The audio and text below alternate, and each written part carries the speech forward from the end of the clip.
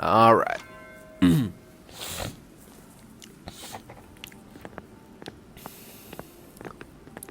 with that. Visiting the rat house? What's that? What's that all about? Why did that pop up in here? Soldiers approaching. I only have until the end of the day. Spar and I overheard Hannah. The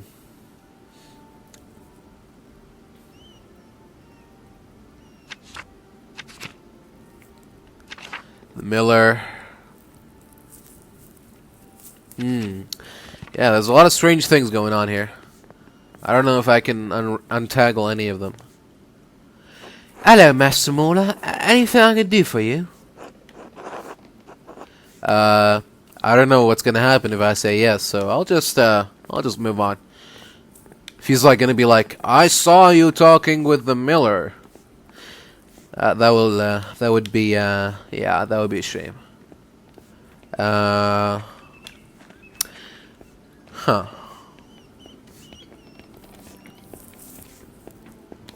You know what? Actually, is anyone gonna talk to me? Because now it's supper time. Well, anyway, let's go to the forest. Let's just make sure that we haven't missed anything.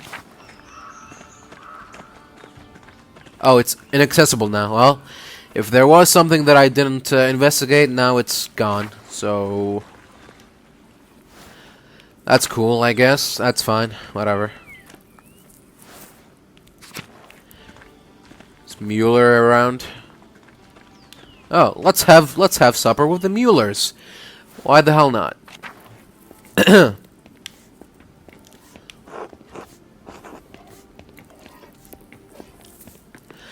Oh, Master Mahler, do you have meal plans? My husband was hoping you'd eat with us. I'd love to join you. Wonderful. Lenhart will be pleased. Master Mahler, so glad you could join us. And, you're my apprentice, Kaspar.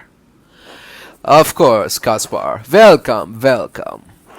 I hope you'll enjoy everything I've prepared this evening. Lenhart, will you pray before the meal?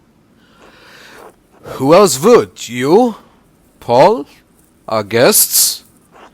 I apologize, Lenhart. Master Mahler, forgive me. It's not a problem. Bless us all, O Lord, and these your gifts which we are about to receive from your bounty. Through Christ our Lord, Amen. Amen. Amen. Amen. Amen. I must say, Andres, I'm sorry I never had you eat with us on your first visit to Tassing.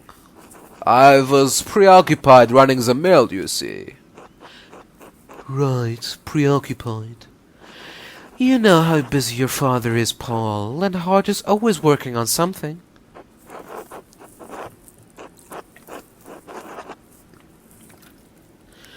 Of course, I understand. The mill must be hard to manage.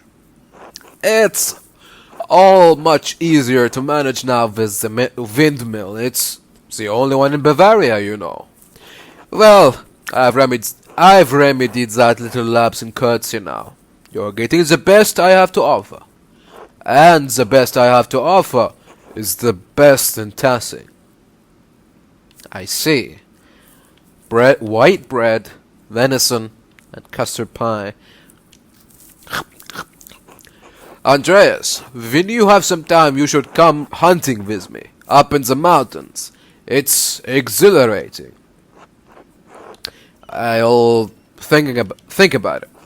Good. But enough about Tassing. Tell me how you've made that fortune. How's life in Nuremberg? Well, I have opened a workshop, and my wife and I live quite comfortably in Nuremberg. Without that wife around, you can get up to all sorts of fun while you're here in Tassing. There are plenty of willing parties if you know what to do. I prefer my art, thank you. Well, you're certainly a man passionate about his work if you've made so much of yourself in so short a time. The peasants around here could learn a thing or two from you. No one around here even knows what work is anymore. Of course, I'm raising Paul to be better than all that. The boy's got to have higher aspirations. What do you want to do, Paul? I'd like to be like you, Master Mahler. I love seeing the art in the church. I want to paint like that someday. Not this nonsense again. Do you think I could be an artist, Master Mahler, even though I'm a little old to start?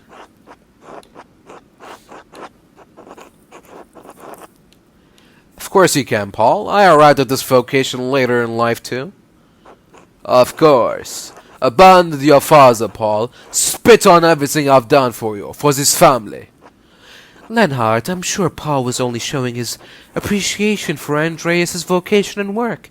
He wasn't actually suggesting... I'm sorry. Oh, by all means, keep talking, Elsa. See if that gets you.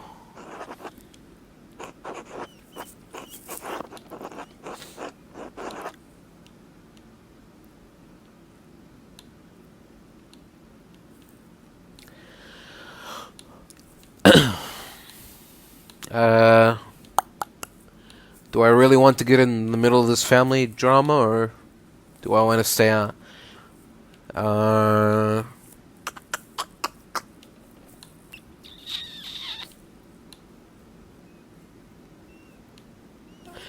You know what?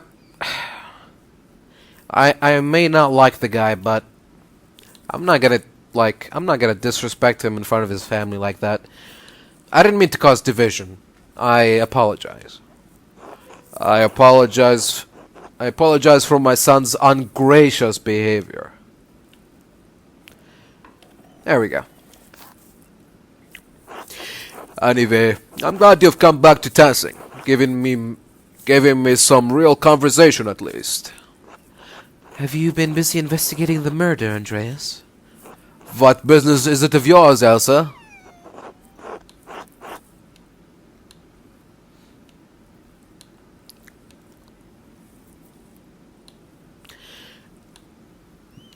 I have, actually, but I haven't much time to give Peter a suspect. Well, with any luck, the Duke will send soldiers here before Peter escalates things further. I certainly hope this all ends before there's more violence. Maybe the peasants need a little taste of violence to put them in their place, hmm?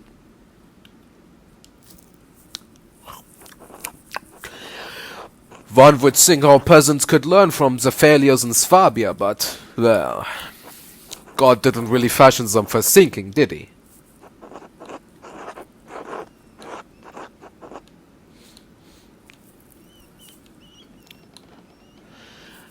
Well, the peasants are in a hard spot, especially with Gernot's new restrictions.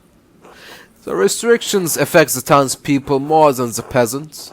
That's what Otto is fighting for, even if I disagreed with him. Now that Peter is leading the mobs, there's no sense to be made of any of it. It's just utter revenge. But Ulrich says that what the abbot is doing isn't Christian. What? Are you going to tell the abbot of all people what's not Christian, Paul? The abbey is entitled to profit from the land it owns and retain what it produces, just as we do.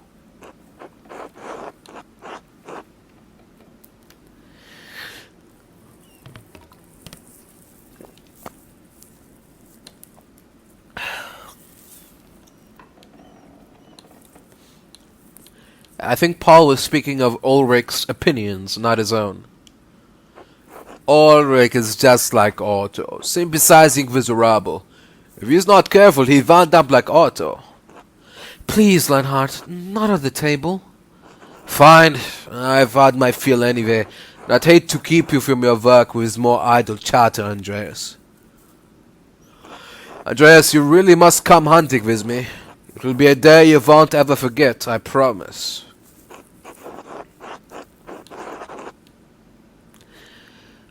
With soldiers surrounding the town. Are you sure that's safe? They're surrounding the peasants. If we want to hunt, we can hunt.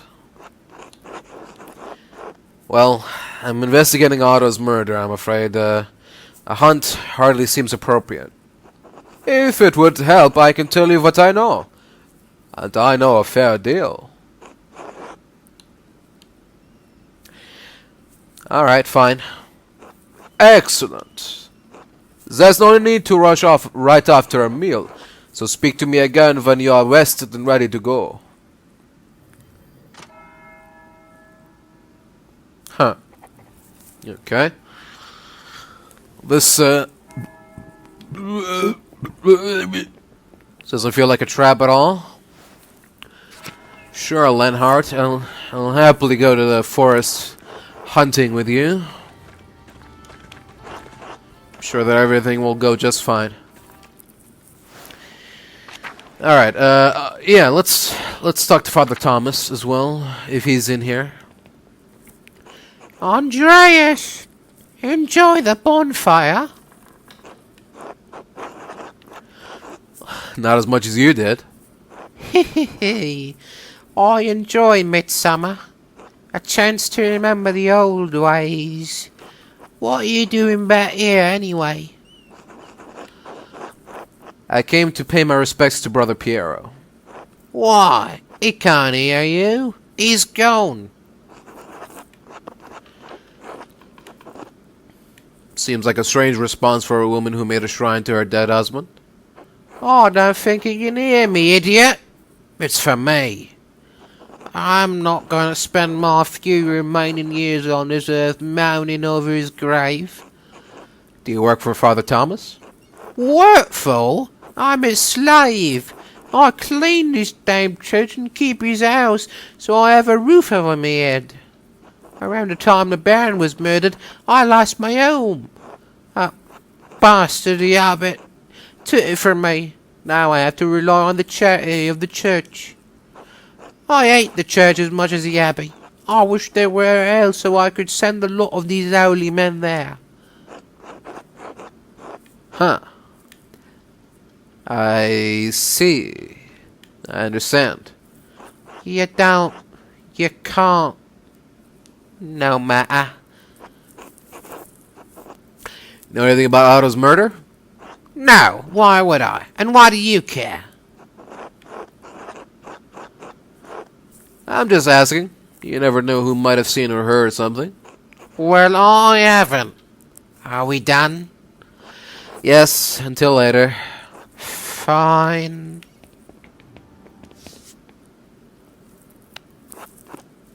This must be the labyrinth the church is named after. Oh, Andreas, what have you come back to? This is all awful. Just awful. I should never have allowed Claus to publish the 12 articles. This is what happens when common people get agitated by reading nonsense. Is that what you think of the 12 articles? I spoke rashly. There is merit to the fundament of the 12 articles, of course. There is even merit in the ideas of Martin Luther, but I am not about to advocate that the peasantry read his works. These pamphlets, these books, can make people crazed, furious. Sister Amelie and I have seen what happens when good people become part of a mob. In Tassing, you mean? Thankfully, no. It was much earlier. Before we came to Tassing, I was the priest at a town near a Benedictine convent. The town was full of good people. But the good people were whipped into a panic by an educated neighbor, the town doctor. He had read the Malleus Maleficarum. It had put ideas into his head. The witch-hunting manual. The author was driven out of Innsbruck, wasn't he? Yes, though word of that had not reached our doctor. One thing the book's author and the doctor shared was a contempt for and hatred of women.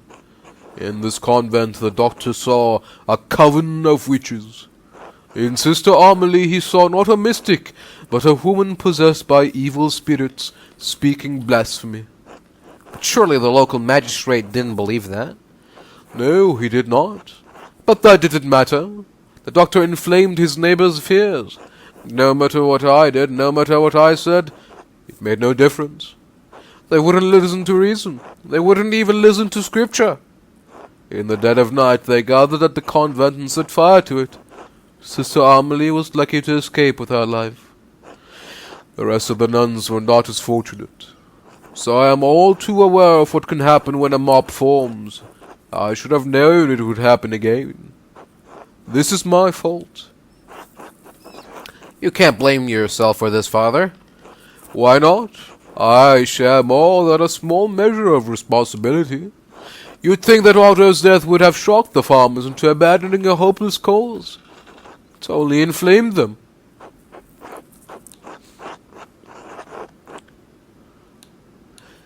Should have never come to this. The abbot should have known he was playing with fire. And what about Otto and Peter? What about Claus? Shouldn't they have known? Peasants are being butchered all over Swabia. I just want this to stop before it gets any worse. I suppose there's no good fretting about what's already happened. I have to minister to the people of the town as best as I can, given the circumstances, and pray for the best. Speaking of which, I need to hear confessions for the townsfolk. It grieves me to say this, but with soldiers on their way, this might be the last confession some of them will have. I have to give priority to the locals, of course, but if you want to wait a few hours, I can hear you. You don't have to, of course, but I would be remiss if I didn't offer. In fact, that sounds just fine to me. Oh, good. It may take a while to get through everyone, but you're welcome to stay and pray. Alright. This better lead somewhere.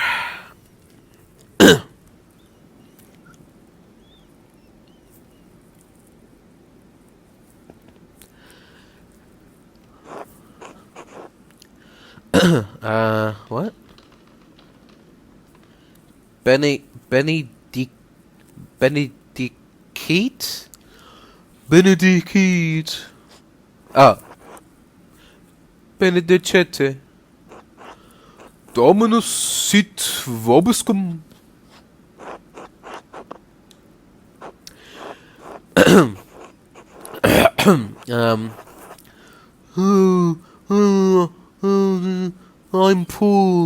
I'm Paul. I confess to God and to Blessed Mary, ever Virgin, to Blessed Michael the Archangel, and Blessed John the Baptist, to the holy apostles Peter and Paul, and to Blessed Lotharius and Cassian, and Blessed Juvenal, along with all the saints and you, Father, through my fault.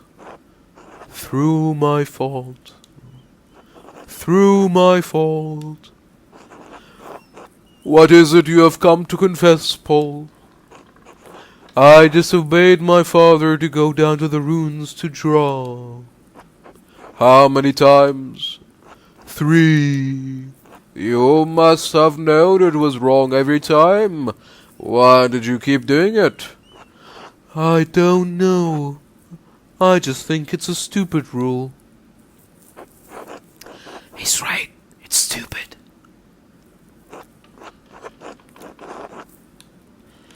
It's not the point. Lenhart is the father. But Lenhart is awful! Is there anything else, Paul? I had impure thoughts about a girl. How many times? I don't think I can remember. A lot. All right. Anything else? Well, Father, I need to say it quietly. That's fine, Paul.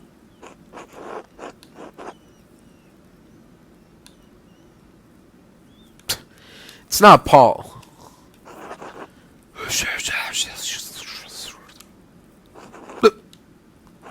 I can't hear what they're saying. Say 5 Hail Marys and 2 Our Fathers.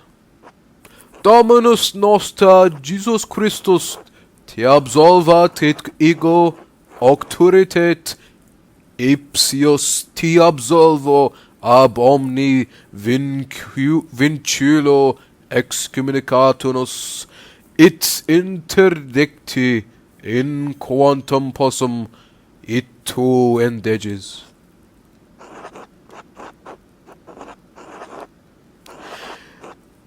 Deinde ego te absolvo applicastis tuis in nomine Patris et Filii et Spiritus Sancti. Amen.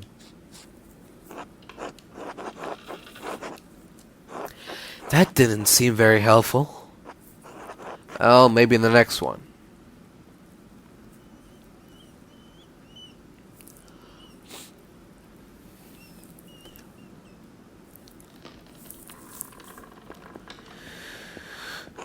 What have you come to confess, Gret? Well, Father, I argued with my husband and about his support of the peasants. Ulrich is the head of your household, but it's not sinful for you to disagree about things. It's a serious matter. The peasants are trying to change the way things have always been. When people try to change a place's way of life, they are playing with fire. They are playing with sin. Is Ulrich's soul in danger? I know Ulrich is a good Christian, but I worry that the peasants will become violent. I thought Otto's death might shock the peasants into abandoning their cause, but it only inflamed them. Oh, God, poor Otto. Master Andreas, do you think Red could have killed Otto? She was at the scene right when we arrived, and she was still in her costume. We saw what was almost certainly the killer pass us in the woods. It's not possible for her to have been in both places at once. That's right. You're so smart, Master Andreas. Shh, shh. It's all right, Gret. I'm sorry, I shouldn't have said anything. I'm here to listen to your confessions. No, Father, thank you. I appreciate it. Of course. Now remember what I said about the difference between disagreeing and disobeying. Yes, Father. Jesus wants our families to be in harmony, but there is room for disagreement, especially on something so important. Now for your penance, say 2 Hail Marys and an Our Father.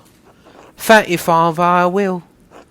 Dominus Noster Jesus Christus te absolvat et ego auctoritate te ipsius te absolvo ab omni vinculo excommunicatus in indirecte in quantum possum et tu endeges.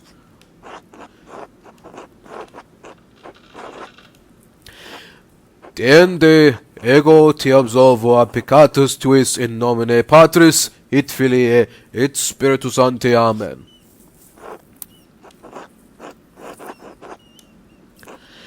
That wasn't very helpful at all. Is anyone going to confess something good? It would be just our luck if the killer had no conscience about this whatsoever.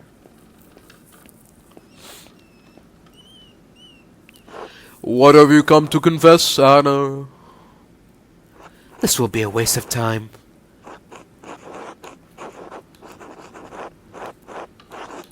Maybe, maybe not. Father, I've stole things from people during St. John's Eve. How did you do that? I waited until the bonfire and then I went out and just took things when people weren't looking. It's a serious sin, Anna. What did you steal and from whom?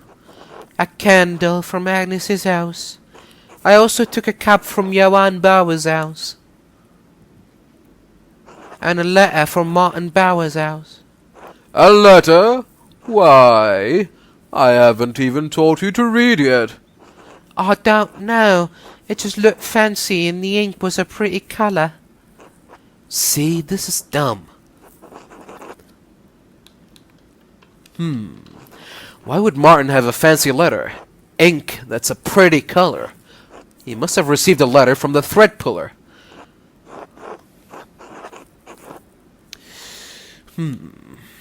If it's still at the Albans, maybe I can find it. Well, Anna, you have to return them. All of them. And you have to apologize to the people you stole from. Apologize? Can't I return them in secret? They probably don't even know they're gone. No. And if you keep this up, you're going to wind up like Martin Bauer did. Martin found God and his family again, but not every wayward child's story ends as happily as that of the prodigal son. I'm sorry, Father. Apologize to God and to the people you stole from. Yes, Father.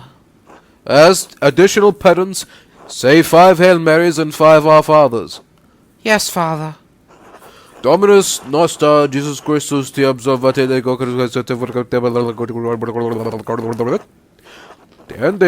observo. Amen.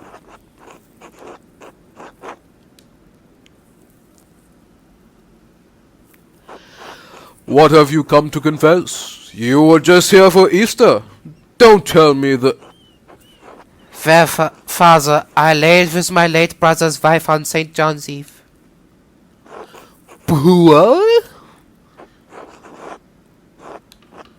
Grimace. This is the 3rd year in a row! Father, please keep your voice down. I can't hear them. Can you?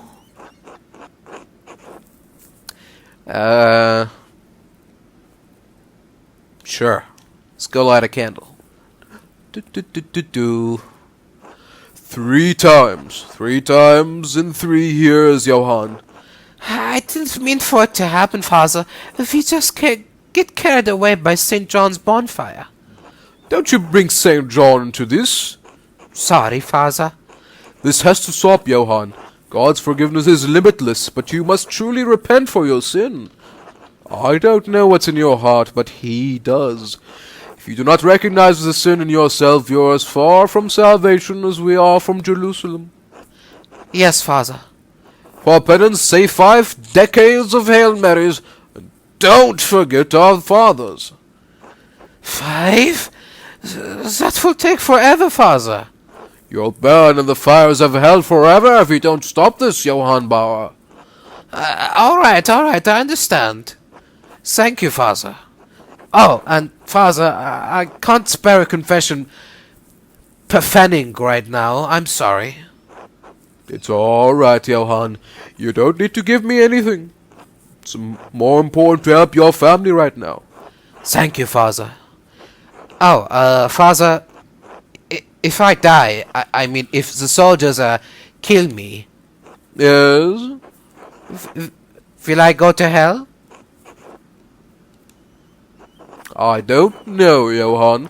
Please don't let it come to that. For everyone's sake. I'll do what I can, Father. Dominus Noster Jesus Christus te observate Amen.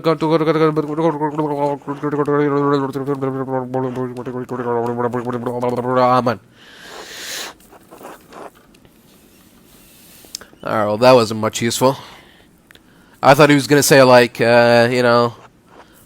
whilst we were doing it, some guy was watching us or something. It appears Johann has done this a couple of times. Did he say anything about the murder? No, unfortunately. Sorry, Master Andreas. Maybe the next one will go better. Yeah, let's hope so. Who's the next one? Oh, it's me. Alright, well, with that, I'm just going to take a little bathroom break, and I'll be right back. Alright, everyone. Welcome back to Pentiment, where our investigation is basically still at its beginning.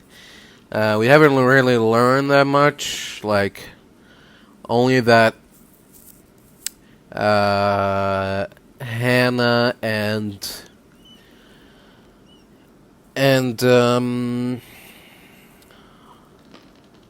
Lenhart Hannah and Lenhart are possibly having an affair, and they both stand to profit from the Abbey still being in control, in charge. Well, technically, they profit from the shrine or the hand of Saint Moritz still existing there.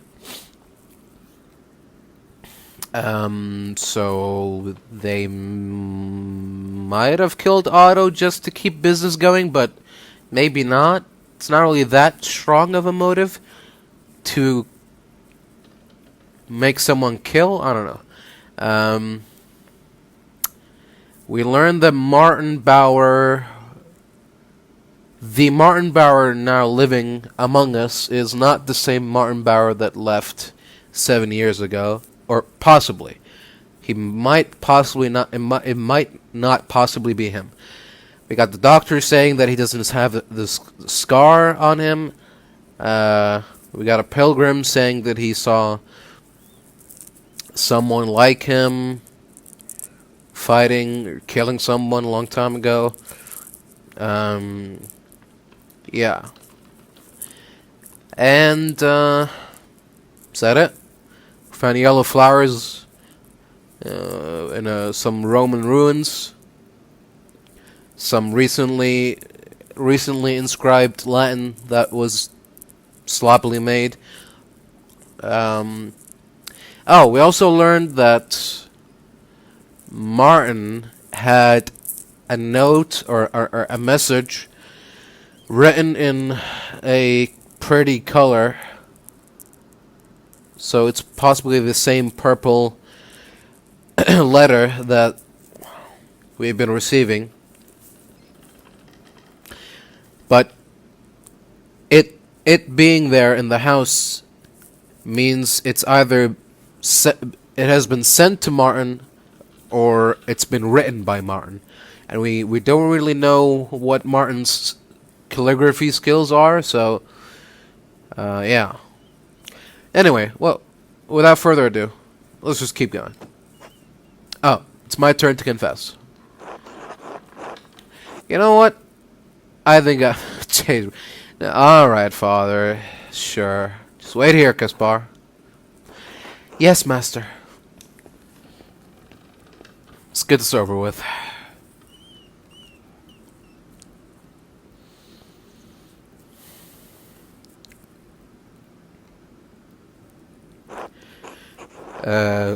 Would you mind if we moved right to the confession part, Father? It's been a long day. I think God will understand, but make it a good confession. Now then, what would you like to confess, Andreas? Perhaps covetousness. Covetousness. Oh? For what? Same as always, books, manuscripts, printed volumes alike, on any and every subject.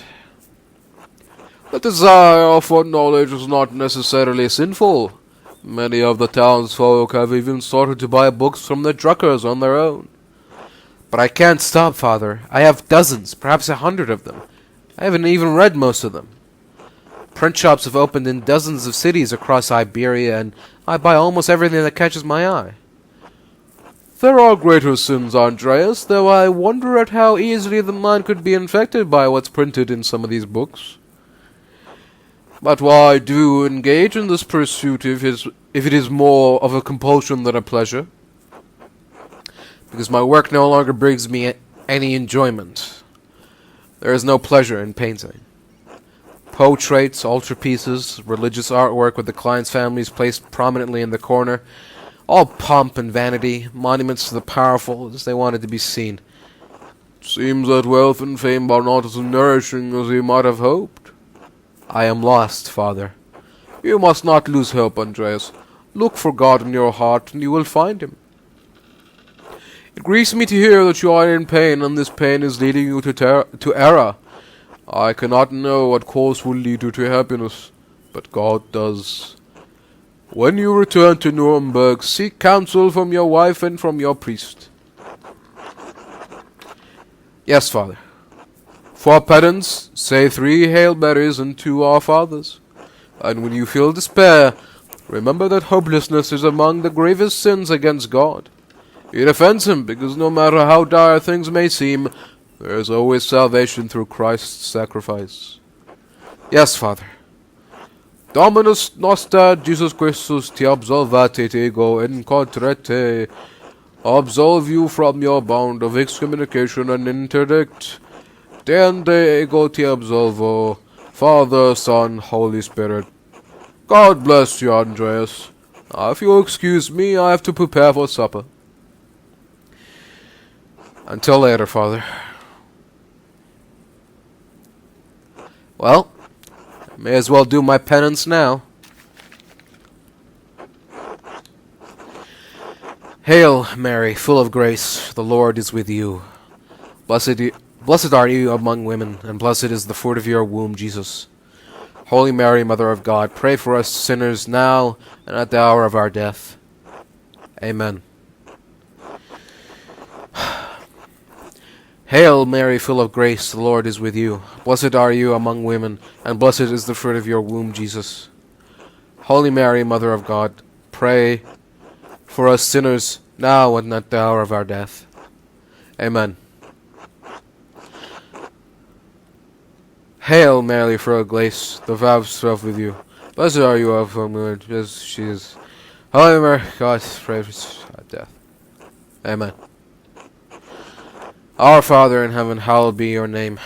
Your kingdom come, your will be done, on earth as it is in heaven.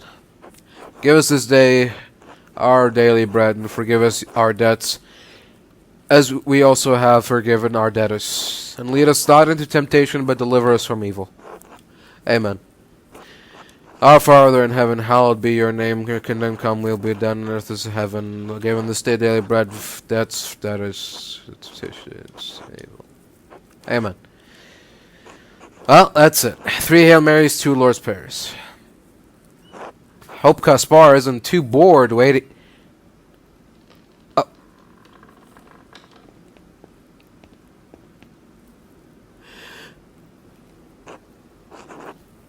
Caspar, wake up! Andre... Oh. Amelie. Andreas! Sister Amelie? Are you alright? I'm fine. My body pains me, but my spirit soars.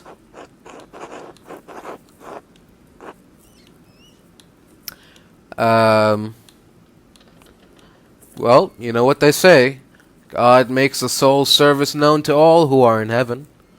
Indeed he does. You were listening to their confessions, weren't you?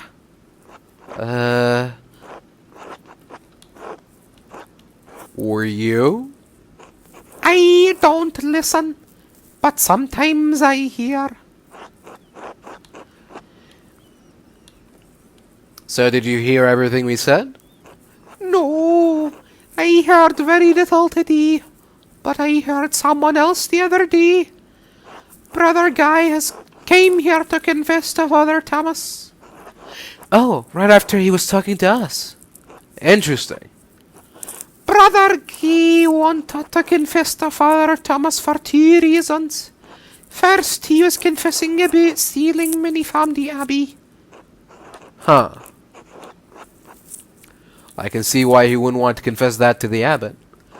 Second, he knew Father Thomas was becoming suspicious of his role in managing the abbey's money. If Brother Guy confessed to him, Father Thomas would be bound to secrecy by the seal of confession. Huh. Brother Guy has very few scruples. He also said Otto Zimmermann confronted him about the abbey's finances when he was doing repairs. Otto saw Brother Guy writing in the abbey's ledger, and he demanded to see it.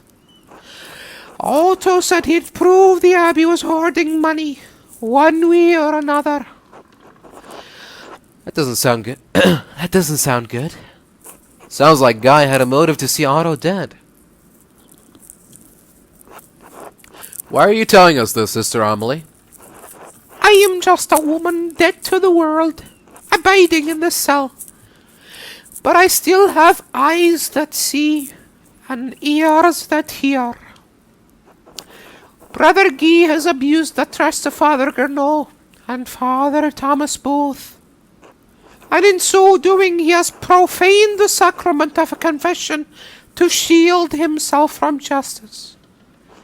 This is the least I could do.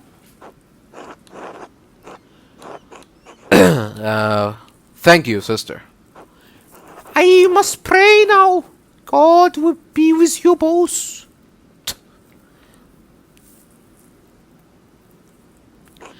Well, what should we do now, Master? We need to find that ledger and evidence of Guy's misdeeds. Because if Otto forced the abbot to review their ledger, the abbot would realize that Guy was stealing money from the abbey. Exactly. You had a motive to silence Otto permanently. Just have to search the abbey until we find it. It's possible some of the brothers and sisters may be able to assist us as well. Are we gonna go there immediately? Oh, troops have arrived. Alright. Ding dong. Troops have arrived. Everyone will be waiting to hear my evidence now. I'd best head into town and be prepared to name a suspect. Well, I'm not prepared, so... Can I still prepare myself? Alright. Number 1. I'm gonna go to... We're gonna try to go to...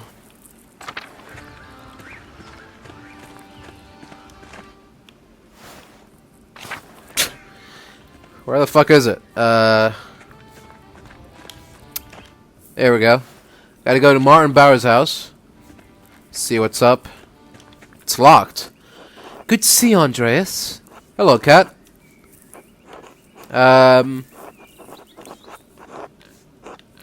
Martin seems to have become a changed man since I saw him last.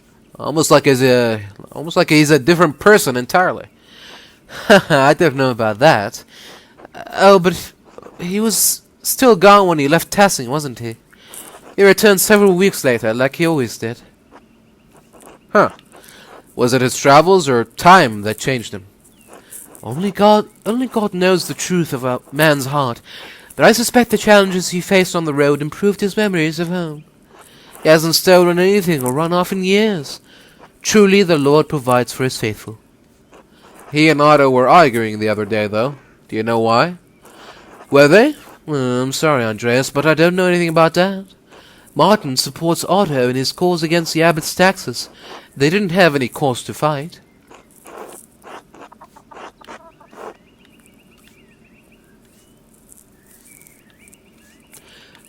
I don't know, Cat. Their argument was quite heated. Would Martin have any reason to hurt Otto? Of course not. They had become close friends these past few years, like brothers. Even brothers quarrel. After Franz died, God blessed me by returning my son to me, healed of his darkness. We should be giving thanks that the Lord led Martin to the light.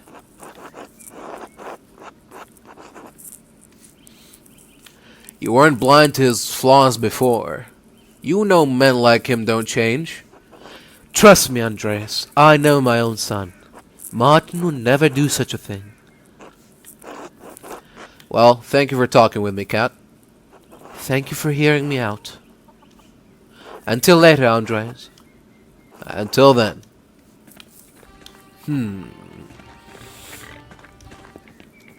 Ha! Andreas. How are you feeling after that brawl? It looks like you escaped the worst of it. What's happening to his voice? Keeps changing. No, then, innit? Look like you escaped the worst of it. Well, I didn't want to risk anything with that mercenary there. Oh, he's a tough one for certain. Fuck. Northern, innit? Northern. You never know what those lands nest. Most of them are just piss and beer. We just came across one of the real ones. Anything I can do for you? Martin, who are you? What do you mean?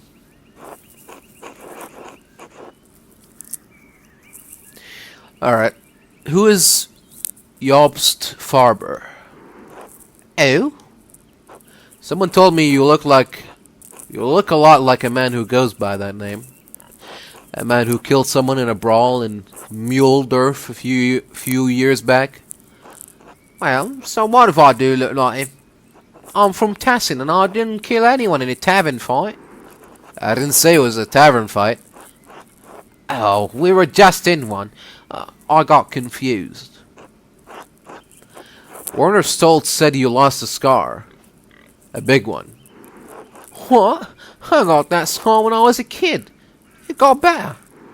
Scars that big never disappear. Not completely. Well, mine did. Alright, let's stop this nonsense. You started it. I don't know what you're getting at. First it was Otto, today it's me. Who's going to discover your secret next?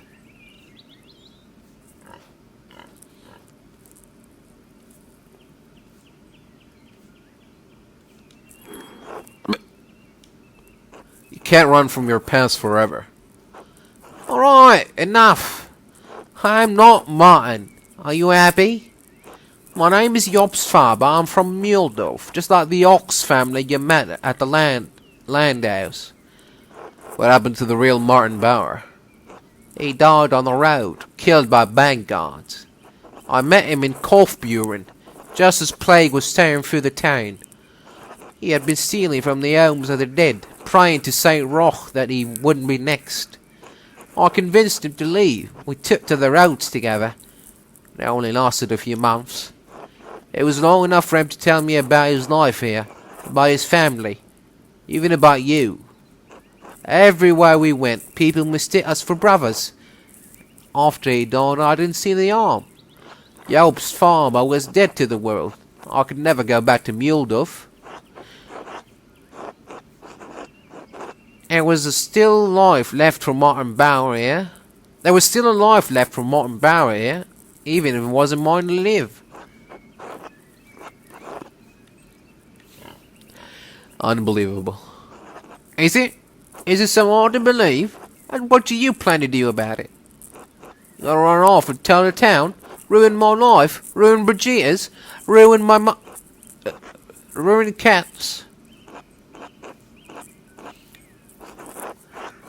Did you kill Otto? No. What? Why? Do you think I did? He figured out your secret. That's how he got you to speak out in the Commons. That part's true, but why would I kill him? I did what he asked.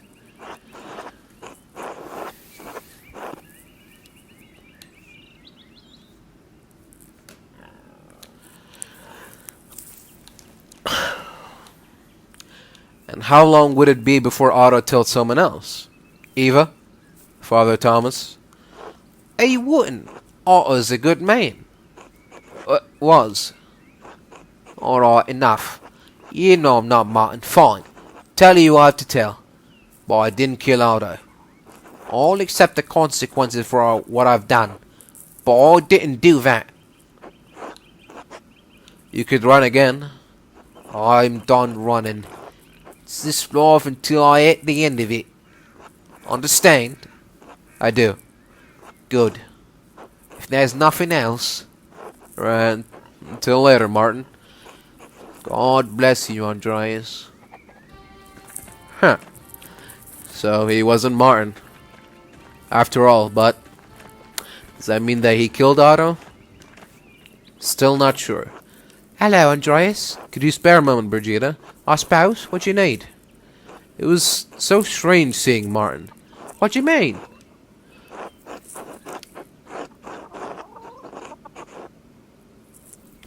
Last time I was in Tassing, he ran off. Now he's back, and I didn't recognize him. It's been 7 years, Andreas. Everyone in Tassing has changed. Is that so hard? Is that so bad? No, no, of course not. He did get into an argument with Otto when I was coming to town, though. What happened there? Why all the questions about me husband, Andreas?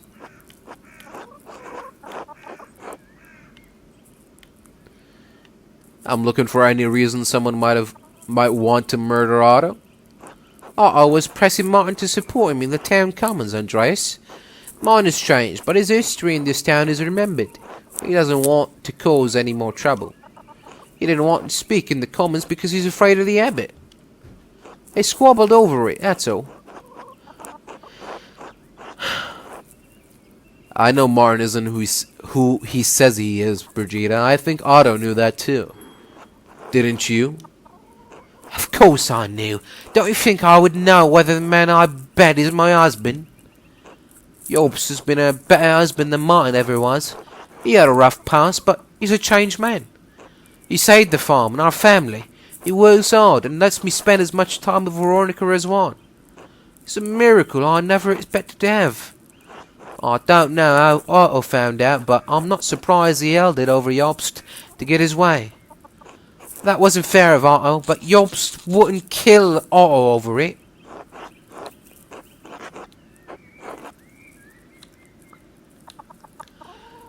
But how well do you know Jobst, really? Please, Andreas, I'm pregnant with this child. He's a good man. Leave us out of this.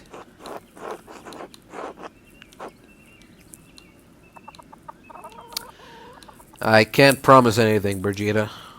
I understand. I'll see you later, Andreas. Until then. Huh, okay.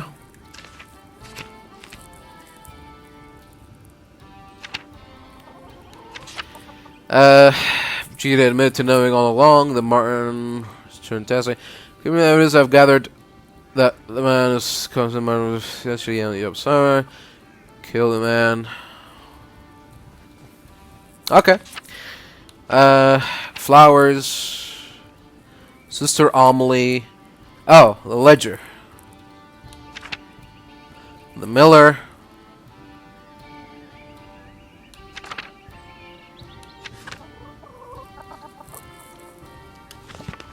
Alright. Well, can we go to the Abbey and look for this ledger? Yeah, let's do that next. We can't go inside his house. We can't find anything about the note. The message that he had. He probably got rid of anyway. So, let's go to the Abbey.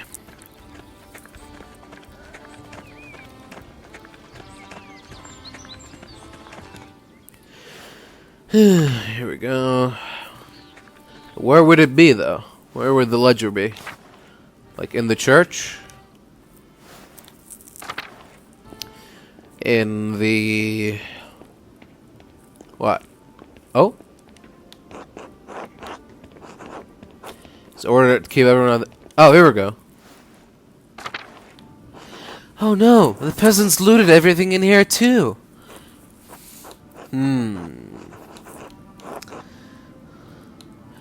This may be more difficult than I had thought.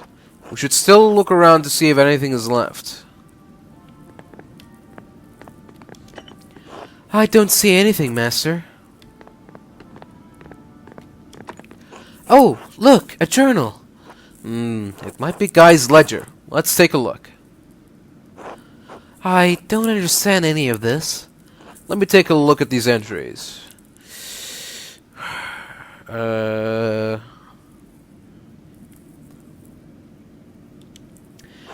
Abbey's income, mostly donations from pilgrims. It's not much.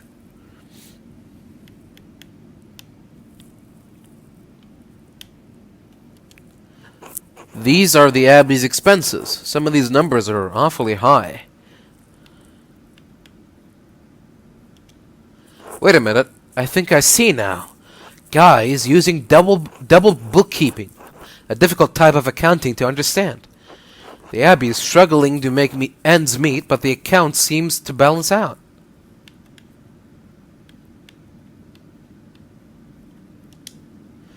Oh, this page is not part of the ledger. It's just a sheet of parchment with a few notes, but why was it tucked away in this ledger like this? I should hang on to it just in case. Something doesn't feel right. Donum ultimum a familia Melzer abset scribebo eos itierium mercies tarde a familios Gärtner Kreuzers et Hubners tributa something Gärtners et Kreuzers et Martino Bauer? Johann Bauer. Sumptus Owini. Huh. What's that all about?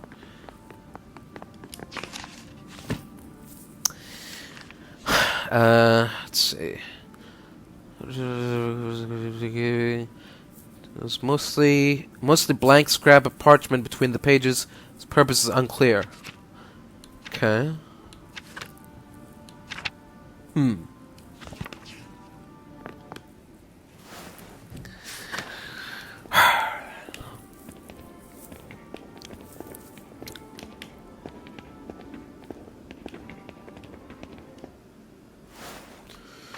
Tower. Nothing here. Crypt. Not even the crypt was spared from the looting.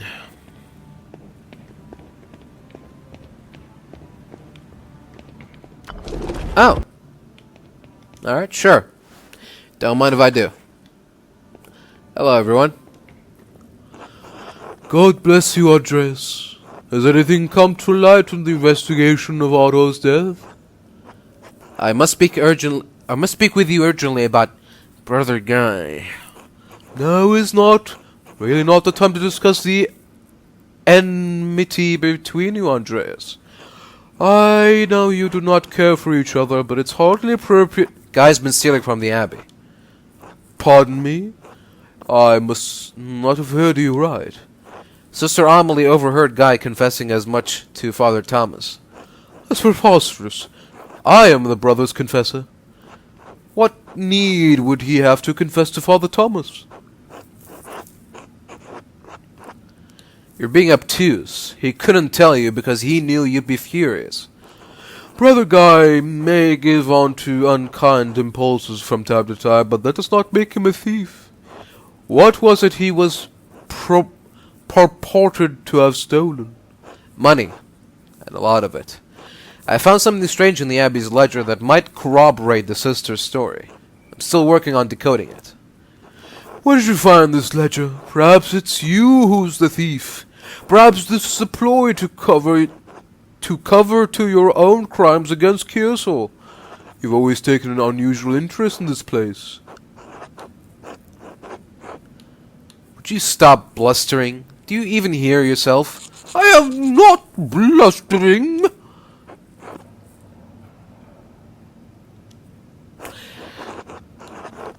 Does the Abbey's financial situation not seem suspiciously dire to you?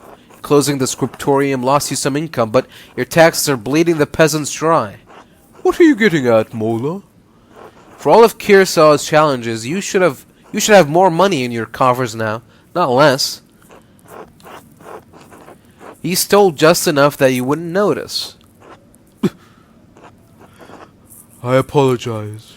I cannot make heads nor tails of Guy's accounting system. Its complexity is beyond me. You believe Sister Amelie heard Guy correctly? She did not imagine it?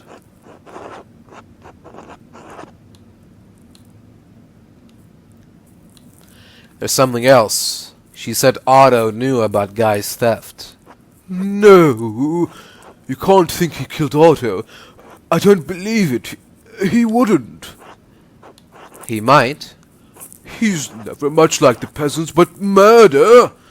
Ah, I don't think violence of that kind is in his nature. I know his heart. You couldn't have made a mistake. Are you certain? These are not the kinds of mistakes I make. No. No, I suppose not. It never ends, does it? These times are so dark, Andreas. Even with the Lord's lights to guide us, I do not know how we will go on when this is through. Sigh. Is there some proof you can offer me of Guy's theft? Evidence of where the money's gone? There is curious scrap of paper in the ledger, but nothing more. I haven't been able to find any evidence of what Guy's done with the funds. Very well. There's little I can do about this now, but should we survive the coming days, the consequences of Brother Guy will be dire. Thank you for hearing me out. Whatever you think of me and my intentions, I do care about Kyrsa. We have not always seen eye to eye, but I have never doubted your care for this place. In that, at least, we are aligned. One final thing. Have you spoken with him about this? No, not yet. So he does not know he's been found out. Very well. Go with God. Now more than ever. You as well, Father Gurnau. Do I want to tell him? Who is there? Is it you, Lord, come to claim my soul? It's Andreas, Brother Adok. Oh, Andreas.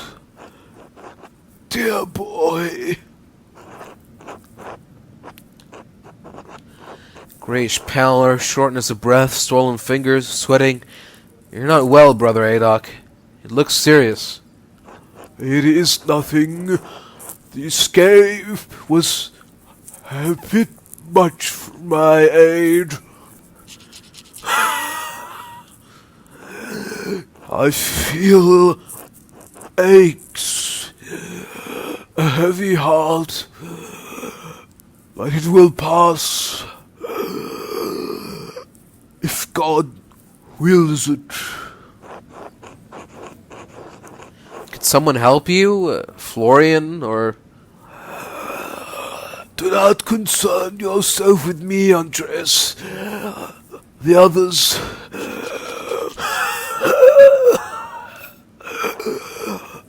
Make sure the others are well.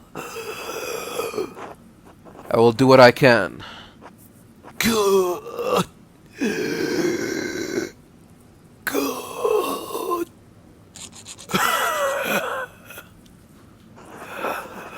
I must rest. Keep holding on, Brother Adok.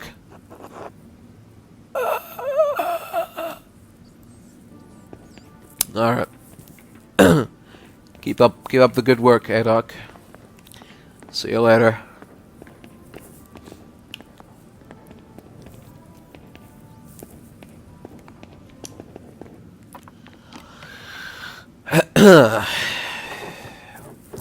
Andreas Mahler. I am as always glad to see you, but surely you have put yourself at risk by sneaking in here. You cannot keep yourself out of danger and trouble, can you? Well, it is trouble that finds me, not the opposite. So it may seem, but you ought to trust in Providence. It is your wits that we need once again, and so God has delivered you here. Still, I must ask, why have you come to the library? I wanted to see how you were all holding up. We are not out of danger, if that is what you have in mind. The buzzins are on edge, and we are stuck. You fear they truly want more violence? They might not be trained soldiers, but it does not take much military acumen to burn down a building full of books. If they hurt the abbot or damage the abbey, the Duke's armies will not show leniency. Believe me, a direct confrontation with the real soldiers will end in a slaughter. You said much about the peasants, but what of you and your brothers? Oh, I am well, Andreas. I have been through worse. The Battle of the Cosmin, the Siege of Dornick Castle, death and suffering. Too much of that, perhaps, for a young mind. Long enough ago by now. Here, others who hold my attention. I worry about Volkbert and Rudiger. They are gentle people, not able to withstand this terror and violence. But I am especially worried about Adok. I tried talking to him, he didn't look good. He's old and frail, and his health has grown worse since we fled here. He remarked, I am cut off from my tools, and were it not so, I am unsure of what might help against his affliction. Perhaps Salvia Salvatrix, or Papaver Somniferum. I can think of several options, but bloodletting would be best to balance the humours. Adok is very weak, Andreas. I don't think he would withstand such an act. Asking Sister Gertrude might be most prudent in this case. She knows the plants best. Be safe, Andreas. You as well, Brother Florian. Alright, sure. Let's help a brother out. No. I can't remember his voice. No. Volkbert, it's going to be alright. How can you know that, Lucas? Trust in Providence, brother. The Lord guides us through Gethsemane.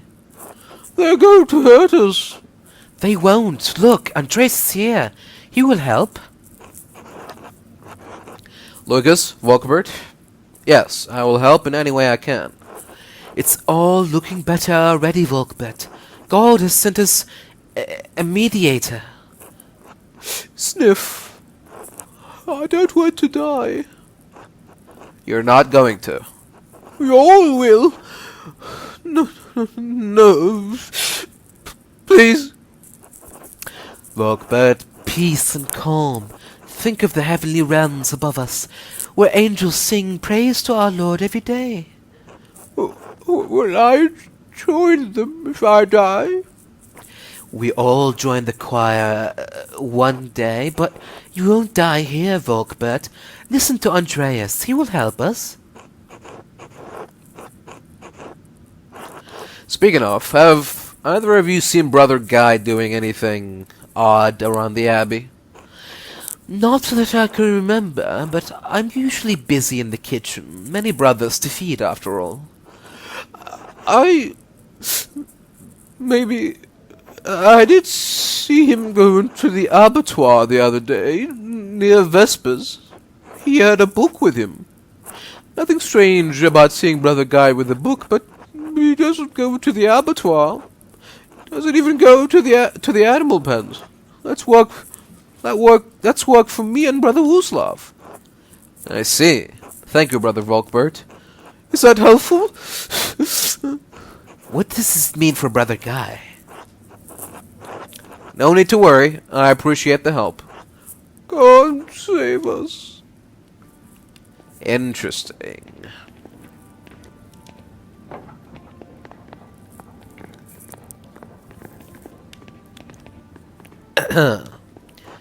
Oh.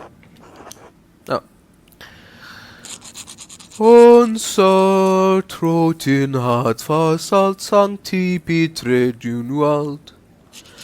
Das mag generen sie im odingeten Mann.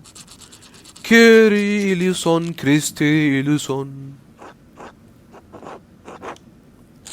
Helpet tomiton hameriki poton.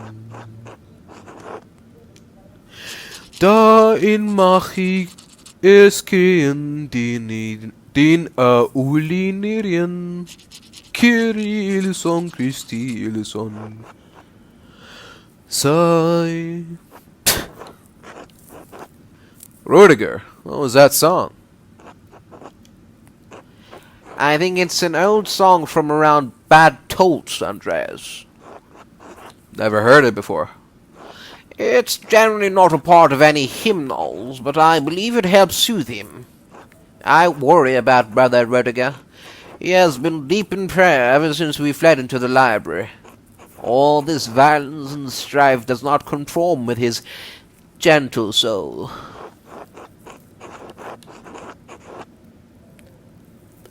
Don't worry, Brother Rudiger.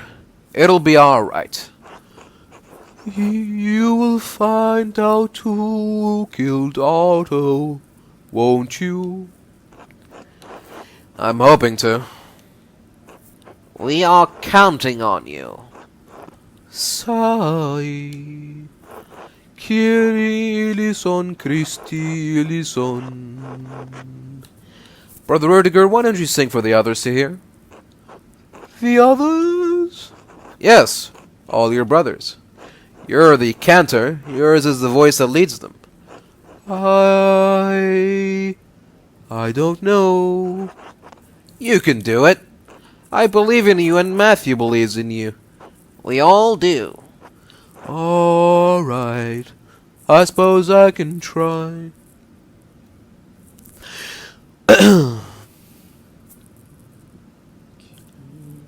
Somebody once told me the world is gonna roll me. I ain't the sharpest tool in the shed. He's actually singing. Alright, well, you know what?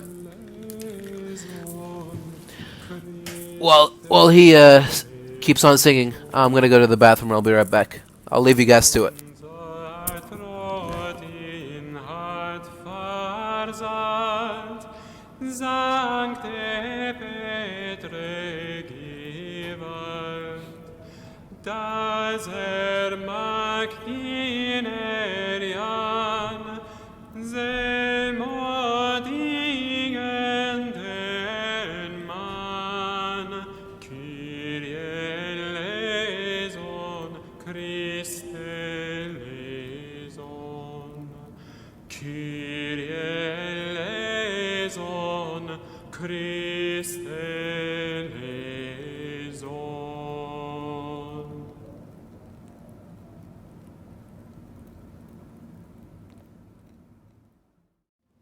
Alright, everybody, welcome back.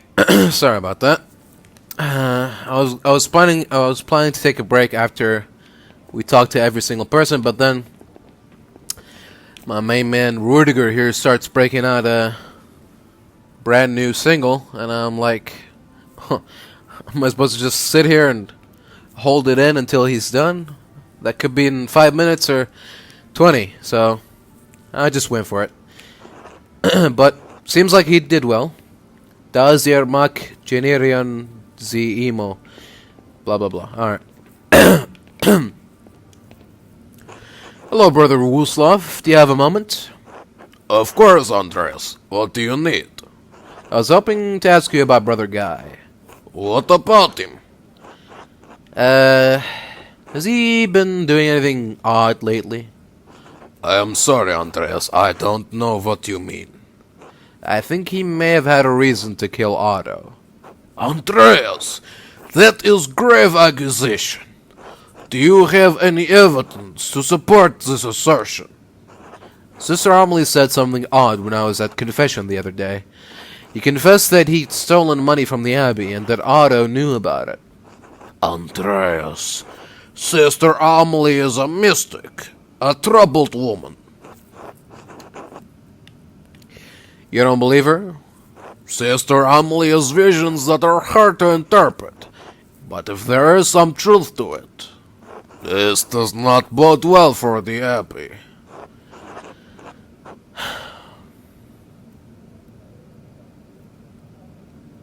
Huh.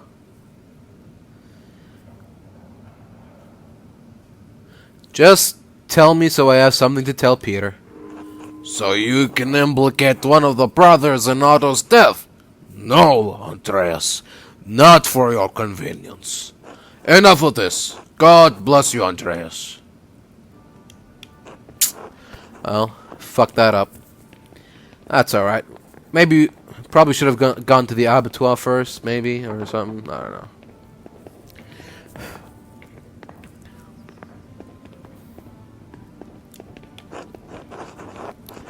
Alright, so, okay. We're gonna look for Sister Gertrude. And, we're also gonna see if we can, you know, gain access to the abattoir. Hello.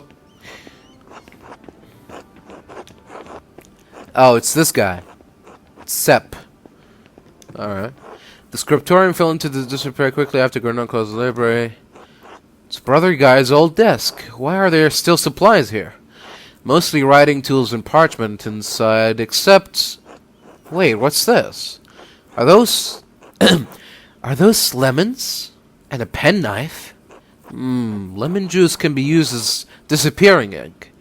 I wonder if Guy's hidden anything on it, on that bit of parchment we found in the ledger. I'll use the candle on his desk to check. If we hold the page above the fire, we might find something.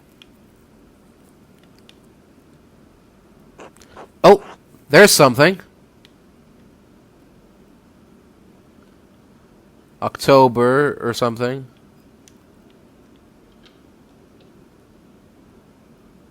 God. No. Not good.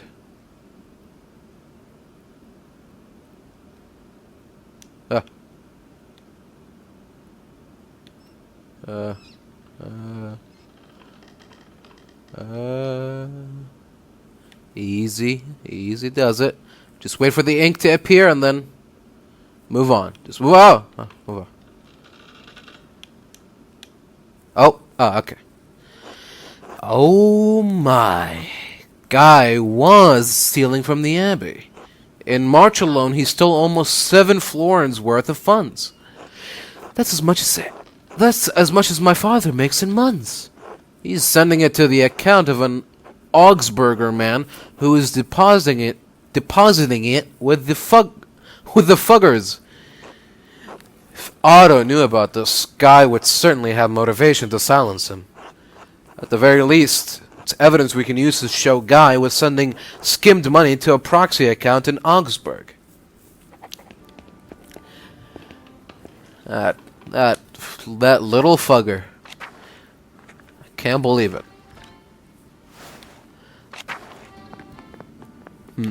Alright. Invisible messages. Alright. Down the cemetery. Anything new here? In the cemetery?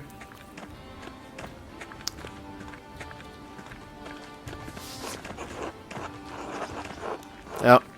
We've already seen this. Okay.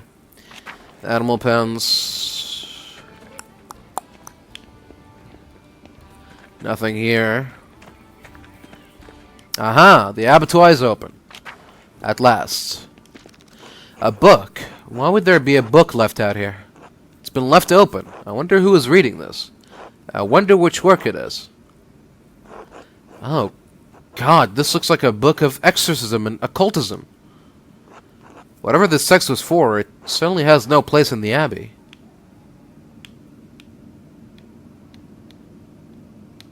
Oh? There's a loose page here. Mural Otto. Otto's name is in the middle of a summoning circle, but why? Is this where you place the victim? Les bois de sa porte l'insire pour bouger. What does that mean? Orioth, Pinen, Osel, Triboi, Norioth, Belfereth, Camoi, Astaroth, Sobronoi, Sismail. Okay.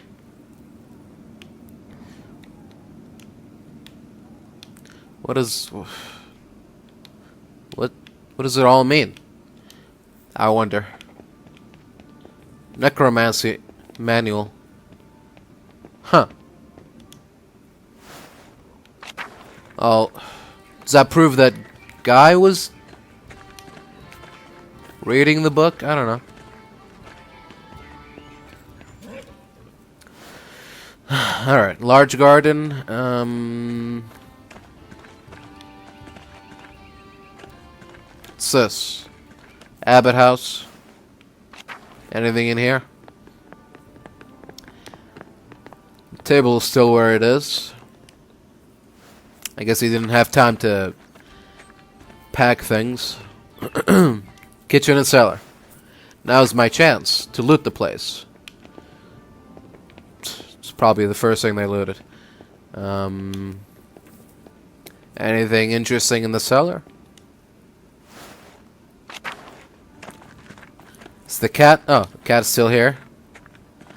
Still, sausage is still there. Didn't eat any of it. He's just standing there like a statue, or a skeleton, I guess. You know, same thing.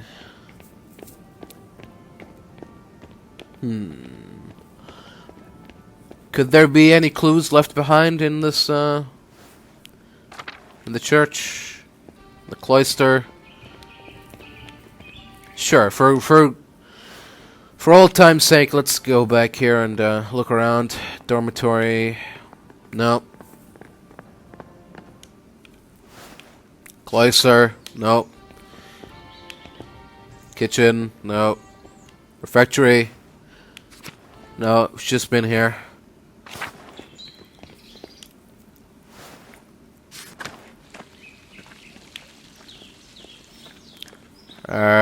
Nope, nothing here. Courtyard. No, not the large garden either. Been there. The monastery. Nope. Cloister. Chapter house.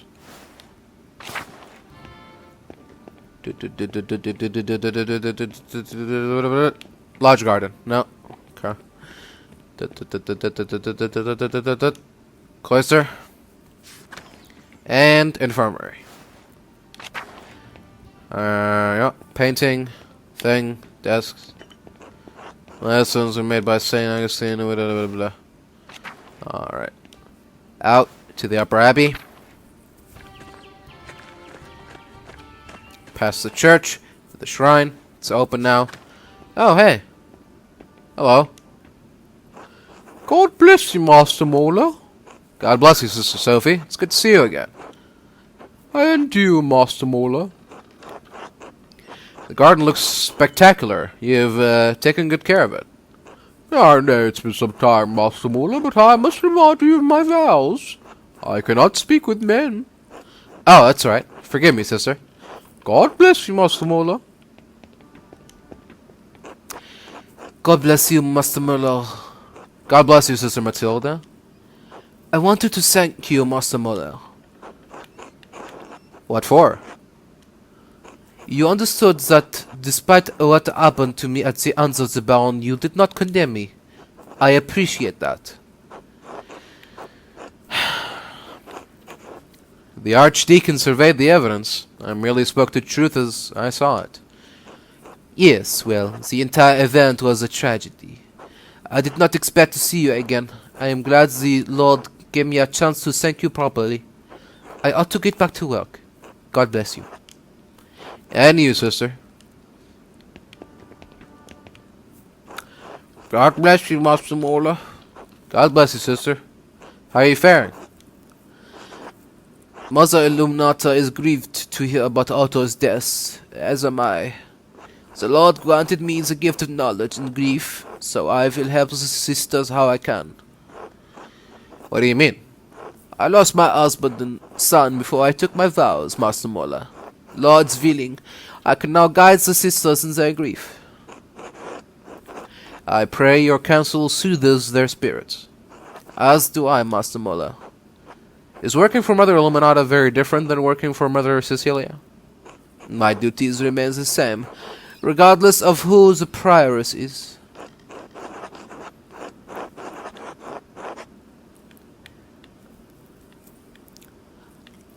You are very devoted to the prioress, sister. Surely you've noticed some changes. Mother Illuminata prefers a warmer room. I maintain the house in her rooms throughout the night. Seems like a lot of work. May it bring glory to God.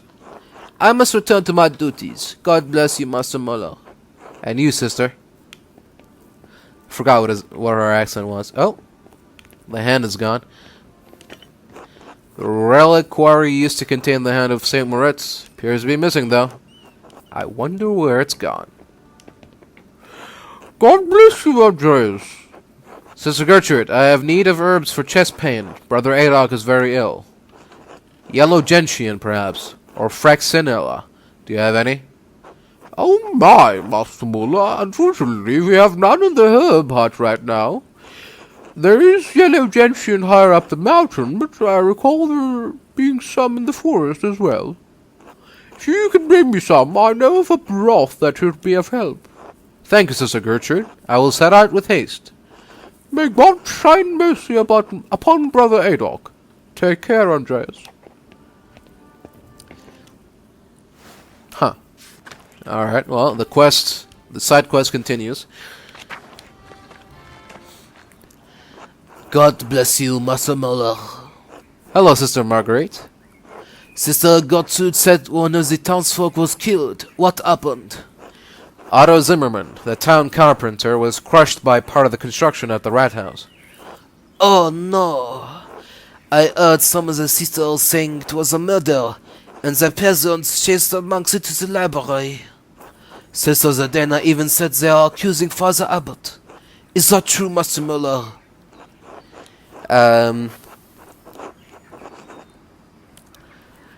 Yes, but no one knows who killed Otto. I'm trying to find the truth. I pray that you do, Master Muller. Everyone's getting scared. I heard Sister Sophie last night crying. Mother Illuminata says God will preserve us. Will preserve us. But everything just keeps getting worse.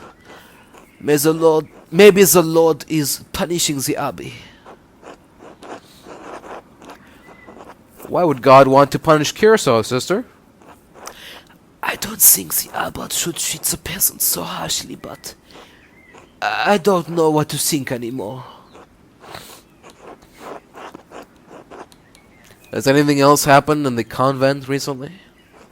Well, a man ran into me when I was washing letters in the herb hut a few days ago.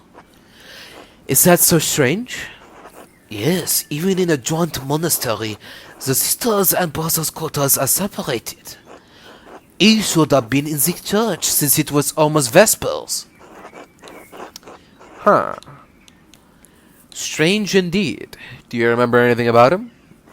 I can do my best, but even though the hut was dark, I knew it was a man because his figure was taller than any of the sisters, and he grunted when he bumped me. Could it be one of our suspects, Master? Perhaps. Did you recognize his voice? No, he didn't say anything, but I felt the texture of one of the abbots when he bumped into me. His skin was softer too, and he was knocked back when we collided. He grabbed me and moved me out of the way. No beard either. What would a brother be doing in the herbal hut? I don't know. He startled me, but was in and out of the hut before I could call out. Banged things around too. I think it was one of the younger brothers. The rest aren't light on their feet. I can hear them shuffling all the way across the garden. Still leaves a few suspects. Brother Lucas and Brother Guy both fit that description, as does the abbot. But the abbot has his own house. What would he be doing sneaking around in the herb hut?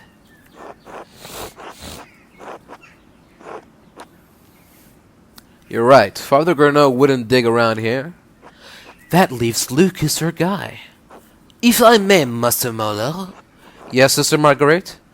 Brother Lucas and I are friends. I don't think he'd hide from me. That leaves Brother... That leaves Brother Guy. Guy is young and fast enough to be in and out in a flash. But Sister Marguerite, what was he doing here? I don't know, Master Muller. I couldn't tell what he was doing or if he took anything. By the time I realized what had happened, Sister Sophie came and got me for supper. I see. What a peculiar occurrence. I thought it strange, especially since it was close to evening prayers. I might be able to help you identify which herb jars he grabbed. We should get her blessing first, though she's a stickler about her herbs. Would you help me find her? Of course, sister. Who are we fighting? Oh, Sister Gertrude, may I take Master Muller into the herb hut? We are looking for anything that man might have left behind. Ah, you mystery intruder. Why are you so interested, Andreas? I'd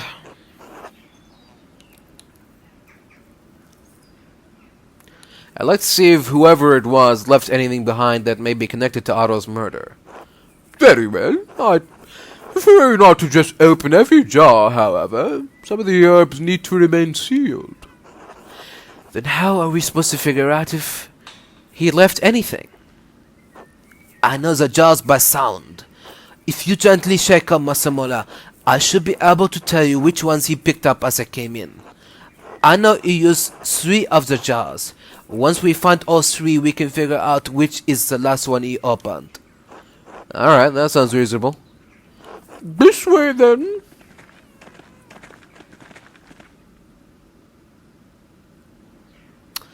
Let's see. I'm just gonna make a guess here. Did he use this? No, it was something different. Huh. Cinquefoil. No, it was something different. Ringula? No, it was something different. Pallium. Psyllium. No, it was something different. No, it was something different. No, it was something different. No, it was something different. Yes, he definitely picked some Utica. Okay, good, excellent. Just making sure.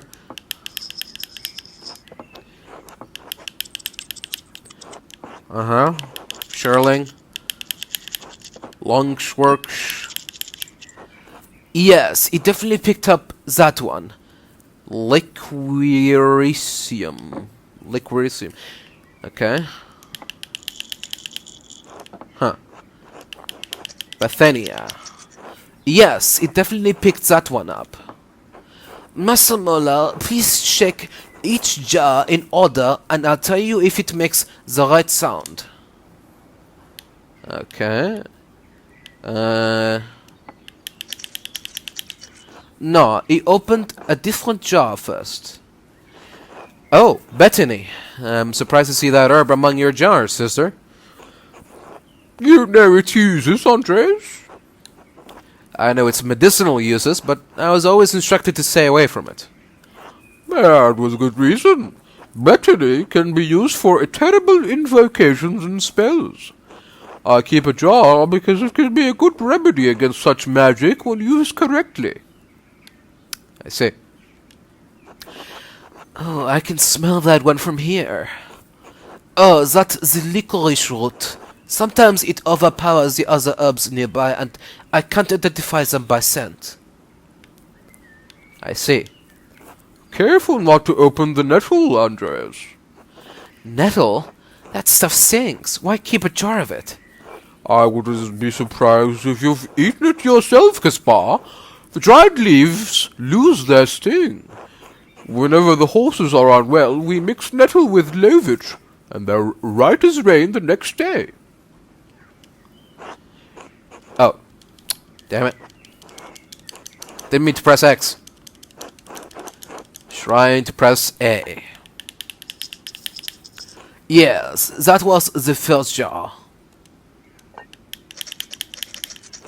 That wasn't the second jar. Start again with the first jar. Yes, that was the first jar. Alright, I think that was the second jar he used. Yes, that's it. That's the right jar. Huh. It's quite heavy. Let's see what's inside. Oh my! What? What is it? That's a lot of money. We found the money Sister Amelie was talking about. Guy really did steal from the Abbey. What? Andreas, what are you saying? Amelie overheard Brother Guy confess to Father Thomas that he stole from the Abbey. This is where he must have hidden it. No wonder he shoved me out of the way so harshly. Apparently Otto knew he had taken the money, too.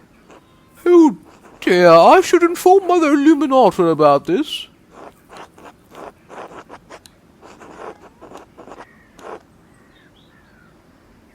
Sister Gertrude, please wait.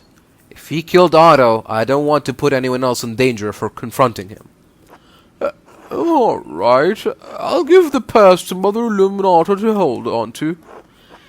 Thank you, Sister Gertrude. God bless you both. This is not looking good for the good brother Guy.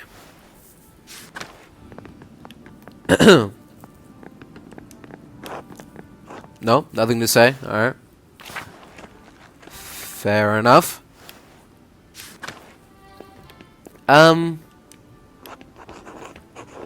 Okay. What are you doing here? Just... Alright. Just observing, I guess. Alright.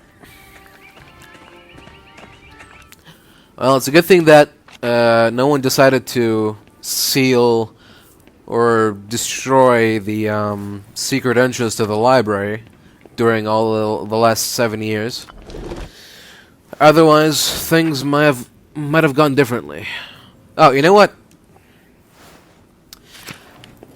Might as well go to the forest first. Look for some yellow flowers. Make the herb remedy for Adok, and then come back to the library. As opposed to doing like going here, going out, going to the forest, going back in again. Now it's just one trip. Alright, so to the meadow, to the forest, looking for yellow flowers. I mean, if they're the same flowers that same as the ones we saw here, no. They're different ones, of course. They're different ones.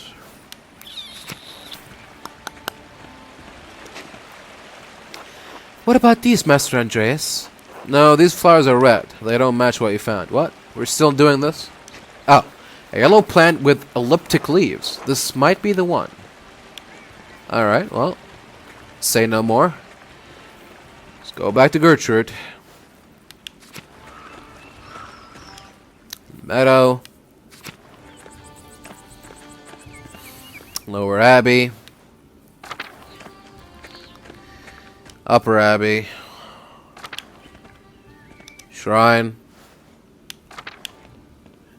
Gertrude. God bless you, Andreas. Have you found the yellow gentian? Yes, I have it.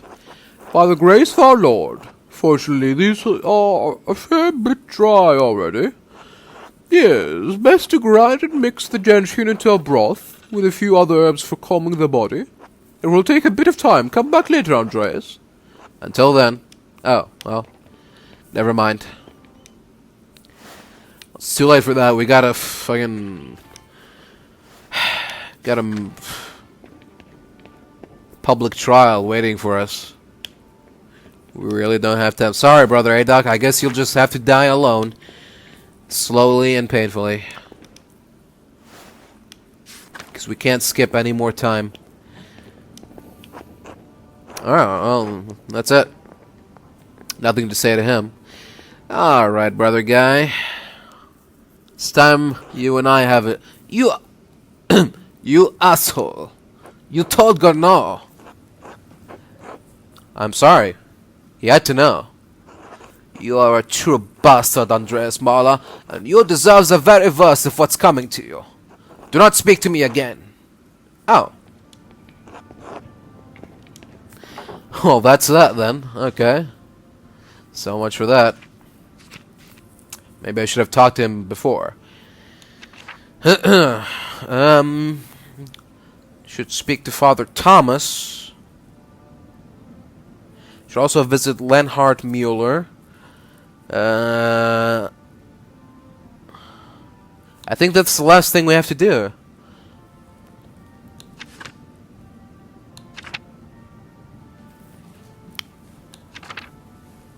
Alright, well, there we go. I think that's it.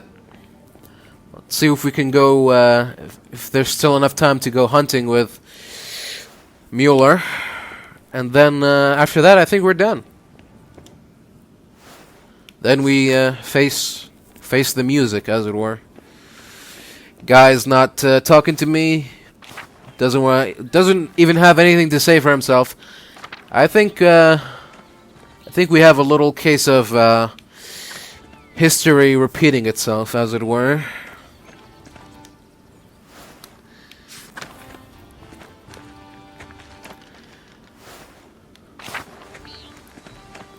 You'd think Guy would learn from Ferenc's lesson. You try to like blindside me. You try to avoid me.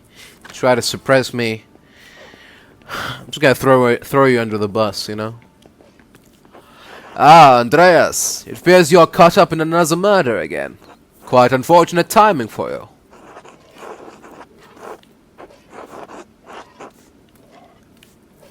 If I can find the real killer and prevent more bloodshed, maybe it's a good thing I was here.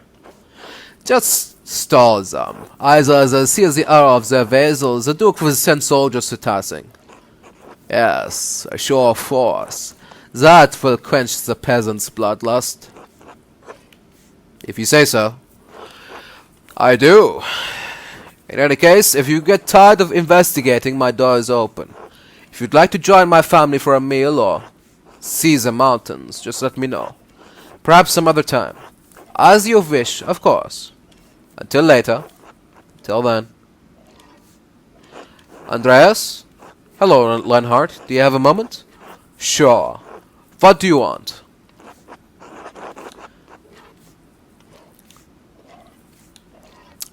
Just letting you know that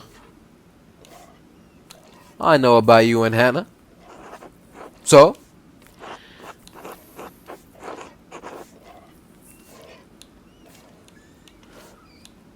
Well, don't you have any propriety?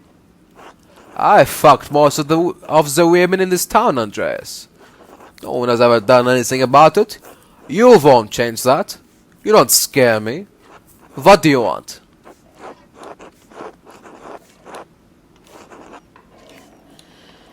She said you both wanted Otto gone. Of course we did. He was causing trouble. Doesn't mean I killed him. And I said as much. You could have lied to her. What, and you think I'd come clean to you, too? I'm not an idiot, Marla. Look, Otto was a pain in the ass, but nothing would come of his little speeches. Killing him wouldn't bring me anything but more trouble. What about her? Hannah! Ah! She's a devilish woman, sure, but too cowardly. She won't even admit to her husband he's a cuckold, much less murder Otto. If you're really looking for someone to blame, try Martin. There's something off about him, and Otto knew it. Now, can we be done with this tiresome inquisition? I have things to do. Just wanted to go hunting with you, but I guess the timing is not right. Well, there we go. Another half-assed investigation. Nothing accomplished. This is really just history repeating itself over and over again. All right. Well, there you go, everyone. I'm done. I'm done. I can't do this anymore. I'm done. That's it. If this is how my investigation ends, then so be it.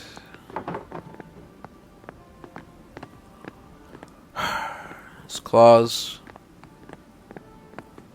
Yeah. Indeed, there's claws.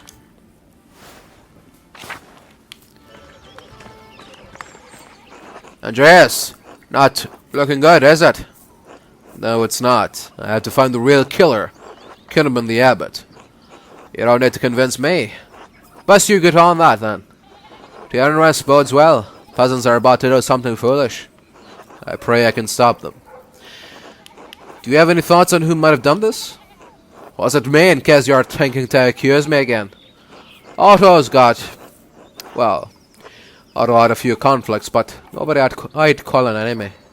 Get going. You don't have much time. Alright. I'm gonna get going into your house. Look for clues. Oh, she's still giving birth. Alright. Yeah, good luck with that. Northtown. Anything interesting in Northtown? I wonder how long Rat House construction will be delayed now. Okay, that's it. That's all you have to say. Great. Dr. Stoltz. He's just doctoring away. Greetings, Andres. You have arrived at the ideal moment. Alright, less than ideal, considering Otto's recent death. Took place right outside your house. You truly didn't catch anything that would be useful to my investigation? Alas, as I said, Werner, Nenhard, and I were engaged in a stimulating debate when we heard the crash outside. I only saw a figure flee, but unfortunately I have no useful details on whoever it may have been. I hope you find a lead, for I have severe doubts about the involvement of the abbot in this gruesome affair. Meanwhile, I am drawing close to the final design of my latest invention. As such, I would very much like to hear your thoughts on it. Of course, you asked me to come share ideas? Splendid! I've been devising something most unique. Come. At present, we have a problem. The peasants suffer under harsh conditions. Do you agree? They do not have it easy, no. They toil constantly, but achieve little over bare substance. Subsistence. They are then taxed heavily. Peasants grow angry, hence the nascent troubles all across the land. It is a dangerous time. So I have devised a tool to lessen their drudgery. Here, take a look at the schematic. The world's first ever suck machine. Behold the plough. In front of it an automaton. An automaton. Man or beast, it matters little. Dragging the plough behind it. Have you seen any artificial people before?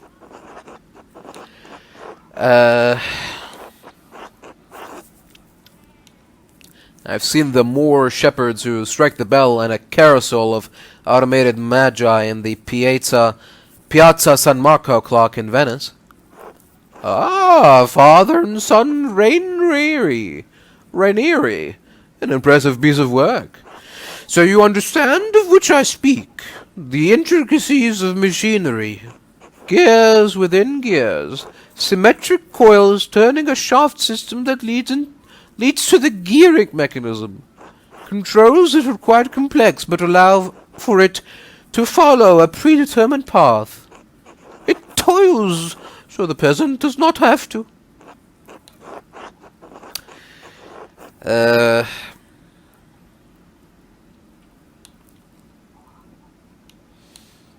Isn't this similar to Leonardo's self-propelled cart?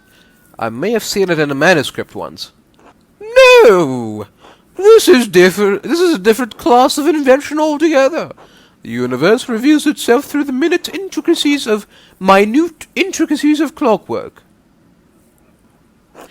There are still a few imperfections to work out, but I can feel I am on the correct path. Tell me, Andreas, what do you think? Be truthful. There can be no progress without truth. It's difficult to see how the effort required to make and maintain this device would be less than plowing with human and animal labor. But I am on a fool's errand, am I not? It is what my father would have said as well. I fear I am a disappointment.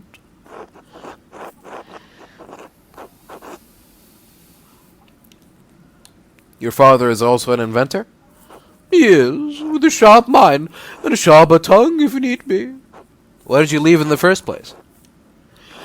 I had to prove myself to my father, I suppose, and maybe, my father had attempted to arrange for me a marriage. I did not feel ready. It's not so bad. Once you get used to it. It is a commitment that causes me trepidation, even to this day. In any case, there's so much more I have to learn. My adventures have not been as successful as I would like.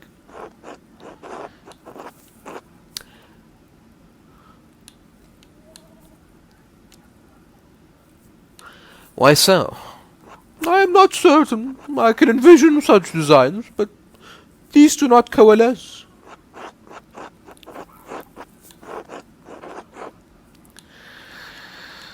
Think bigger, Baltus. Reach higher. You must have more ambition. A lofty goal. I fear ambition has so far been my shortfall. I reach for more than I can attain.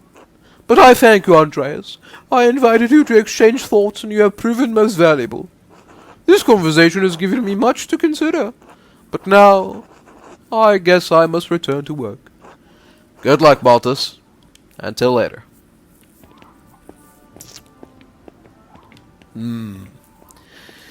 Alrighty then. Well, that's North Town over and done with. Alright, let's get Central Town.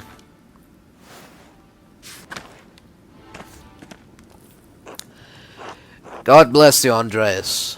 God bless you, Ulrich. How have you been?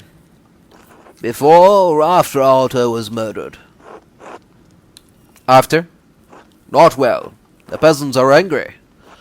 Even if what you and Caspar said about the abbot makes sense, they don't want to hear it. It's too easy to blame Father Grenot for Otto's murder. Do you know anything about who might have killed Otto? Andreas, if I knew anything, I'd tell you. I'd tell Peter. I'm critical of the abbot, but I still love the man. I still love all of the brothers and sisters at Kearsarge. I don't want to see them harmed any more than you do. If I see or hear anything that could help, you'll be the first person I tell. Thank you, Ulrich. It's the least I can do. Keep faith, Andreas. Trust in Providence. We are all in God's hands. Okay.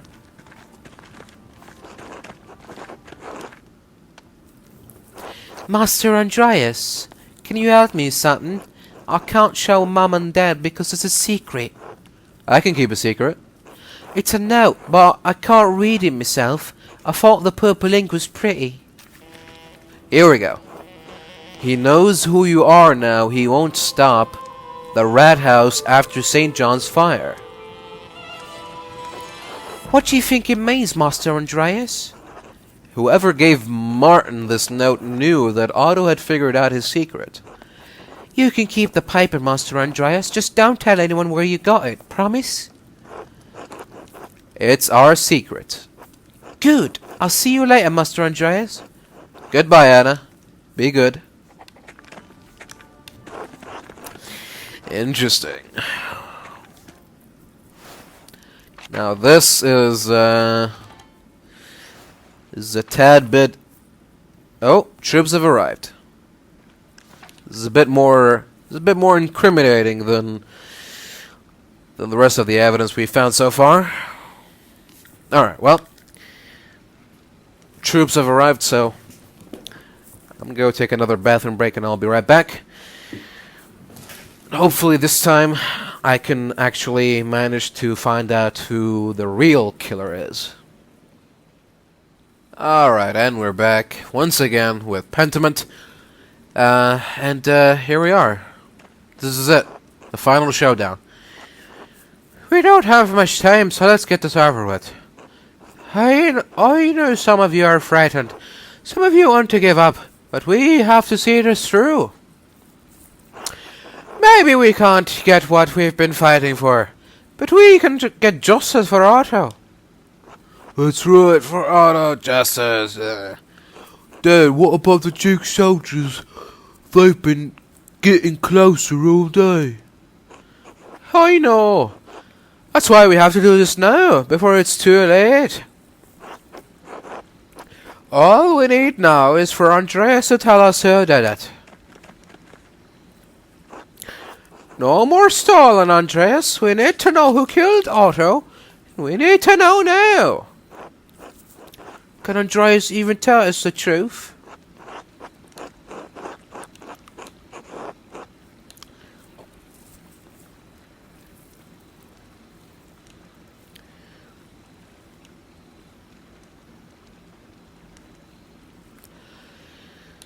I'll tell you so that justice can be served, not so you can fulfill your revenge. Andreas is right. Violence is not the answer. The guilty party should face the law, not a mob. I am not debating this, Ulrich. We're out of time. Acting now is the only way to get justice. We can't let anything stop us. A name, Andreas. Just give us a name. We'll do the rest. She made it, everyone. She made it. Rachel gave birth to a baby girl.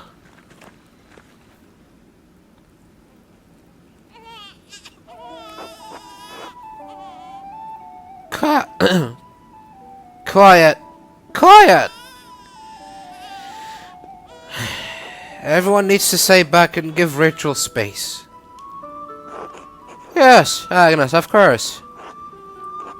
All is well. Praise God.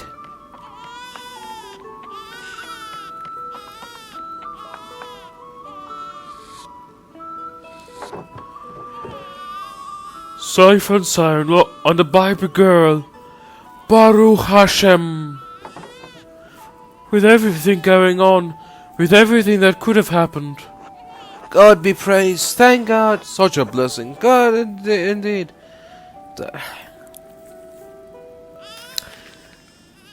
So anyway, Peter, about that name.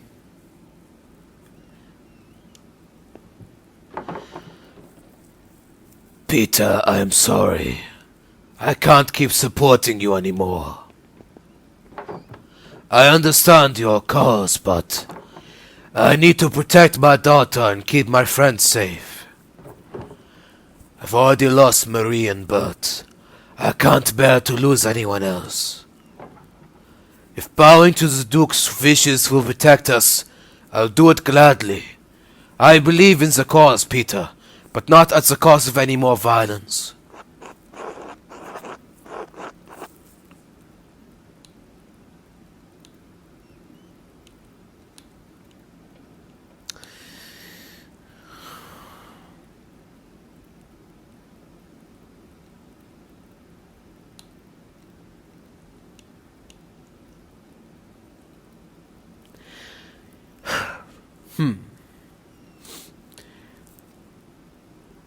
You're making the right decision, Claus.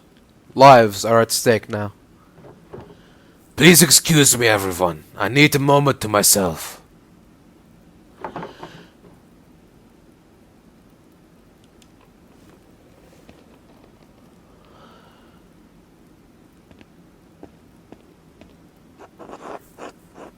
Maybe he's right.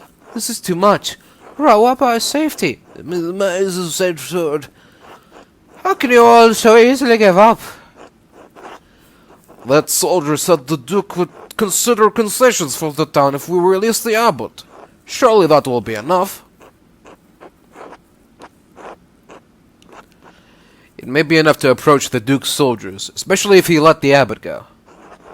Force will not solve anything. Letting the abbot go and getting concessions is the best solution for everyone, Peter. Letting the abbot go would be justice, wouldn't it? If he's not the one who killed Otto. You townsfolk don't understand. Letting the abbot go won't fix anything. If we can't get the concessions we need, all peasants will starve and die in the end. And then where will Tassing be?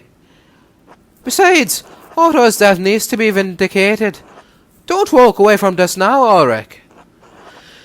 I have not swayed from the cause, Peter. Rest assured. But, Ulrich, this isn't your fight. Gret, it is moral and Christian to stand with the peasants. I cannot do otherwise. Damn you all. Such behavior is reckless and cruel, especially right now. Get out, all of you. Let Rachel rest. Yes, Agnes, we'll go now. Andreas, we're not done. We must still find justice for Otto before the Duke's soldiers arrive.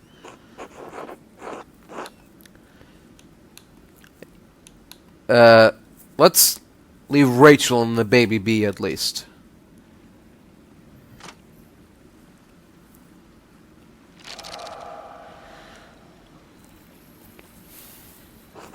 No more stalling. No more interruptions. Tell us what you know, Andreas. Give us a name.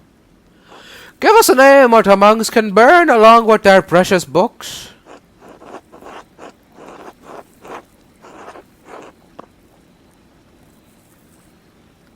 Mobbing the culprit won't give you any concessions.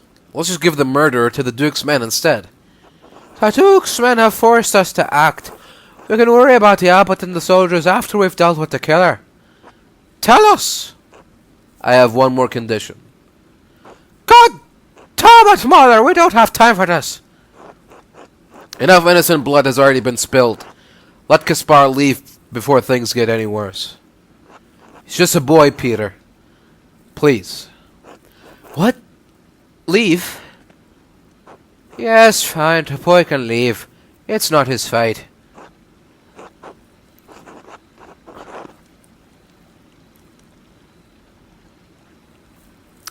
Please, Caspar.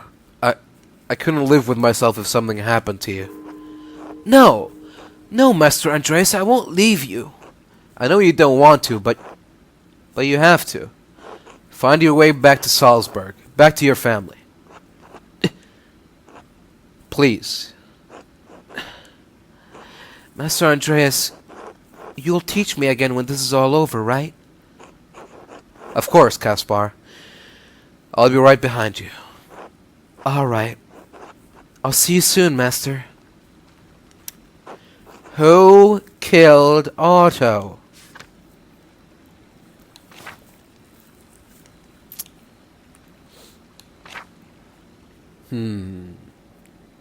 Now this is a bit tricky.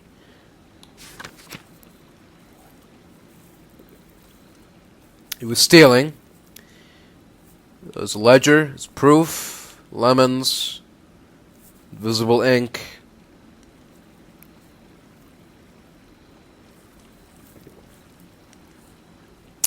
And there was that manual with Otto's name on it. But it was a necromancy manual, so it's not for murder, is it? Isn't necromancy like raising the dead? Not making people die? I don't know. I guess it could extend beyond that.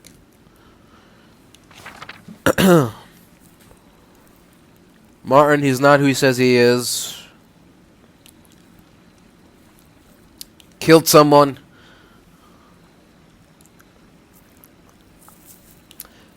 Imposter. Like, we don't even know if his story is true. I mean...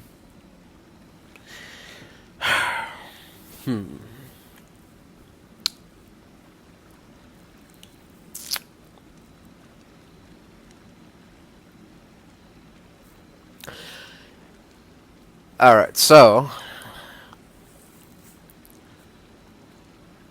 Well, look, I mean, there was a message sent to Martin, yes, telling him that Otto knows your secret and you need to act, and stuff like that. Does that mean that he actually did do it? No. So, it's very strong motivation to kill someone. Doesn't mean that he actually did it, though. This is very tricky because last time it was pretty clear to me who was actually suspicious and who wasn't. But all these people are very suspicious, and I'm biased against having Guy be executed because I don't like him. But logically thinking, rationally thinking,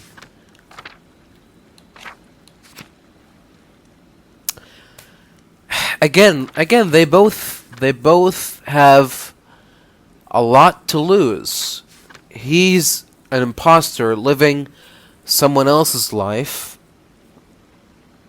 and he stole from the Abbey. They both have very strong reasons to kill Otto, but Martin at least defended himself and said that his secret isn't worth killing over. Guy didn't even bother to defend himself, and I also don't wanna leave Kat and what's her face? Kat and Brigida without a man looking after them, so Guy it is. It was Brother Guy. Doing the abbot's bidding. Maybe we'll be burning down the abbey after all. No, Guy acted alone. He was stealing money from the abbey. Otto tried to see Guy's ledger at the scriptorium. When Guy refused, Otto said he'd see it one way or another. So he panicked. One way or another he'd be caught, either by Otto or the abbot. Only a few days ago, Guy hid some of his stolen money in one of the sisters' herb jars. One of the sisters identified him, and I saw the stolen money with my own eyes. It was a small fortune. It sounds like the brothers learned their greed from the abbot. We won't touch the others, Andreas, but if Brother Guy killed Otto, he needs to face justice. Alright, Peter, we've heard Andreas out, but the accused should be allowed to defend themselves. I've heard enough. We're getting Guy. Search the abbey for Brother Guy. Was he... Hello there. Was he with the other monks? What if they are protecting him? Quickly, get to the scriptorium! I saw a guy when he got to the church just now. He was headed towards Lenhart Mill. Let's go! Get after him!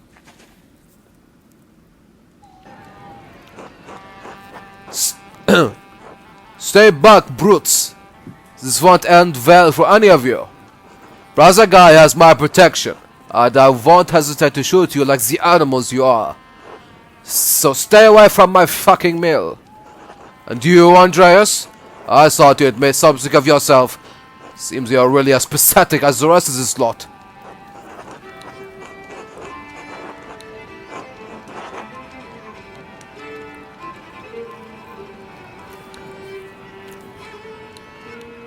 Just give us the murderer, Lenhart. Don't make things worse. Fuck you, Andreas. I thought you had a backbone, but you're a spineless bastard. Elsa, take the boy and go. You don't need to be involved in this.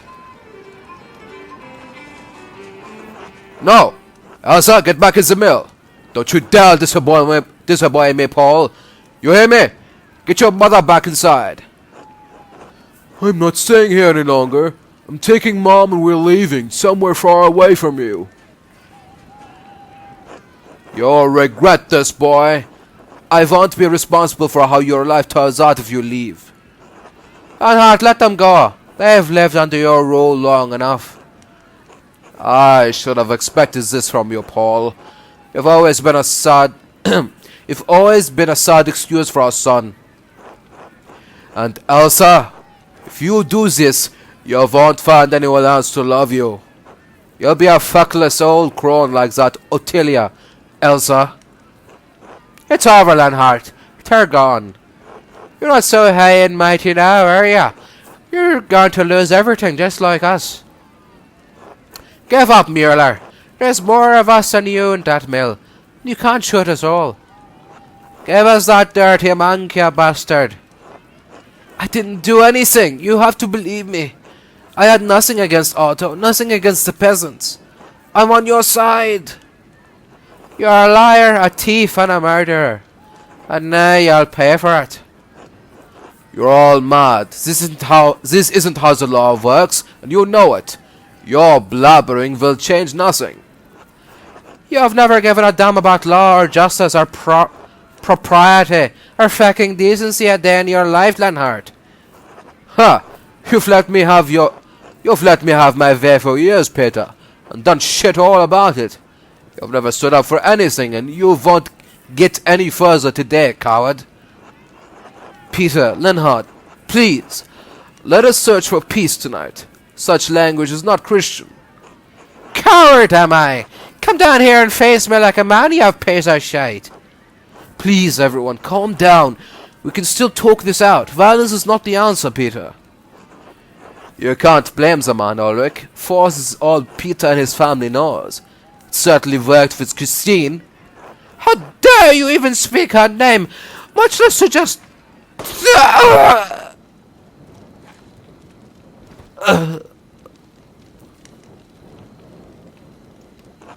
Lenhart! You killed him! Murder! You monster! Burn him! Make him pay! Justice! You've been a menace on this town long enough, Lenhart. But murder! You've brought this on yourself. Let both of the murderers die together. Uh-oh.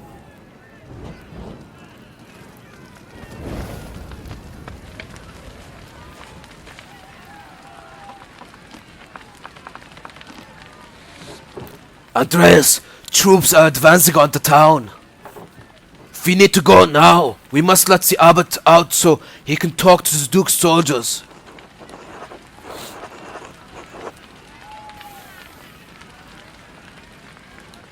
It's not the soldiers hurting anyone I'm worried about, it's Peter. Then we better hurry, come on!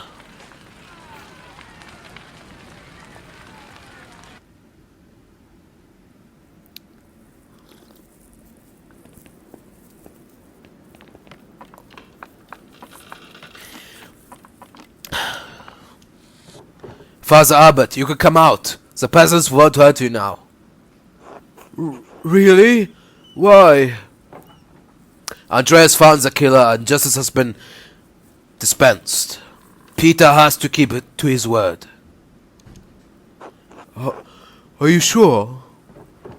Please, Father Abbot, the Duke's soldiers have surrounded the town. We have to show them you're in no danger, that the peasants aren't holding you captive. We don't want any more bloodshed, Father. It's over, finally. What's happened at the mill? Is anyone hurt? We saw a fire. And where's Brother Guy? What's happened to him? Oh, Peter, stop. You got your justice. You swore that you wouldn't harm the abbot or the brothers, remember? I did. No one else needs to die tonight. The abbot can talk to the Duke's herald. You held Leonhard responsible for his actions. We can convince the Duke that what happened tonight was justice. Otto is dead. Ulrich is dead. We can work through this, Peter. Hope is not lost. Everything can go back to the way it was before. Right. The way it was before. Like nothing ever happened.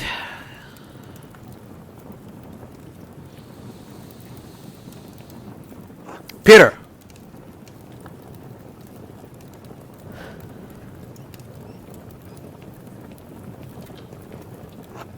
What is it? What did you do?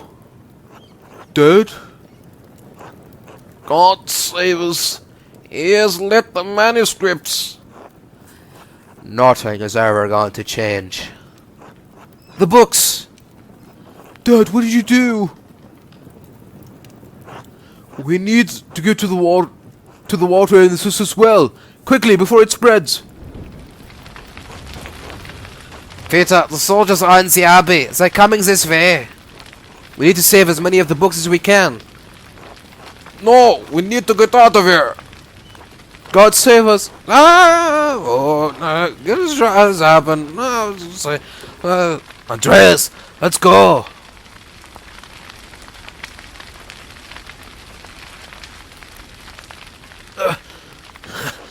I'm sorry. I can't. Andreas!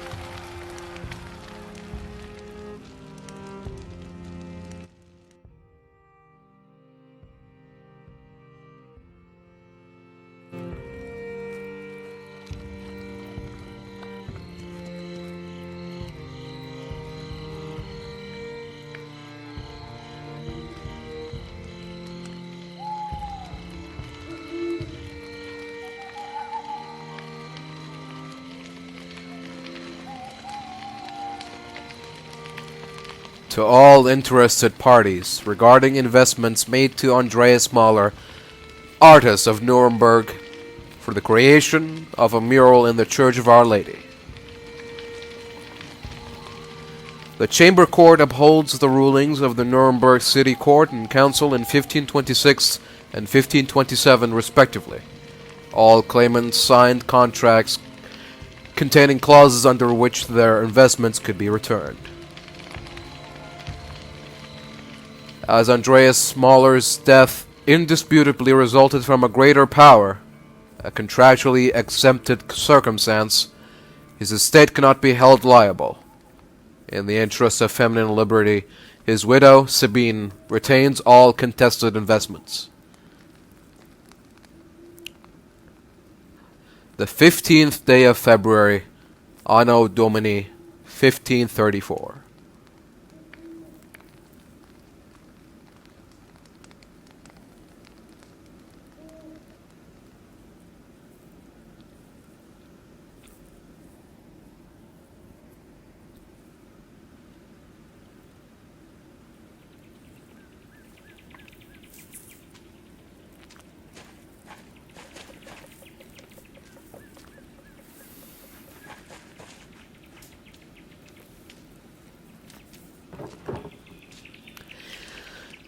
Feels like it's getting cold early this year, doesn't it? At my age, it feels like the cold comes early every year. But we need this chill for the leaves to fall, and the ghouls with them. What, you don't want to climb the Saint's tree to pull them off? Ha! Even in my youth, that would have required divine intervention. No, thank you. I'll stay here on the ground and wait patiently for the Lord to deliver. Don't you have ink back at your father's shop, though? For the press, he has it delivered. This is just for my own drawings. Besides, sometimes it feels nice to do things the old way. An old way it is, as I would know.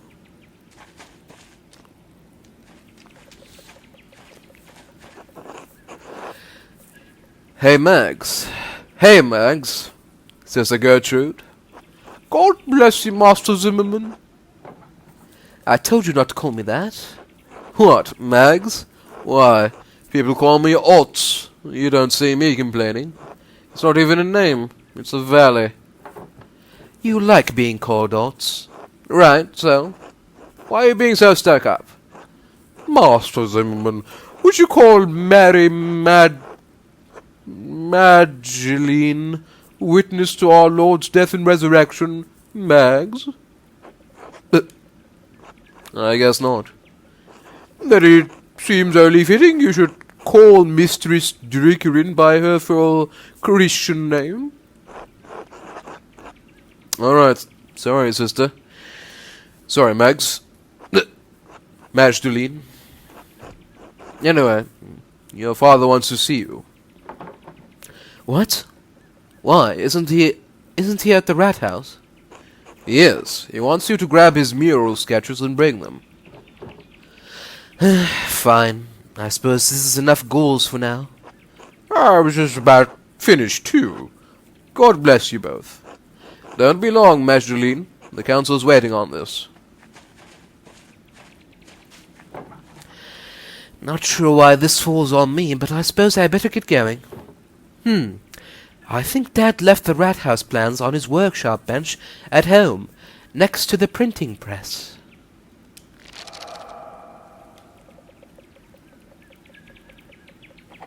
Oh. I am a woman now. That's interesting. Saint Tassiae's shrine. Martha especially likes to leave offerings for her. Agnes gathers chamomile here every year to prepare her cures for the coming year. Chamomile is one of the flowers that blossomed over Saint Tassiae's grave. Legend says it bloomed all year long. Is this because of the book I gave her? Magdalene is well versed in the lives and legends of saints from across Christendom. Oh. Interesting. I did not think that... Okay, I did not think that that would lead to that. Very interesting. Alright, let's not screw around here. Where are we supposed to go? The rat house, right? Yeah, okay. Oh, the rat house plans. So they should be in his workshop, near the printing press. Okay. So, in his house, right? I think so. I can't believe how quickly the leaves changed this year. It's nice to see some green this time of year. Horehound is one of the few plants that grows year-round here.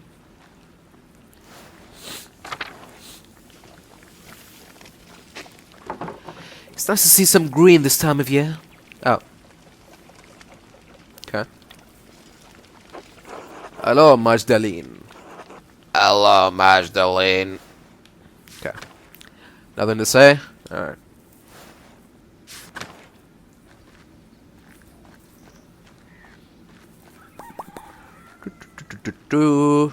Drucker house. Yes? No.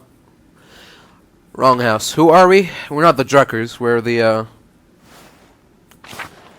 Morton something. Steinfleischen.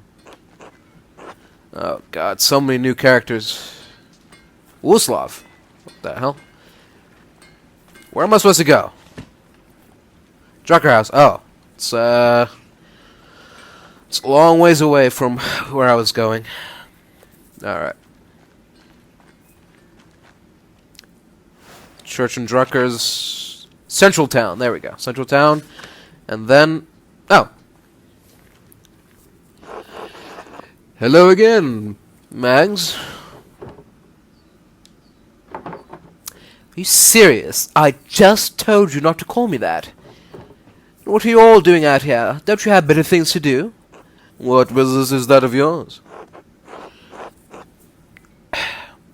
Not me. All my work's done, Mags. What you care? It's all right, you've got important work to do. Oh, pick a background that will affect your character's choices. Okay. Tinker. Maintain and tinker with the present type. Sometimes words about handle anything connected with household or animal work. Bookkeeping, professional with balancing numbers, counting. They're not as exciting as the choices I had when I was a man, so I think there's a message here trying to be sent.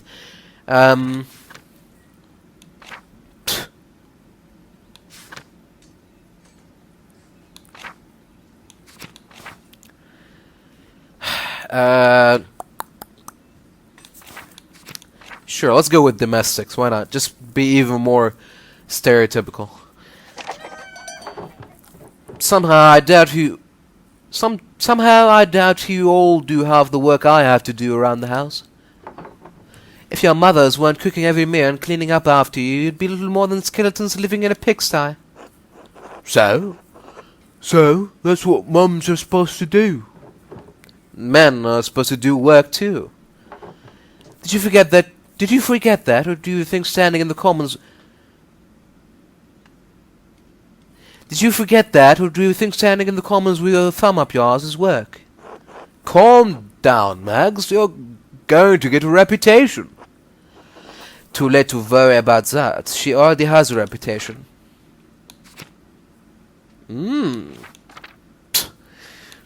Flirty. Haggly. Well... Ooh. Stinging. That sounds like the funniest, but... Strong negotiator.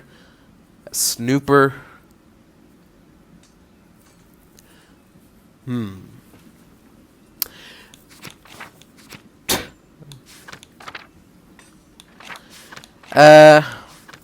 I would pick Snoop because it further like establishes the stereotype, but I'm gonna go with Barb because I don't want my reputation to be a snooper.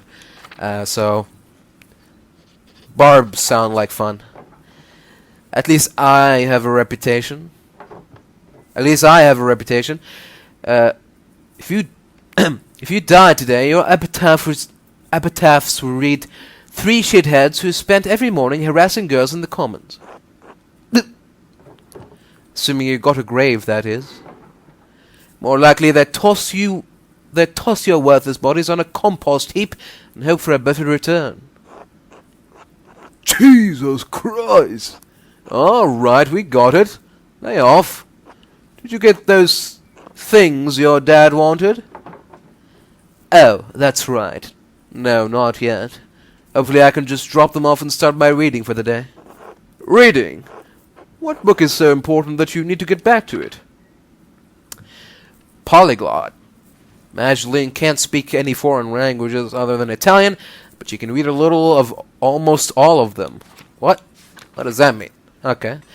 Magdalene is familiar with the most popular common books of the day. Sword trivia, almanacs, common knowledge, and scatological stories. Contemporary books on the Reformation, Counter-Reformation. I don't know what that means. Is that like a feminism thing? Languages, trivia, Reformation. Sure, let's pick trivia. Volk Buka. Melusine. Melusine. Father sent it to me from Prague. Is that about the snake woman who takes off all her clothes? Sort of, but no, not really. Or at all. Ooh, does it have any pictures? Right, I want to see. Calm down, I'm not showing you lecherous dogs anything. Don't you read all sorts of books about saints? Mm-hmm. The lives and miracles of the saints are fascinating. I only know about Moritz and Satia. There have been hundreds of saints all over Christendom. Each one has their own story to tell. I can barely remember half of Father Thomas's stories. I don't need to hear any more. Right, no thanks. Wait, Ots, aren't you supposed to be at the rat house too? You're on the council. Sure, but it's pointless without your dad's plans. Hurry up and get them. I'll see you there.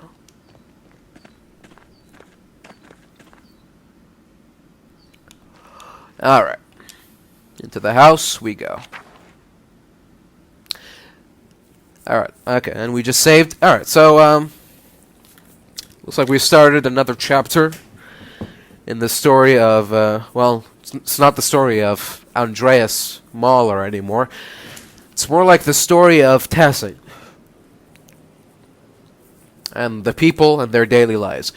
So, I'm gonna stop here.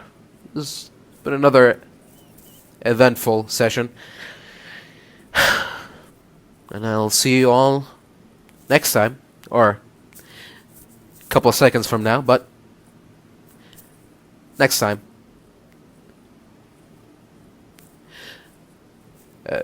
Goodbye. Alright, everybody. Welcome back to Pentiment. Hopefully this will be the last time we say welcome back. I got 5 hours to spare, more or less, so hopefully we can push through this final chapter and put an end to all this misery and suffering. Not from the game, but like story-wise, I mean, because whether or not we have caught our killer, each time they've only been pushed into killing by someone else. So the real killer, the mastermind, is still loose. As far as we know. I doubt it was Guy, and we definitely know that it wasn't Ferenc, so yeah. Anyway, so it's what year is it now? It's 1543. Wasn't okay. And what was it last time? In the previous chapter, it was either 1525 or 1535. Let's say 35. So that means that around 8 years have passed. We're playing as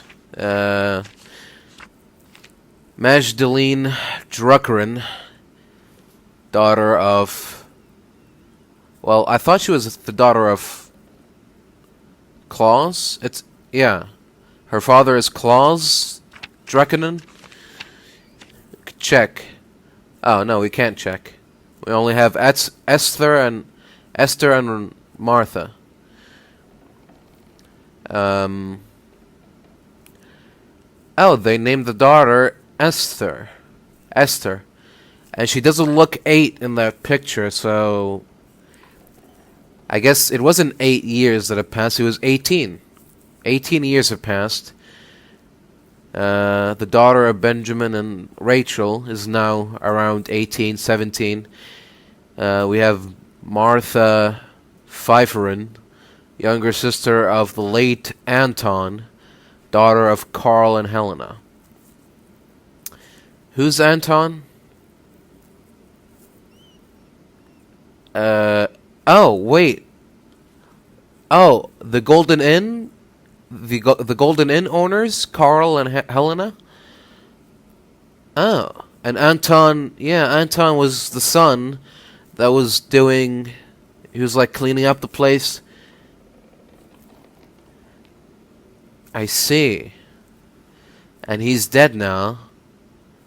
But this is his little sister Martha.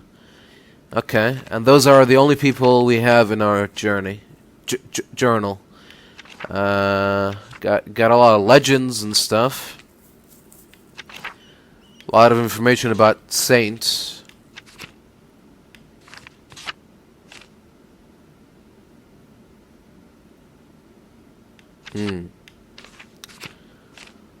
It's a lot of information. Diet. Huh. Albertus Magnus. Aristotle. Bologna. Cicero. The Dance of Death. Alright, well, like I said, we don't have a lot of time here. I'd like to finish the game tonight. I'd rather not do another session. Just want to get this over with. Not that I'm bored of the game. I just well, I'm trying to release, like, finish this recording and release it as a full playthrough before January 1st. So, and today is 22nd, 23rd. It's about to be 23rd actually. So I've only got around a week left to edit and publish this long playthrough that keeps getting longer and longer. But again, not that I'm not enjoying it. It's just clear. Let's just, clear the air here and get that out of the way. Yeah. So very quickly we picked up a lot of backgrounds and reputations and all that. We can handle anything connected with household or animal work. We are skilled at stinging, countering, and otherwise deflating people in conversation. That should come in handy. And we are familiar with the most popular common books of the day, assorted trivia, almanacs, common knowledge, and scatological stories. We are also well versed in the lives and legends of saints from across Christendom, thanks to the gift from Andreas Mahler, the book about the saints that we got from the library, the Abbey Library. And yeah, okay, so that's it. Let's pick up where we left off, shall we? Oh. Is this is in where? I thought we lived here, no? Oh, no, we're not the Steinauers, we're the... I already forgot. Who are we? We are the Druckerans, right. Druckerans. Not a lot of people willing to talk to me right now.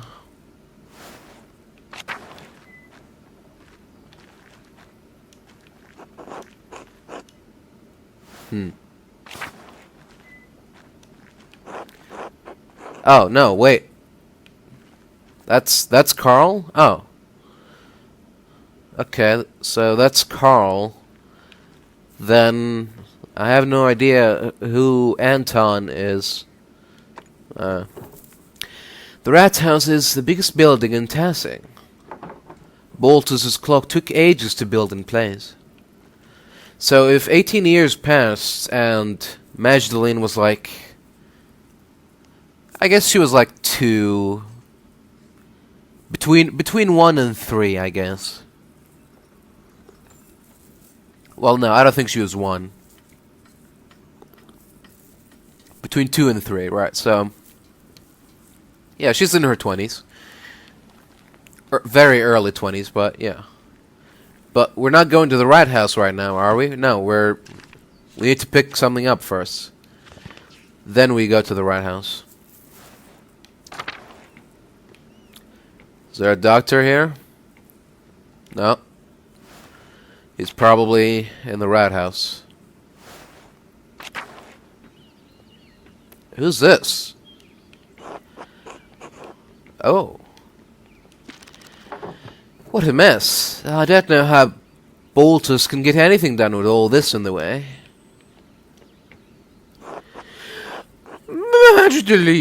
Magdalene. Yes? Yes?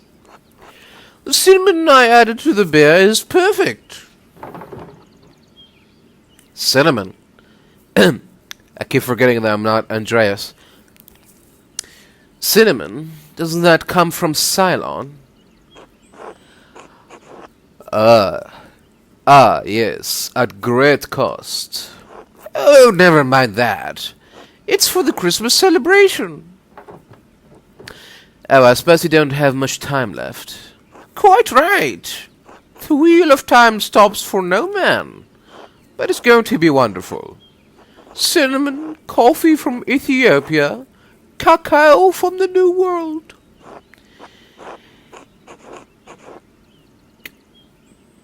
What? Wait. He's not Italian? Is that Spanish? What is that? Accia danaro festuto.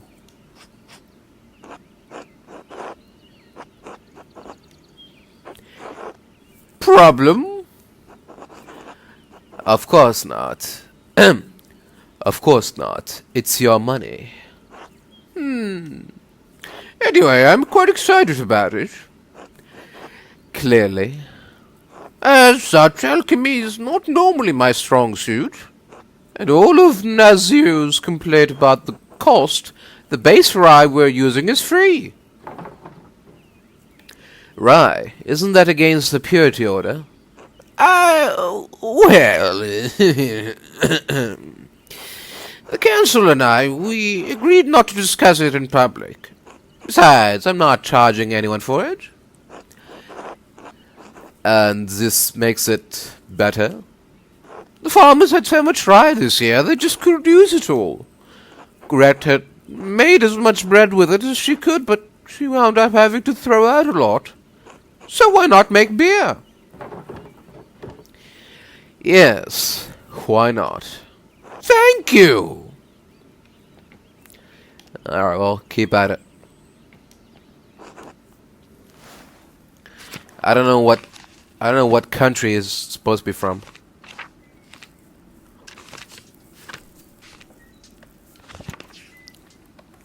Huh, weird. Why do we not have journal entries for these newly introduced characters or reintroduced characters? But no, he's not a new character. So what's the big idea? Alright. Let's just keep exploring, I guess. No! Every freaking time.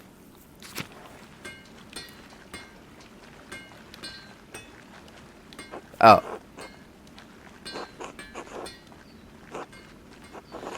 Huh. No one's really in a talking mood, are they? Oh, that's Ursula. Oh. The Kreutzer house. Anybody in the Kreutzer house? Who the hell is this? Blacktail. Eva. Oi, Magda. Hello, Christina. What are you doing today? Helping Mum. Oats right. You're really pretty. Oh, thank you, Christina. You're really pretty too. Thank you. Don't tell. It's a secret. Oh, I'll keep it secret. Aha! You're funny, Magda. Alright.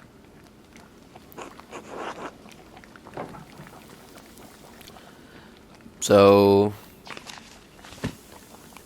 Eva get remarried and have another child. Christina, I guess. Sure, whatever. I guess. I mean, she is living in the Kreutzer house. Oh. Is Martin still around? Brigida is. Oh, there he is. None of them really have anything to say. Someone living... Oh, it's just an empty house now. Well, that's a shame. Is Otilia still around?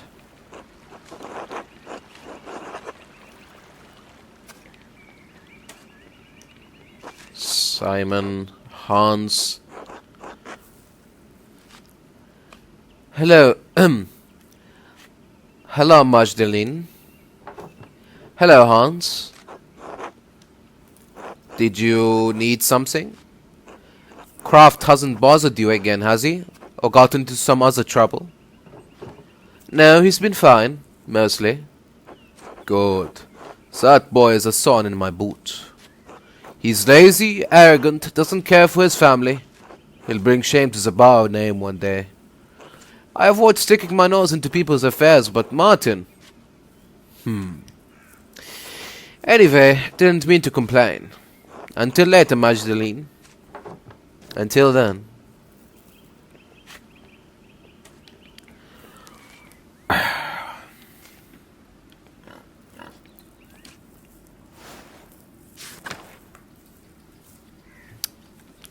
Oh. El Peter is still around. I don't know if that's a good thing or a bad thing. Oh god, Veronica is so old now. Everyone is so old. Where the hell is Peter, huh? What happened to him? Oh, he probably got killed. He was like the first one of the mob there, so yeah. Him and Big York probably went down immediately. Alright, that's enough of that. Let's look. Let's just go back to our workshop and get the stuff.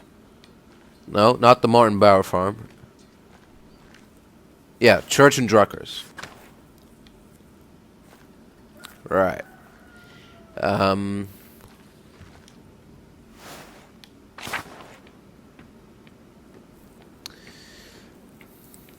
Father Tom's around? No.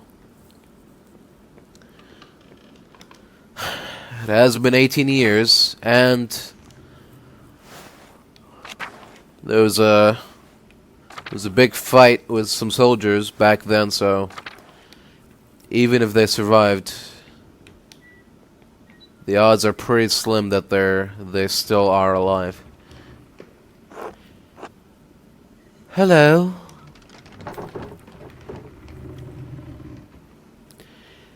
Good day, Master Mueller. What are you up to today? Drawing? Anything interesting? No. Secrets. Oh, I see. I'll leave you to it then. What?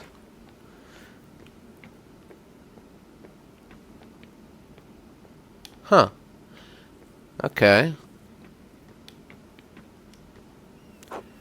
Magdalene! Hello, Ulrika. Hello. What are you doing? Watching. Very well. Keep up the good work. Work? Haha. Just like Mum. I will work now. Okay. Who's this? Anna. Okay. A lot of new people. A lot of new kids. A lot of new people. Can barely keep up. Alright, so, yeah. As I was saying. Into the workshop. Oh. The Rat House mural sketches. I think this is what my dad wants. I think these are all of the plans. What is... Is this part of the plans? Stop. Huh. What an odd color. I don't think we even have an ink like this. At least, I don't think we do. Well, whatever. I'll bring it just in case. Alright, I'd better get these over to the Rat House.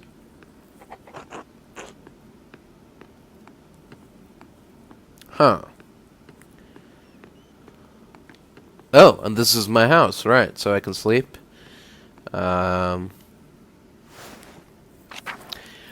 not a guest this time, I'm a local, so does that mean that I have to make my own supper? Probably. Alright, there's an upper room, but not for me. I sleep downstairs. I guess Papa Drecker gets the upper room. Which doesn't make sense. I mean, he has to climb up and down each night and day. Seems like the lower floor being the bedroom is a safer bet. More convenient. Alright, into the Rat House.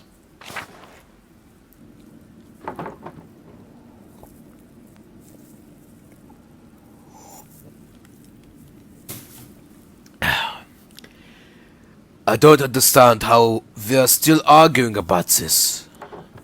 These mirrors should depict the truth. What we know is the truth.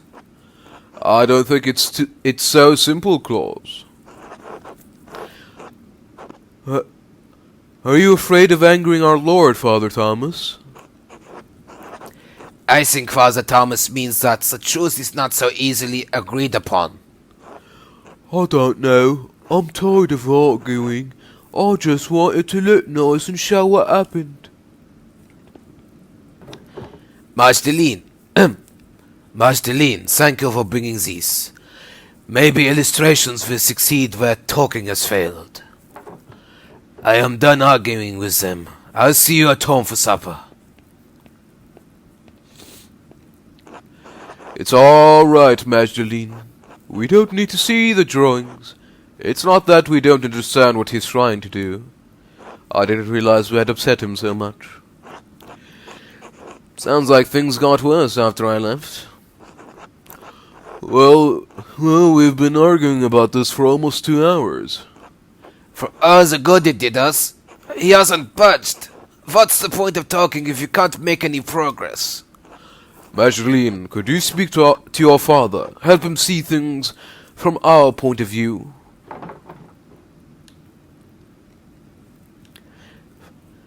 Father Thomas, I don't even know what you're all arguing about. What is your point of view? Claus has strong, very strong opinions on the history of Tassing of Curacao Abbey. Oh, Claus has strong, very strong opinions on how the history of Tassing of Curacao Abbey should be portrayed. And those portrayals may upset some of our neighbors. Isn't the real concern that it's going to upset the Lord? Isn't everyone really worried about him coming here someday and seeing the revolt memorialized on the wall? You keep saying that we all disagree with him. I don't think I do. Not entirely. Well, what do you think, Young? I know I'm not the smartest man in this room, but I know what happened to my own dad. I know what he did. It doesn't feel right to ignore what happened to him. What happened to Otto. Look, you all knew my dad. I never had the chance. I don't want to make the people in the town angry. I don't want to make our Lord angry. None of us do. But maybe there's a way to tell this story in a way that's true without upsetting anyone. So, it's all very complicated, you see, Magdalene. Trying to get him to consider a portrayal of our history that's a little less inflammatory.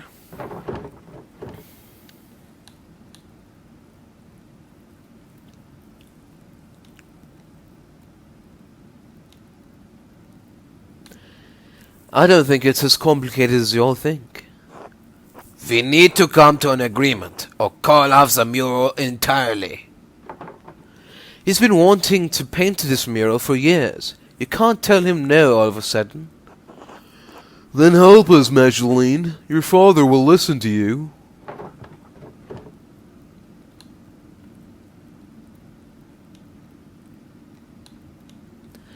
Alright, I won't promise anything though. He's already hard enough to convince. Now I'm going back home. This mess has taken up too much of my day already. Ooh, we're using traditional clocks now and calendars. That's neato. Alright, 6 o'clock. Magdalene, thank you for bringing the drawings to the rat house. I'm sorry it was a waste of time. Those men don't know what they want. When I tell them what I'm trying to do, they get scared. Then they talk and talk and talk. They talk all day, and we're never any closer to a decision. I'm sick of it. Sick of the whole thing.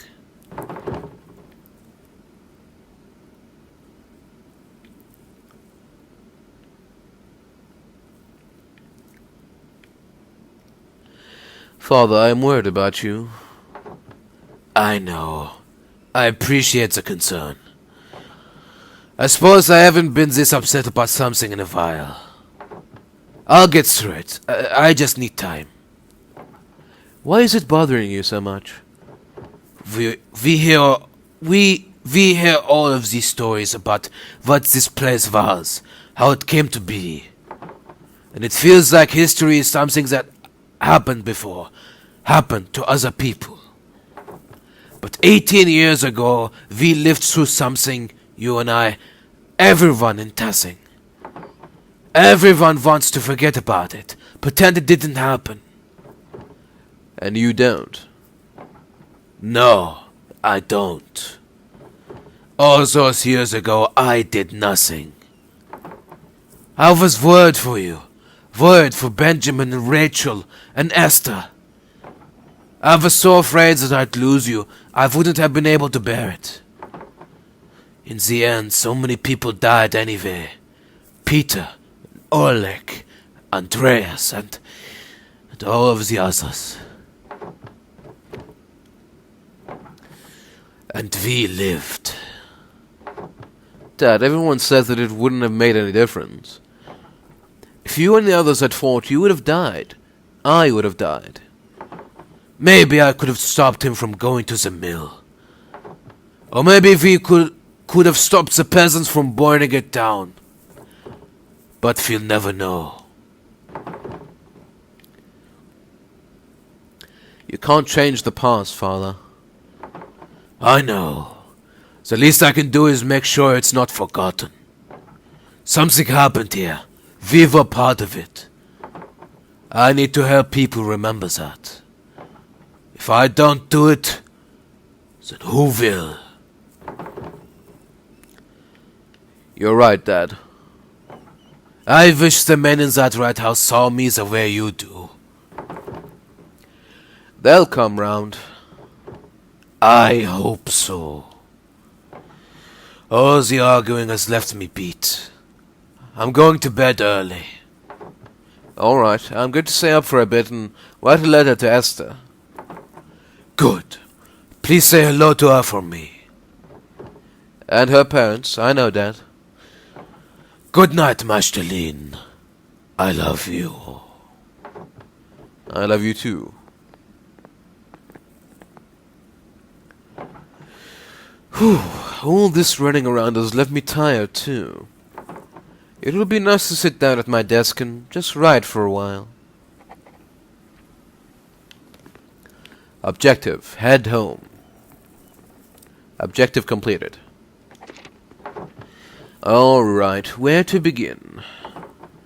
I should write to Esther.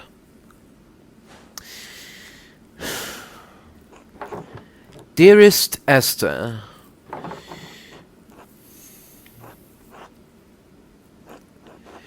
I hope you and your family are well. Dad sends his regards to your parents like usual. I've spent the last few days collecting oak galls with Sister Gertrude. I don't suppose you have the chance to do that in Prague. Sister Gertrude has been teaching me how to grind them into a smooth ink. It's difficult work, but you'll find no better ink anywhere in Bavaria. I'll send along a bottle with this letter. Oh, did I mention? Dad started a new project. He's painting a mural of Tassing's history in our new rat house to memorialize the revolt. The whole thing has me thinking about my own family history, past, present, and future.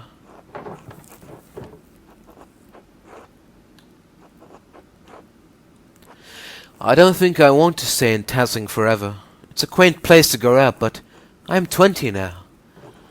Dad says I should take over the shop, but I want to do more with my life. Not just take over a print shop in some tiny town in the Alps. If I married a master printer, then I could become part of the Printers Guild. Then I'd be able to send Dad my extra earnings and make a name for myself in one of the cities. And yes, before you break the nib off your pen, I will come visit you in Prague, I promise. I'll try to make time to visit before winter. Life has been bustling here. Dad's been busy with the rat house mural, so I've taken over in the workshop. I'm sure it'll be a sight to behold once it's finished. Write back to me soon. All my love. Major.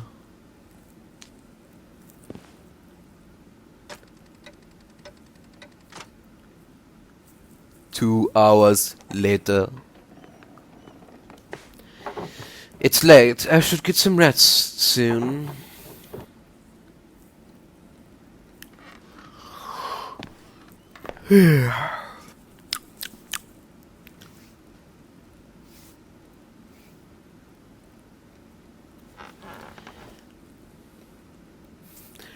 That's a big bed.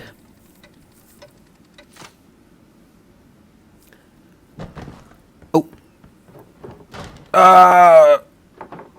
Father? Father? Magdalene.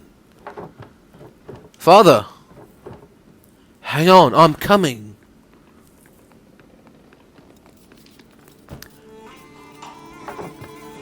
Father! Magdalene.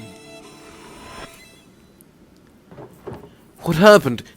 Are you alright? You're bleeding. Someone came into the house. They hit me over the head. Yes, I can see that. I'll go get Dr. Stoltz. Try not to move, Father. Magdalene, it's not safe. Whoever attacked me.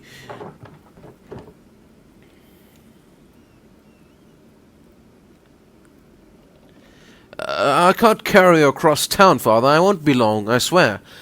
Please, just hold on. Magdalene, be careful. I will. I'll be right back, I promise.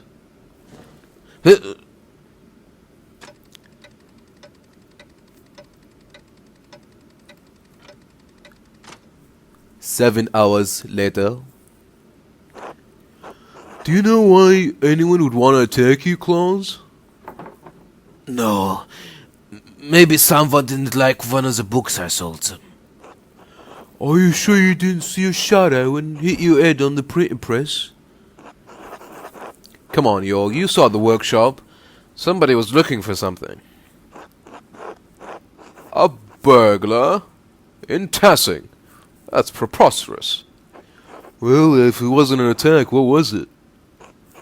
Enough. It was a deliberate blow to the head. Unless any of you wish to debate my diagnosis. No, of course not. No. As I thought. Truthfully, Claus, I'm surprised the blow didn't kill you. You have a strong skull.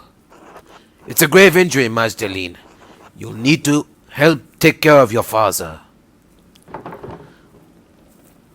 I will. Whatever I need to do.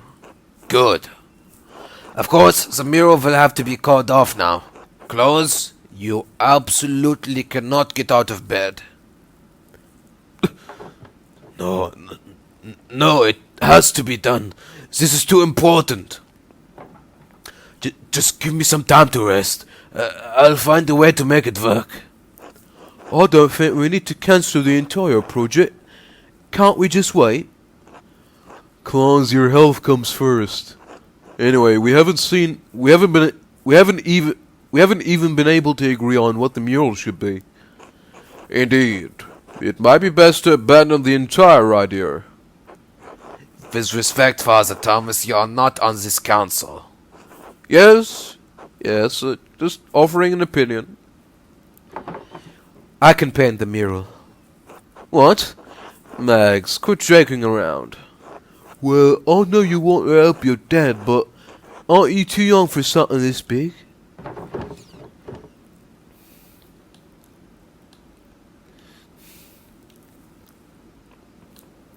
I'm old enough to run the print shop by myself, and Dad trusts me to illustrate the books. Isn't that enough? Painting a mural this large and complicated will take a lot of skill and expertise. So? So, that's why we were having your dad make it. He's been making art forever. I agree with Paul. Claus needs home care. You're best suited for that, Magdalene, not a mural. What is that supposed to mean? Well, are you sure you're up for it? Physically, I mean. It's quite demanding. You'd be up on scaffolding and could fall.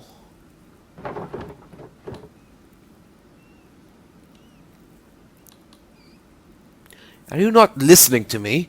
I've already been doing this work for years. I know what it takes. Dad knows what it takes. Do you? I can do it, Father.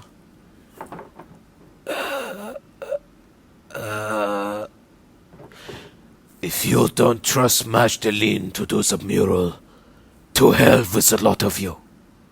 Claus, if you don't trust her, you don't trust me. I'll never do any work with this council again. Alright, I say we let her. Doesn't look like we have much of a choice. Very well. Alright, Magdalene, you can do it. But you still need to talk to us about what you're doing, alright?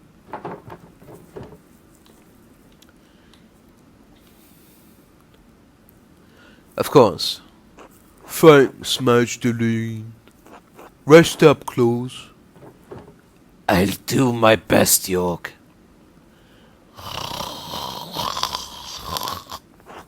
Magdalene, just a moment. Yes, what is it? I didn't want to say this in front of your father or the others. Your father is lucid right now, but his injury is severe. His current demeanor is misleading. What are you saying? Magdalene, there is damage to his brain. But he may have a few weeks, maybe even a few months left, but he's not going to survive. can't we take him to see a surgeon? No, he can't be moved in this condition. In fact, he shouldn't move at all. Even if you could, I don't think the finest Italian surgeons would know how to deal with trauma like this. So, he's just going to die? And there's nothing I can do about it? You can make him comfortable and you can enjoy the time you have left. I can help with palliative care. But time will run out before long. I am sorry, Magdalene.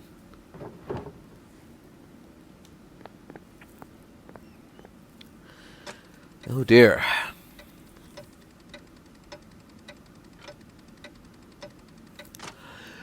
$12 later. Dad needs to be able to see the mural in its finished form.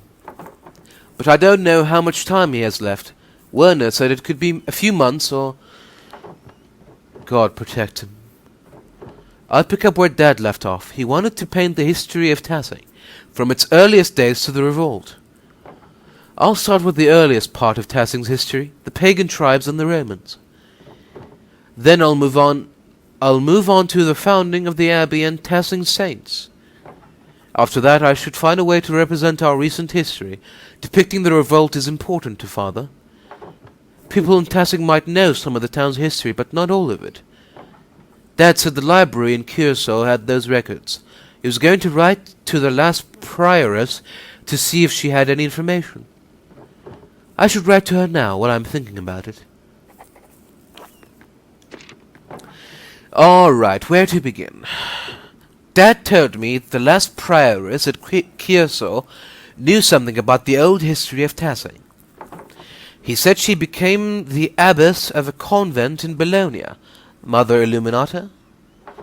Yes, at Santa Margarita's. I should write to her.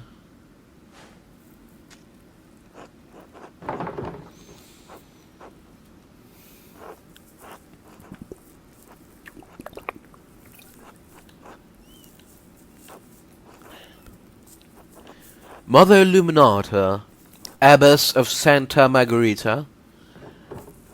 My name is Magdalene Druckerin. I do not believe we ever met, as I was very young when you left Kearsall. You were acquainted with my father. He bought many books from the library before that terrible fire consumed the place. I am writing because my father and I are creating a mural in the Tassing Rat House. It's going to tell the history of our community and of Kearsall as well. We have only legends and folklore, since of course all of Kearsall's books were destroyed in the fire. I was hoping you could tell us something about the early history of the town, when the Romans were here. If you know anything about the early history of the Abbey itself, we would also be glad to hear of it. We would appreciate any help you could give us, and we hope you are well.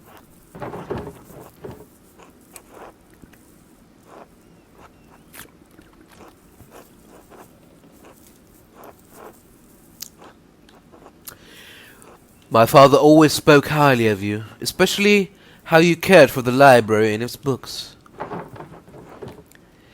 God bless you. Magdalene.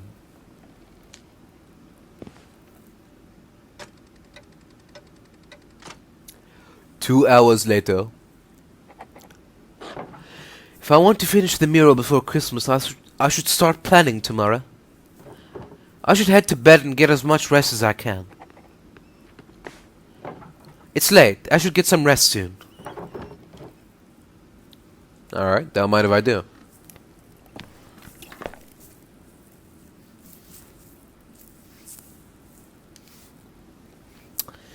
There we go.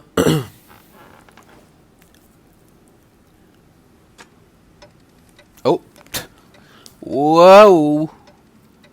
I've been sleeping for 3, 4, 5, 6, 7, 8, 9, 10, 11 days? Oh god. Another new character. Mr. Struckrin, I have a few letters here addressed to you. Take care now. Thank you, sir. Oh. There goes that character. Mother Illuminata wrote back to me. I hope her response helps me paint the mural. Mr. Struckerin, thank you for your letter.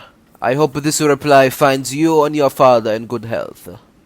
I remember you both, as your father would carry you between the rows of our library in its final years. I also remember your late mother and brother. God keep their souls. While we did have some books that discussed Tassing's past, it's likely they were as mythological as what your neighbors believe. That said, I remember one of the peasants, Tilman Kurutsa, read about the history of the town. I know he died during the revolt, but perhaps his family knows some of what he learned. I should also say that it's not true that all of Kearsarge's books were destroyed by the fire. Andreas Mahler managed to save some from the flames. God rest his soul. In the aftermath of that terrible night, cataloguing and preserving the surviving books was not at the top of any of our minds. Even so, this topic has stirred a memory within me. Several years before the fire, there was a death at Kearsarge, the murder of Baron Rothvogel. He had mentioned something about finding a copy of Historia Tassiae, a comprehensive chronicle of your home. I had forgotten about it until now because of the murder that dominated all of our thoughts in the days and weeks that followed. It troubles me now because I recall that the late Father Matthias was also reading a copy of Historia Tassing shortly after he died. We never accounted for either book's whereabouts. They may have been hidden somewhere in the library and went up with everything else. Perhaps Prior Ferenc took it from the Baron after the murder. Ferenc had an interest in books of all sorts, of course, but it seems like an odd thing to do in the moment. Then again, only God knows what he did and why he did it. Miklos Haberl,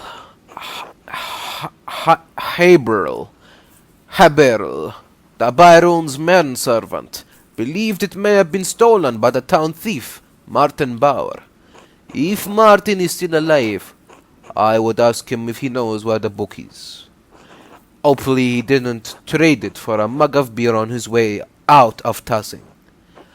If the man had passed away from this world, perhaps his family knows where the book wound up. As for the history of the Abbey, I fear that was also lost in the blaze.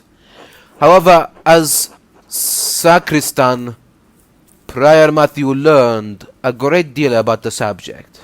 I have not kept in contact with him, but I know that he is now the Archdeacon of Sion. He is no longer a Benedictine, but he uses his family name, Faucigny-Sau. If you write to him soon, your letter may reach him before snow covers Valais. Please convey my best wishes to your father. He was a good friend to the Abbey in its better years. Despite the violence that occurred, I hold no ill will toward anyone from Tassing. How did she manage to fit all these words into that one piece of paper?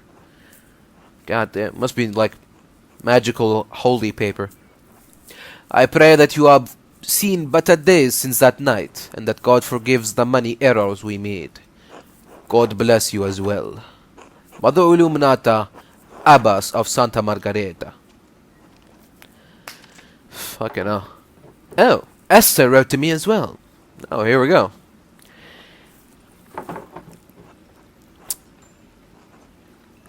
My dear Mazda. It's horrible. Sure. But we already have... Doesn't matter, who cares? My dear Majda, my parents were glad to hear from your father. Please tell him they wish to hear from him soon. Speaking of printing, your ink was well received indeed. I've made several prints with it. They look lovely on the wall. Elisha has taken up to making his own ink from scraps he found around the house after he saw yours. Mother was furious when he spent several pfennigs trying to find lapis at the market. She sent him scrubbing the floors for it. Took him 3 days. I'm glad you're keeping busy, even though it keeps you from visiting. Father says we'll have a room whenever you decide to make an appearance. Though really, if you don't plan to stay in Tassing, you ought to come sooner rather than later. There are plenty of beautiful young Christian men around town, printers and academics alike. Or maybe something else. You'd have your pick. Prague is a good city for me as well. Before the expulsion, there was a handsome man at synagogue, Simond, who caught my eye. His father is a merchant, and he's a doctor. He went to the University of Padua. Can you believe it?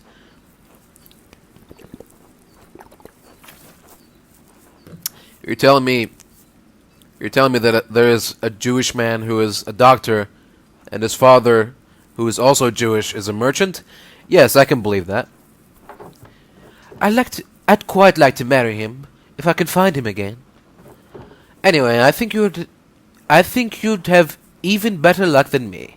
The boys would swoon at a beautiful blonde artist from the Alps. Please keep us abreast of your father's mural. We'll have to come see it when it's finished. Blessings. Esther. Shalom. Alright. I'll have to write Esther back tonight. I should head home and check on father.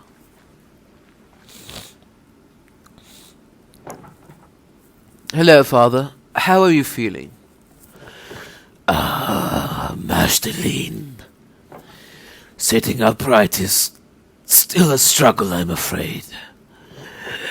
The dizziness makes my stomach turn, so I'd rather not eat at the moment. Are you sure? I can bring up something light, like milk or broth. No, I can't stomach anything just yet. But tell me, where are you off to?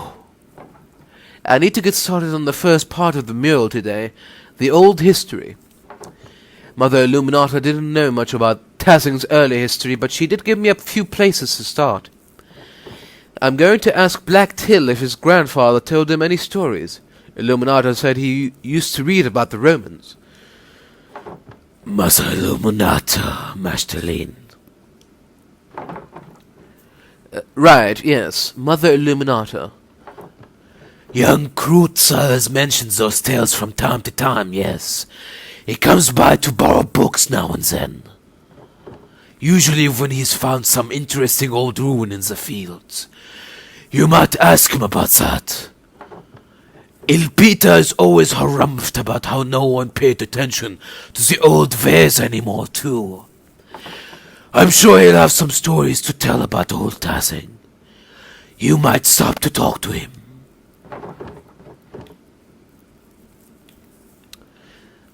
I didn't think of that. Thank you, father. Of course, Master. It's always nice to feel useful, even if I'm stuck here in bed. Nonsense. I'm just glad you're awake. You might talk to Smokey, too. The old charcoal burner seems to know more about what's in the woods around town than anyone else. That, and he's a known gossip. Isn't he a bit eccentric? Well, he's a charcoal burner, Magdalene. He spends most of his time alone. You may hear something worth your while, at any rate. I'll go talk to him. What about the ruins or the mines? I can't just use books and stories alone. I want to explore whatever is left over from the Romans and before. The salt mine and Roman ruins are the oldest parts of Tassing, so it only makes sense to see what they left behind. Ah, you take after your mother. She was always thorough in her research.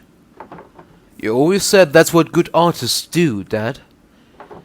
Be careful, all right? I know the twins mess around near the salt mine, but I don't want you getting hurt. I don't know why York doesn't keep them in line. Always making trouble, those two.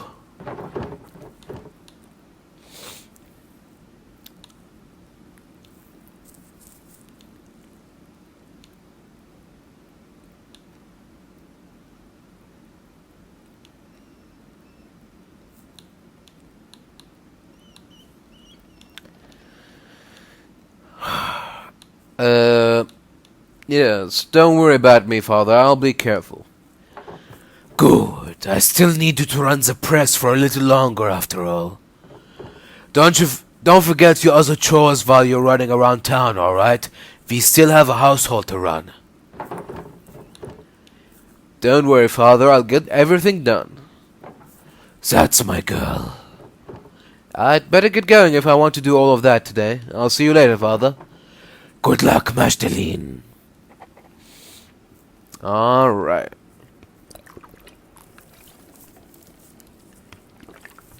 So it seems we have a lot of things to do here.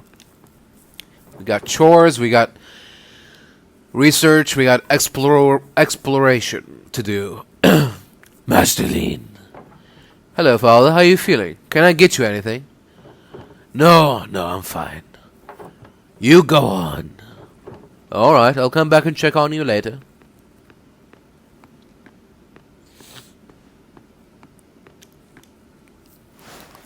Alright. Huh. I guess whoever came in and whacked old Claus was looking for that note, the purple note. It said stop. Alright, so let's start with a little bit of exploration. Let's go to the Roman ruins. Oh, snow is creeping down the mountains. Winter will be here soon. Winter's coming. Oh, wait, what? Can I not I can't access the Roman ruins? Good morning, Magdalene. How's the mural coming along?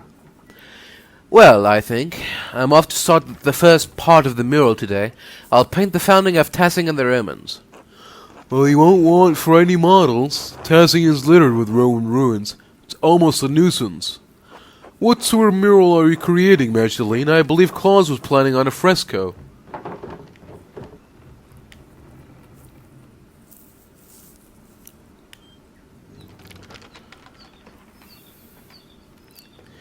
Well, I'll start with the intonacchio and then paint the fresco over it so that I have a clear consistency.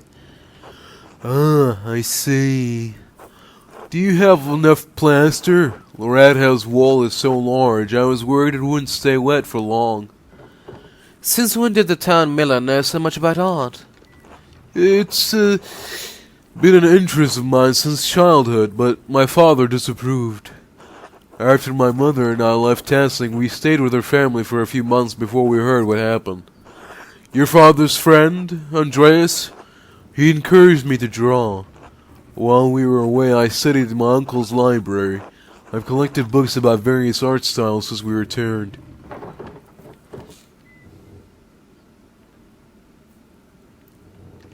I had no idea, Paul. Why didn't you want to paint the mural yourself? I'm not nearly as skilled as you or your father. I know I had my doubts about you taking on the projects, Magdalene, but you're the most skilled artist in Tassing. After your father, of course. Oh, well, anyway, I'm glad the mural is going well. Forgive my sudden questioning about it. I've been so busy preparing for the council's next meeting, I haven't had as much time with Anna as usual. She says I get a bit frantic when I'm overwhelmed.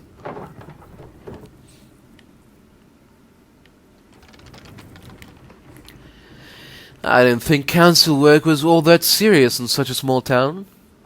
Oh, it's not, really. We're just considering yearly maintenance checks on every house in Tassing. The idea has had quite a bit more pushback than we anticipated.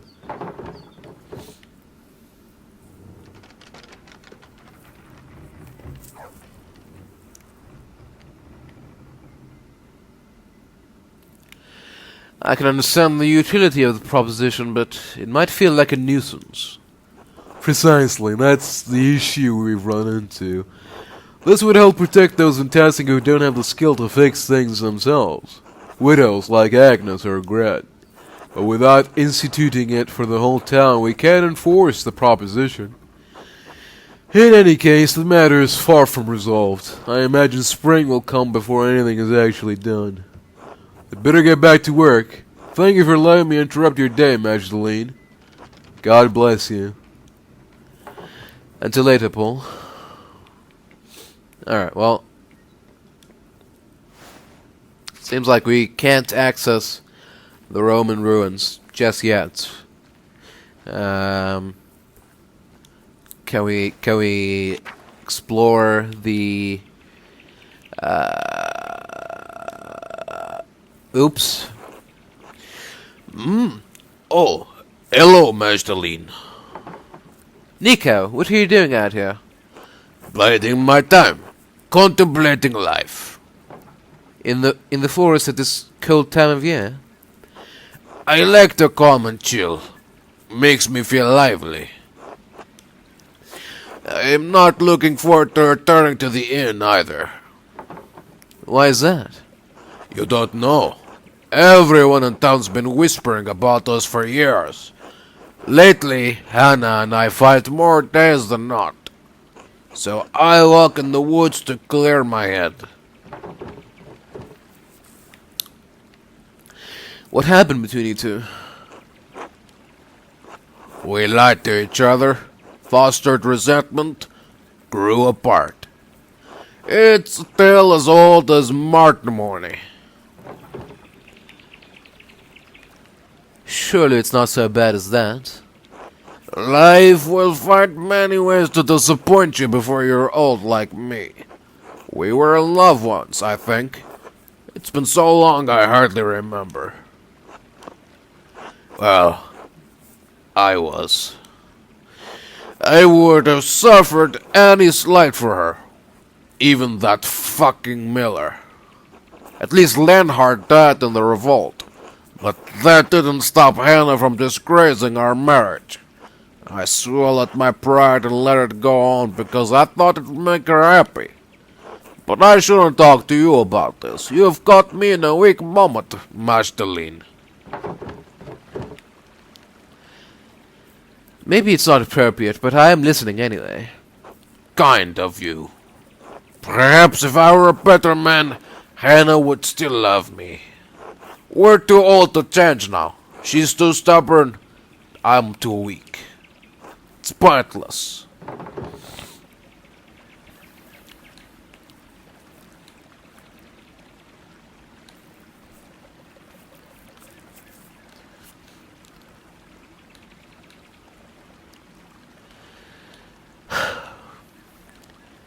Things can be different if you have the courage to change them. That kind of thinking is what got Otto killed. And Peter. Ulrich, too. Were I courageous like them, I'd probably be dead. It's not it's not too late for you and Hannah to find joy again. Ah, youth. What does it matter now? You know, I remember how my father was after my mom died. Always dwelling on the things he didn't say to her, what they didn't get to do because he was too busy with the press. He can't change that now, but you and Hannah still have a chance. No. Our moment has already passed me by. You'll understand when you're older, Magdalene. When you've had time to make mistakes. You will see. I am sorry I burdened you with this. Please, don't tell your father.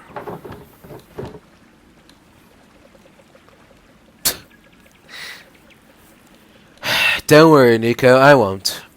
Sometimes we have to keep things from our family. But it's bad for the soul, isn't it? Lying. Until later, Nico. Until then. Anyway, I didn't really mean to do that. I was trying to examine the things on the ground, but... if I have time, I should forage for mushrooms before it gets too much colder. Dad always likes my mushroom soup. So I see some green. Okay.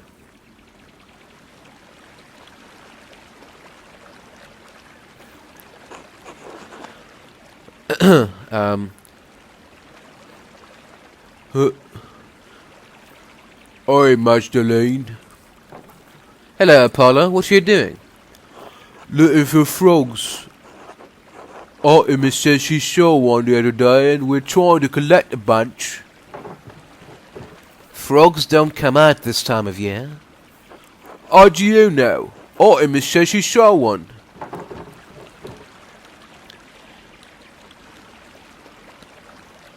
I read it in a tale. Frogs come out with rain. We get rain in spring. Huh. Maybe that's why I only have one. What do you need the frogs for? Like I'll tell you, you'll snitch. I won't. Yeah, right. Sorry, Maz, I'm not telling. You just have to wait and see. Or ask Artemis. Maybe she'll tell you. Fine, I'll go talk to your sister. Good luck, I suppose. Hey, thanks, Magdalene. What's going on here? Agnes gathers chamomile here every blah blah blah. Chamomile is one of the flowers that blossomed over Saint Saviour's grave. You don't say. Okay.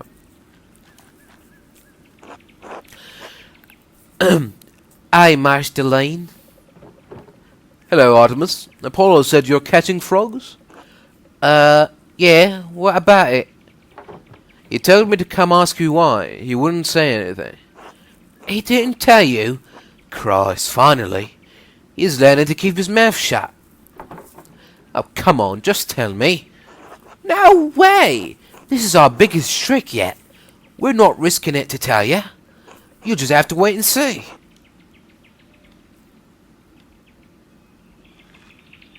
Alright, guys. You keep your secrets, I guess.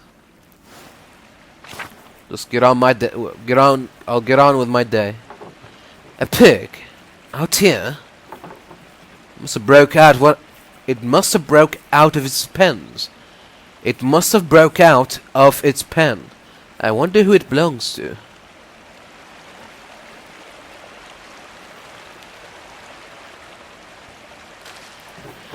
The waterfall is always so beautiful. Alright. Thanks for that. I should gather some mugwort to help break down its fever.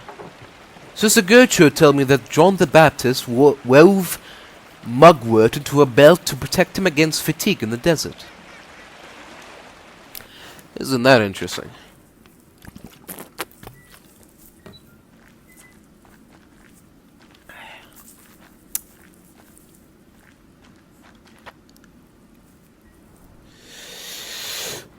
If I want to depict the mural as accurately as possible, I have to go down the shaft myself.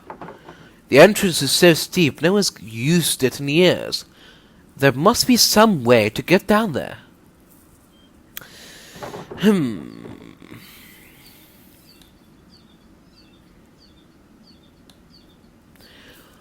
Bolters might have some tools. I'll bet he could help me rig a way to climb down there.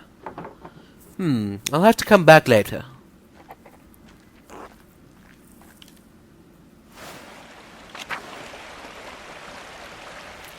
They're not gonna help. I don't want their help.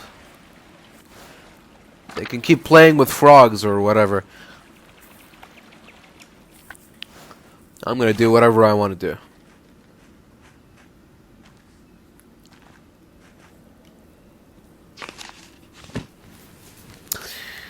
Alright, old salt mine.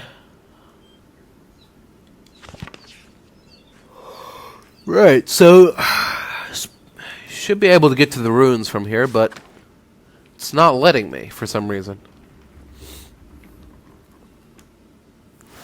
It's just church and meadow. Nothing in between. Alright, okay, well, let's just start digging around and stuff. Cheetah. Morning, Magdalene. How's Claus? Enduring, even when his speech is slurred, he keeps a cheerful heart. I don't know what life would be like without him. Claus was a good man, Magdalene. Tassing is a better place, thanks to him. He's one of the few in Tassing who hasn't been on my back all this time. What do you mean? Don't pretend like you haven't heard. Townsfolk has whispered shite about me for years. So what if I occasionally get into a few brawls? I'm an honest man. I wasn't involved with what happened to Otto Zimmerman. I supported his cause. I've pulled my weight around here, tilled the soil, sorted the meats, provided for Brigida and Kraft. I've done enough brat-breaking work with his family. Can't a man just have a goddamn rest?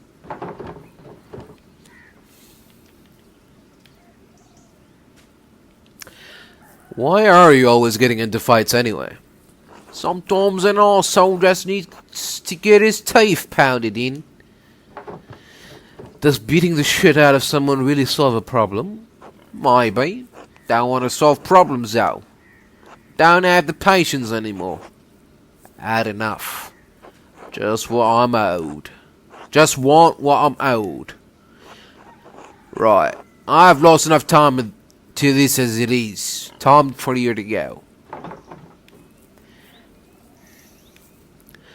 Wait, I almost forgot the reason I came to you. I'm trying to learn about the history of Tassing. I was told you could help. May, what do I know about history?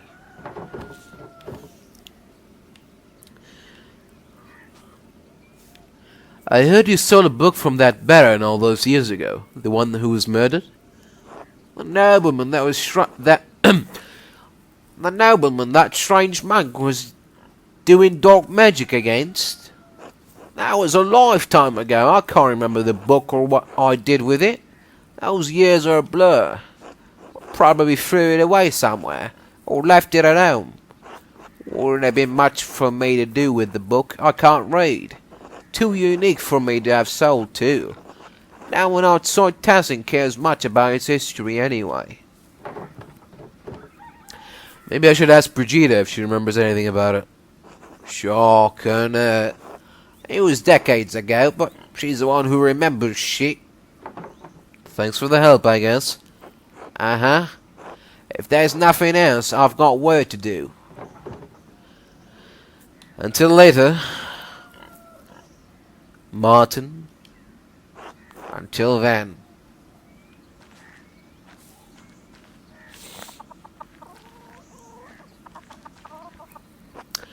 Magdalene, how are you keeping? I'm eager to continue work on the mural. I have so much to do before Christmas. I'm certain it will be the pride of Tassing when you're through. You've always had your mother's talent for art. And how was your dad?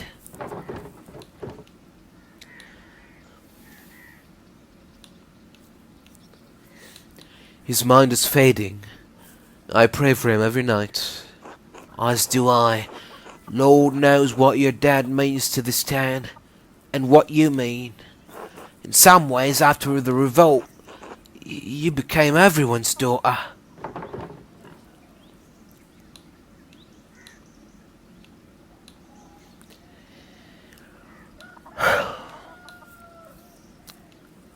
That's a sweet idea. I wish the council saw it the same way. Oh, they mean don't... What?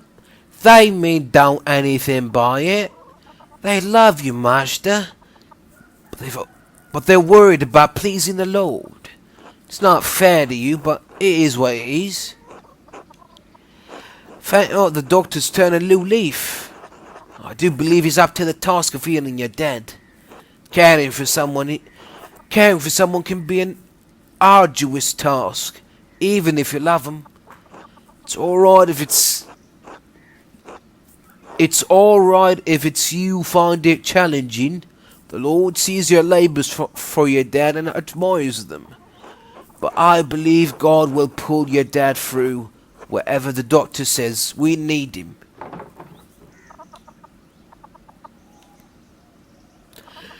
I don't know what I'll do if he dies. I feel crazy even thinking about it. Should the worst come to pass, you will not be alone, Magdalene, believe me. May feel like you are, but have you thought about what you'll do if your dad doesn't come through this? I truly don't know. Best not to dwell on what we can't control. Your dad's fate is in God's hands. If anyone in Tassing is beloved of him, it's your father. But you're a good girl, Master. There are any number of families in Tassing who'd be happy to take you. You have someone in mind, don't you?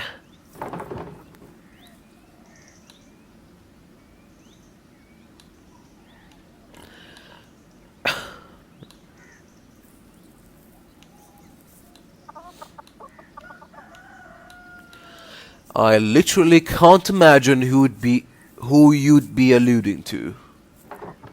There's not a single young man of quality in this town. Not even young Oates. Heh, he's about as subtle as his father.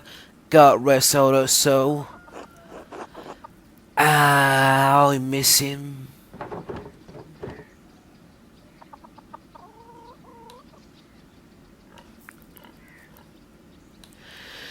I wish I'd got to meet him.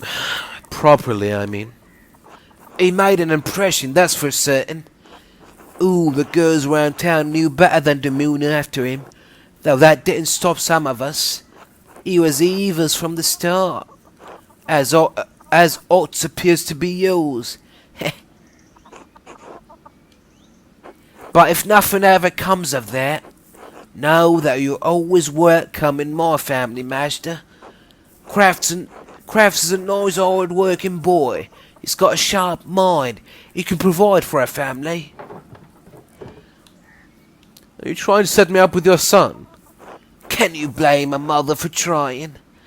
You're a good, respectable girl, Master. Any family would be lucky to have as a daughter.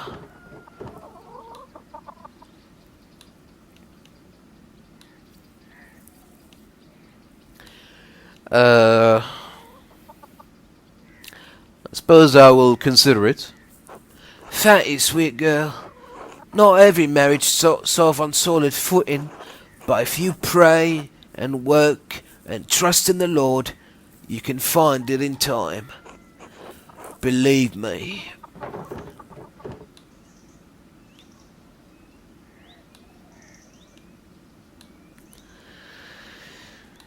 You're not making the prospect sound very enticing. Marriage is our natural state. It's in our homes that we're closest to the Lord. The Lord made us from Adam's rib because he meant us to be a part of men. It would be lonely to never know that fullness of purpose. That's no life for someone like you. You're not the first person to tell me so. That is because your elders were wise, Master.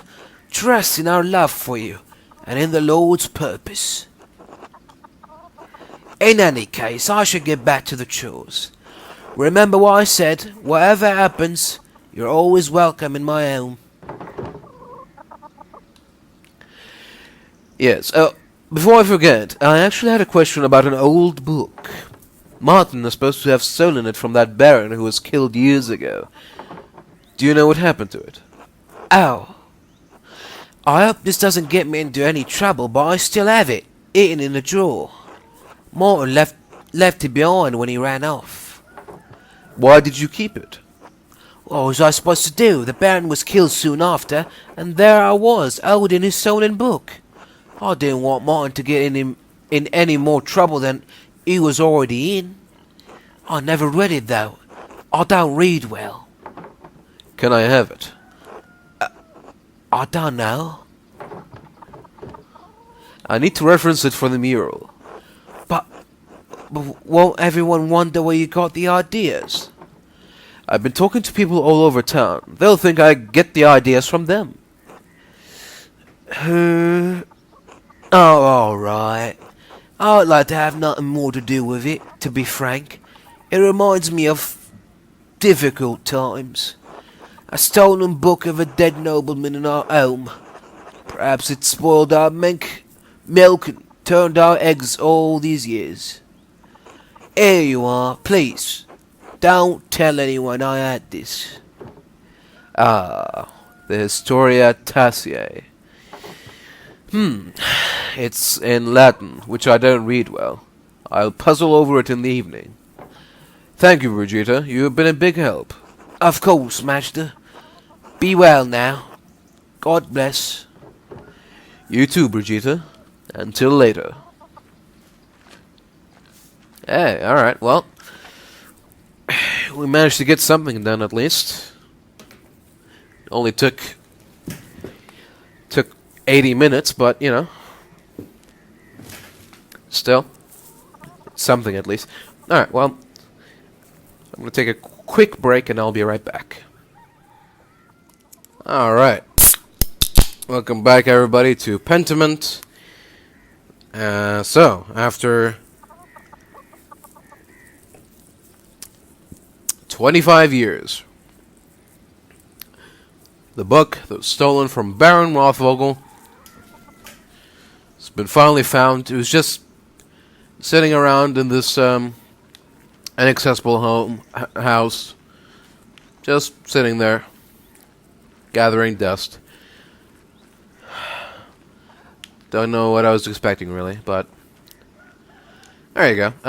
Alright, well, I believe we were trying to get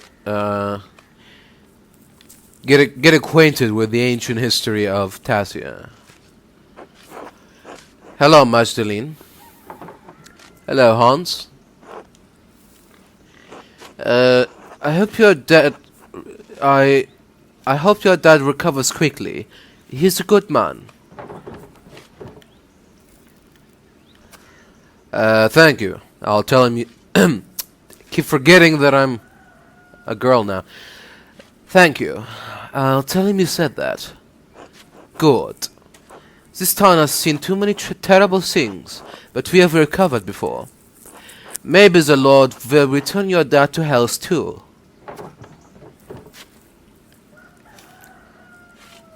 Whether the Lord intervenes or not, I'll care for him the same. You are a credit to your mother, Magdalene. Claus is lucky father. Be glad you have this time with him, I say. Wish I'd had as much time with Heilwig. Anyway, I should get back to it. Until later, Hans.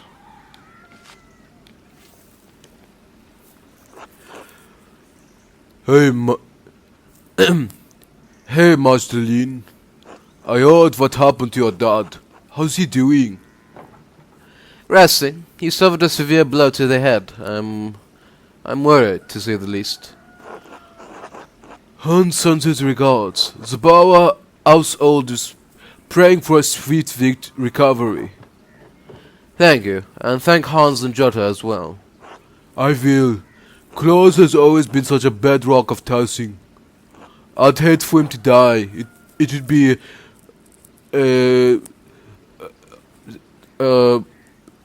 sorry. It's fine, I fear it as well. It's best not to ignore one's fears. Do you miss your father? Your real one, I mean. Do I miss him?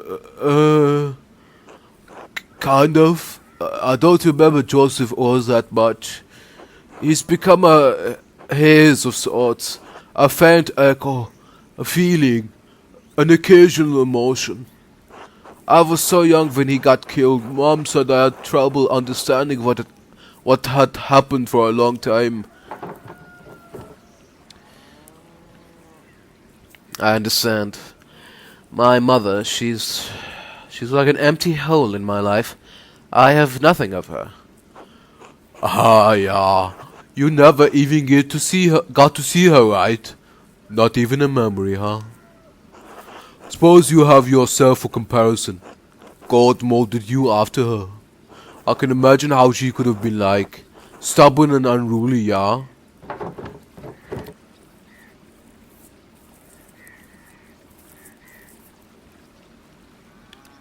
I'm not stubborn and unruly. Ha ha ha ha. You don't have to believe me if you don't want to. Anyway, the winter draws closer, so I got a lot of preparations to take care of. I truly hope Claus recovers soon. God look after you both. Until later, Simon.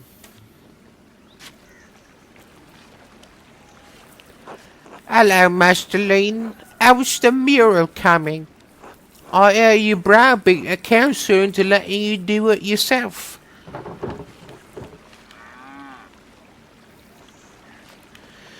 Took some work, but I convinced him to let me paint the rat house, yes. Well, it's good to see those stubborn bastards can be moved. God may have made man from dust, but I swear he left some of them with rots for brains too. Did you know York was by to check on my hinges? I've had enough. I've had about enough of their silly projects. That Zimmerman boy seems to have a good head on his shoulders, though. Once you're settled down with him, you'll have a good life ahead of you.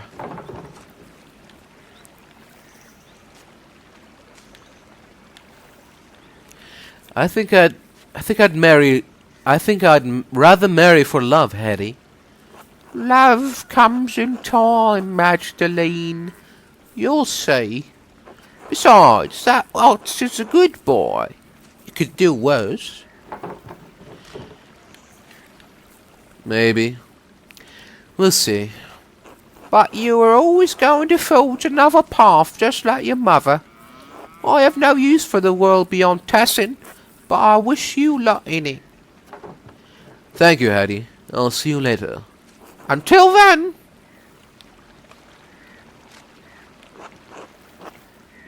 Alright then. Yeah, so anyway, like I was saying, it's time for some history lessons with the local townspeople of Tassing. Magdalene, dear.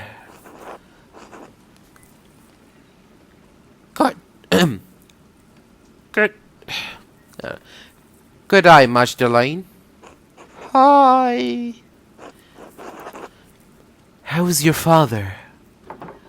He's doing better, I think. We're lucky to have Dr. Stolz in Tassing. He's a hard worker. May God bless Claus with a speedy recovery.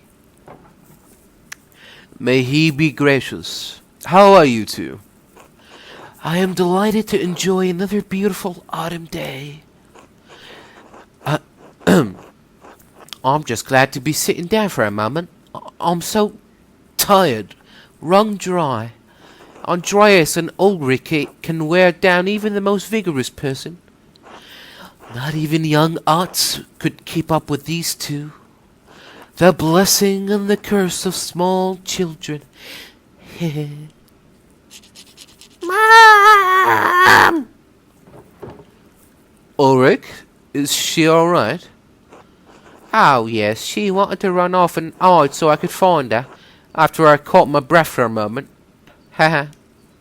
I don't think she appreciates me taking this long. You're not playing along. You're not playing along, Andreas, hiding like your sister. No. This young man won't lose sight of his mom. Say, Magdalene, could you perhaps go find Ulrich in my stead?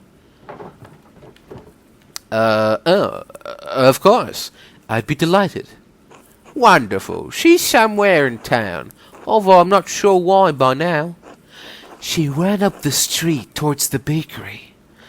I imagine you can find her by the giggling. Hee hee. I'll be off then.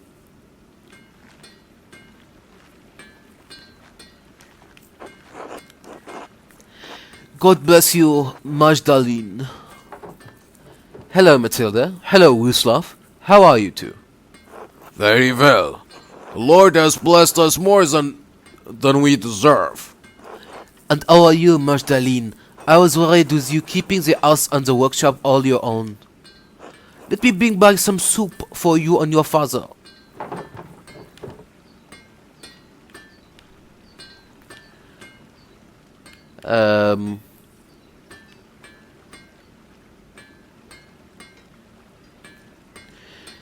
You're very kind, Matilda. Thank you.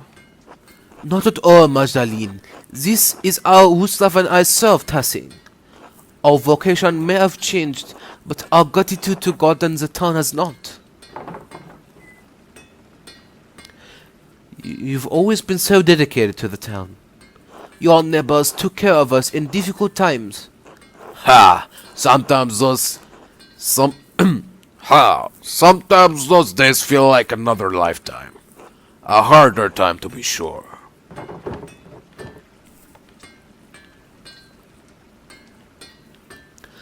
Life feels pretty hard now. I can't imagine you've had an easy time of it. A nun's life can be a challenging one, but I never had to deal with the difficulties you do now, Magdalene. What about your old life? What about your old life was difficult for you? I struggled with my vows, my discipline. I couldn't live as my sisters did.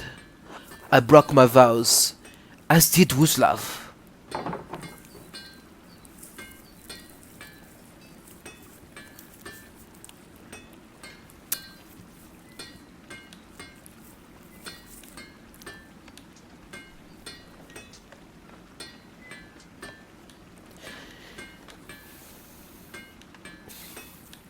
I really want to say it, but it's too mean. It's too stingy. You fell in love.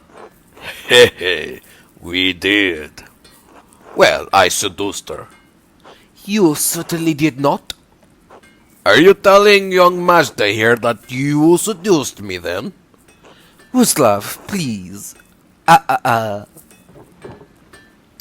So you left the abbey. Though no one learned of what we did, the matter ate at my heart. That and being falsely accused of murdering the old baron terrified you. And rightly so. We all must account for our sins, Magdalene. I was afraid I would account for mine sooner than I thought. Those were the hardest years of my life. I repented and prayed to God to absolve me. But the Lord always provides, even in the darkest days. The abbey's destruction gave us a second chance.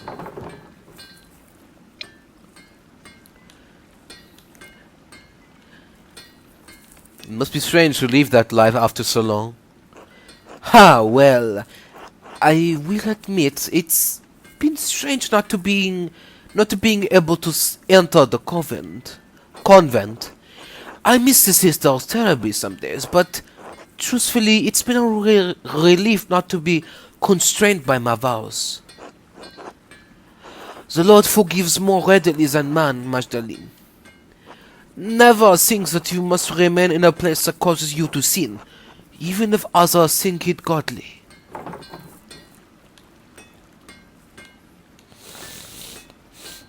I never realized you two went through so much together. Revolt covered up many sins, yes, including many of our own. Only by the grace of God are we in this life together. May it be many more years before we part. God willing. Anyway, Magdalene, I'll send that soup over to you shortly. Thank you, Matilda. God bless you, Master. God bless.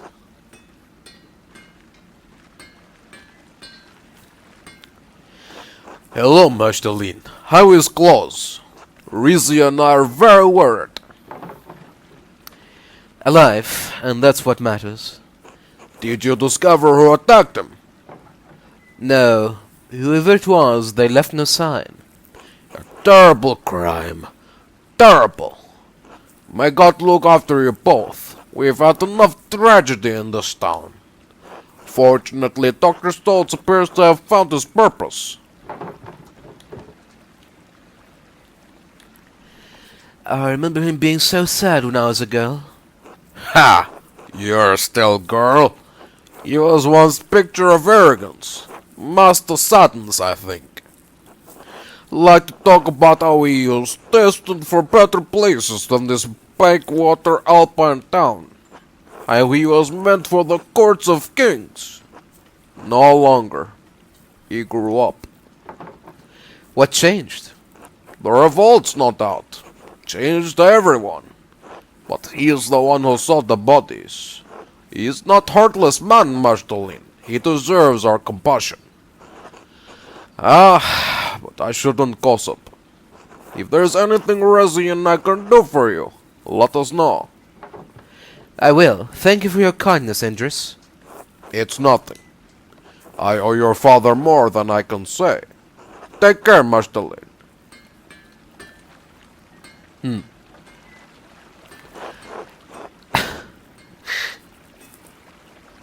Hello, Mr. Streckelin. How is Klaus? Andres and I have been terribly worried. Dad's spirits are high, but he still gets headaches and spells of dizziness. If there's anything we can help you with, let us know. Andres is always ready to provide. He and Klaus have been friends for a long time. If you don't mind, you weren't born in Tassing, am I right? No, I'm originally from Innsbruck. How did you arrive here? The twists of Providence are sudden and unpredictable. I was but a young girl selling all manner of wares on the market, pots and the like. One day this man appears to the stall, all jitters and nerves, stammering over his words, but charming in a way. We spoke at length. I was intrigued, and soon enamored, as if a candle had been lit. Andres is a man of talent and means, after all, blessed with a kind soul. How did it feel to leave home for someone, somewhere far away, uprooting yourself from the life you had? Frightening, to be sure. Leaving Innsbruck, my friends and family behind. But it was exciting as well, going off to find new opportunities and build a new life. There wasn't much I had to look forward to in Innsbruck. Few prospects for a poor girl. I couldn't see myself sitting at the market, continuing to sell odds and ends. Sometimes there are risks we just have to take.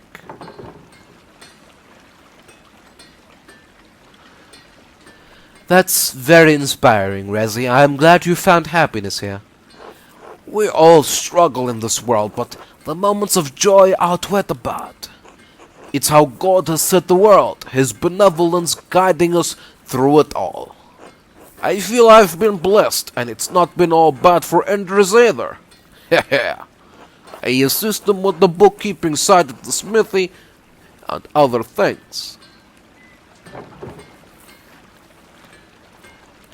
Thank you for telling me about your past. It's nothing, Magdalene. I hope it has provided you with some encouragement.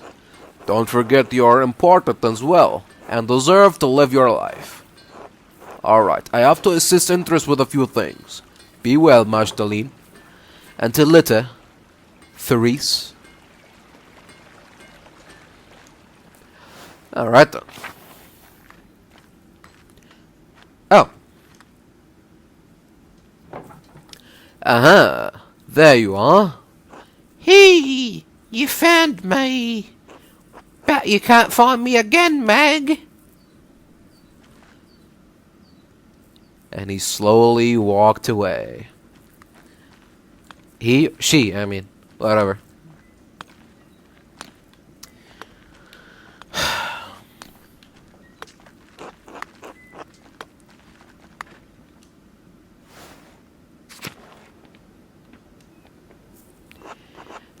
Good morning, Magdalene. Brisk weather today, isn't it? And still Craft is out there, working with Father Thomas to repair the church. I worry about that boy sometimes. He works the stone, but I'm not always sure he has his mind set on it.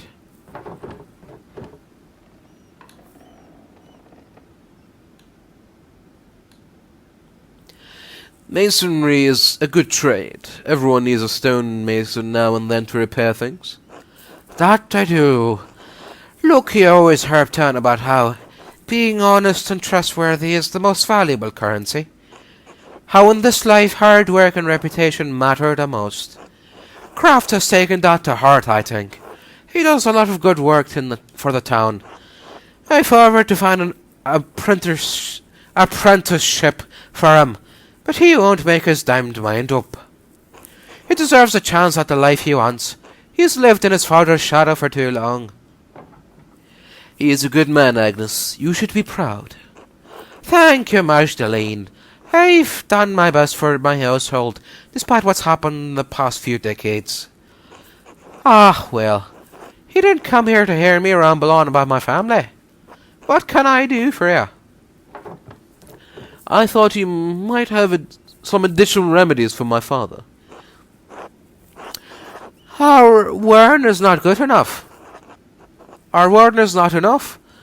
I understand Klaus's condition is dire, but I thought Werner would be able to provide something. I thought some more traditional aids might make a difference. Yes. I don't trust everything that Werner suggests myself. Let me see what I can whip up. I can't promise anything, but God willing, I pray it provides some small help. Thank you, Agnes. Of course, Magdalene. Take care. Did you give me anything? No? Alright. Guess I'll be on my way.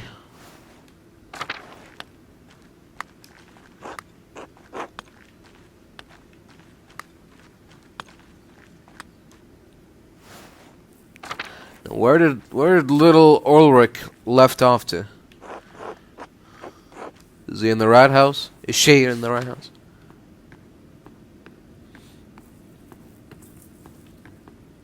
Nope, nothing here.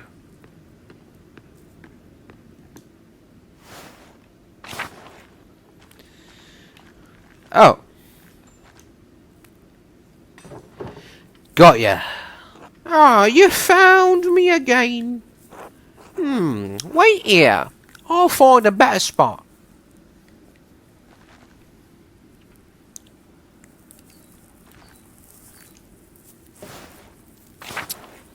Alright, good luck with that.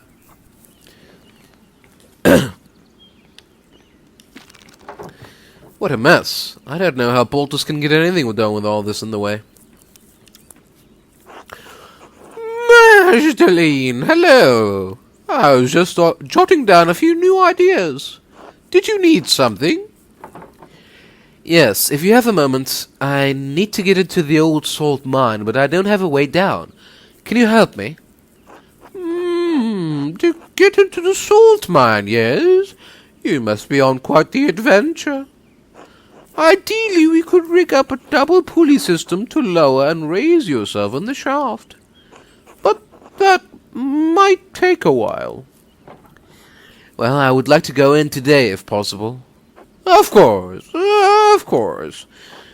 Would a good length of rope suffice? You could brace against the wall of the mine shaft. Are you strong enough to support your own weight? Against the wall, I think so. Excellent. Thank you, Boltus. Of course, of course. Here you go. Do be careful, though. Make sure the ropes are secure. I will. Until later. Good luck, Magdalene.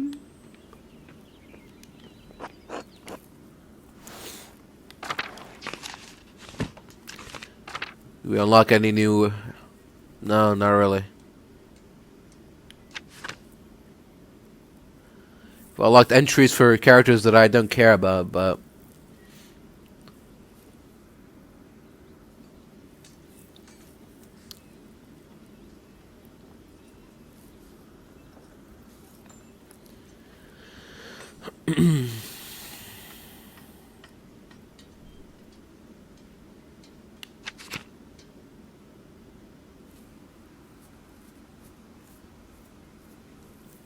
I see. Grandson of the late Till. Okay. Well, anyway. Hello, Master Lean. How are you? Well enough, considering the circumstances. I am glad to hear it. You're being admirably level-headed given your challenges. For what it's worth, though Close and I haven't always seen eye to eye, I've always respected him.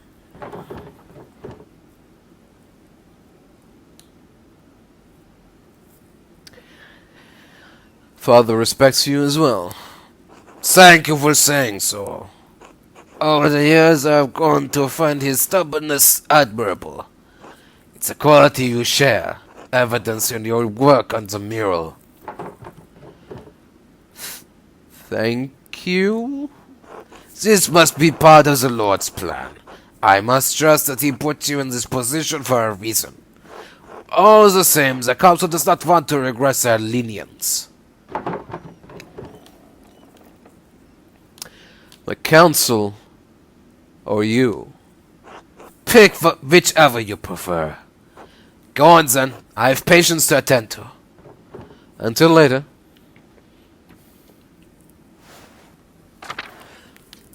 Yeah, there's something odd with him. Seems like he was the only one who didn't want the mural painted, and then when I suggested that I take over, got really upset about it, because that means that he's gonna have to come after me too now, and you know, it's like, oh, what do we have here? You can't hide from me, little bean.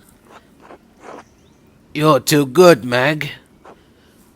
You're too good, Meg. I'll go find Mum now.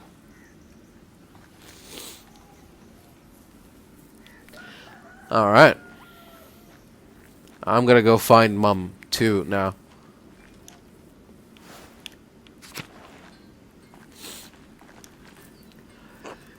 Hey, Mags. Got you away with the mural, huh? I didn't expect you to convince the council like that.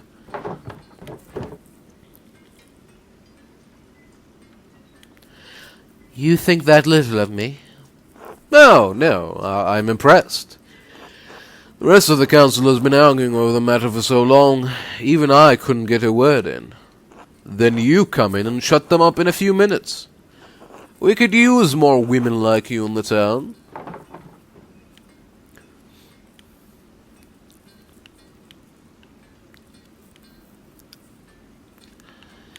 There are plenty of opinionated women in town. Want to let us join the council? Yeah, well, you'd have to take that up with the Lord. Besides, I don't think any of them are as hard-headed as you. You're the exception, Magdalene. You always are. Clearly you've forgotten about Agnes. She doesn't suffer fools gladly. That's not what I meant. She's not... never mind. Forget about it. Anyway, setting up to the council like that was great. I know I'm on the council, but sometimes it doesn't seem like I have any influence.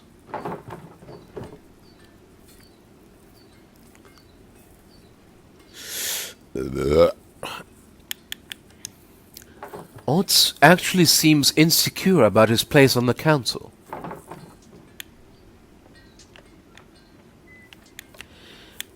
He may be an arse sometimes, but I don't like to see him so upset.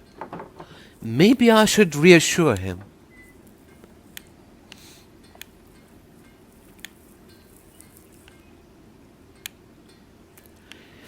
You do, though. You vouched for me to do the mural in the first place. Only after your dad did. I still feel bad about that. Should have stuck up for you. Being the youngest one on the council has been harder than I thought. I know Boltus and Werner don't think I'm capable, and even Paul has warned me about being too rash. My father died trying to make a difference in this town. All I'm trying to do is carry on his legacy, but it seems like the others won't make room for any change.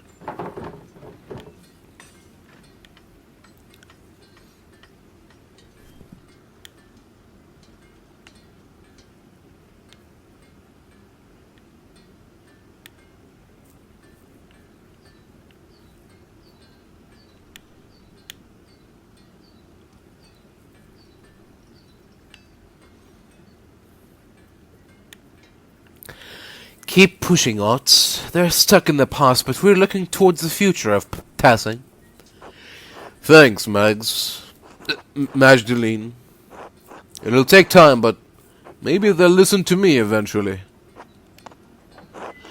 Well, better get back to it. See you later, Mags.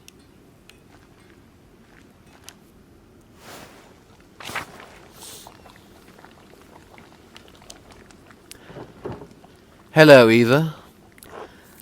Majda, darling. Ots isn't here, I'm afraid. I wasn't looking for him. No? Are you sure? I think he wandered off towards the rat house. Something about the council, but if you ask me, I think he's looking for you. Doesn't he do any real work? Oh, yes. He's always working at the town council business these days, and he's still working at mastering carpentry, too. I suggested a few years ago that he take up an apprenticeship, but he was determined to remain in Tassing.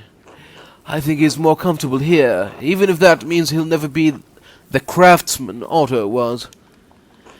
I help him how I can, but there's only so much I know how to do. Besides, I think he feels like he's taking care of me instead of the other way around. Funny how time does that.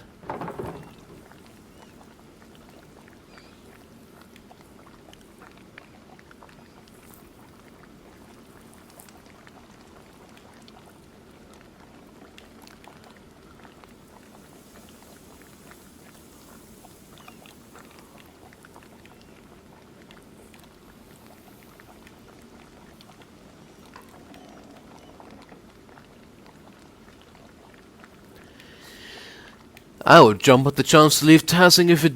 I would jump at the chance to leave Tassing if it didn't mean Dad would be left alone. I imagine Ots felt the same. Oh, I wouldn't have been alone. I have Mom and York and the rest of the family to help take care of. Besides, they keep me busy. I'll never want for anything with Ots in the community here in Tassing. I miss my husband, but I'm proud of Ots. He's growing into a capable young man. I'm excited to see him grow into a husband and father. He'll make a wonderful partner. Whoever he marries will be a lucky woman. It's about that time to start finding a match, too. It's wonderful that God bless Endress with a wife at last, but I'd rather not have Ots be in his position. Better to marry earlier while he can raise a family. Anyway, I'm sure you have things to do. I'll let you get back to them. Always good to see you, Major. You too, Ava. Majda! Hello, Christina. Did you see the froggies on Sunday?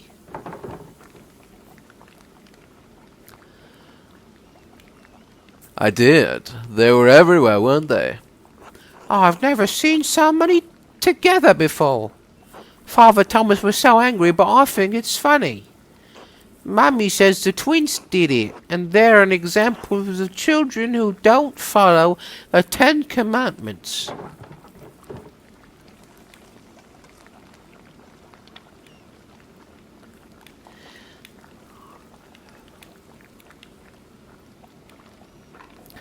Well, everyone makes mistakes. That's why we confess our sins and do penance. Does that mean they won't get in trouble with God?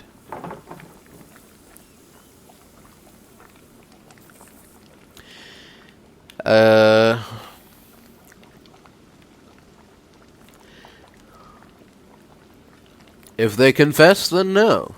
God will forgive them and they won't be in trouble. Oh, good. I'll let 'em, even if you adults have to scold them. Mum scolds me sometimes too when I do something bad. That's why I try to listen to her and behave and say my prayers. You're a smart girl, Christina. Thanks, Magda. Mummy says so too. Okay, then. God bless you, Magdalene. God bless you, Till. Do you have a moment? Of course. What do you need? Art says you've been obsessed with your painting. I'm looking into the early history of Tassing for the first part of the mural. Mother Illuminata said your grandfather read about the history of the town? Ah, fertile fields, that is. Seemed like old potsherds and Latin trivia were all he ever talked about. All of Grandad's reading came from the Abbey's library, though. How do you know what happened there? Poof! Up in smoke. So you didn't have any of his old books? Only a few. Grandad tried to buy some when the Abbey fell on hard times, but they were too expensive. But I can show you something better than books. Anything would help. Right, so we don't have any books on the old pagans, but we do have their stuff. Shards of ceramic pots and animals, bricks from what looks like to be an old forge, mountains of salt. Even found a little bear carved from amber. Where did you find all this stuff? It's not just me. Carl finds things. Fabian, too. Any farmer would tell you the same. It's all out there in the fields, under the dirt. Can't go one season without turning up something. Where are you keeping these things? Nowhere. We just toss them into piles with the rest of the rocks and root clumps. Root clumps. Sure, it's interesting, but we can't do much of anything with the stuff except look at it. What do you think it all means? I don't follow.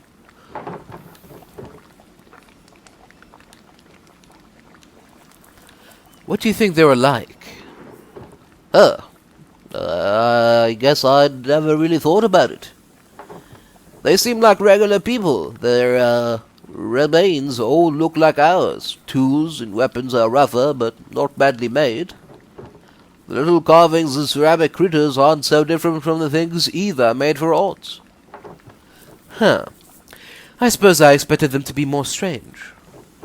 Because they weren't Christians? No doubt they were coarse, but they don't seem especially violent, not like the church says. Not so different from today, really. Earlier you mentioned something about salt. Did the pagans start the mine? Had to have, I'd say. Most people think it was a Roman project, but I think the Romans just dug out what was already there. That's why Tassing was so important to the Romans in the first place. Salt. I'd always wondered why they'd settled in such a small alpine town. Do you think there's anything left of the pagans down there? I don't know, but anything they left would have to be better preserved than what we dig out in the fields. Magdalene, tell me you aren't thinking of going down there.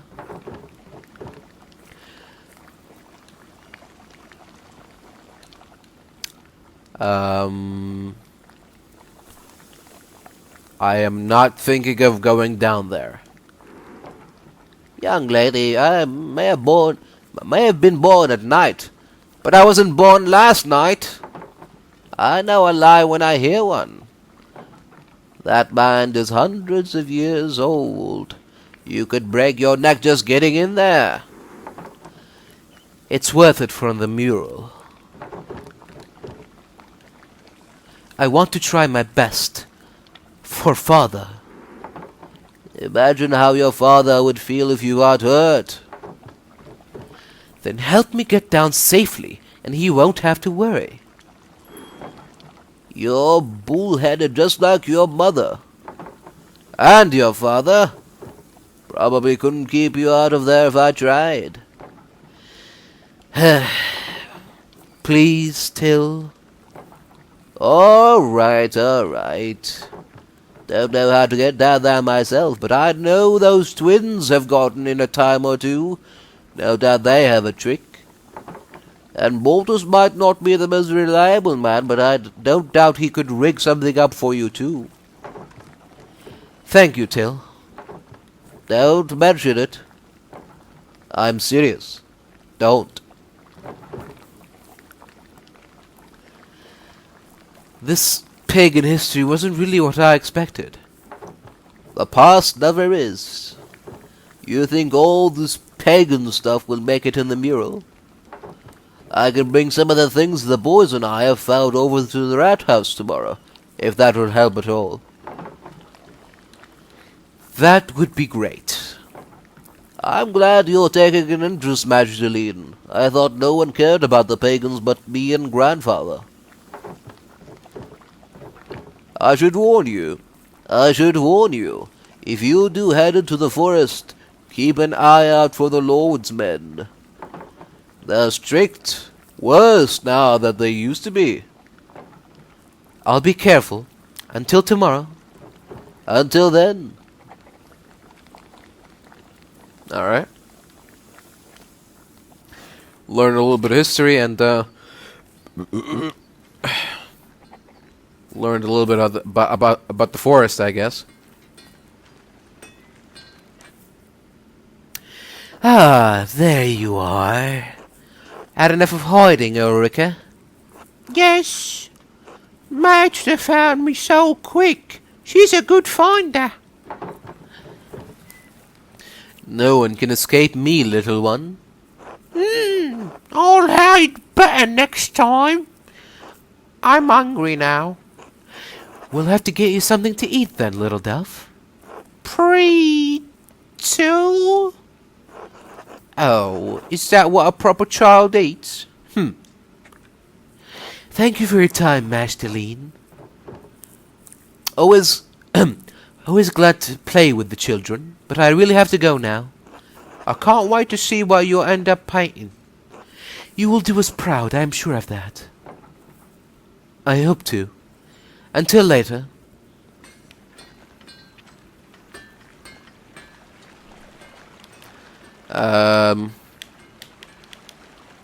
Right. El Peter next. So, there he is. Hello, Peter. Can I talk to you for a moment?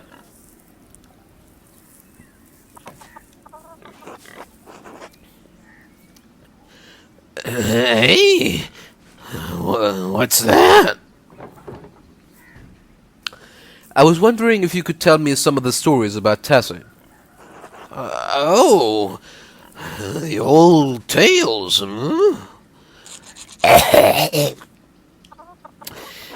It's been so damn long since anyone had a thought to ask me about what I know. But there's still a few of the old tales knocking about in this skull.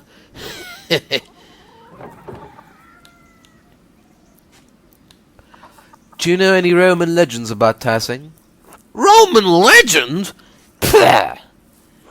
I don't bother with stories from outsiders, or tales of gods that aren't even our own. Romans did nothing but conquer our people and destroy this town. We've spent generation after generation building Tassing back up from those days, and still our traditions keep dying, with no one to carry them on. Only Ursula's giving a damn about them these days. That's why I want to know, Peter. These stories need to be on the mural. The mural, Fine. But I don't know any of the old Roman shit. So what can you tell me about the myths of Tassing? Plenty. The Romans weren't the first ones to live here, you know. There are spirits older than the saints that live in these woods. Older than the Romans. They protected Tassing before St. Moritz ever set a blessed foot in town.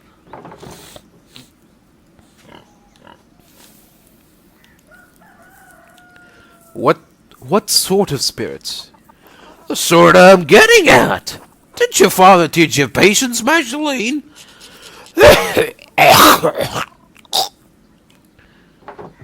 I'm sorry. It's Perchta and her wild hunt that scare them evil ones away. They've protected Tassing since its founding day. Long before those Romans, our ancestors, roamed these mountains under a great chieftain called Ratus. Now folk weren't as kind as they are now, and the tribes fought one after another. The tribes fought one another for the best land. The old chieftain was a yellow-bellied coward who neglected the old gods. He was too proud to make offerings. Because of him, the gods favored other tribes, and Ratus's people had no land to call their own. Instead, they wandered through these mountains and valleys, hunting and gathering what they could to survive. One day, when winter was approaching, Ratus went hunting and found a wounded wolf tangled in a trap.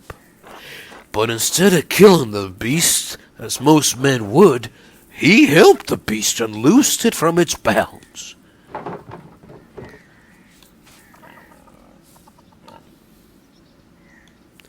Sounds like Ratus was a bad chieftain too. Even I know it's foolhardy to let a wolf loose when you are hunting. Then you'd miss the wisdom of our ancestors, girl. The old gods are keen to repay favors done, and Perchta is the goddess of the wild hunt. The wolves are her animals. She leads the wild hunt, and the wolves lead the hunts of the forest. Back in my day, folk knew it was bad luck to kill a wolf. Now, I'm the only one who remembers these things.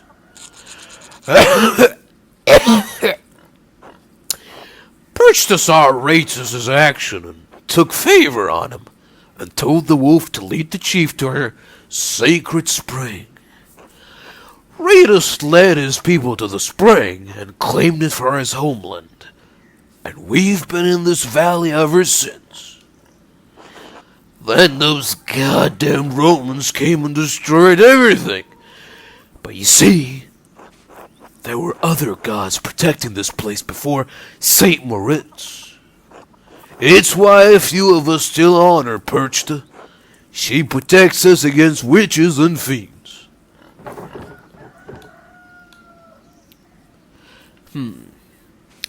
Well,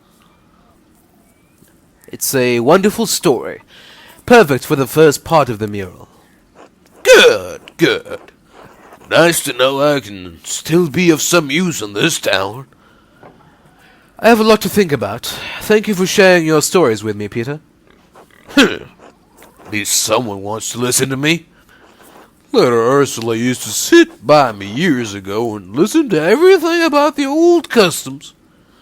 Too busy for that now, of course, but you might talk to her. She might remember more than I do now. Used to listen to the widow, too, old Attilia. Knew more about the old ways than any of us. I'm tired. Talking so much has made my jaw ache. I'll leave you to rest then. God bless you, Peter.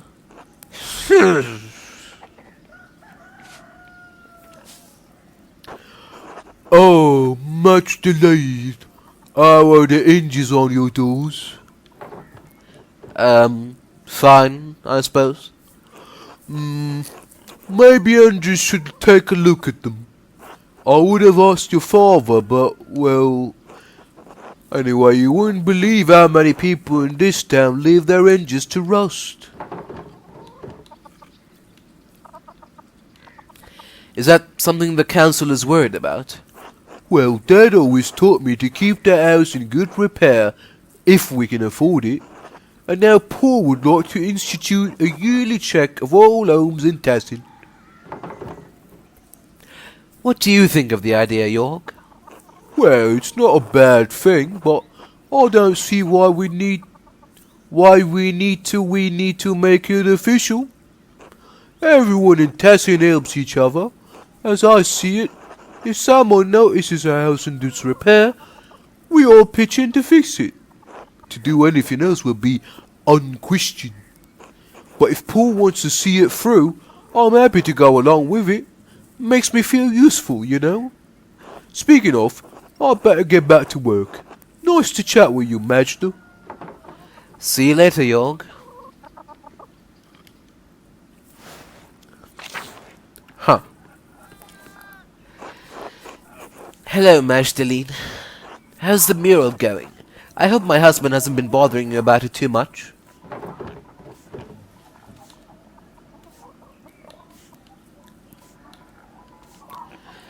Is that a concern? Ha! The council likes to meddle in things they ought to leave alone. My husband less so than some, but those men are all bad influences on each other. Now they're chattering on about a yearly check of the hinges on every door in town. Hinges? Who gives a damn if the hinges on our front door creaks? They're just trying to keep the town in order. They'd do better keeping themselves in order first. Anyway, I think it's good of you to be working on the mural. I wish Artemis and Apollo would take interest in something like that. Speaking of, have you seen them around anywhere? I asked them to look after the chickens, but they've disappeared. They're catching frogs in the forests. For some reason. Ah, those two. What do they even need frogs for, anyway? Father Thomas says they're only so much trouble because I named them after Greek gods. He says those names have power, but I still like them. Besides, Apollo and Artemis were gods of virtues. If anything, they should be more well-behaved.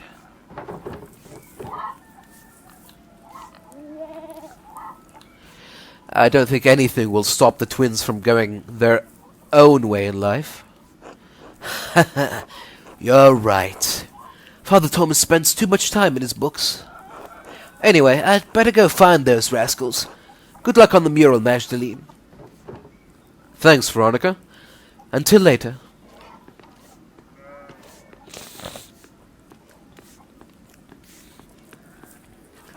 Hello, Magdalene, dear. How are you? How's Claus?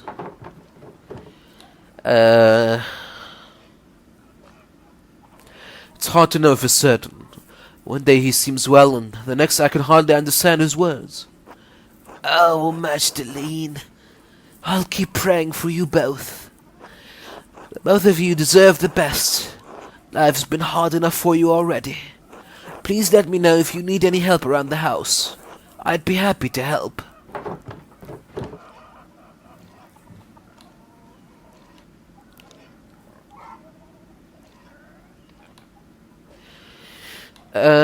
Could you teach me the wonderful way you prepare pots? Eva showed me once, but I've never been able to do it. Ah, yes.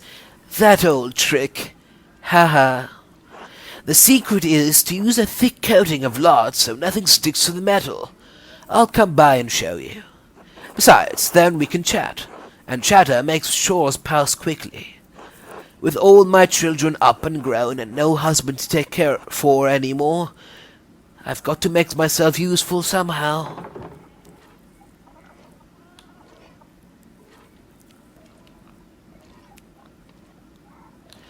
Why bother?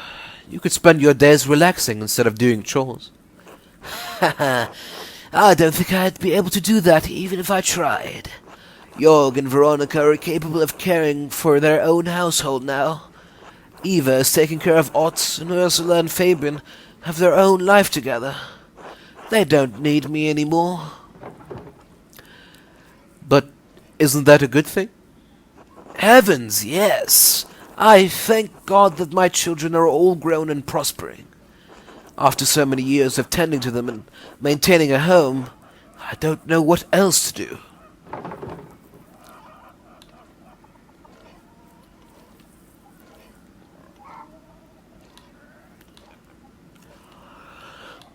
You could always find something new to do. Keep busy by helping Gret in the bakery or something? Jorg has been telling me to rest more, but you're right. I'd rather keep busy as long as there's life left in these old bones. Well, that's settled. I'll come over to help around the house soon, all right? I'll see you then, Clara. God bless you, Magdalene.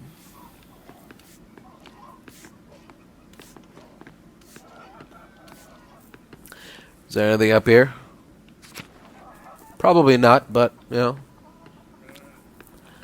Just had to check. Alright. Seems that we're done here.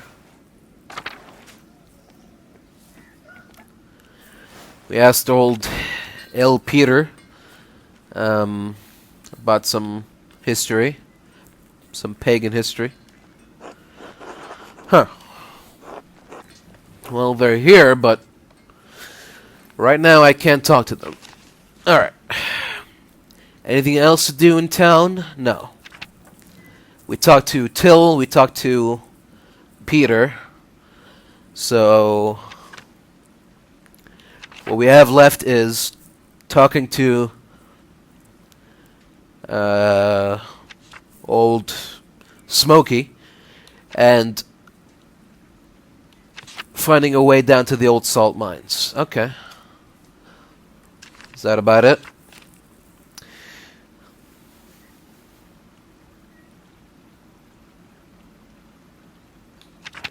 Key to salvation. Are up to something? Huh.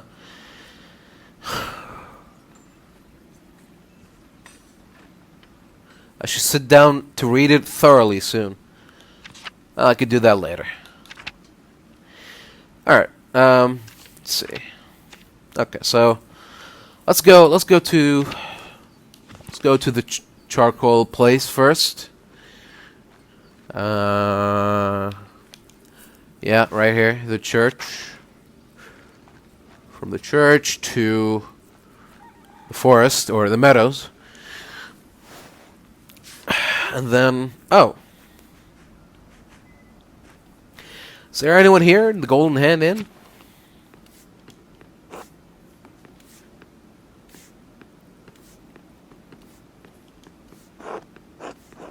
Alright, well, he's back.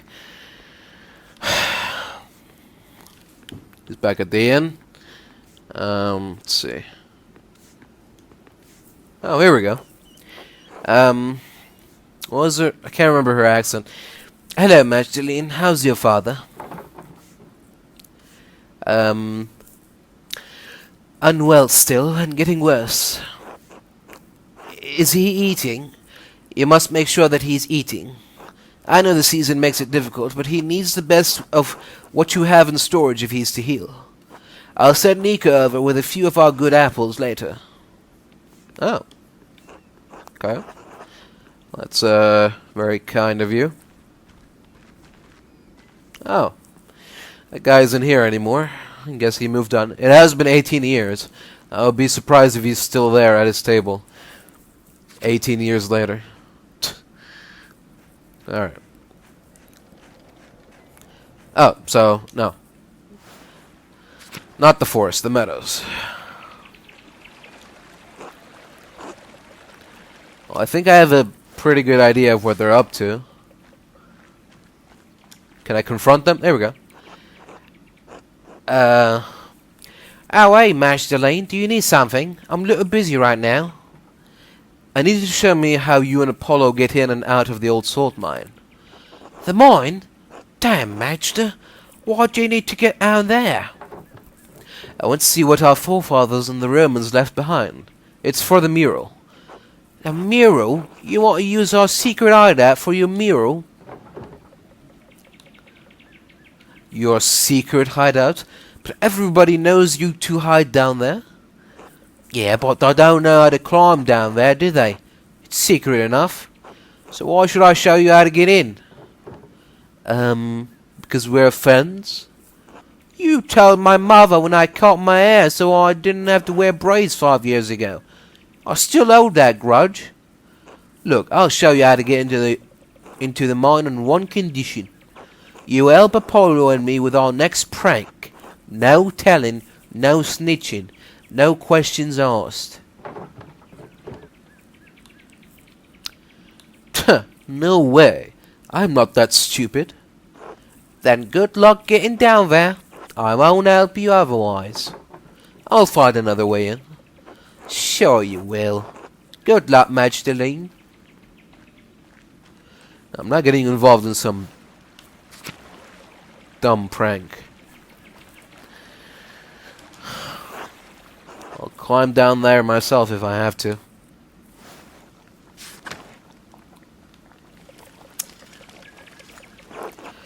Hello. Is there something I can do for you? Knives need sharpening?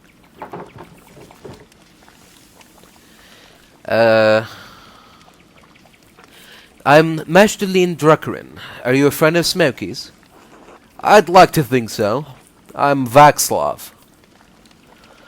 I'm a tinker. Travel around and help people out with sharpening knives, little things like that. Druckerin. Are you a printer's daughter?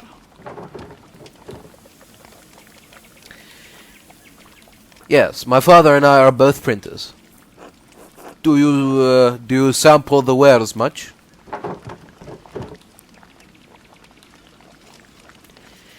Yes, I read books.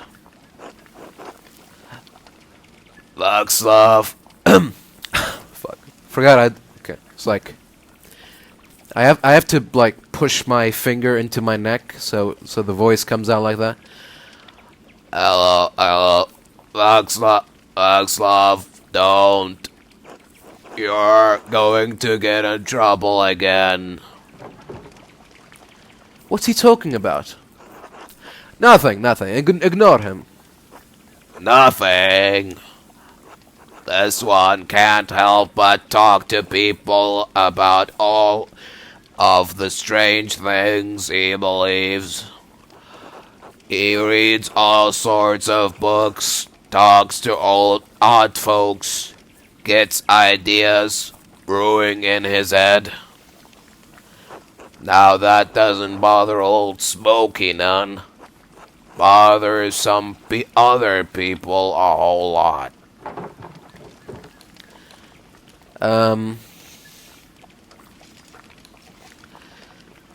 Who? Priests? Some people with limited imagination. Inquisitors. 2 inquisitors. No need to overstate the danger. Do I want to know what happened? A long time ago. I got into an argument with some people in town. They told Father Thomas. To his credit, he told them to let it go, but somehow an inquisitor found out. Anyway, I had to leave for a while. So, books? Strange ideas? Yes, the host, the Eucharist, the bread and wine, body and blood of Christ. Holy Communion, what about it? More and more people are writing about rejecting transubstantiation. The idea that the bread and wine of the Eucharist literally becomes the body and blood of Christ. Here we go. Yes? Well, there are 2 ways to look at it.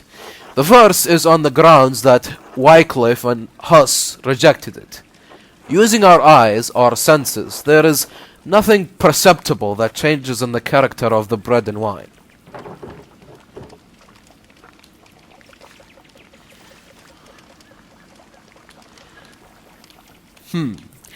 Doesn't mean it hasn't actually changed, though. But that brings me to the second point. Even if the bread and wine turn to Christ's body and blood, why is that necessary for spiritual communion? We are bound by flesh, attempting to reunite with the light of God through the Eucharist. The act, the observance, unites our will with that of Christ. He is present in us through the remembrance, not the physical act. So what does that matter? Are you saying we shouldn't take communion? No, no, there's nothing wrong with taking communion as a rite or act. But if you accept what I'm saying, there are other things I'd like to discuss. I'm not listening to any of this. Are you ready to hear why it's important to disbelieve in transubstantiation? Yes, I'm certain this is leading somewhere good. I can't tell if you're being sarcastic, but alright. This all starts with Lucifer creating the world. Excuse me? God was the Word, and the Word was truth, and truth is light. The light is God's will. God's light contained aspects, what we consider angels, facets of his infinite intellect. One of these aspects separated itself from his intellect, and manifested in the darkness as the corrupt will, Lucifer. The darkness. To exist outside of the boundaries of God's infinite light, the corrupt will brought into being an equally... The corrupt will brought into being an equally infinite darkness. Within that darkness, Lucifer cast his false light, a corrupted imitation of the divine intellect, to create the world. All material in our world is inherently a corrupted manifestation of that false light. We still have a connection to God through our intellect, but it's flawed by existing in our physical bodies.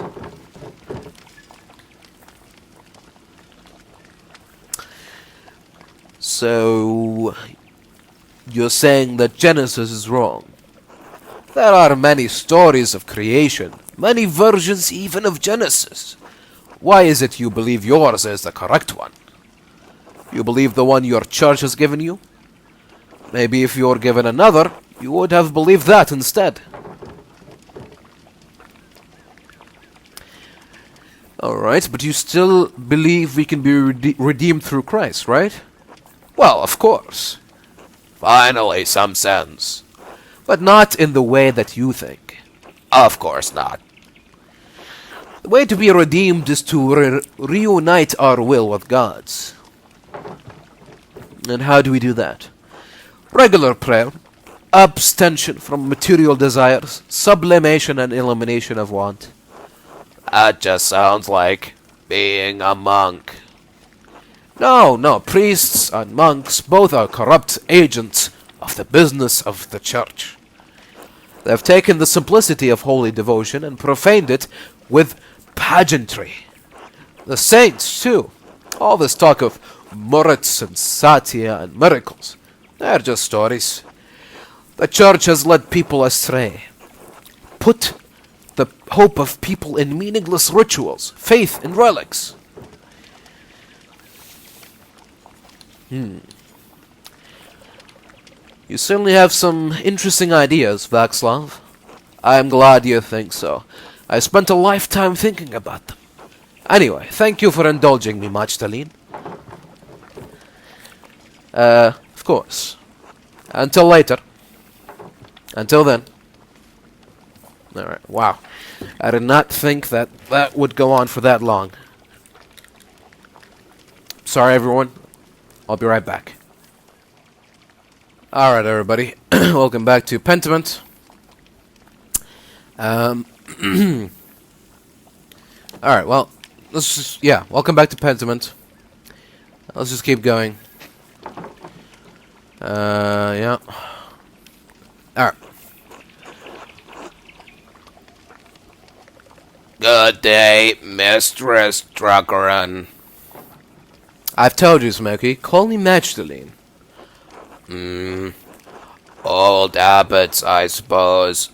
What brings you to my corner of the woods? More gossip.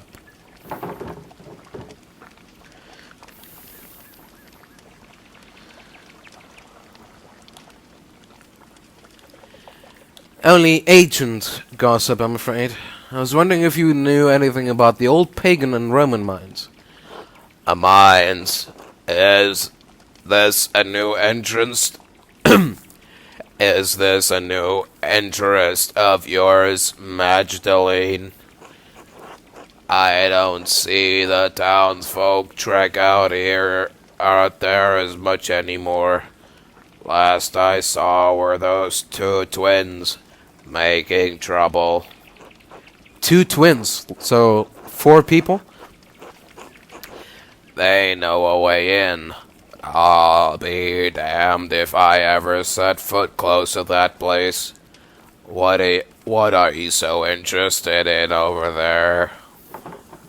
The mural in the rat house needs a section about the earliest days of Tassing. The mines are the oldest part of Tassing, and you keep a keen ear. I thought you might have heard something. I don't know about getting down into the mines. I do know a fair few stories about them and the other Roman ruins around here. The old stories my father used to tell me when he was the burner of Tassing. The one about Mars and Tassiae, the nymph, was always my favorite, though I blame that on my youth. Tassiae, like Tassing. Mm-hmm. Folk named the town after a pagan god. A Roman one at that. I don't mind telling you the tale, Magdalene, but I warn you, it's a bit bawdy.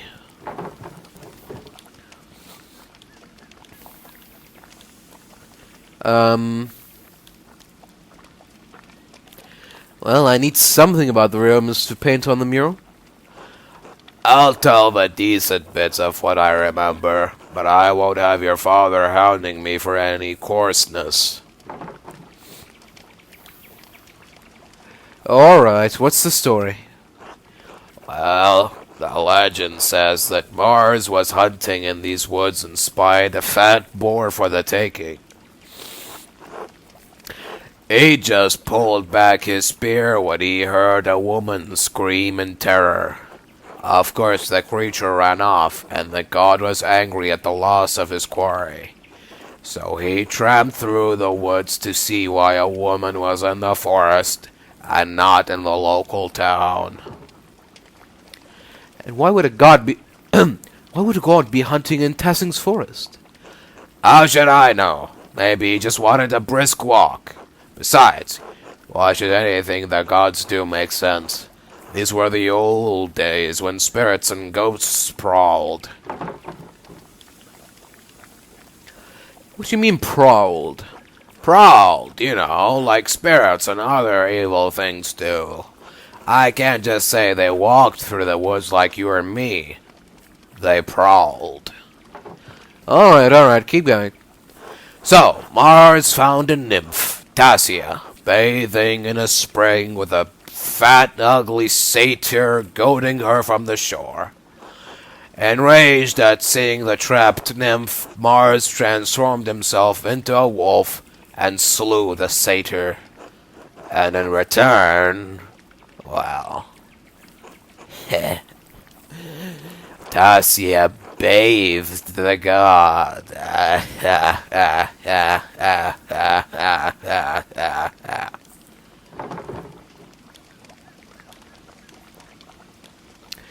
I see. I did warn you, Magdalene. When Mars left the pool, he dripped onto the ground, and it blossomed with flowers and He dripped what? What did he drip? He planted his seed, as it were, into the ground? and it blossomed with flowers and crops. They say that's why this valley is so fertile.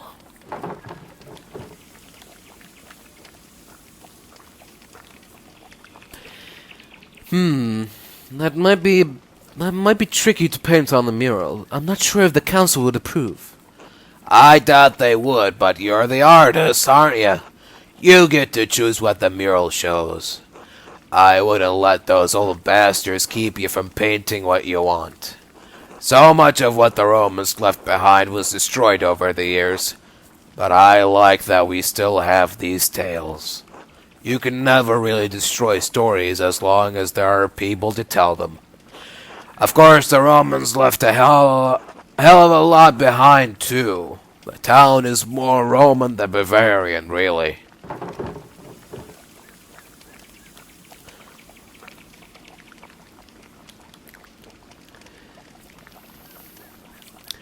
Because of how long it was a Roman colony. That and how much of the town is built upon the Roman foundations. Tassing is actually a much smaller now than it was in the Romans' day. At least that's what I make of it. The Romans go deep into the forest, all the way to the old mine. Half of Tassing is built on Roman stone. Take a walk around town and you'll start noticing things. We used their stone to build. The old temple by Satia's shrine has grown over, but the aqueduct runs for miles. Even the abbey used to be an old Roman fort. You can see some of the Roman pavestones under the road if you look hard. We may not be Roman, but this town is.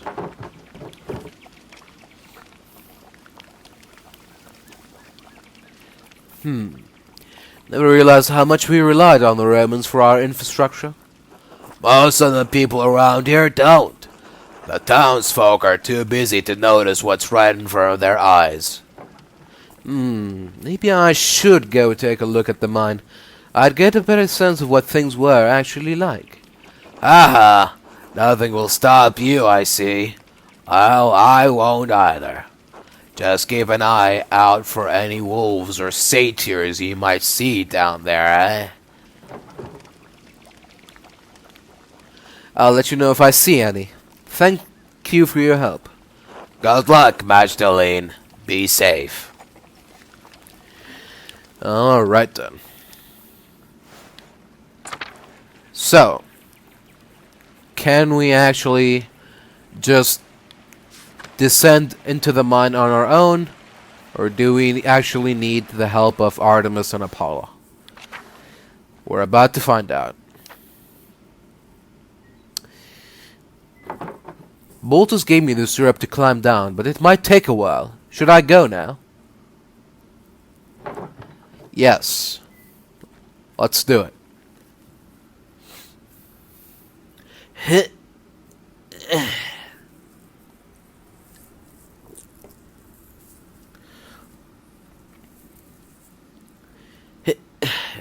There we are.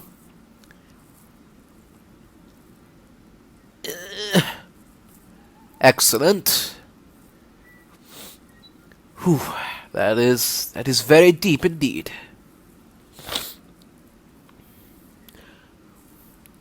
Huh.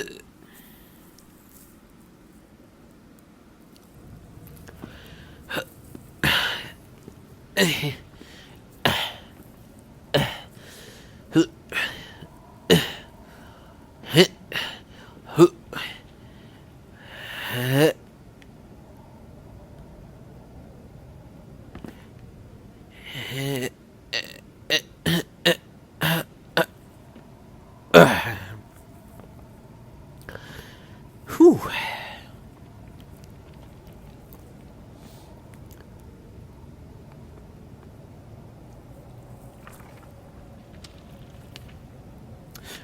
Oh, isn't that convenient?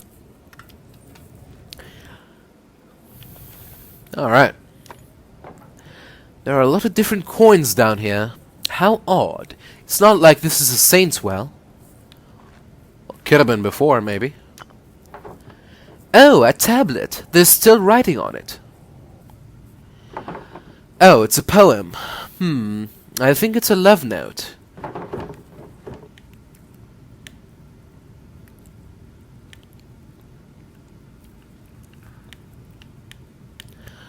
Poor Jay. I hope her lover was better at things other than poetry. Oh, this looks like a larger version of some of Boltus's contraptions. Now that I'm down here, I should see what I can find from the Roman era and before. Oh, bones! They're far too big to be human. You don't say. Ooh, a piece of pottery. It's beautiful.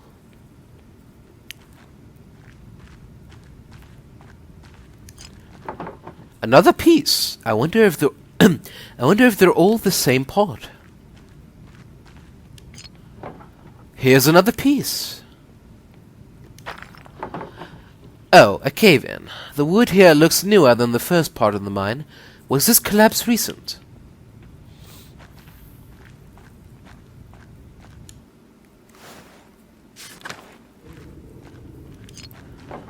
Another shard. There's a Latin inscription here. Tassiae aquam mihi det aft plavto miservet hic sal ist mi morti sicat. This pottery is scattered everywhere.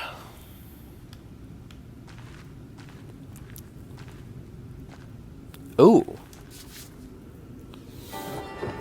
Oh, this looks like a Roman map of Tassing. I wonder what's changed. Let's see if I can map everything out. There's the aqueduct and spring. The abbey was an old fort up on the hill. And there's the rest of town. Wait, what's this building? I don't recognize it. That's so odd. Another inscription. It's not very formal. A worker must have carved it. Oh, more stairs. Okay.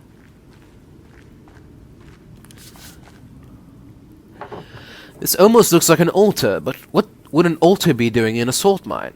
It's even carved out of the salt.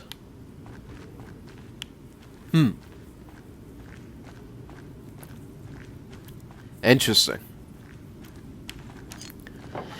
Hey, this piece looks like it matches the other piece I found. More Latin writing. It sounds like the Mithraeum was some kind of temple. Huh, I've never heard the word before. Maybe that's the building I didn't recognize. I should see if I can learn more about it.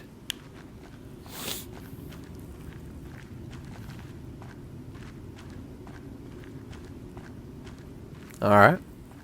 Well, I don't think we're gonna find anything else in here. So, back to the mine shaft. Then we go back up. Pew.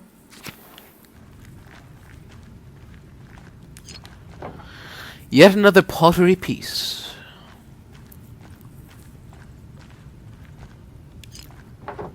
Ooh, another piece. Oh, these must be the same kind of figurines Till and the other farmers find in the fields. To think that there are so many remnants of our ancestors scattered in fields and caves like this. Oh, that's it? You're not gonna pick it up or anything? Okay. Oh, another shot. I have a lot of these pottery pieces. I should find out if they're all from the same pot. Excuse me? Oh, brother.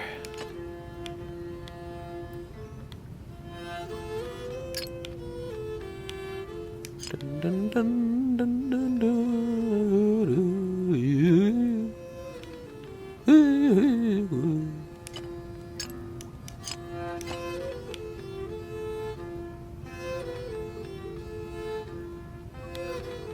no.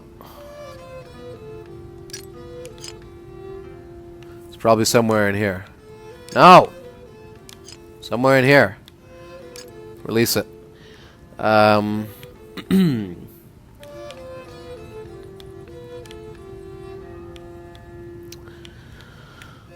Oh, there's a face. Bloop. Bloop. Bloop. Bloop.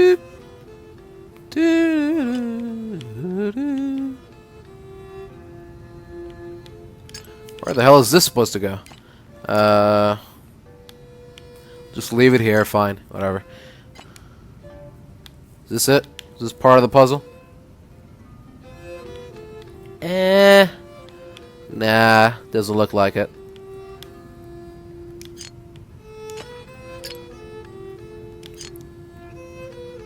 Maybe this. Ah, there we go.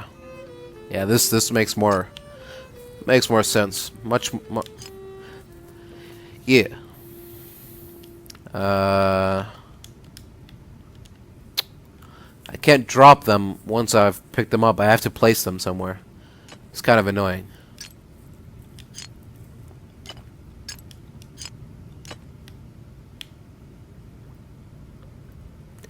Oh, there we go.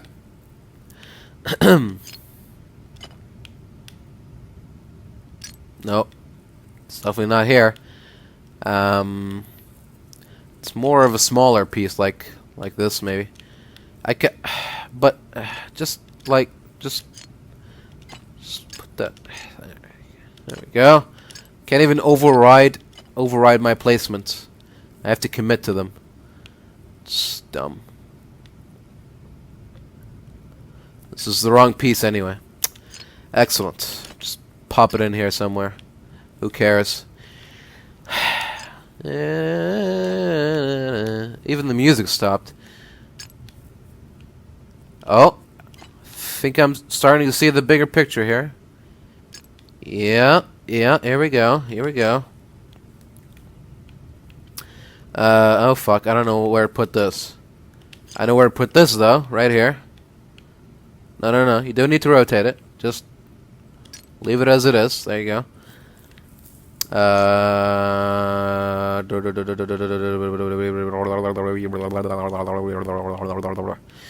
Okay, how are we? Fuck.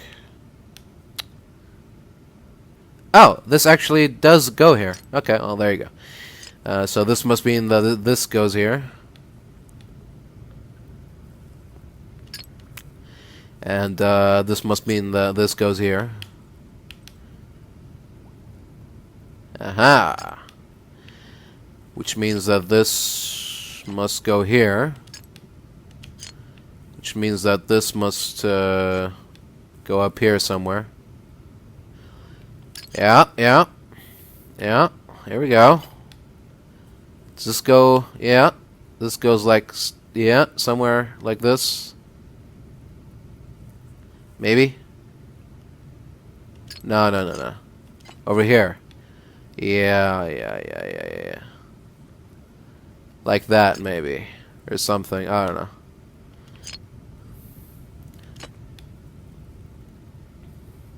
Yeah. This is here. So, yeah, this goes here. Right? Yeah. Maybe it's upside down? No. Can't be right. Actually, oh, no, this... It is upside down. It's over here. Ah, yeah. Here we go. Now we're starting to see the bigger picture. Here we go. And then, place this one here, and...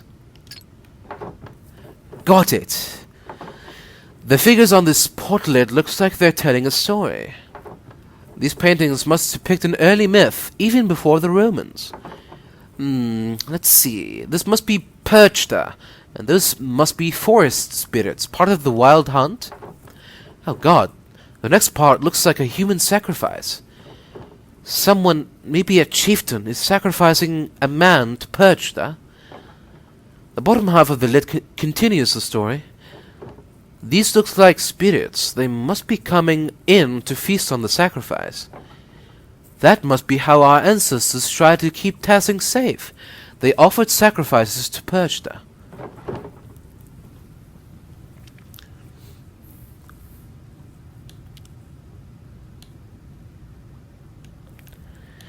It's barbaric and very pagan. I doubt anyone would want to see our past shown this way. I'll have to think more about it before I decide for certain. Alright, I'd better keep going before I run out of oil in my lamp. I won't be able to go any further with all this rubble. I suppose this is as far as I can go. Still, the murals on the wall showed me what Tassing was like when the Romans were here. I wonder if I can find out where the Mithraeum was, or what it is. And putting the pottery shard back together showed one of the earliest stories of Tassing. I think I've seen everything. I can climb down here and my oil is running out. Time to climb back out. Alright, all in good time, my dear. We still have... Oh, wait. That was it? There were only two... Oh, there were only 2 holes. Okay, well. 2 caves. I thought there was another cave. Alright, well, in that case, let's get the hell out of here. Suck on that, Apollo. Oh! Wait, who's that? Hello? Is someone there? I'd better get out of this shaft before another rock comes crashing down. Who was that? That looked like an old man. He had a beard. Interesting.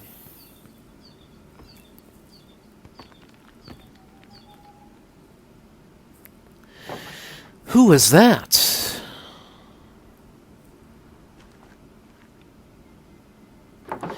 Even Apollo and Artemis would have helped me out of here. Well, now that I have more information, I can make some decisions on the first section of the mural. I should get back to the rat house and get to work.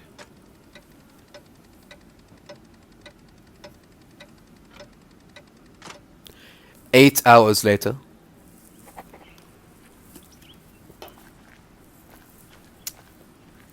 Alright. Back to the rat house we go.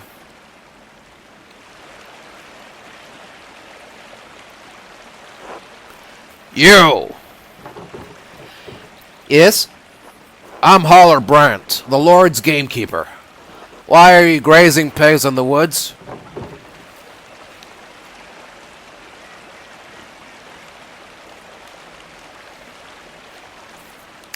Do I look like I raise pigs? You look like a little girl who's going to be in a lot of trouble if she doesn't answer my question.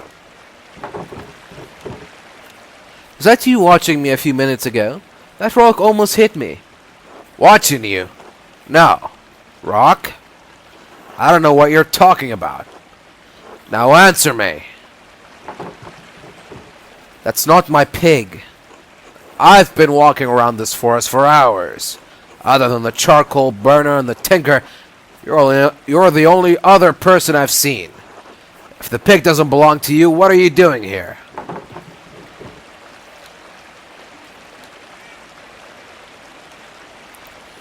Well, I was going to collect kindling before you interrupt me. Where's your basket? No point in bringing a casket out before I've seen where the branches have fallen, is there? Alright, let me ask you a different question. Whose pig is this?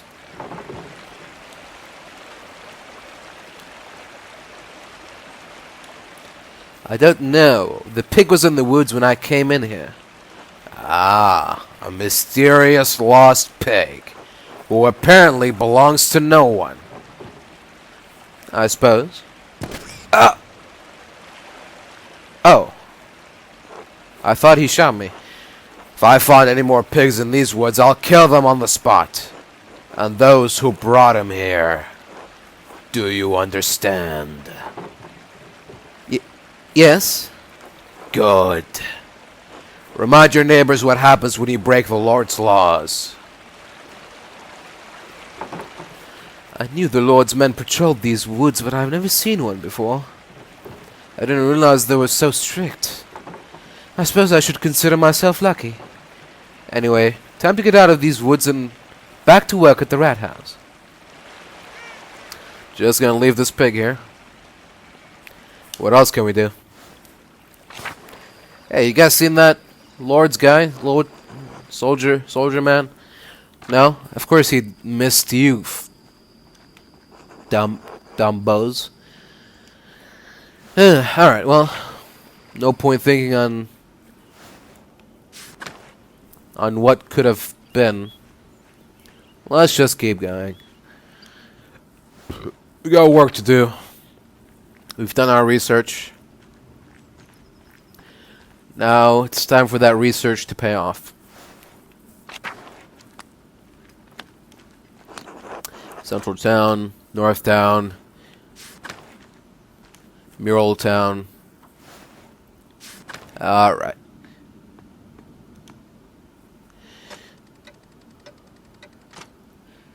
Two hours later. Hey Mags, how's the mural coming along?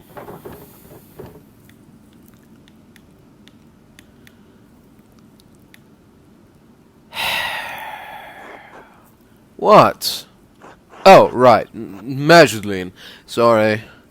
Anyway, Magdalene, how's the mural going? Doesn't look like much yet.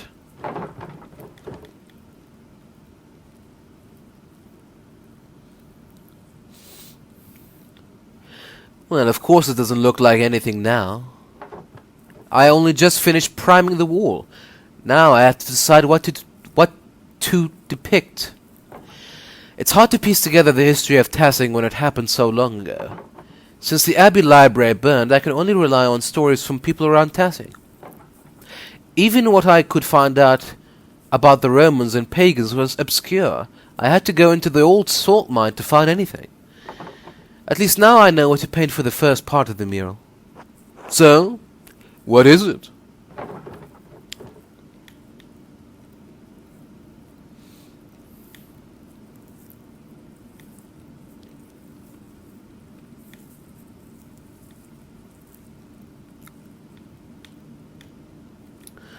Il Peter remembered the legend about a chieftain, Ratius, who healed the wolf that led him to our spring. Huh.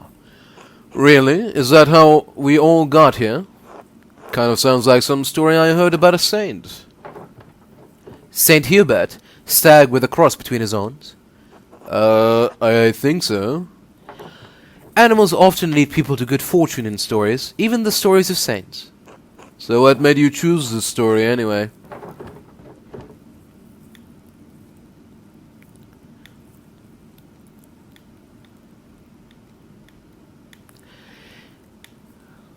I like that it's about the founding of Tassing. Everyone knows the spring in the woods.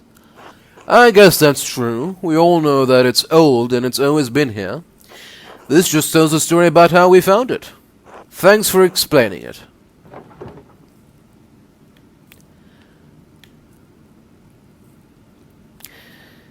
You're welcome. Well, now that I've figured out this portion of the mural out, I'd better start thinking about next section. I'll leave you to it, Max. Magdalene. Good night, Otts. Good night, Magdalene.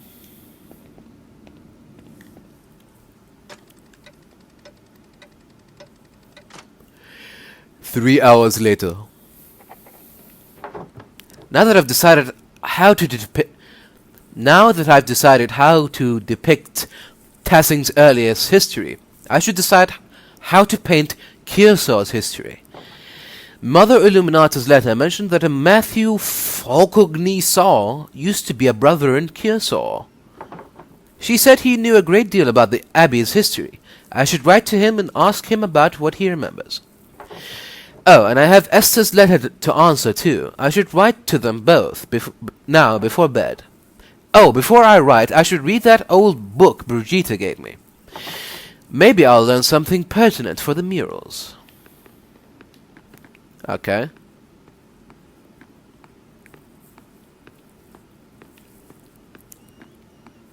So I'm guessing all of that can be done here on the writing desk. Sure. Alright, where to begin? Right, the old book. It was the Baron's, before Martin stole it. I can't make much out of it. The Latin is much harder than I'm used to. The book isn't in great shape either, since it's been sitting in a farmer's house for so long. Let's see... Oh, here's a section about the various dedications erected in the town. That might be easier to read. Erigo simulacrum in agre ut mars nostrum operum conspiculat. This one seems like a dedication to Mars to bless a field. Sedit Diana loco sactuirigenius ipsa. This one talks about Diana wetting herself?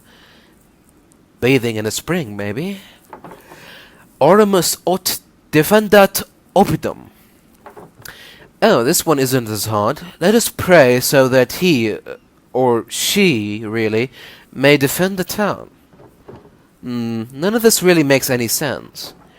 Maybe someone with better Latin than me could help me read it. The book is so big, though, it would be a lot of work. I could ask Sister Gertrude or Boltus for help. Werner, too. He is much better at Latin than anyone else in town. Maybe even Father Thomas, even though Dad warned me not to bother him with succular books. Chances are slim they could help, but it might be worth asking about. I should finish writing my letters first. Mother Illuminata told me that Matthew knew some of the Abbey's early history. He is the Archdeacon of Sion now. I should write to him before the snows come. I'll write to Esther, too.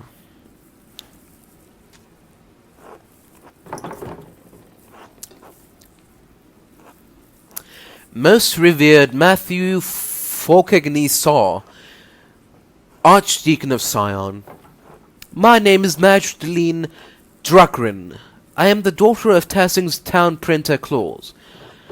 My father and I are creating a mural for Tassing's rat house. We want to show the history of the town and the abbey.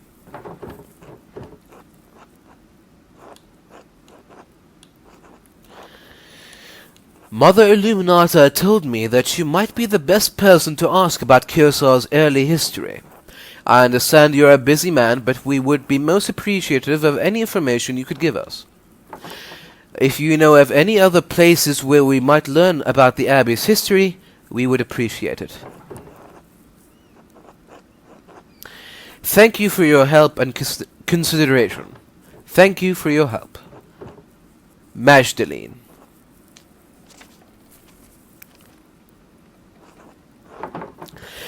Esther. Please forgive me for not writing sooner. So much has happened since I last wrote. Even as my last letter was en route to you, Dad was attacked in the workshop in the middle of the night. He survived, thank God, but his injuries are terrible. I worry about him. He's so dizzy he can't get out of bed. Some days his eyes become foggy, and his memory fails him. Dr. Stoltz said that he's not going to recover, that it's only a matter of time before he succumbs to the injury. He's going to do the best he can to make things comfortable for Dad. I'm glad he's here to help. I have no idea who could have wanted to attack my father or why. I found a note by him, too. All it said was, "Stop." It wasn't from the shop because the script was written in the most elaborate hand I've ever seen. No one in Tassing has much skill in script, as far as I know. And anyway, I don't have the time to wonder about it. I've had my hands full running the workshop alone while tending to Dad. What's more, the town council intended to cancel the mural entirely. I had a hell of a time convincing them to let me paint it instead. They made a fuss about my being too young, not experienced enough, or not strong enough to be on the scaffold. You know how it is. I can't wait to leave this place. Maybe it's the coming of winter, but Tassing feels more and more cramped. I've had enough of everyone asking me about the mural and doubting my skill. Working on the mural has been a welcome distraction from the naysayers and my chores. And worrying about Dad. Otts has been coming over under the pretense of helping me prepare my paints, too.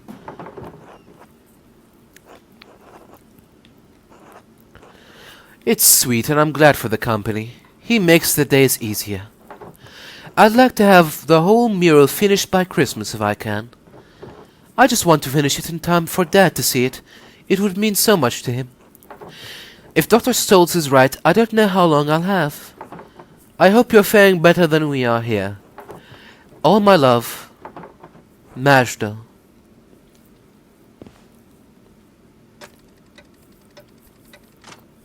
2 hours later.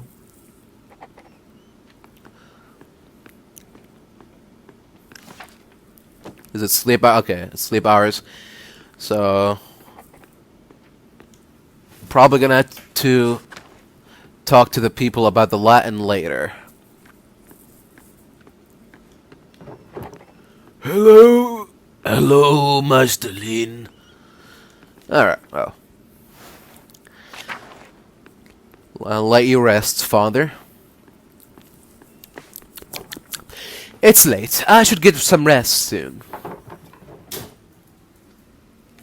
Don't mind if I do.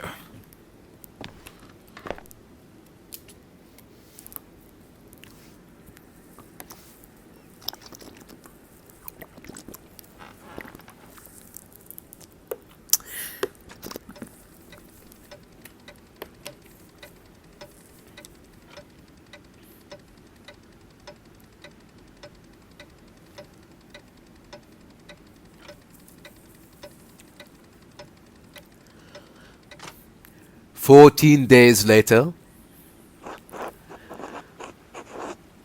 Mr. Struckrin, a few more letters for you.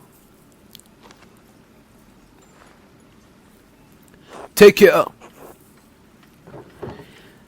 Thank you, sir. Safe travels.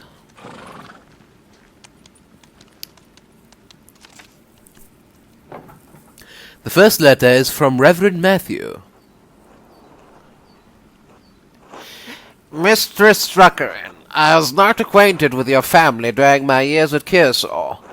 Even so, I remember your father was one of the townsfolk who prevented the peasantry from burning us alive. I am not overly inclined to assist the people of Tassing in their endeavors to catalogue the origins of the abbey they destroyed. Even so, it was a long time ago. In the interest of posterity and Christian charity, I will tell you what I recall. Sometime after the Romans left, Christians settled in the region and built Kearsarge Abbey on the ruins of a fortress. The abbey was founded by a noblewoman of the Kearsarge family. She was both its patron and its first abbess. Perhaps 2 centuries ago, Kearsarge changed to being run by an abbot. I do not know the reason, but many other double monasteries did likewise around the same time. It may have been done out of fear of being shut down, as double monasteries were frowned upon by the Pope. Sadly, that is the extent of my knowledge. Your neighbors put any other records about the abbey to the torch. Sic ausit Historia Circis. Even so, I have heard that the sisters of the Poor Clares have formed a new chapter at the abbey. I can only hope that their love of apostolic poverty has not driven them to impoverish the shrine of St. Moritz. Assuming they have not consigned the contents of Kearsarge's former occupants to a bonfire, you may find something here. I hope this has been of some help to you and yours. May God keep and protect you. The Most Reverend Matthew Fall Saquigny, Archdeacon of Sion. Now take those robes off. Ah, another reply from Esther. Oh, Magdalene. I'm terribly sorry to hear about your father. My parents send their deepest condolences. If we can provide you anything from Prague, you need only send word. I know we are further away than is easy to travel, but I will see that we can do what Hashem allows. Father says that he remembers no one who would want to harm your father. Yet the night I was born, he remembers great strife in town. Perhaps there is old blood over depicting the night of the revolt. That is all he could suggest. We pray for you and your father every day in our offerings. Hashem will make all things right in time. He will exact justice on the culprit. I am encouraged to hear that the town council let you continue the mural at all. The guilds here will protect your right to complete a job, especially once a contract has been reached. You will like Prague much better than Tassing, I believe. I think. Truly, I cannot wait for you to visit. But I'm glad that you found some joy in your work on the mural in the meantime. We are all well here. Elisha has been carving a new set of wood cuttings, and Father has agreed to a new contract with the university. I found Simond. His family didn't move far away after all. He's planning on working as a doctor in the city once the expulsion order ends. His parents have been meeting with Mother and Father quite often now. So I hope that I will be sending good news in my next letter. With Hashem's help. Please inform us of your father's condition in your next letter. Be well. Asta. Alrighty then. That's all the letters I have for now. I should head home and check on Dad.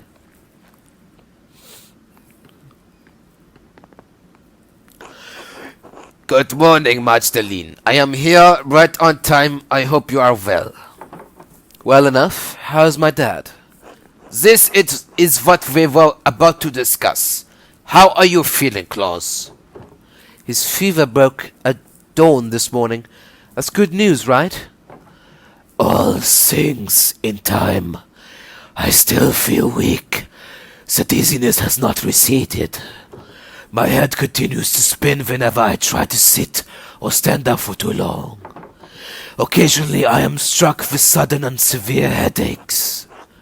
The damage runs deeper than I first thought. Let me be honest here with both of you. I am worried.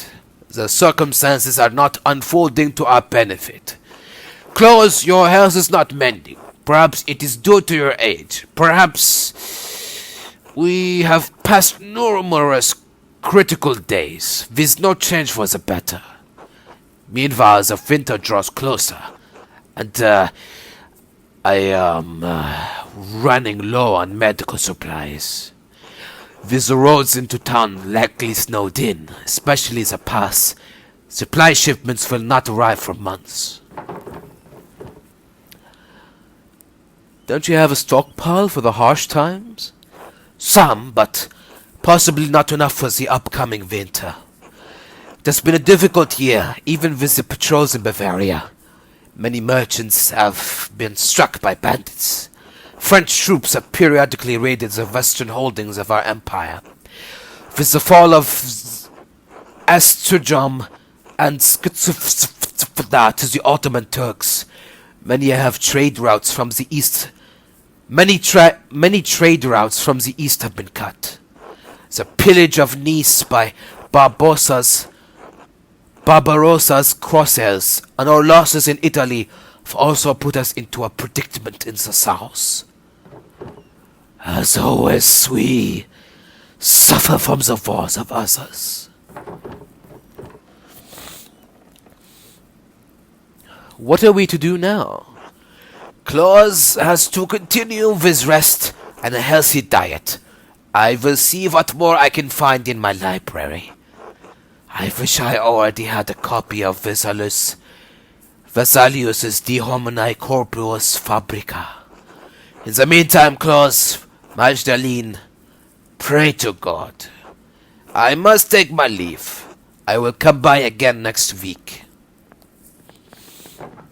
I thank you, Dr. Stoltz.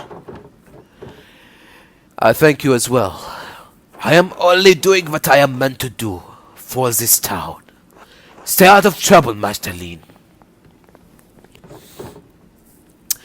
He worries too much. I'll be all right.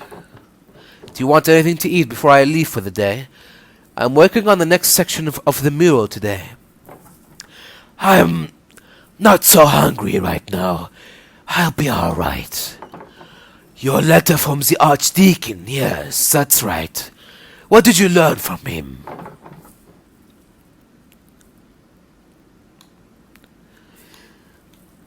He didn't have much to say. He was still upset about the Abbey's destruction. He did say the Abbey was founded by a noblewoman after the Romans left. Everything else burned in the fire. How unfortunate.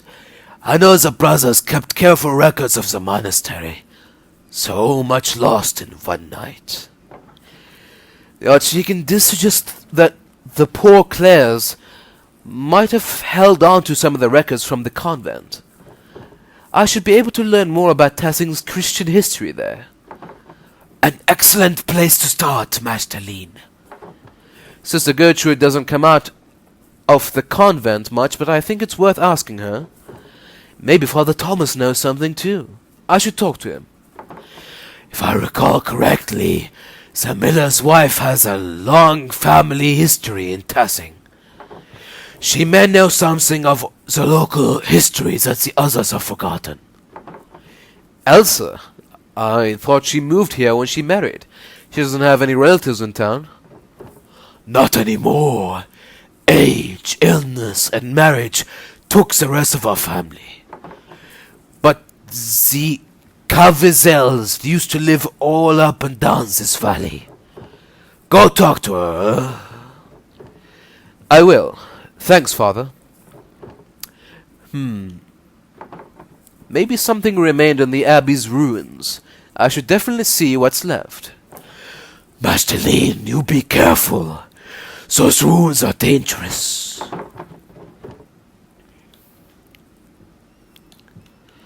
I won't go far into them, Father, just to take a look. All right. Wear a scarf, too. It's getting cold out now.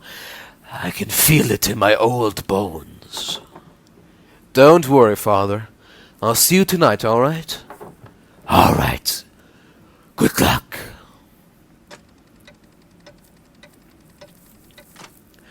Four hours later. Alright. Another day, another history lesson to partake in. After this break. Alright, everybody. We're back with Pentiment. Today, we're going to learn about Tassing's Roman history. So that should be exciting. We got a lot of leads. Or Christian history, you know. Whatever, same thing. So, we got a lot of leads to follow. And, oh. Magdalene, dear. Hello, Clara. Thank you again for helping me look after the house. I can't tell you how much more time this gives me to work on the mural. Oh, it's no trouble. You have your hands full as it is. I know Father really enjoys the company while I am working too. Yes, he sleeps most of the day, but he's been in good spirits whenever I drop in on him. You two keep a clean house, too. Well, aside from the workshop, but I can't blame you for that. I've left that to you to take care of. I don't want to damage any of your supplies. Thank you, Clara. Thank you, Clara. Truly, you've been such a blessing to us both. Oh, you're such a dear Magdalene. God bless you. Alright. I'll let you get back to it then. Alright, where do we start? Oh, well, first we need to translate the Latin text that we found. And I think our safest bet is Dr. Stoltz. So here we go. Hello, Magdalene. Can I help you? Hello, Dr. Stoltz. I have a book here, and I can't read it very well. I was wondering if you could help me translate it. If you bring it after Christmas, I might be able to help. I have too much to do right now. I can't spare that much time. Oh, I understand. Sorry, Magdalene. Until later? Till then. Huh. Alright. Doctor's busy until Christmas, it seems. Oh well. Ciao, Magdalene. Hello, Nazio. How are you? Ah, I am well. The winter is approaching quickly, no? What did you say here? Perchta pinching at your nose? You've caught on to our customs quickly. Yes. Boltos is a good teacher. He has explained many of your funny Bavarian sayings to me. I must admit, they are rather charming, even if the language is a bit rough to my tongue. Will you be staying in Tassing long enough to learn more of our funny sayings? I should return to Genoa soon, but Baltas and I still have some business to conduct. It has taken longer than I anticipated to complete. His accounts are complex. I may be forced to remain a few more weeks. Dio, who knows? It must be difficult for you to be so far from home for so long. Baltas has made me most welcome, so I'm in no particular rush. I only wish to return to Genoa before any heavy snowfall. Otherwise, my journey will take twice as long. I'll let you get back to work then. Grazie, Magdalene. Until later.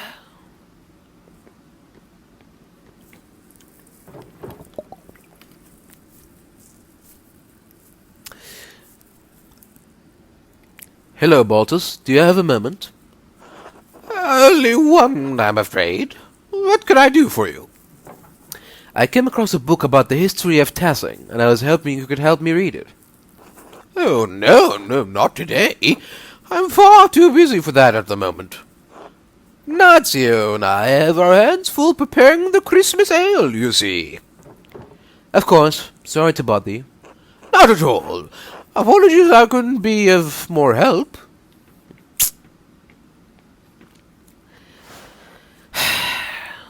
I knew it couldn't be that easy. Alright. So what other options do we have?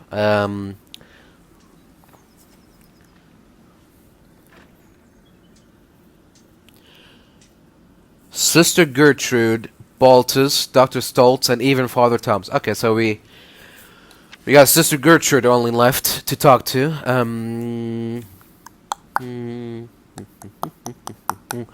Let's see. Sister Gertrude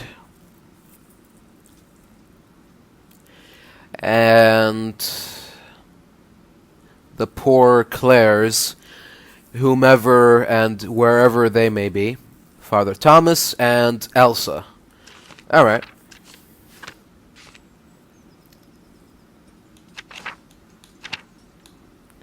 This is a small list of people. What was that? Oh. I was looking for the, what are they called again?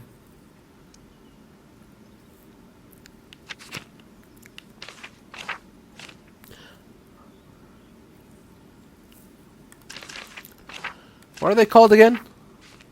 The sorry sisters? What are they called? The poor Clares. JKLMNOP. Yeah, I don't think there's a glossary entry for them.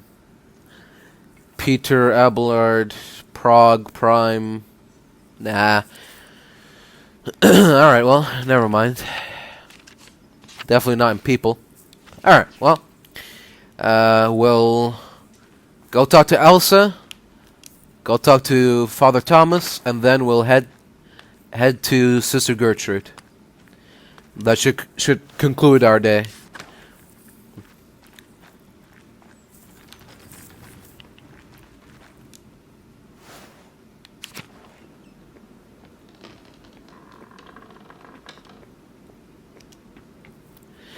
God bless you, Magdalene.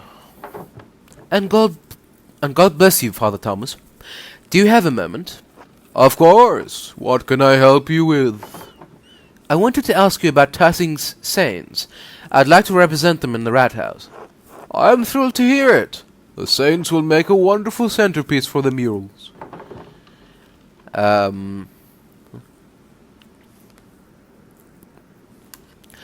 No, not as a centerpiece, simply as part of Tassing's history. Of course.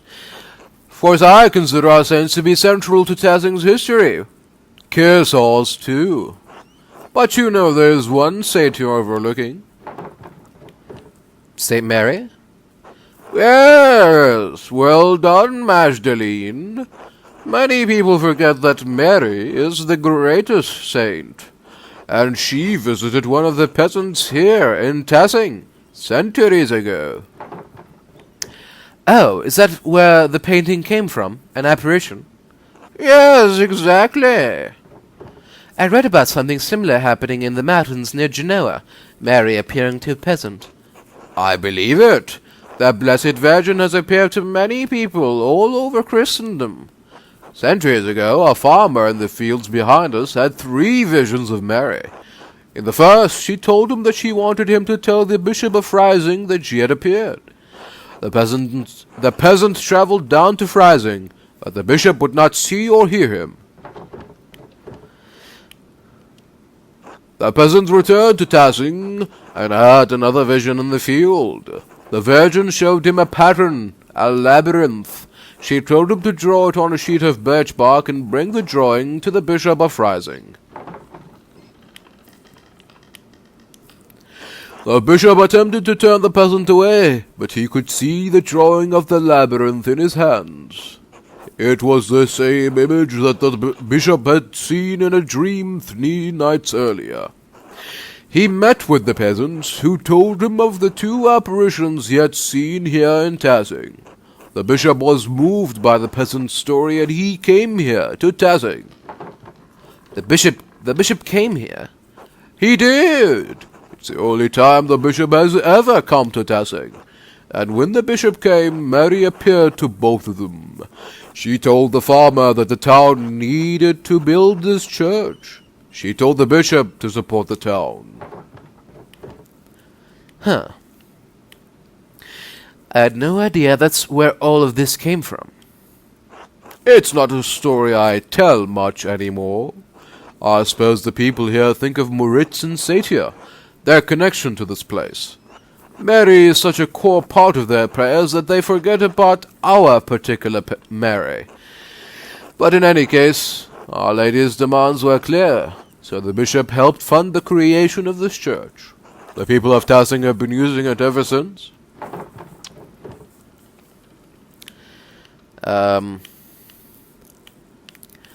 You're not from Tassing, Father. How did you hear the story? True, I am not. The people told me when I came, and the former priests told them when they were children, and so on. The priests and the flock have shared the responsibility of passing on the story over the centuries. Do you really think that story is true, Father Thomas? Well, of course I do. Why wouldn't I? There is a Till Eulenspiegel story. Oh, not this one again. Continue.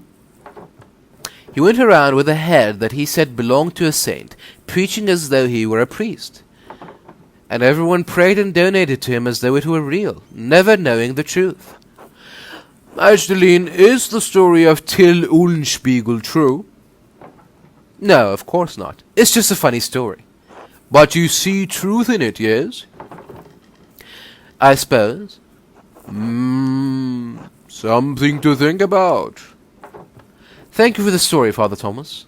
Have I convinced you to include the saints prominently in the mural? I'm still considering it. Well, if deliberation fails you, perhaps you will find that prayer gives you greater clarity. God bless you on your work, Magdalene. God bless you, Father Thomas. Hello, Father Thomas. Can you spare a moment? Yes, of course, Magdalene. What is it? Well, I found this book, but I can't read the Latin very well. Could you help me translate it? The whole book? Oh dear, I can't afford that much time away from my duties right now. The Christmas sermon is coming up, and I've already fallen behind on Advent preparations. Could the matter wait, perhaps? I'd be happy to look it over after the festivities.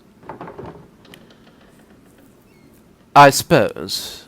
Good. Good. Alright, well, that's that then.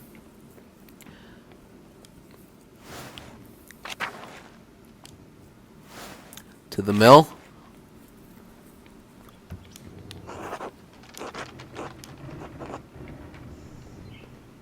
Alright. Mueller House. God bless you, Magdalene. Hello, Anna. How are you? I'll keep him busy. There's always plenty to do around the house. How's the mural coming? Paul mentioned your progress is quite impressive. I'm making steady progress. I think I'll be finished just before the new year. Oh, how wonderful. I'll have to bring Andreas and Ulrike by sometime to see your progress. We won't get in your way, of course. I'm sure they'll love to learn about the process. You're all more than welcome, but watch your step. There's plaster everywhere. I've just mixed a new batch to keep the wall moist. It's hard to maintain the right texture when it's so cold out. Oh, I can imagine. I had a similar problem when I helped my mother in the bakery. Rolling dough in winter was such trouble. We had to throw out so many batches that wouldn't rise. Your discipline is admirable, Magdalene. You know, I was a real rascal back in the day. Skipped on working with my parents more times than I can count.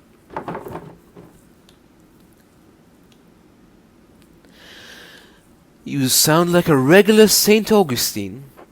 There may be more to that than you think, Magda. I was a thief and scoundrel. It started with cakes from my mother's table, still hot from the oven. Soon it was silverware, mugs, trinkets I found round town. Of course, stealing is against the Lord's commandments. So my father would make me return everything if I hadn't eaten it already, and marched me to church to pray. Father Thomas grew accustomed to seeing me more often than Sunday mornings.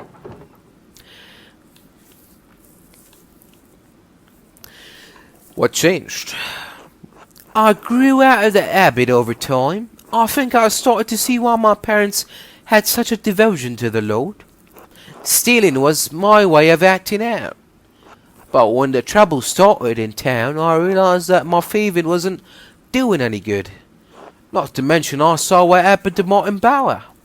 I decided I'd rather honor my father and mother as God commands.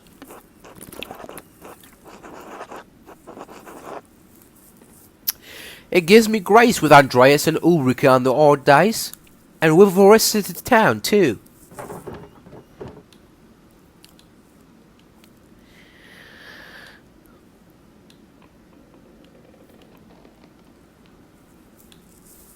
I think everyone can learn from your example, Anna. Hopefully from my present one rather than my past. Well, I won't keep you any longer. I'm sure you have plenty of mural work to do. I'll see you later, Anna. God bless you, Magdalene.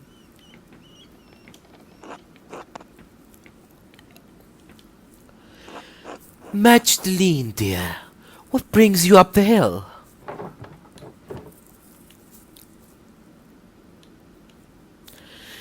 I wanted to ask you some questions about your family for the mural.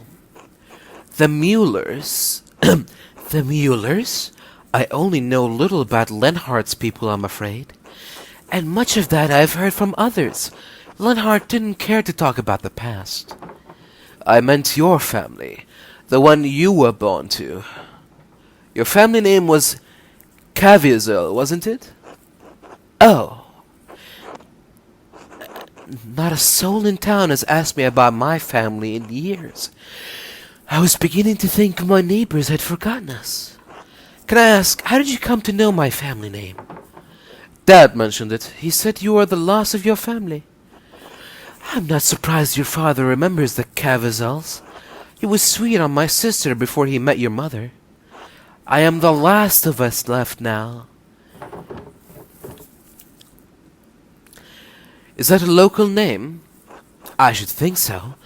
My grandfather told me the Cavazels have lived in Tassings for hundreds of years, perhaps even 1,000, though it seems impossible to imagine a time so long ago.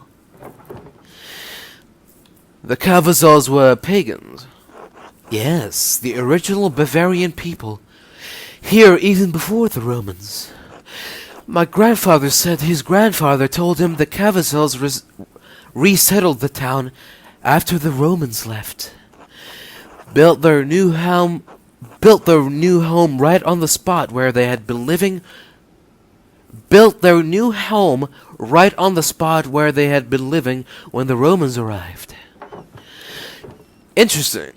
Doesn't that seem unlikely to you? Oh, who can say? Why does a story need to be true? However true it may or may not doesn't matter, Majda. It matters that I believe it, that it connects me to my ancestors.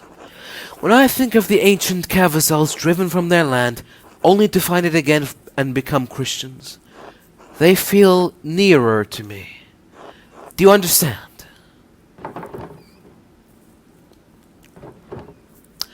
I suppose so. It's like when Dad tells stories about courting Mum. I don't remember her face, but when he tells me about her smile, I can almost recall it. Yes, it doesn't matter whether you really remember. When I sing my sister's favorite songs to Ulrika, I may not know all the words anymore, but that's all right.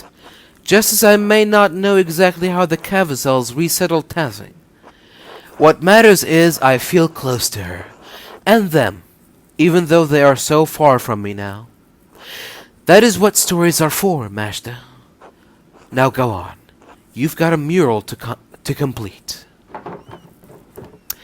Thank you, Elsa. You have given me much to consider. God bless you, Magdalene, dear. Alright then.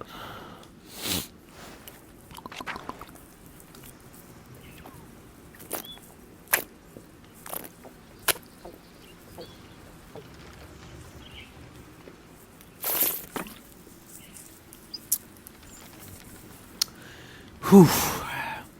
Sorry about that. All that talking and whispering slightly made me lightheaded there for a little bit there. What's going on here? But it's so beautiful here, Martha. One more moment. All right, take your time. Oh, hello, Magdalene. Dad, look who it is. Good morning, Mr. Struckeren.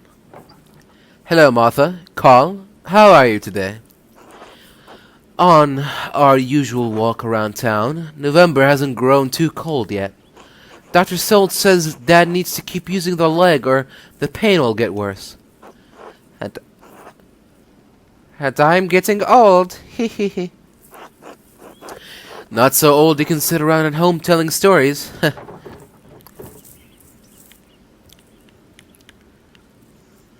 You're about the same age as my father, aren't you? Ha! Claus has always been too stubborn to grow old. Shame what happened to him. As if you're not stubborn too. No arguments from me there. You're in a good mood today, I see. Plenty of reason to be. Tassing never ceases to be beautiful to me. Isn't the meadow a wondrous sight, even in this season? On days the Lord strengthens me, I like going a bit higher up the mountains. Used to admire the view with Anton from there. Ah, Anton, my poor boy. It's all right, Dad. I'm sorry, Carl. It's not your fault, Magdalene. Just a babe, then. Zen. I can't... It's my fault that he died. It's not, Dad. You know it's not. He shouldn't have been with me that night. He shouldn't have. I was a fool.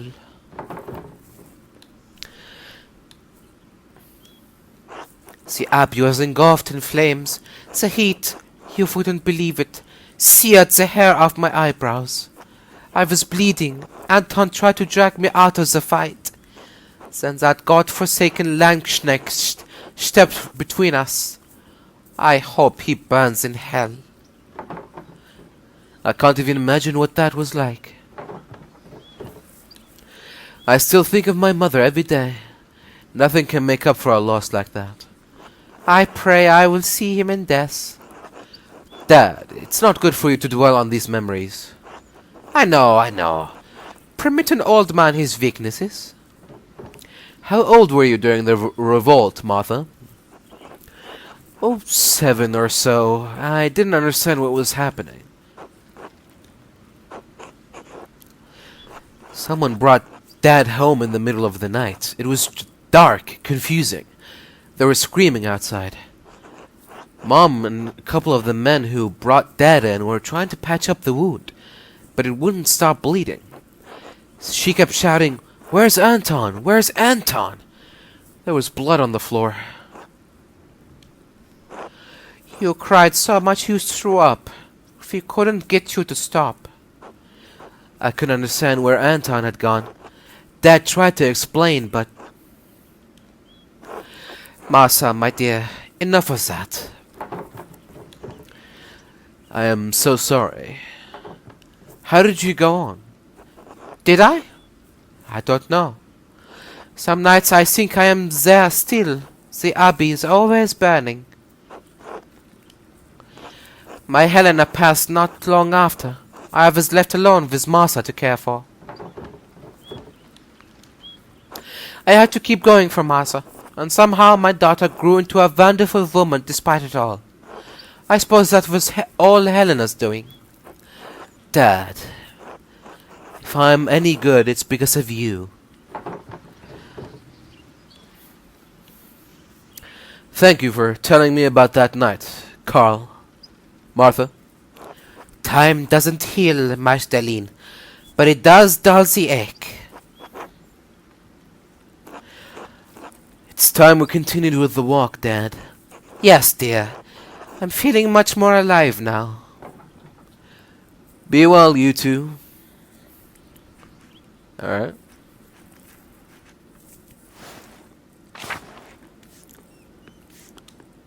Oh. Hi, Mags. Sorry, I can't talk for long right now. Hello, Killian. What's keeping you so busy? It's almost December. We have to start preparing for the festivities.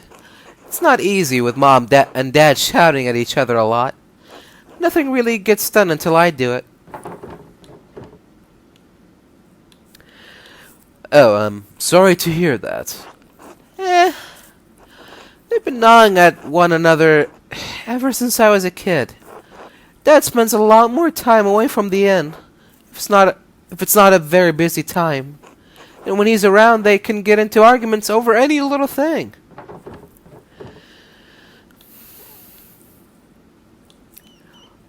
Why is that? Bad blood. Everyone does bad things sometimes, you know? When the monks were around, they told us all about God's forgiveness. Wuslav talks about it a lot, too. So that's what I try to do. Forgive. You've got a kind heart, Killian. Maybe. I just do what I think is right. How's your mural coming along, anyway? One step at a time. Learning about the history of Tassing is a challenge. At least you can read well enough to learn more of the history. I'm still struggling a bit. Just keep learning, Killian. I will. Oh, I'm sorry, Magdalene. I really have to get back to work. Be well.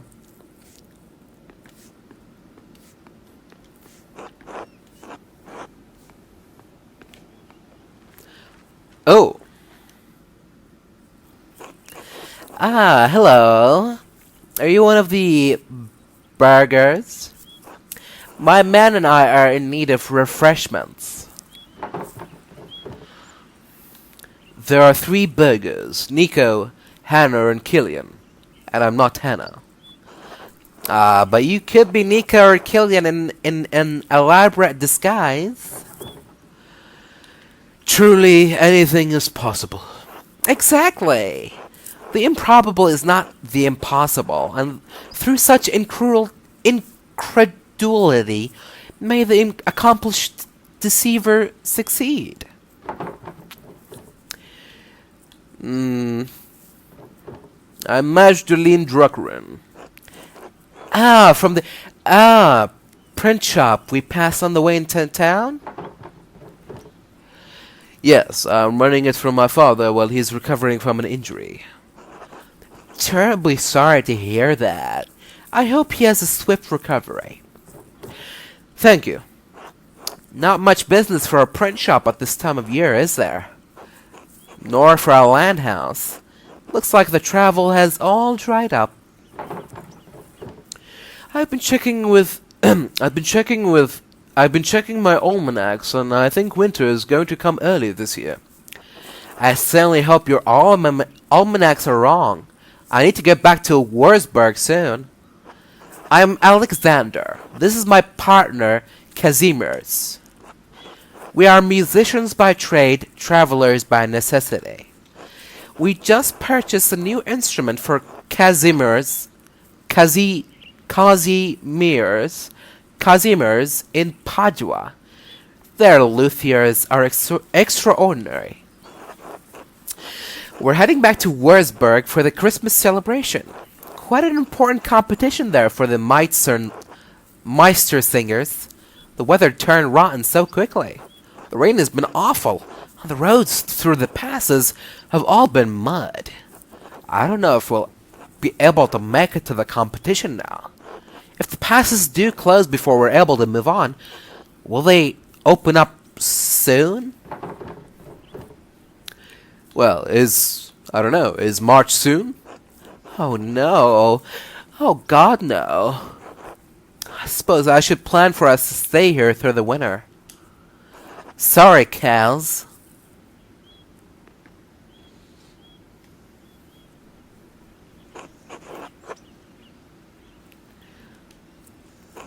Oh, he doesn't speak, you see.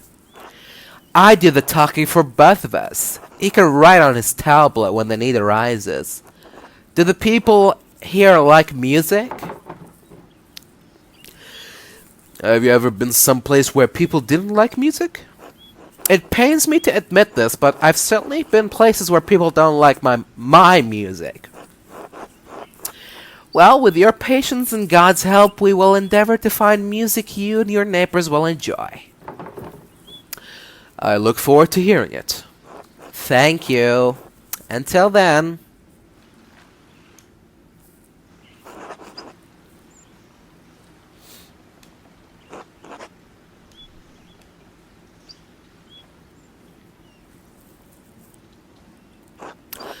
Can't talk.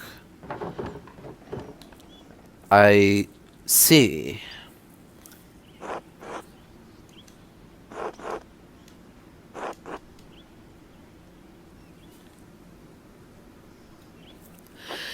I am Kazimierz, musician with Alexandra. I am Magdalene Druckeren. I live here in town.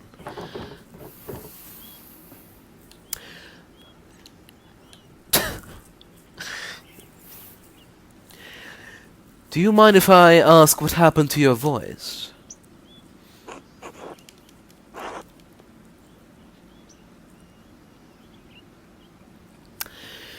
Rather not.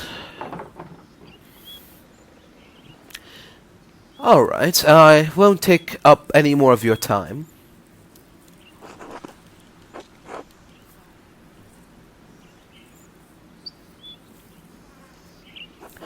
Thanks. God bless you. Alright. Sorry, everyone, but I'm going to take a quick break and I'll be right back. Alright, and we're back with Pentiment. And Well, as much as I would love to hang around and talk to every person in this little community, I am trying to actually make some progress before I have to wrap things up here soon. So I'm gonna immediately head to Sister Gertrude, talk to her about Latin texts and all the other good stuff. I should talk to Sister Gertrude, since she was a Benedictine nun at Kershaw before the poor Clares arrived. She would be able to tell me all about the convent's history for the mural. Alright. So where would she be? Oh, the hand is back at least. That's good news. The hand of Saint Moritz. The poor Clares take care of it now that the Benedictines are gone. Is it Benedictines or Benedictines? Or is it Benedictines?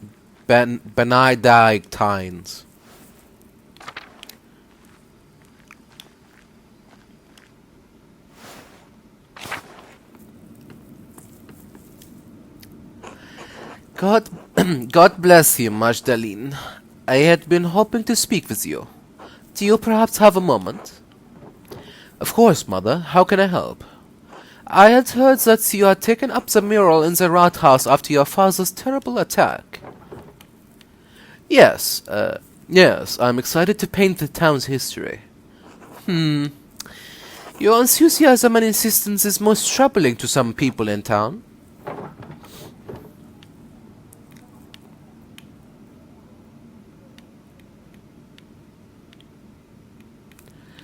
Some people? Yes, Magdalene, myself included. I understand how you must have struggled with your mother passing while you were so young. Without a maternal figure to guide you, it is no wonder your spirit has wandered and wavered from its nature. I'm not sure what you mean, Abbess. The pursuit of such trades is not for women, but men. As Paul writes, God calls women to work at home, not in trades. While supporting your father is laudable, taking on his work is imprudent. There are plenty of young men in Tassing worthy of you, or perhaps you have a different calling. I'd like to offer you a place here, among the sisters.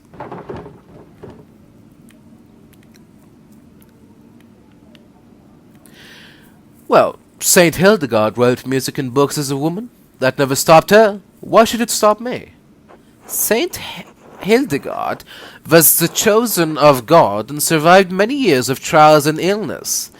Would you follow her sacrifice, Magdalene?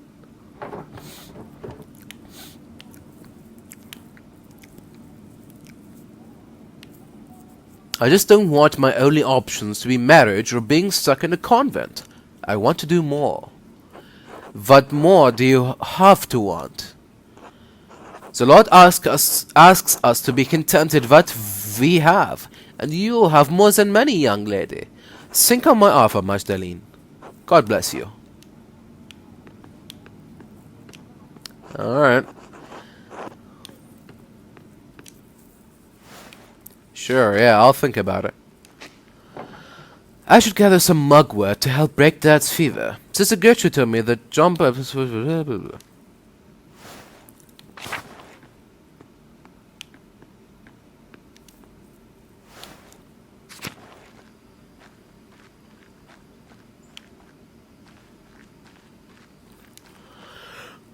God bless you, Magdalene.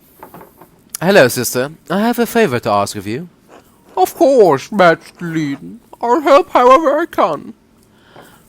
I have a book, the Historia Tassiae, and I can't read it very well. Can you help me translate it?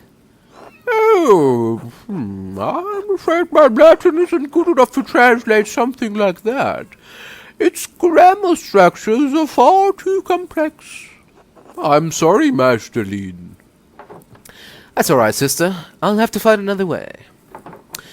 There was one more thing, if you don't mind. It's about the rat house mural. Oh, did you need more paint? I believe I have enough galls stored away. No, thank you, sister. I have more than enough paint. I wanted to ask you about the history of Curso, actually.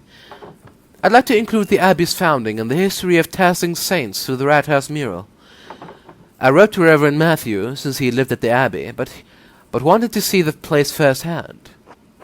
Ah, Brother Matthew became a reverend, did he? He was always suited to such a role. But I don't suppose that's what you came up the hill for. You're curious about the saints' history, yes? Yes, I was hoping you could show me around the convent and tell me about its history. The poor Clares don't allow outsiders within the convent, even other women. Mother Francesca wouldn't like anyone coming in for such a worldly concern. Well, that makes my job difficult. Let me finish, Magdalene Dracarin. However, Mother Francesca always welcomes those who are considering joining the order.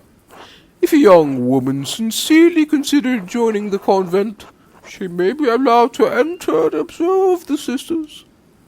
Who knows what else she may discover while contemplating the holy life,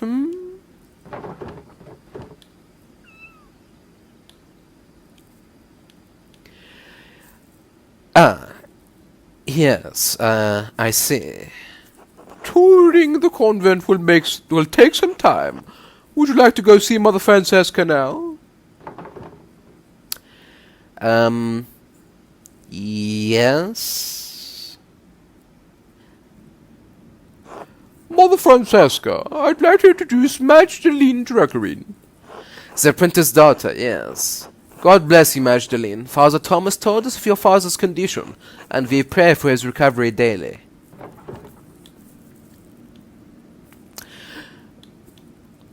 Oh, thank you, Abbess. Such is our duty to serve the Lord and the community that provides for us. Now, what is this about? Sister Gertrude, you know our holy rules. Why bring young Mistress Drucker to me? Forgive me, Mother. Magdalene is searching for a place in the world and is contemplating the holy life. I thought observing the sisters might aid her in her spiritual search. She was encouraged by the idea. Right, yes. Ah, so you've decided to consider my offer after all. If God is calling you to the convent, I am more than willing to help you fulfill that divine cause. What brought this change on? Why are you interested in joining the Poor Clares?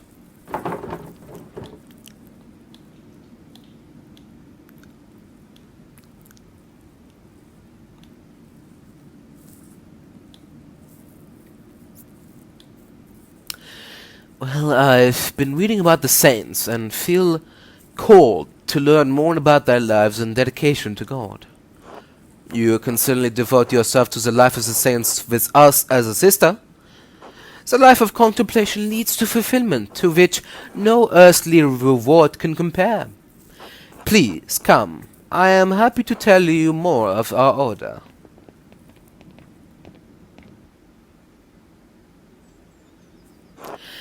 Our small convent used to be part of the larger Kearsarge double monastery, as I'm sure you've been told by Sister Gertrude. However, the Poor Clares live far differently than the Benedictines that once lived here.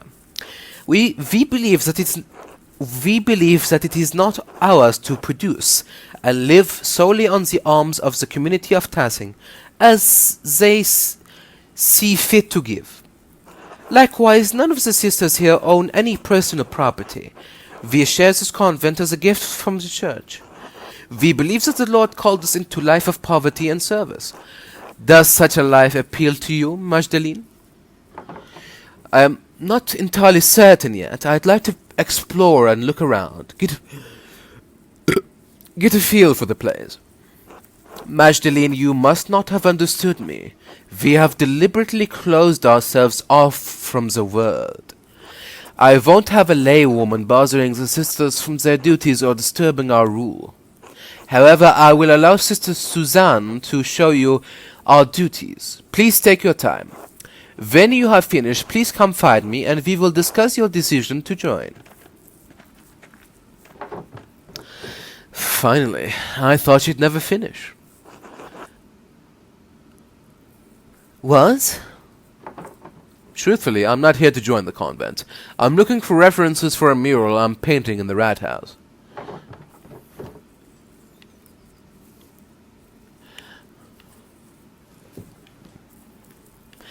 Well, I'm going to take a look around. Where are we going first? The convent has many parts. The kitchen, the loquarium, the chapter house, the yard, and the old workshop, though no one uses that old shed anymore. I'll leave it to you to decide where to go first.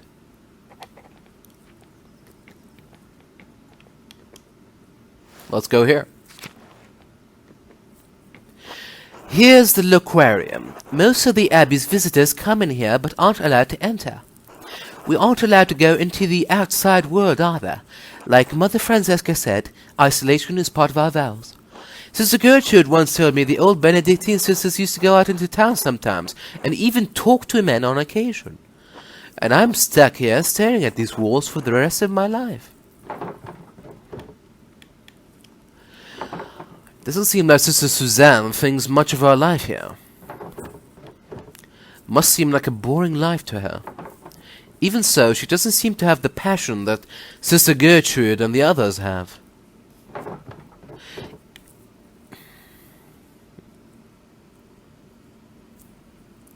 If she hates her life here so much, maybe I should encourage her to leave the order. Better to leave while she has a future ahead of her. After all, there are plenty of young men in Bavaria who would make good husbands. Still, there may be some reason she chose to stay. I don't want to overstep my bounds.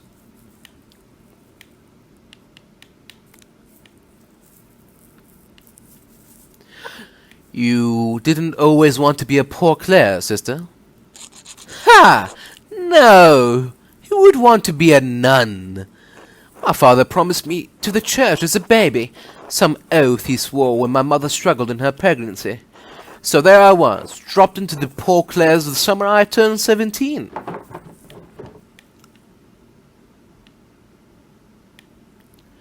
I'm so sorry. No one should be forced into a life they don't want. We daughters are born to bear our family's legacy, between our legs or on our backs. It doesn't matter. My family is devoted to the church. I've only been in the convent for 2 years, but I'm trying my best. I don't mind the prayers or the hours, and I'm sure of my devotion to the Lord, but this isn't what I wanted. But since when did a woman ever get what she wanted without being punished? Eve couldn't even manage it. Eve couldn't even manage it.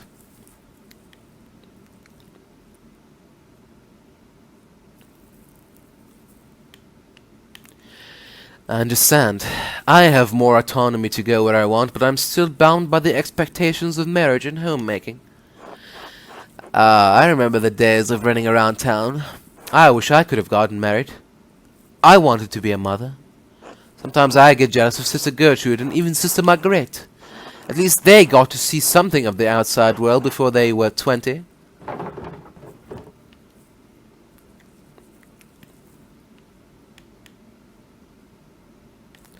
If you could be anything else, what could it be? What would it be? I would have liked to go to one of the big cities, at least once. I would have been very happy to be a shopkeeper's wife. Thanks for listening, Magdalene. Anyway, let me show you the rest of the cloister. Lead on.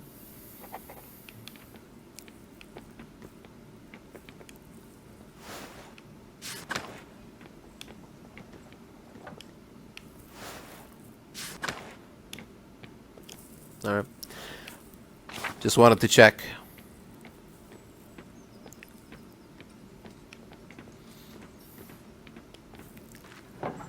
Hello, Marguerite. It's Magdalene. Oh, Master Lin, God bless you. You don't normally come to the convent alone. What brings you here? Not that you're not welcome, of course. It's always wonderful to have visitors. I had some spare time and thought I would say hello. Oh, well, hello. It is good to hear your voice, though. I enjoy it when outsiders visit the convent. Do you miss the outside world much, sister? Yes, sometimes. Yes, sometimes. I miss the other Benedictine sisters especially. She'd never admit it, but Sister Lisbeth had the most wonderful voice. I always stood next to her if I could. Why stay then? Why didn't you leave when the Benedictines left Kiersau? Huh. Truth be told, I was too frightened to leave. Kiersau is my home. I didn't like the idea of becoming accustomed to a new place. Learning the convent's ins and outs was hard enough. I never went outside the convent much anyway. I know where everything is here, even if it's changed over the years. Sister Gertrude had already planned to stay, too. The garden always needs tending, and 2 hands make light work.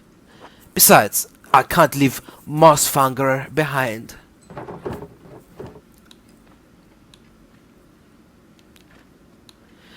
Ah, of course. She truly is Queen of Kiersau.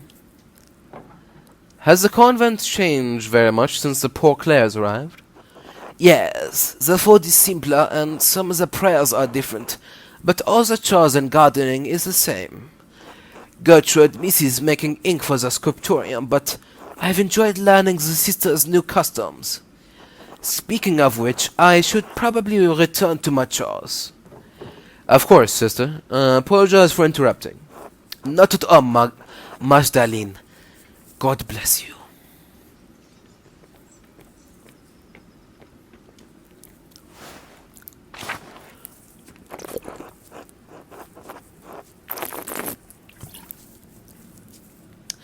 This is the kitchen. There's not anything that interesting here. Sister Marie and Sister Yisabo take care of most of kitchen duties, but everyone pitches in when needed. Okay. God bless you, child. Are you delivering something?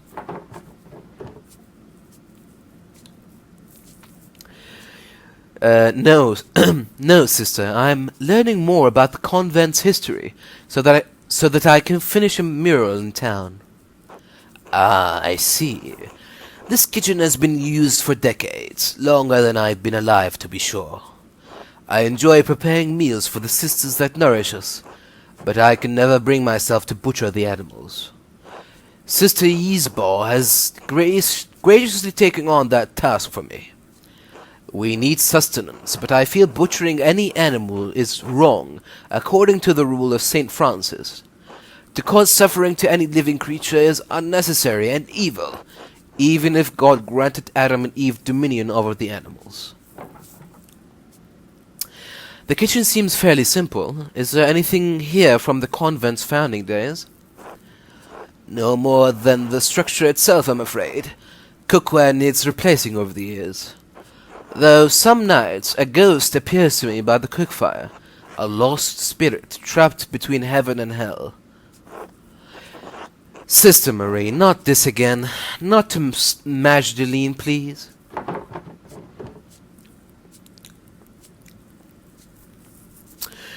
What made you... what made you think you saw a spirit, sister? The figure rose up through the very ground we stand on at vigils, not a fortnight ago. Dawn and dusk are the hours when the boundaries between this world and the spiritual world are the weakest. We may be the newest arrivals here, but this convent is very old. Perhaps there was something Roman underneath this foundation centuries before. The spirit may seek to know the presence of God now that it rests on holy ground.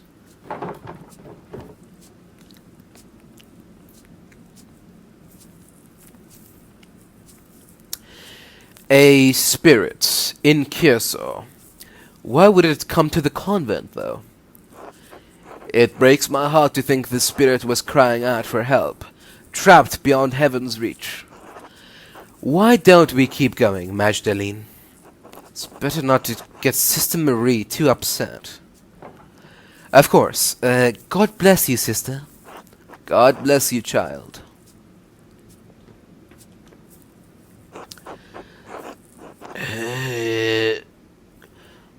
God bless you, Magdalene. God bless you, sister. How goes the cooking? As well as the Lord wills it. My old fingers fumbles from time to time, but it is my privilege to prepare supper for the other sisters. Shouldn't someone else be helping you, sister? No. The Almighty has given me a gift. Just as God gave Paul a thorn in his side, so too did he give me the pains of age to strengthen my faith. Such things are a blessing when compared to the pains Christ carried upon the cross.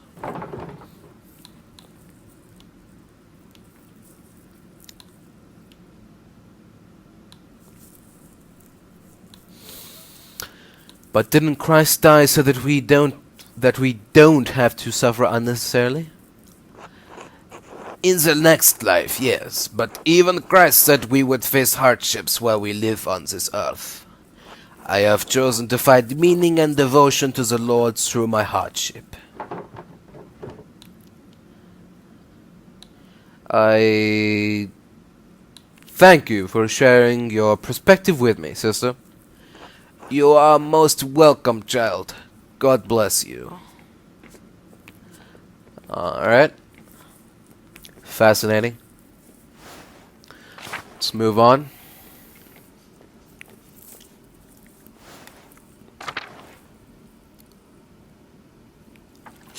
Whew. It's colder today. There's not much in the yard that could help you, I think. Anything that was here has long been covered in weeds. All I know about this place is that the walls were added when the convent was built onto the monastery. Oh, God bless you, Sister Benedicta. Benedicta.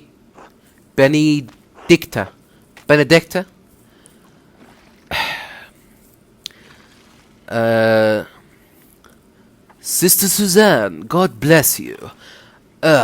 This ice is hard. Do I recognize you, Sister Benedicta? I think I've seen you in town once or twice. Yes, you'd have seen her. Sister Benedicta is the youngest of the sisters. Mother Francesca allows only one sister to deal with the townsfolk. Benedicta received this privilege. Burden, more like. I have to run around everywhere, gathering all the food and doing all the chores. I'd rather be inside where it's warm. What are you doing up in the convent, anyway?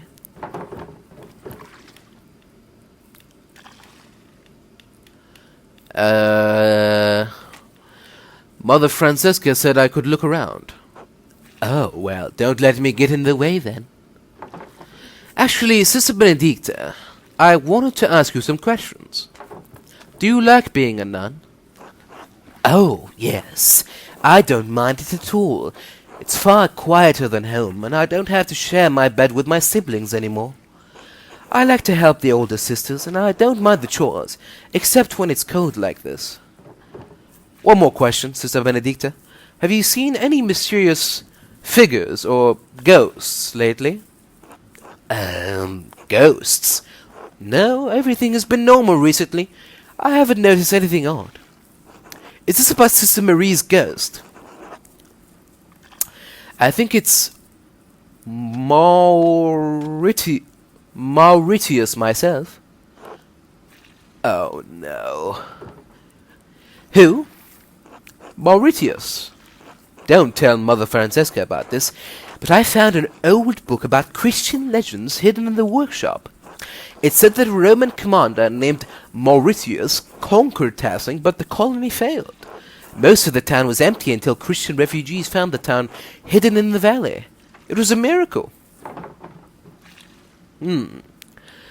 I wonder if this is a different retelling of Saint Moritz saving Tassing. Oh, maybe. I don't remember if the book mentioned any saints. The Latin was hard to read. Anyway, when Sister Marie said she saw a ghost, I thought it must be Mauritius, trying to get us out. A Roman ghost couldn't be happy about his tower being turned into an abbey, could he? What did you... what did you do with this book, sister? Oh, well... I had it with me in the kitchen one day, and I accidentally laid the fire poker on it.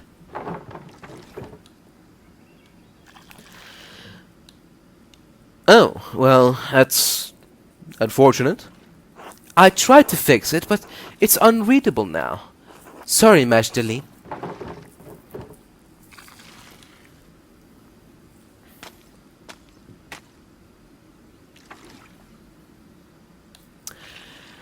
I suppose it's better that the book got some use before it was lost forever. Besides, that story gives me ideas for the Rat House mural. Thank you for telling me about the book, sister. I won't tell Mother Francesca. God bless you, sister. Haha, thanks, Magdalene. God bless you. Alright. Got the studio, and that's about it.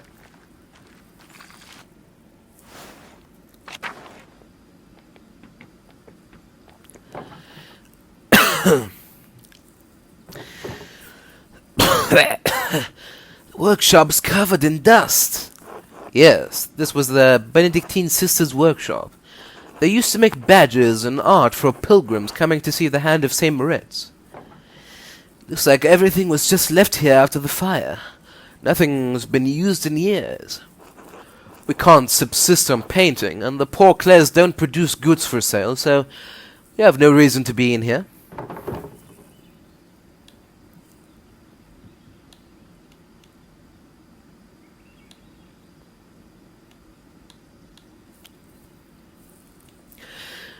But art allows us to find beauty in life. Even Christ said the Father clothed the lilies of the field in beauty.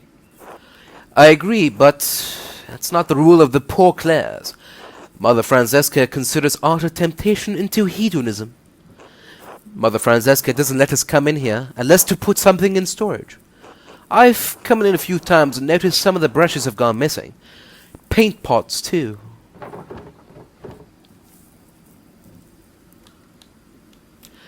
You think it's one of the sisters secretly painting? Oh, Lord, no. We all live too close together in the convent for something like that to go unnoticed.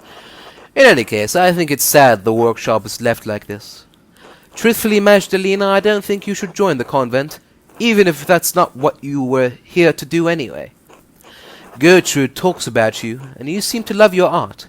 Without it, you'd hate it here. Such valuable paint left to dry and crack on the palettes. There's an old parchment scrap here. It's different than the others. It looks like a scrap from a manuscript. There's something written in Latin in the margin. It says the Mithrium of Tassing had been destroyed by a flood. Mithrium? That's the same word I saw in the Roman section of the mine.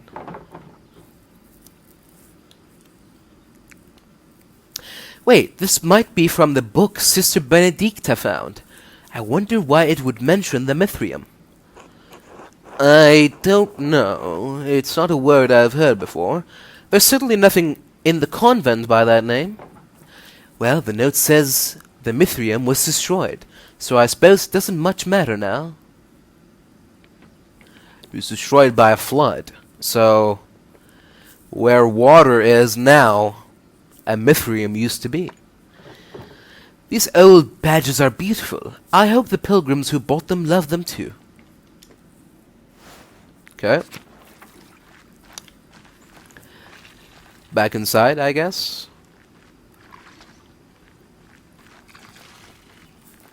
How do you go? Oh, just press the button.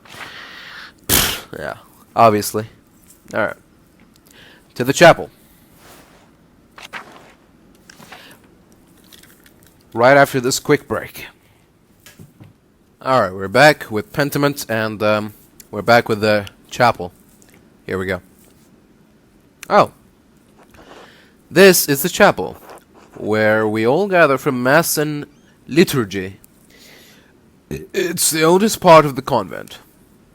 And the most drafty. Hello again, Sister Gertrude.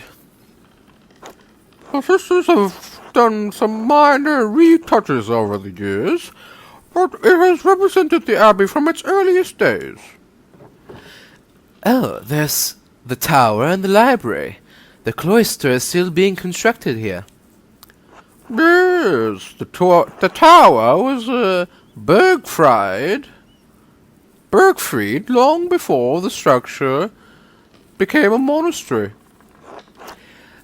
The duchy gifted it to the Benedictine order after the Holy Roman Empire grew. They had no use for it as a keep. These walls have protected Tassing from the attacks of spirits and steel for generations. There's some Latin here too, but I can't read it very well. God called Lady Sabine to lead our sisters and brothers in 1261.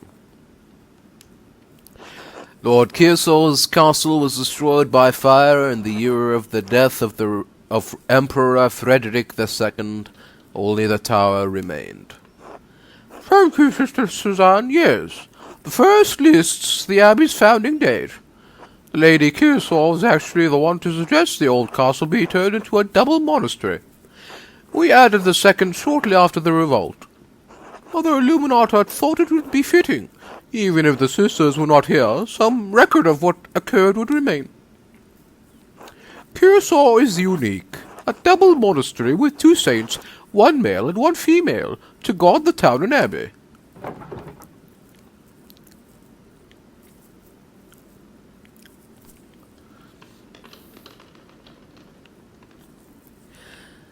So the foundation of the abbey was even older than the Holy Roman Empire? Many things have been built and torn down on this land over generations. Who knows what else used to be here?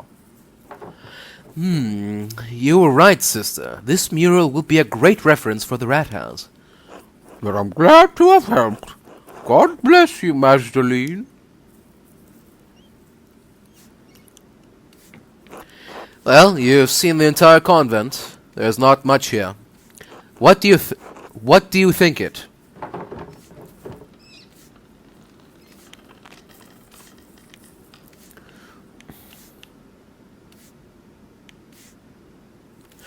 I understand the appeal of such a small life. It offers its own freedoms from the world, even if I'm not drawn to it. That's true. We aren't bound by the worries and thoughts of the world. It's been so long since I've spoken to anyone from outside the convent. I'm reminded of the life I once had. Now you have me thinking about whether or not I should remain with the sisters. I think you should go.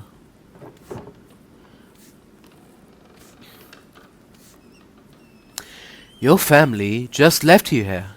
You don't owe the sisters anything. I do, though. The sisters have taken care of me. They love me, and I love them. Even if this life wasn't my choice, they accepted me. Who knows? Maybe it will get better in time. Maybe. I'll try to help in any way I can, even if it's just sneaking around the convent wall to say hello. Really? That would be wonderful. So long as no one found out. Anyway, we should return to Mother Francesca before she suspects something.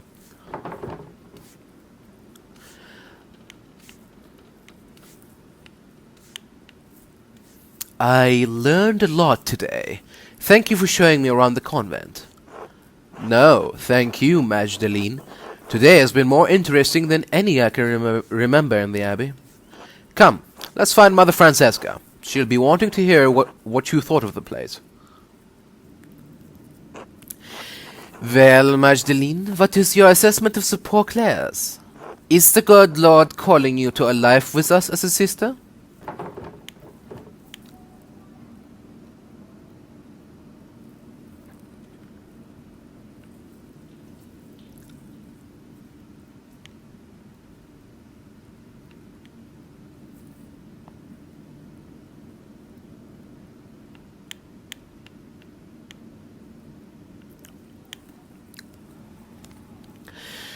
I think I prefer my books in printing. And in any case, I need to finish the mural. Then I might take over from my father. I see.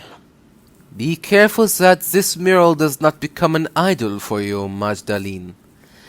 Just as Eve had a weaker will than Adam, you are liable to stumble on the fruit of temptation as well. Our community is quite modest compared to the splendor of an old Benedictine house operating under the rule of a powerful abbot. I see why fewer women are drawn to the order these days. Thank you for allowing me inside. You are most welcome, Magdalene. God bless you. Excellent. Ah, Magdalene, how does your little expedition go?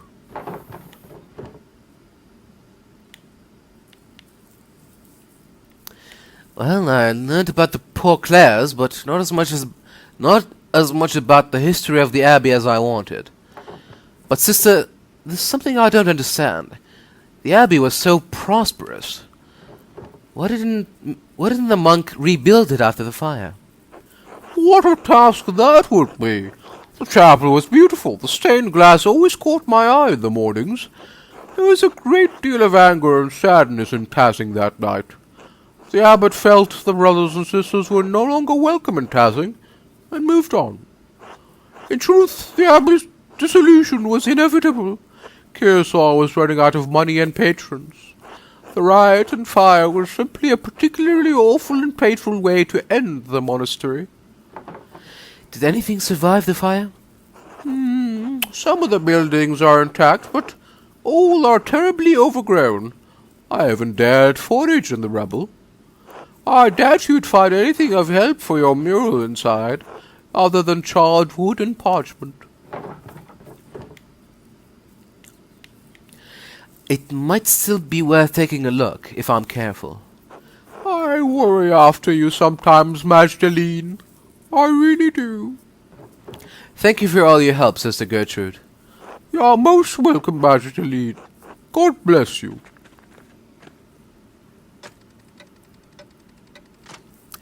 3 hours later. Alright. Now maybe we can access the ruined part of the... Well, that was... I don't know. I did learn more about the founding of Kearsarge, and that illustration from the manuscript, the Mithraeum. It was like the one in the mine. Is it part of the history of the Abbey? Of Tassing? It must be written down somewhere. If only the library hadn't burned down with everything in it. The ruins are right there. Maybe not everything was destroyed. Alright. Gotta go in through the church, I guess.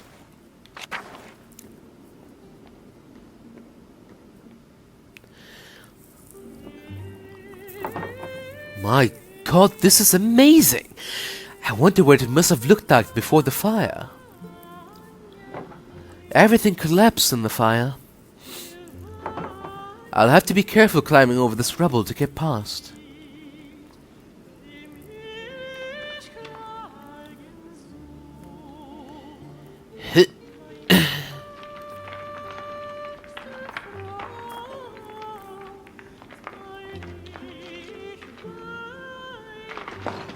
Oh.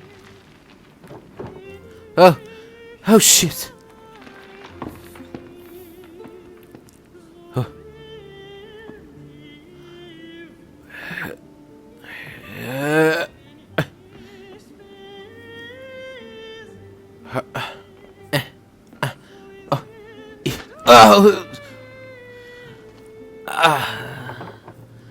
Oh no.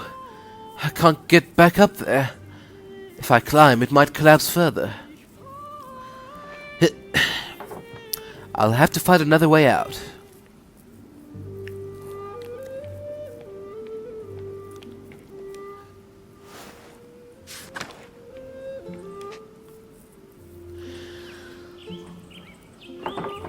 There's nothing left of the old staircase. I guess I can't go this way.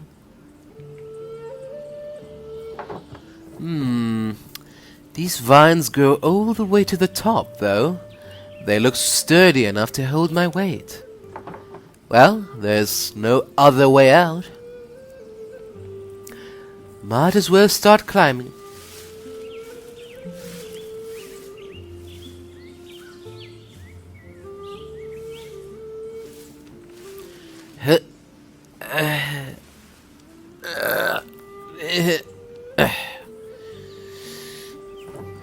I can see all of Tassing from here.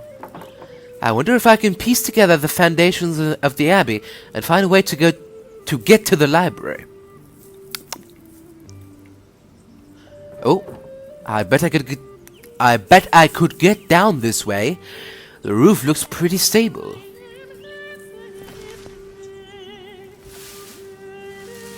Why the hell not?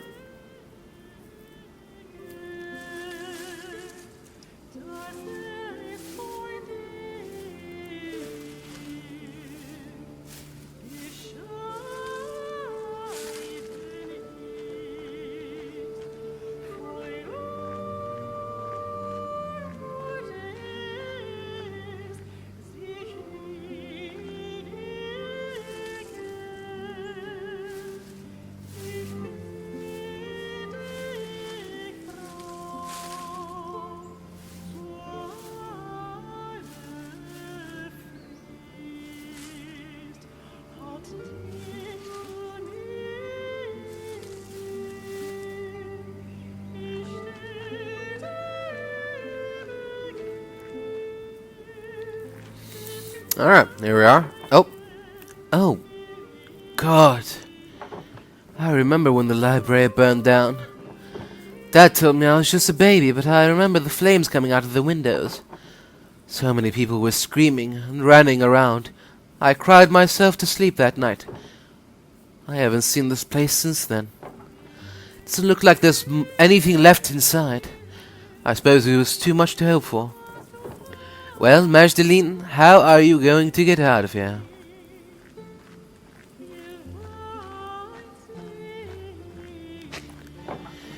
These roses seem to have made the abbey their home.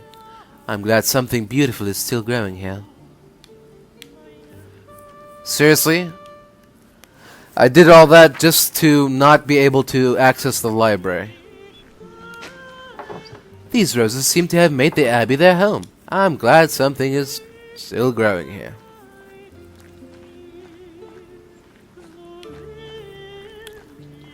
Alright. Anything else besides the flowers? Nope. Alright. Cloister it is. I wonder if there were always this many cats at the abbey. Perhaps I can ask Wooslav what he remembers during his time here. They were well fed. The kitchen was, well, this place is a mess. How sad. They might have looted the kitchen as well, actually. Chapter house or this?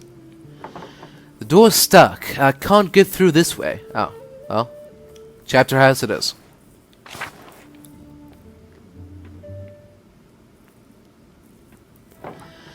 Oh, an old mural. It's worn, but I can still see some of the figures. A dance of death. What? These figures look new. The paint can't be more than a few years old. Someone's been adding to this. This feels wrong. Who would add new figures to the dance of death? And why? These look like people from the town. From here. People who died. That must be the Baron. And that's Otto. Wait, is that...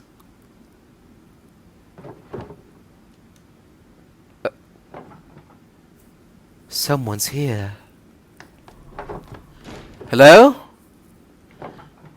Who are you?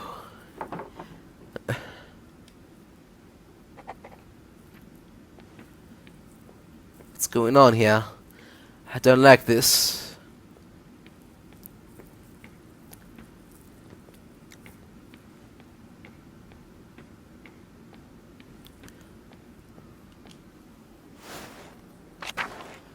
Oh, the door! Whoever was watching me must have opened it. I don't like this. I think I've seen everything left of the Abbey. I want to get out of here now. 2 hours later. Snowing already? The almanac said it shouldn't start for another week at least. I think we're in for a hard winter. I should get back to the rat house and get to work. Alright, excellent. Shrine? Nope. Yeah, if there was someone here, I doubt they will still hang around here. Hang around the Abbey. Probably made a run for it. Somewhere far away now. Alright, so, see if Brother Woolslav is still around. He should be in the town commons, I think. If I'm not mistaken.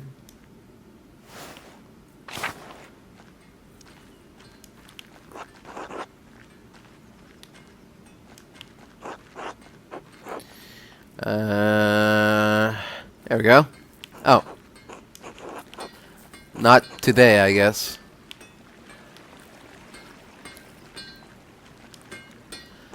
Hi, Magda. Afternoon, Martha. You're visiting the smithy? Yes, Andrews is helping me make something for Dad. Dad loves his morning walks, but his legs start aching after a little while, so he can't go far. I have been given a challenging project, to say the least. I've been discussing it with Baltus for a while. He has all sorts of ideas. Baltus came up with a kind of supportive frame for Dad's leg, inspired by the quiescent grave. He hopes it could help Dad put less weight on the injury. With this, maybe it'd be possible to help him move around without so much pain. The designer requires all manner of metal parts, though. I hope I'm up to the task. Some of the smaller bits may be a problem. I have faith in you, Andrus. You think this contraption will work? God willing. Baltus is a brilliant man. Dad needs the encouragement. He becomes so much sadder when autumn arrives. I haven't actually told him about any of this yet. I want it to be a surprise. A gift for Christmas, if all goes well. I hope it does. Good luck, Martha. Thank you, Magda. We'll talk more soon, alright? Of course. Be well. Alright, well. No time to waste. I got some work to do. Northtown. Rat House.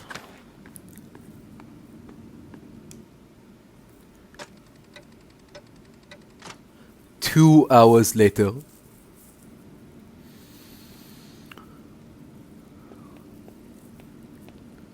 Good evening, Magdalene. Good evening, Officer Stoltz. I see you're progressing on the town mural. You've made rapid progress.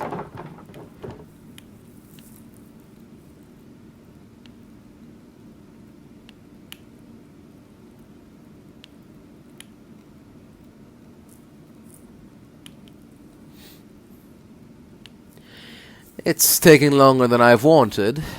I have to get all my other chores done, too. Take care, Magdalene. Too much work might throw your humors into imbalance. It won't do anyone good if you fall ill yourself. Thank you, Doctor. I'll keep that in mind. But I need to get this done. I understand. Now then, the council has asked to hear about your progress. I've been researching the early Christian history of Tassing after the Romans left. Learning how people settled in the ruins, how the abbey was founded, why our saints are so important to us. It was a lot to take in, but I've settled on my subject. And what have you chosen, if I may ask?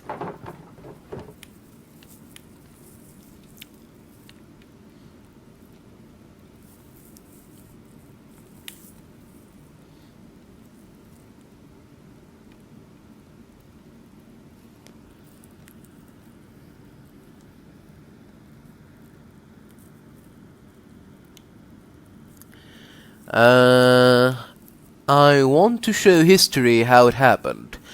I'll paint Lady Kearsarge founding the abbey from the old Bergfried. That might rub some people in the towns of wrong way. The saints are a core part of Tassing's history, after all. I would be careful in how you choose to paint such a piece. Our Lord is a staunch Catholic. One could interpret the absence of the saints as, well, Lutheran. Clearly that's not what I'm intending. It may not be so clear to our Lord. It may reflect poorly on Tassing. Remember, these murals are for all of us.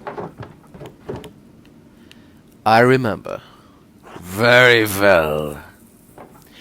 After this section, there's still so much work to do. I haven't even figured out how I'm going to portray the revolt. Ah, yes. I imagine it poses difficulties that the other murals do not. It's a strange thing to tell a story that still lives in the hearts of so many people here. I don't think anyone wants to talk about it. They've all just locked it away. Huh. Sounds like you have your work cut out for you. I'll leave you to it then. Oh, Dr. Saltz? Yes?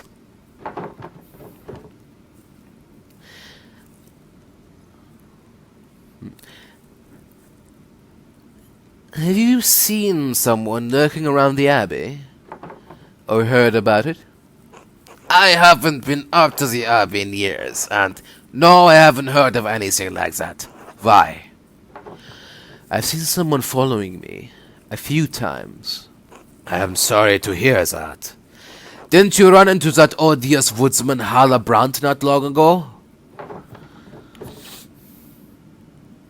Yes, but I don't think it's the same person. Well, if you have concerns, you should ask one of the boys to escort you when you're out. There's no need to risk your safety. You're right. Good night, Dr. Stoltz. Good night, Masterlin.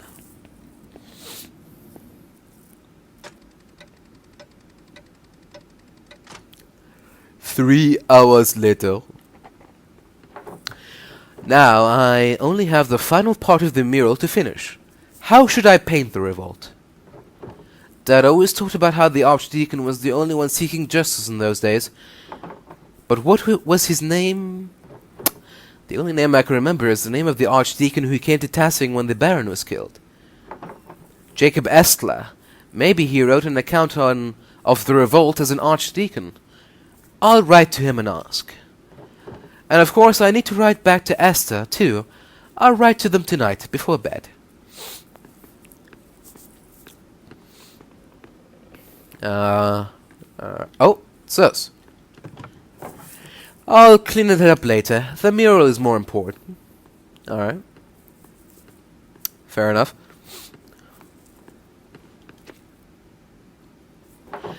How did this get here? Stop.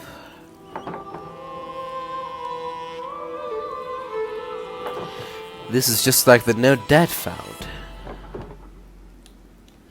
Who is doing this? I have a feeling I'm going to find out sooner or later. I need to ask Father about this. It can't be a coincidence. But he's been so weak, I don't want to upset him. I just need to wait for the right time. I hope there is a right time. Alright, where to begin?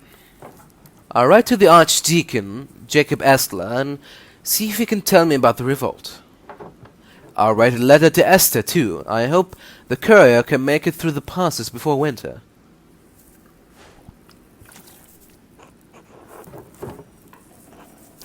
Jacob Estler, formerly Archdeacon of Freising. My name is Magdalene Druckerin. I am an artist in the town of Tassing in Upper Bavaria. I believe you passed through our community when you investigated Baron Rathvogel's murder at Kershaw Abbey in 1518. Do you remember anything about that case that the people in Tassing might not remember?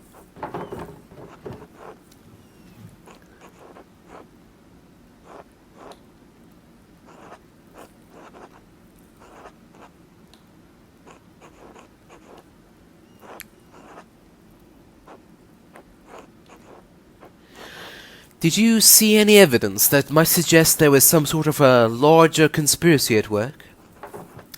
Thank you for any help you can give. Magdalene Druckerin.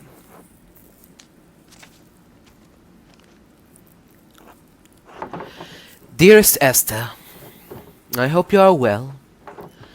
You must know how tremendously happy I am for you and Simond. And Elisha, too, of course, and your parents. It warms my heart to know that your family is doing so well. By the time this letter reaches you, I expect winter will have enfolded Tassing. It's already freezing at night, so I have reorganized the workshop so that the inks don't deteriorate. Do you have to worry about that in Prague? You've said it snows, but I always imagined it was warmer in winter.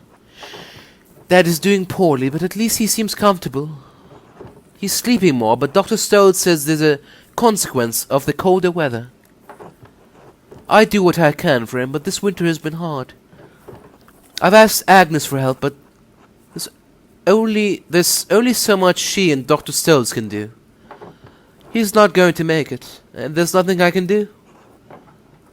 Christ, I'm scared, Esther. The mural is progressing well, but I can't shake the feeling that someone is following me. I keep seeing this figure around town. After I explored the mines to see Tassing's early history, and then again in the Abbey's ruins.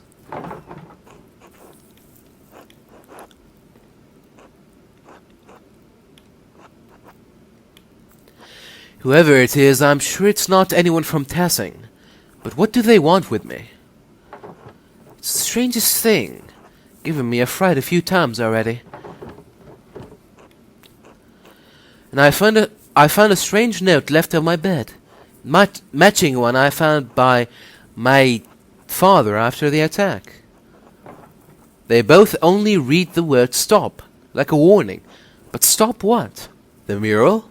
Can't stop that now. What if the person following me is the one writing them? Why? What do they want? But I don't mean to worry you. Nothing's happened to me yet, so I think I'll be safe. The only good news that I can share at the moment is that the mural is almost finished. I should have it completed by Christmas, or soon after. Before the new year, at least. Then, perhaps, at long last, I shall be able to visit you and meet this Simond.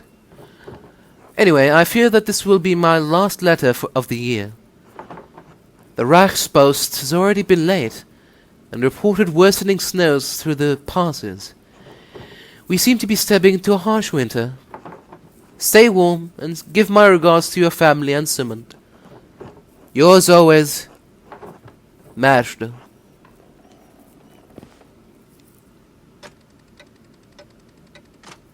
Two hours later. It's late. I should get some rest soon.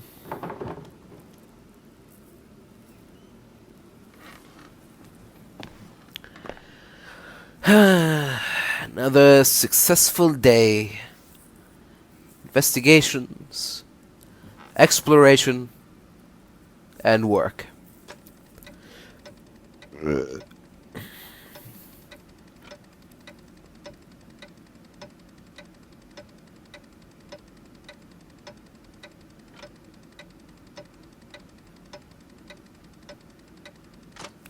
"15 days later."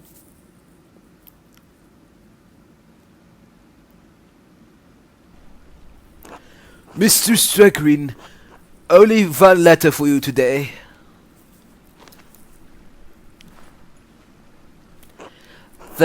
The pass is now impossible to traverse, and the heavy snow is hard on the horse and me. Anyway, happy Advent, my dear. Thank you. The same to you.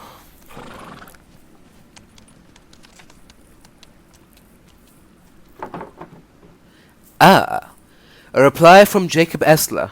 Oh god, let's see if I can remember how to do this voice.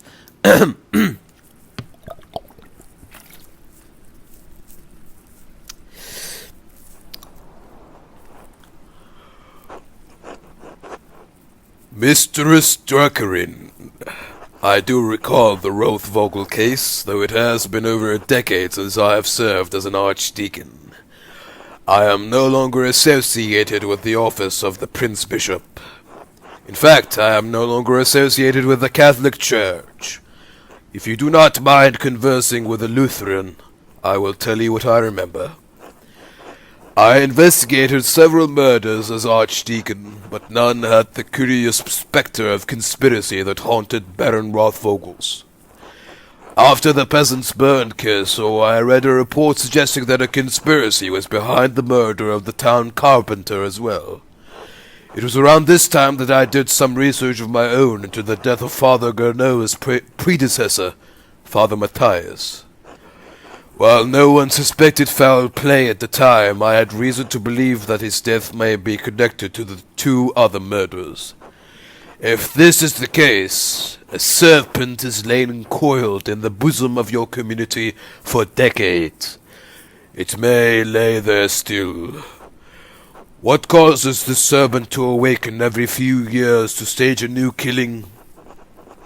I fear that finding the answer to that question may draw you into its reach. However, if you are determined to find the source of the trouble, I believe you must inquire with your neighbors.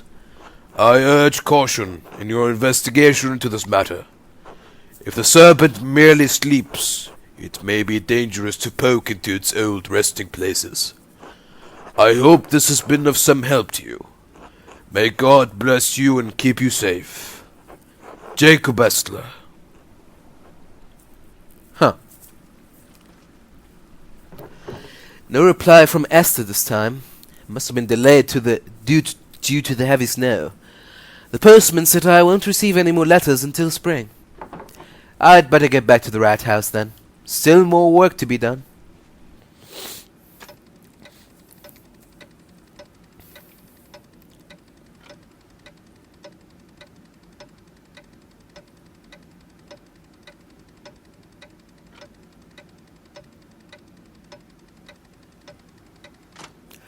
"20 days later.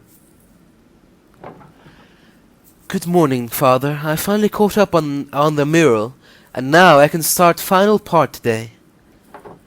I promise I'll get it done. Ashtelin, I am proud of you. Thank you, Father. I'm sorry Dr. Stoat says you can't come to the festivities tonight. I know how much you love the Purgeton loaf.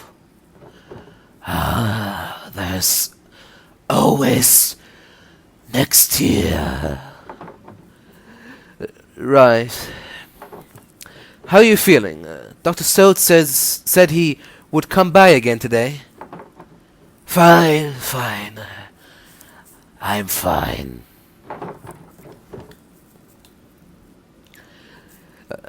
Are you sure? Do you need anything? No, go on. I'm alright. In fact, my spirits are lifted today. It is Christmas Eve after all. Of course.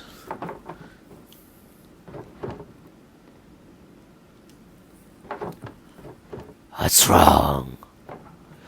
Dad, I found a note back in November. A note?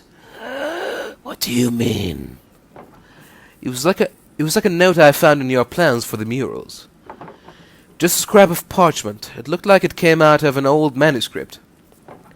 Elaborate writing, purple ink. It just said stop. Do you know where they came from? Who wrote them?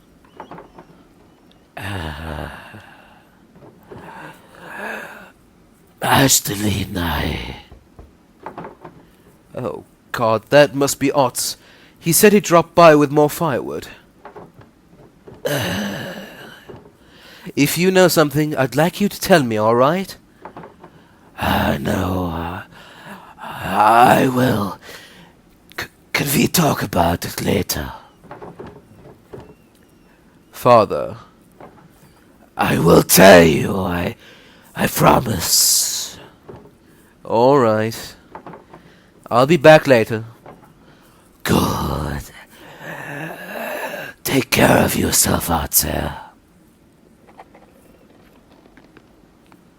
Alright then. Down we go.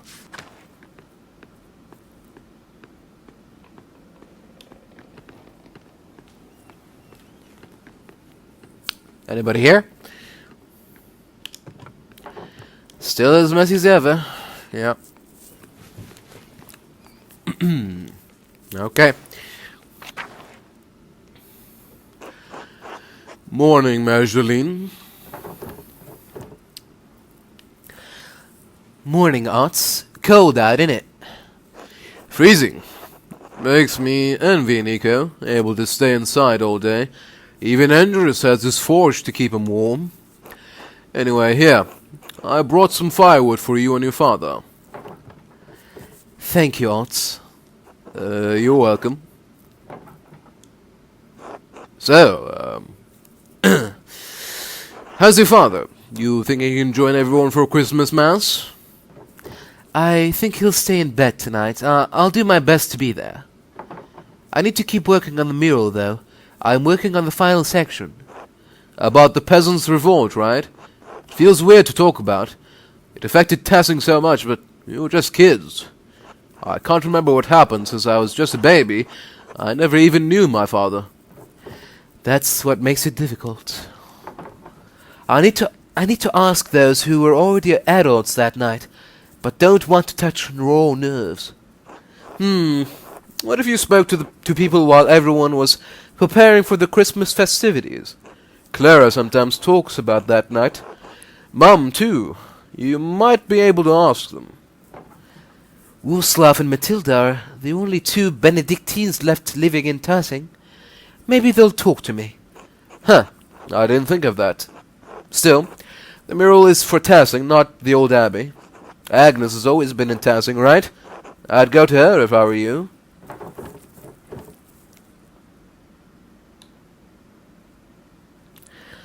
Father said she helped bury everyone who died that night.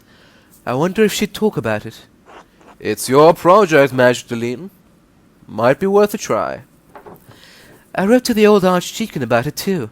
He thinks that the Baron's murder and Otto's death are connected to the revolt. The who? The man who came to Tassing for the Baron Rothvogel's murder. What about him? He was the judge for the Baron's murder? What if all the deaths in Tassing are connected? I don't see how that old Baron has anything to do with the revolt. Are you feeling alright? I think you're looking for connections that aren't there. Maybe this mural project is getting to you.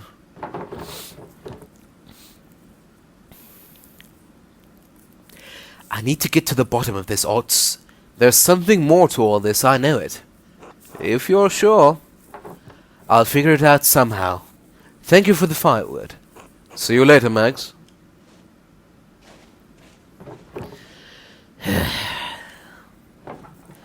Otz is right. I should start talking to people around town. I'd better get started if I want to talk to everyone before the Perchtenloff.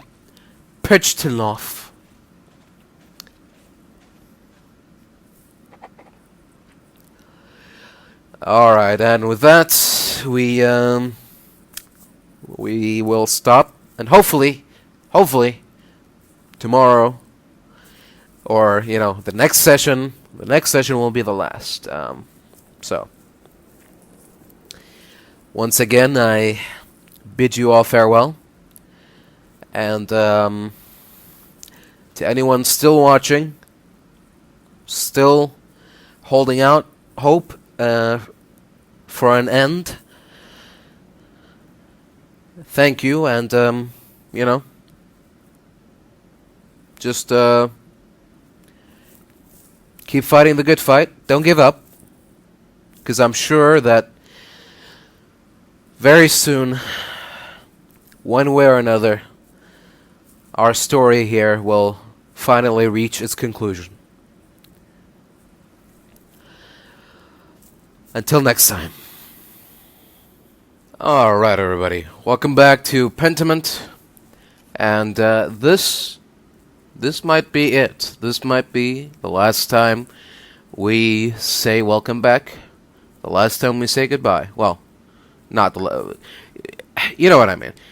Last time we have to stop and continue and pick it up afterwards. Anyway, but a lot of things happened. A lot of things have yet to happen. Let's see here. We need a little recap. Right, so I need to get to work on the last part of the mural, but Otz said he'd stop by this morning. I should go out to meet him. I guess I did that already. Otz had some good suggestions for my investigation. Many of the participants and witnesses of the peasant revolt are still alive in Tassing. I should speak with Agnes, Clara's husband. Who's that?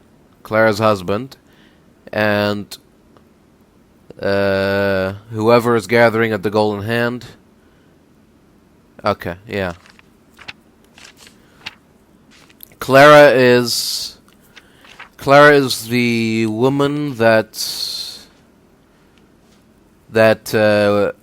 we as Andreas Mahler stayed in her house. Well, in Peter's house, I think. Didn't we also say that we should talk to what's his face? The Wooslav, brother Wooslav. But I guess he's gonna be at the Golden Hand. Alright, well, the work is it's there, it's getting there. But I guess we're not gonna see it until everything's done and finished. Alright, so I guess most people are gonna be preparing for the festivities? Oh, not you guys. Ah, if it isn't Mistress Magdalene. Hello, Boltus. Hello, Tassiae. How are your inventions coming, Boltus? Well, very well, thank you. I was just showing Tassiae how our right house clock works on one of my smaller prototypes. It is a fascinating process, truly. I had never considered that one man could make something so complex by himself.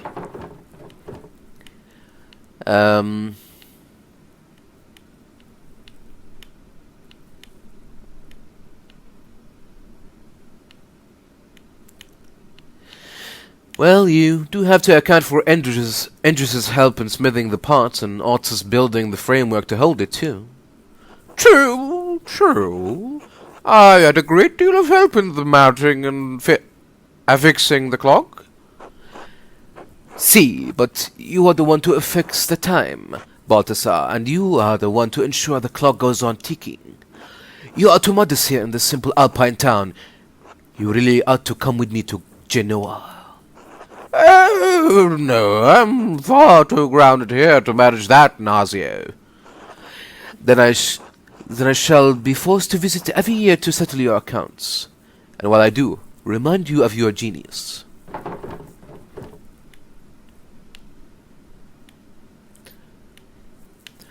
I wish you the best of luck. That is a very long journey. If you intend to visit Nazio, maybe you ought to stay. Oh, I couldn't possibly. The bank needs me more and more every year. In any case, shall we return to work, Baltus? Oh, yes, of course. Please excuse us, Majesty. We're rather busy at the moment. Until later, then. Alright, so they're working on stuff. They don't have time for Christmas right now. Maybe later. Oh, doctor isn't here. Okay, well, there you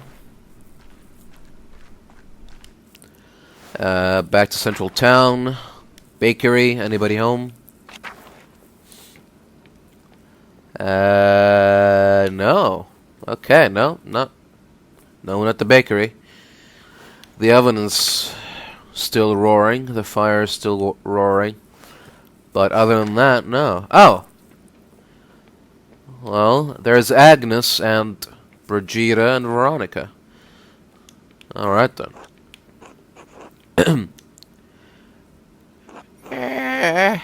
Majesty Lane Directrin. I didn't expect to see you today. How's your father? He's not well, honestly. Oh no, I'm so sorry. He'll be in our prayers tonight. Oh, wait. He'll be in our prayers tonight. Ours as well. Now then, is there something we can help you with, dear? I have a small favor to ask. Oh, go on then, spit it out. If it isn't too much trouble, I'd like you all to recount what you remember of the revolt. I'm nearly done with my mural, but I need more details. I was so young, I don't remember much of that night. Oh, for that project of yours in the art house. I'm afraid I won't have much good to say about the matter, but all right. Come sit down, Master Lean. Don't worry about helping with the wreaths. It took me years. It took me years to get the technique up to Mum's expectations, so you're better off not helping. Pah! You always did fine, Brigida. Oh, she's Brigida's mom. Well, that's news to me. So, Master Lean, what do you need to know to finish the mural? I was hoping to ask you more about the revolt. It seems so important, but no one ever talks about it. All I can remember was the flames when the abbey burned, because I was so young. What part of the revolt? The abbot starving us out of a house and home? Otto's murder? I doubt that would be a good painting.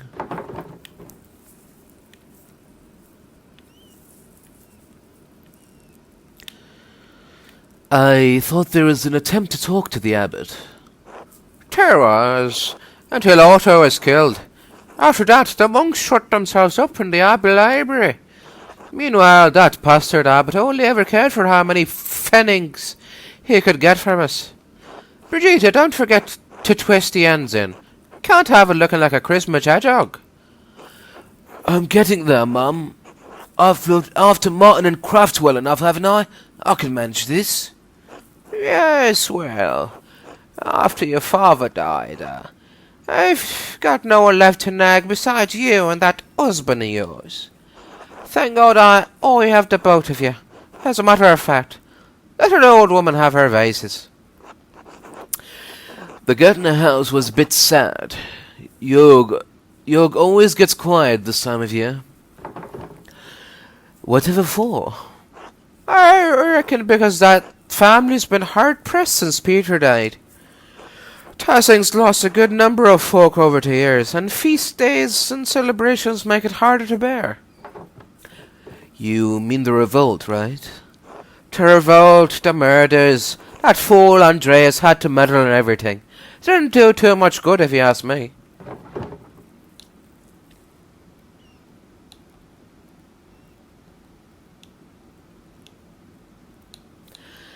Father said that Master Morla made some mistakes, but that he was seeking justice for everyone in town. And I think your father is right in that. And yet, he'd already meddled enough in Tassing after the Baron's murder that he held more sway than he knew. I could understand it the first time. He wanted to save that old monk. I dare say he saw him as a father. And it was proven the prior was a witch, so I suppose he did some good for Tassing then. I think Vuslav might be the only person left in Tassing who even remembers the old prior. That's when the trouble started, I say. The townsfolk saw a monk killed, and the abbot was incensed. Then came the revolt, and Andreas Mahler happened to show up nearly the day of Otto's murder.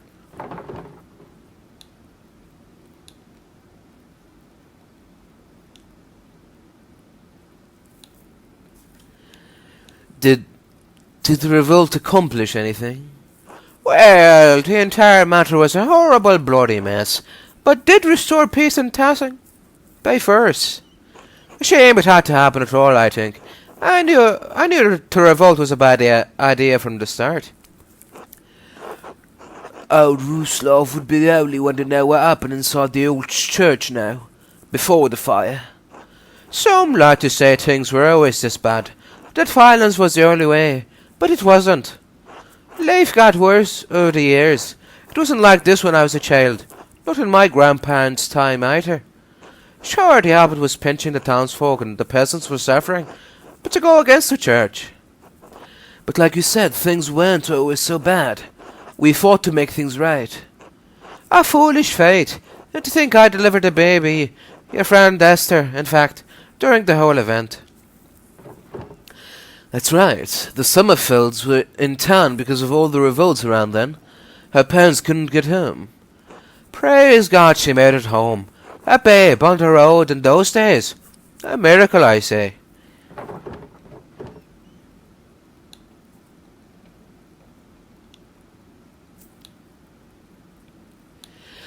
Well, the revolt didn't totally fail, did it? The abbot and monks have left. The abbey may be gone, but Tassing has only traded one lord for another. The peasants were so angry over the abbot's perceived injustices, they thought they could make it right with even more injustice. Then the abbey caught fire and everyone ran, but by then the soldiers had arrived to stop them all. Well, what can one do against a mob holding torches? That soldier even warned Peter, but nothing would stop him besides steel. So, nothing got better at all? No, not as I see it. The load is just as severe as the abbot was, and threatens force at every turn. That's life. You can struggle and die to accomplish something, and nothing changes. Fighting or working, and even it never matters. We starve and die in the end. The dead don't look here. They died believing they changed something. We're stuck with the harsh reality. This is all you've known, Magdalene. You've grown used to it. We all have.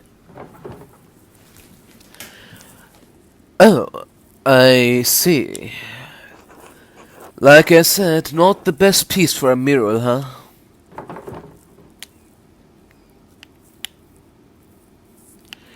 I might not depict it so gruesomely. That might be best. Thanks for helping, Magdalene. Good luck on the mural, Magdalene. Good luck, Magdalene.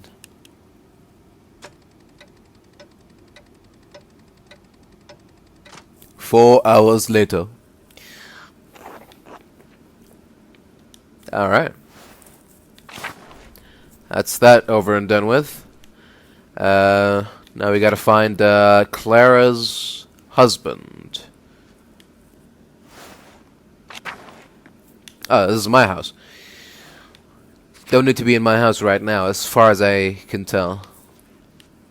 Anybody in the church? Father Thomas?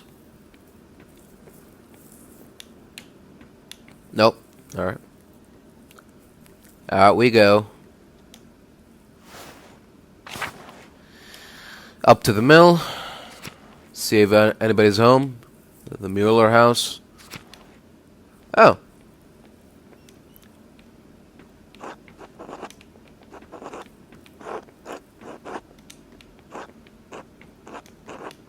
Okay. Everyone is at home. You guys are not feeling very festive right now? I guess not. This old statue of Saint Moritz has seen better days. Okay. Fair enough. Alright, let's go down to the Martin Bauer farm. Is anybody home? Oh. House is closed. Farmland is all frozen. House is so snowed in, it's inaccessible. Alright. Over to the Hans Bauer farm. Also locked. Also frozen. Gertner farm. Here we go. In we go.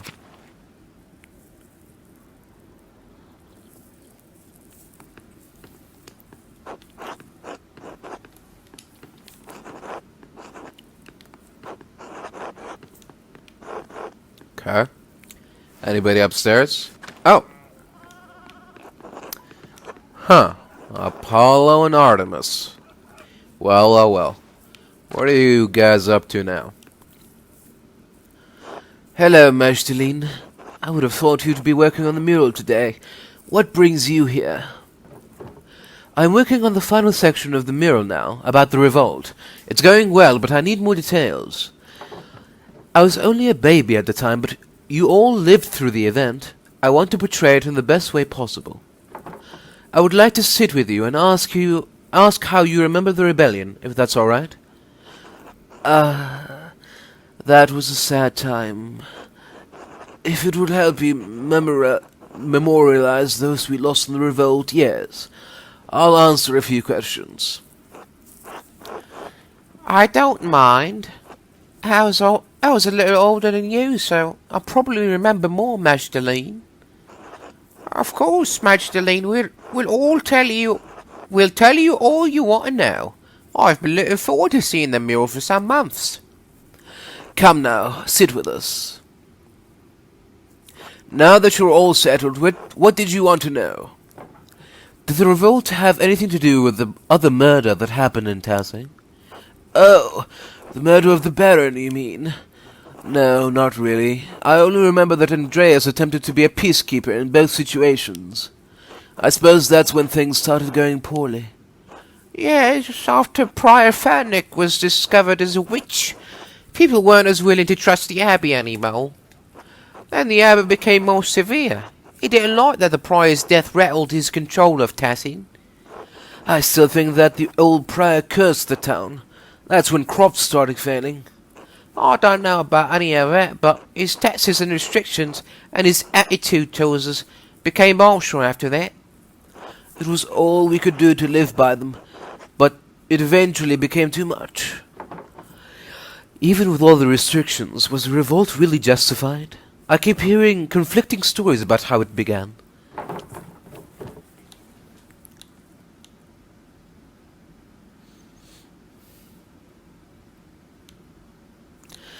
I thought the peasants stormed the abbey unprovoked, and the Landsknechts had to be called in.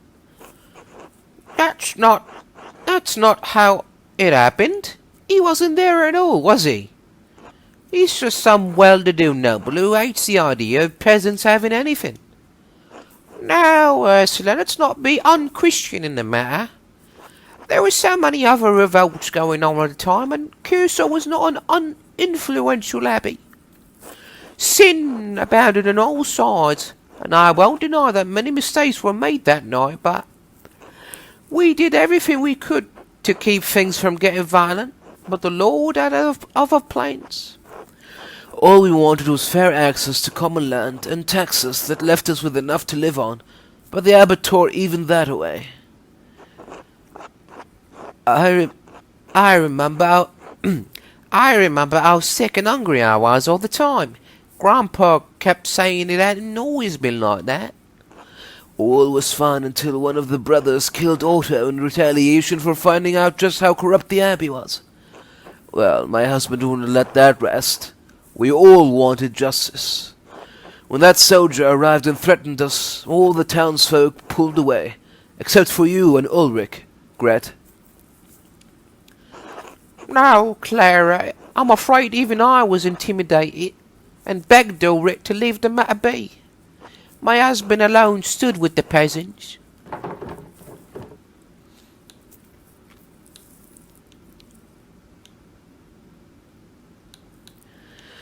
Father always talks about how he regrets that choice. That's why he wanted to paint the mural. Your father is unique in that regard. Most of the other townsfolk see the revolt's failure as proof that it was doomed from the start. Truly, if the entire town banded together, we likely could have succeeded without violence at all. By then, we were so starved and wanted justice so much, Peter truly thought success was possible. There was still some discussion. Ulrich and Andreas wanted peace. Then that fat miller protected that torn sword bastard. He always hated us. Thought he was better than us. Ursula, language. What, Mum? It's true. Leonhard even shot Ulrich out of nowhere. It was unprovoked. Yes, Leonhard always did hate the rest of the townsfolk, and he would take advantage of anyone who could. My husband sought peace to the last. He was a martyr to us. I think the miller shot Ulrich to retaliate, but after that, Peter couldn't be stopped. We'd lost too much. A burning of the abbey was a grim night, and the soldiers coming in. Our men fought to protect us, to protect Tassing, and many died in that fight. But we got rid of the abbey and all the monks at least. Yes, and that is some comfort, if only a little. Are there any heroes of Tassing I should memorialize? Dad, definitely. Peter always wanted the best for Tassing, even if he acted rashly by setting fire to the abbey. I hope you can portray him in the best light, Magdalene. I'd rather not talk about that night anymore. I hope we provided enough insight for your work.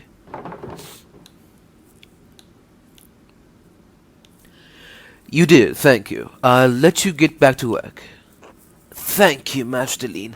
I am certain the mural will be beautiful.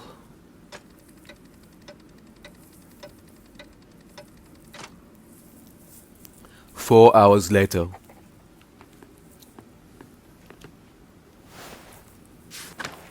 Alright, well, that should be it then. To the Golden Hand. I sat with Clara, Ursula, and Gret. I helped Agnes, Brigida, and Veronica make some crisp... Did I? I was just talking. Alright, well, yeah. So, with that, I think it's time to head to the Golden Hand Inn. Is it the Golden Hand, or is it the Gold Hand? The Gold Hand Inn, or the Golden Hand Inn? I guess we're about to find out. Church and Druckers. And, to the meadow. Here we go.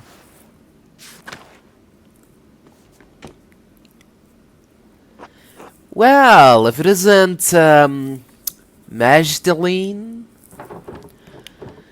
That's me. Ah, good. It's been a while since we've spoken. How are you finding Tassing? Everyone has been quite kind, and no one has thrown anything at me for my music. Considering the circumstances, I'm counting that as a success. I have to admit I was quite upset that I had missed my opportunity to sing at the Meister Singer competition. Oh. He practiced so much for it. Yes, it's hard not to view the last year as a waste. You can try again next Christmas, can't you? Of course. Though the older I get, the less comfort I take in the possibilities of the future. Missed opportunities staying more with each passing year. Well, you have an audience here, the people of Tassing. And perform for them I will. I love performing for people wherever I go. When I sing for the people, I want to move them. I want to see it on their faces. It's only in that moment that I can connect with them. That's the only truth I know. Meister singer judges will rate me as they will, but that's not why I want to perform for them. I want to move the masters the way they moved me. Does that make sense? I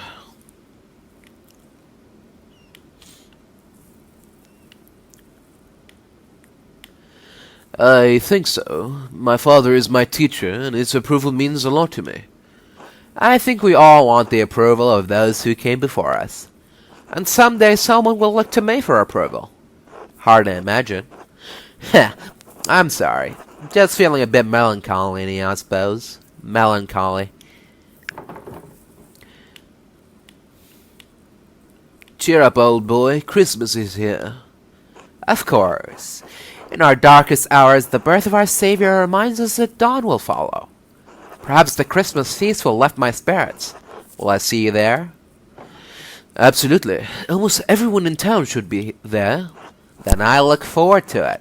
Until then. Alright, see you later.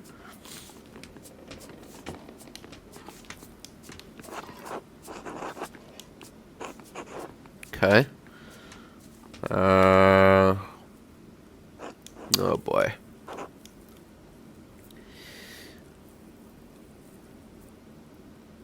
Hello, Magdalene.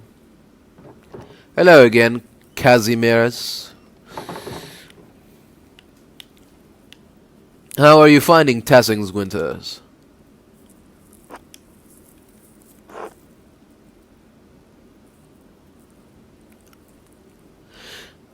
Colder than Würzburg, people are nice. Well, good, I suppose. Looking forward to the Christmas feast?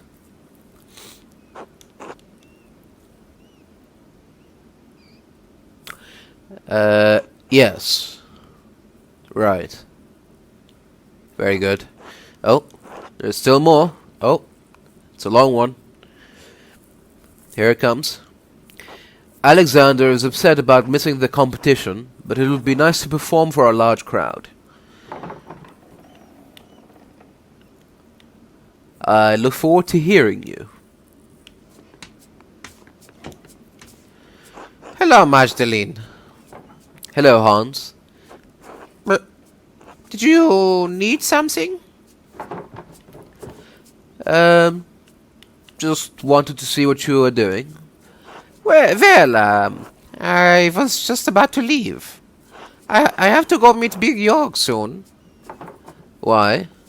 Stuff in the forest needs doing. Like what? Lift logs. Uh-huh. Why would you do that? We lift big logs to see who's stronger. It's a contest. Does anyone else participate in this contest? Not usually. There aren't many others in Tassing strong enough, other than Big York. Simon's big like Sapphires, but he's not interested. He's always busy taking care of the farm. Maybe Apollo can join us one day.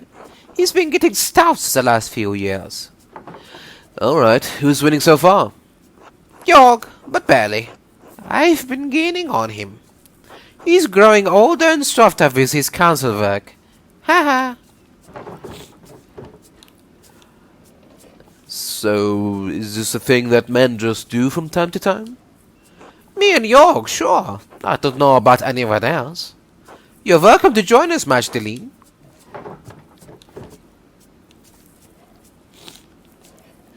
You happen to have small logs that would suit me? Plenty of trees in the forest. We'll find you what you need. Maybe it'd put some meat on those bones. Sure. Maybe I'll drop by someday. Christ, you will get a kick out of that. You really meant it, right?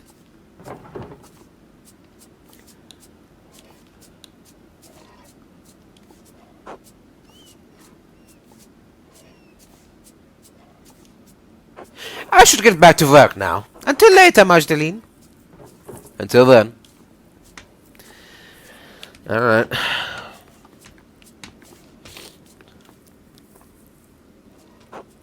Ah, hello, Magdalene. Hello, Magdalene. How's how's the weather?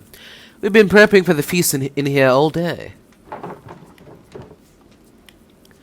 It's colder than usual. I'm glad to be indoors now. It's been colder than I remember it being for decades. More snowfall, that's certain.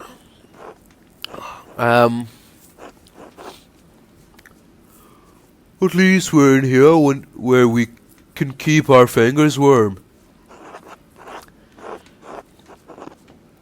You'd better keep your fingers out of my dome, Master Bauer.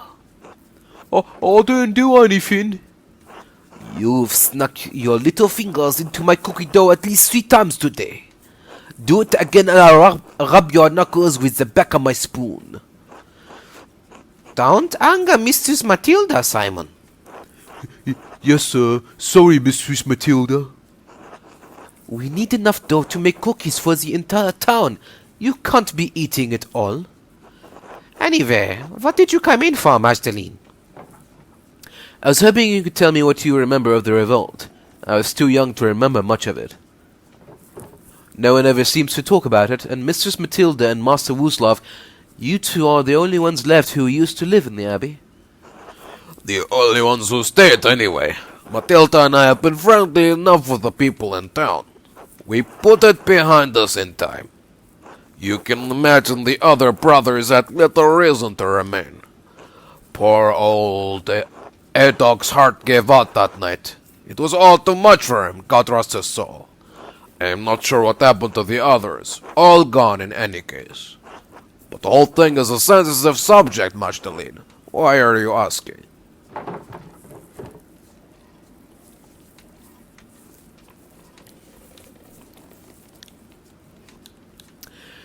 I want to portray the event truthfully in the mural, so I'm trying to hear everyone's account of events.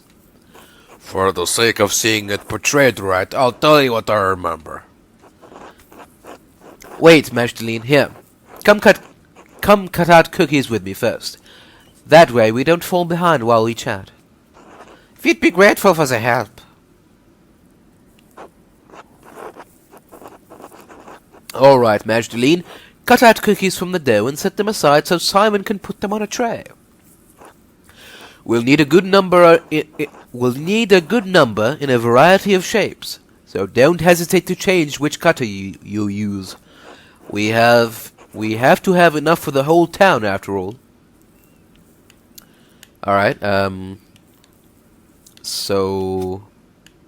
Oh. What? Okay,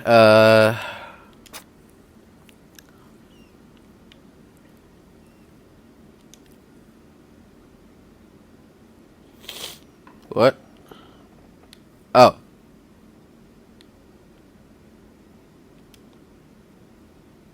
There we go. Perfect. Oh, what? Release. What? How do you cut? I don't... Cut? Oh. Maybe it has to be a little bit down? Ah, okay. Okay, fair enough. Okay.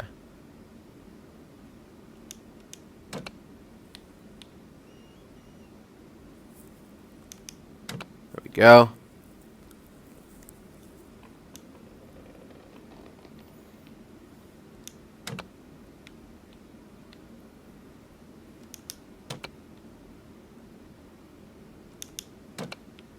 There we go.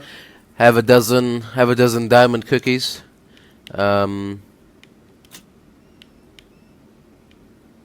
It's weird that there's no cursor here, so I just have to rely on blind instinct. Okay. Oh no. Okay. What? Come on. Come on. Cut it. Come on. Come on. Cut it. Come on. What? Why does it have to be so far away from the edge? Come on, man. Cut it.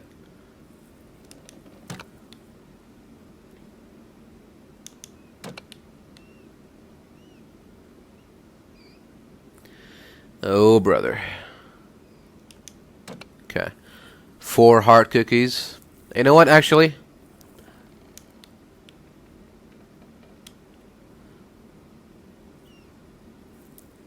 Let's make it 5. What? Come on. There you go. 5, 5 heart cookies.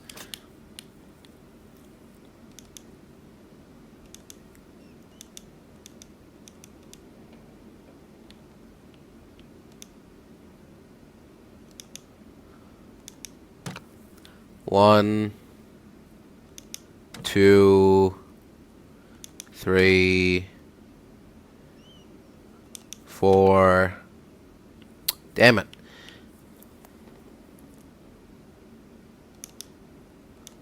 5, 6, 7,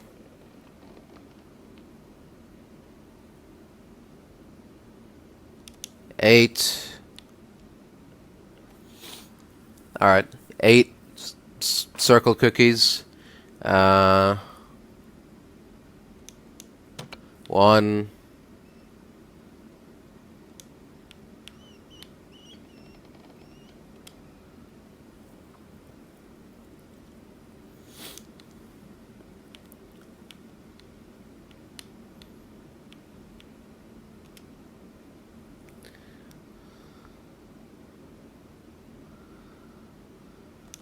2,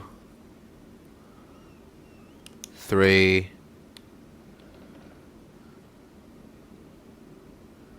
Oh, fuck. I probably should have done them horizontally. Well, it's too late for that. 4 bird cookies. You know what? Here. Let's, oh, fuck. No! We'll make them... Come on, come on. There's enough room. Come on, there you go. Alright, we'll make them 5 doves. And then, make a couple more diamond ones. Come on, there's enough room. Don't test me now, son. I ain't got time for your games. Come on. There's enough room. Don't push me around now. You and I both know there's enough room there. Come on. Just do it. Just make the cut. Come on. Come on. Are we really gonna be all day here? Fine. You know what? You win. Really? There's not enough room? Come on, there's enough room for that.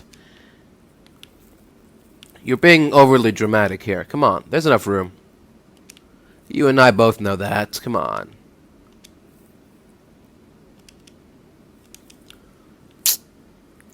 Well, oh, hold on. Maybe we can make we can make another bird one at least. Yes, we can. Come on. Yes, we can. We the people. Come on. Yes, we can. Ask not what your cookie can do for your nation. Ask what your nation can do for your cookie. Are you done? These look wonderful. Thank you. You can make more if you want, but it looks like we have enough. I think that's good for now. Thanks for helping, Magdalene. We'd better keep going if we're going to have everything ready for by the procession tonight. So, what can we tell you, mates?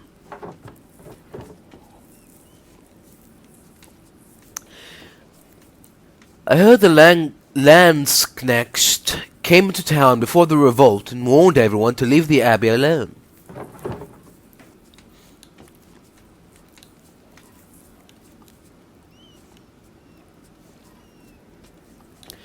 Why didn't anybody listen? They were trained soldiers and they killed so many people. Oh, some people did. Your father, for once. He left the peasants' cause after that. And he's never forgiven himself for that. That's why I'm making the mural.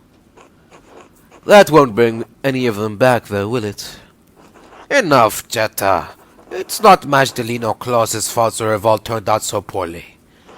There were some people who wanted to talk. Master Mahler worked hard to keep the peace, but after Otto was killed...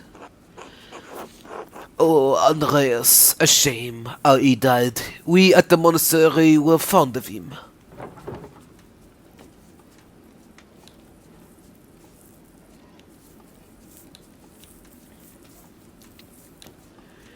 Father said he was instrumental in keeping the revolt from getting out of hand. He regrets not standing by him. Yes, he was. He had a personal dinner with the abbot to try to discuss things, I believe.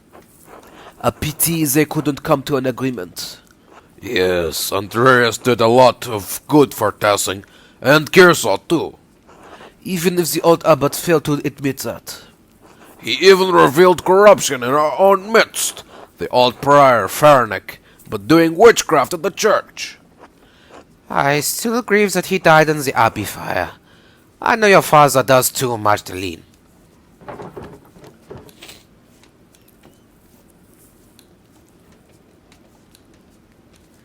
But wasn't the revolt in general justified? Yes. Yes, I think so.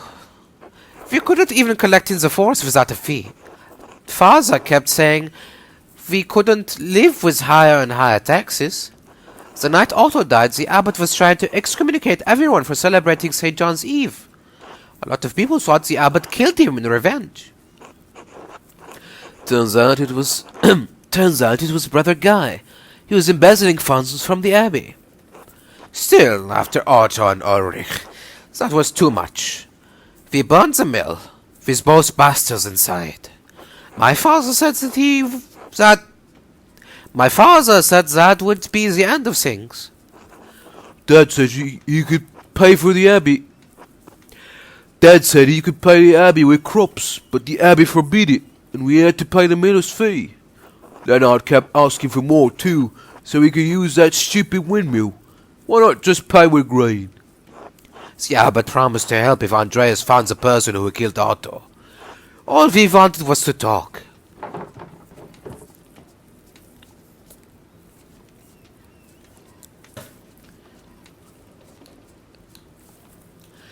But didn't you say that you just burned down the mill? Yes, but only to protect ourselves. Lenhart and Guy were both murderers. It was too much for Peter.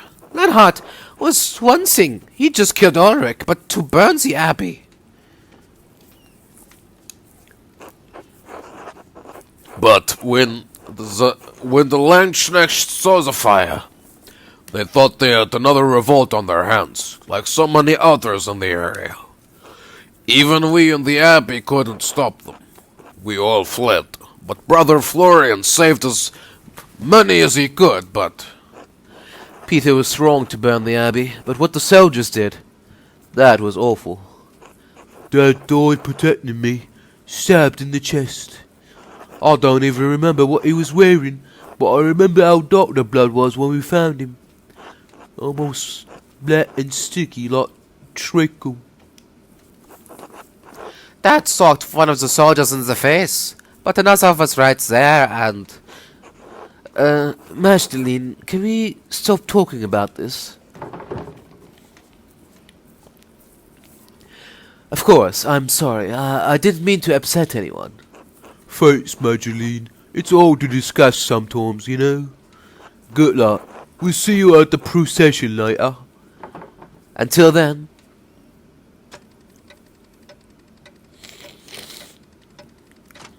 "4 hours later. Time to go to the commons for the Perchtenlauf.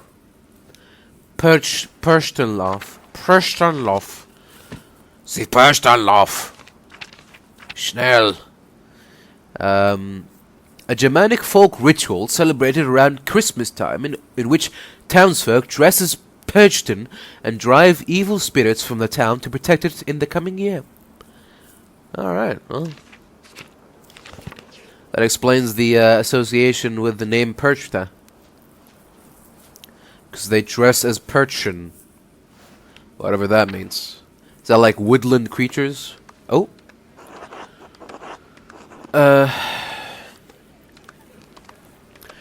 Christ, it's too damn cold.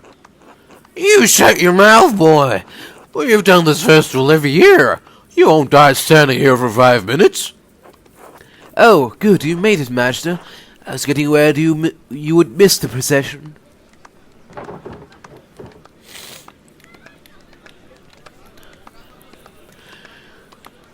Truth be told, I'd rather be inside by the fire.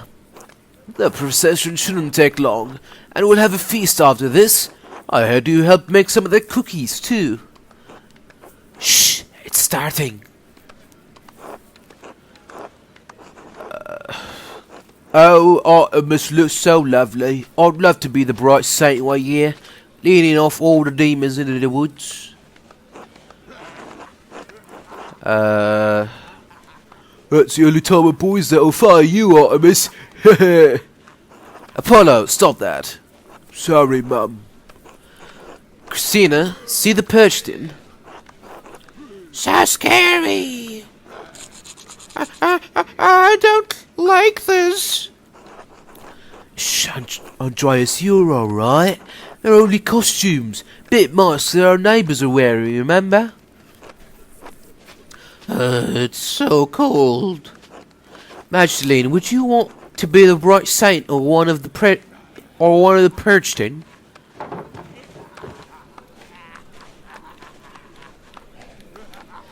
I don't think I'd want to be part of the procession. I enjoy watching. Oh, really? You're normally so outgoing. I guess watching is a better view, though. It doesn't seem fair Artemis gets to be the bright saint since her dad is on the town council. You'll get your chance, don't worry. Tassing's done the Perchen off for as long as I can remember. Everyone in town has been a part of the procession before. Well, except for you young ones yet.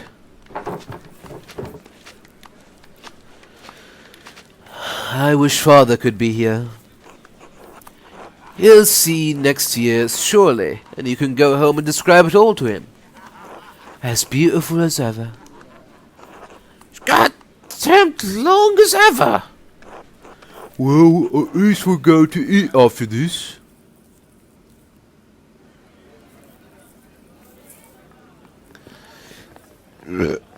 Oh, hey, Mags. Whatever. Mags. You made it. I was worried for a minute you'd skip out on the fun. Merry Christmas, Mags.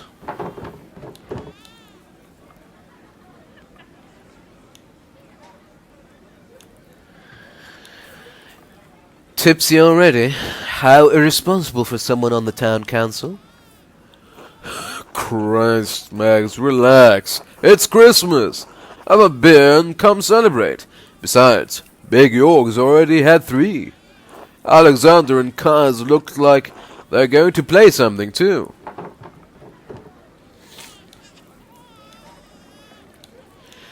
Oh, I hope they play Christ Born on Christmas Day. That's my favorite. Which one is that? We sing it every year.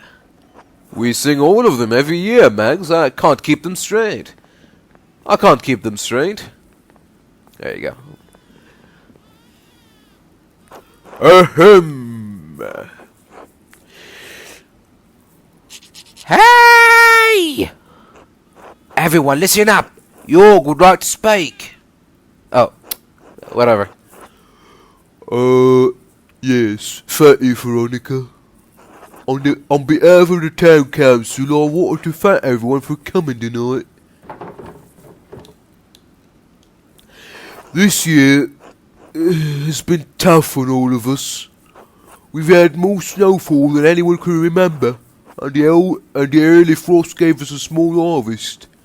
Without having come through the pass as often, Nico, you've been short of customers, and we've missed all the trade. Alexander and Cosimiras, you've been kept from your journey. Nazio, the snow has kept you from returning home. I know we've all felt a lot of clothes in town as he's been bedridden these past few months, and yet the Lord has blessed us with each other, cheerful guests and good company. Cheers. Amen. Thanks to be to God. God bless. Even though this season has been rough, God knows we still have a lot to celebrate this Yuletide. Andres, ye my tools we couldn't have gone without. Just practicing my trade. Dr. Stokes, you've kept us all in good humours. I prove of my experience, York, in such a cruel weather. Magdalene, you've painted the mural for us.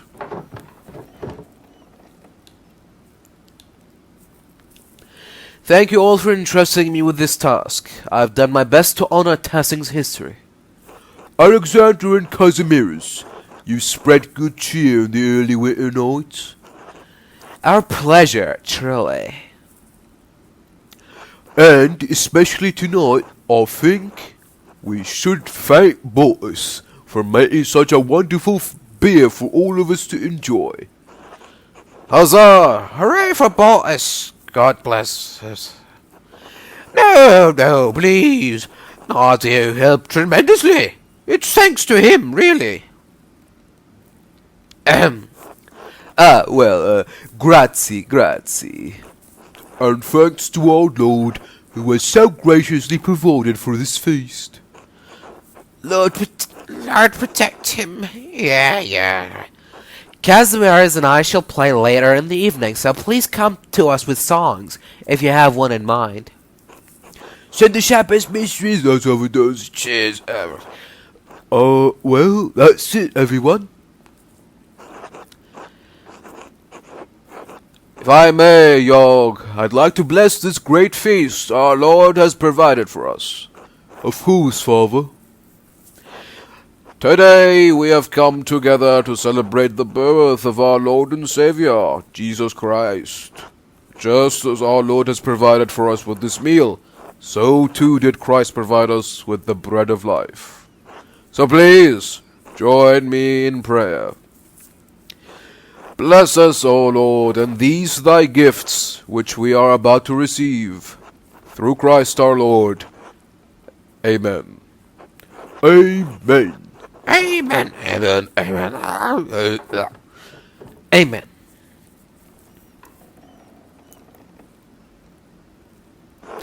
Now, please, everyone, I know Bolt has made a fine beer for the Christmas celebration, but remember that temperance is a virtue. Celebrate the Christ child as though his manger were here with us.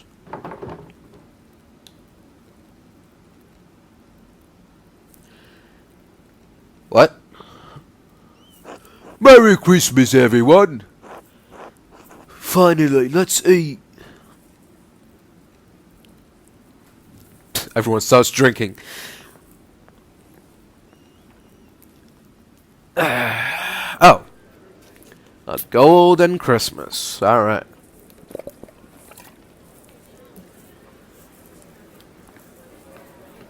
See what we got here. Let's go upstairs first.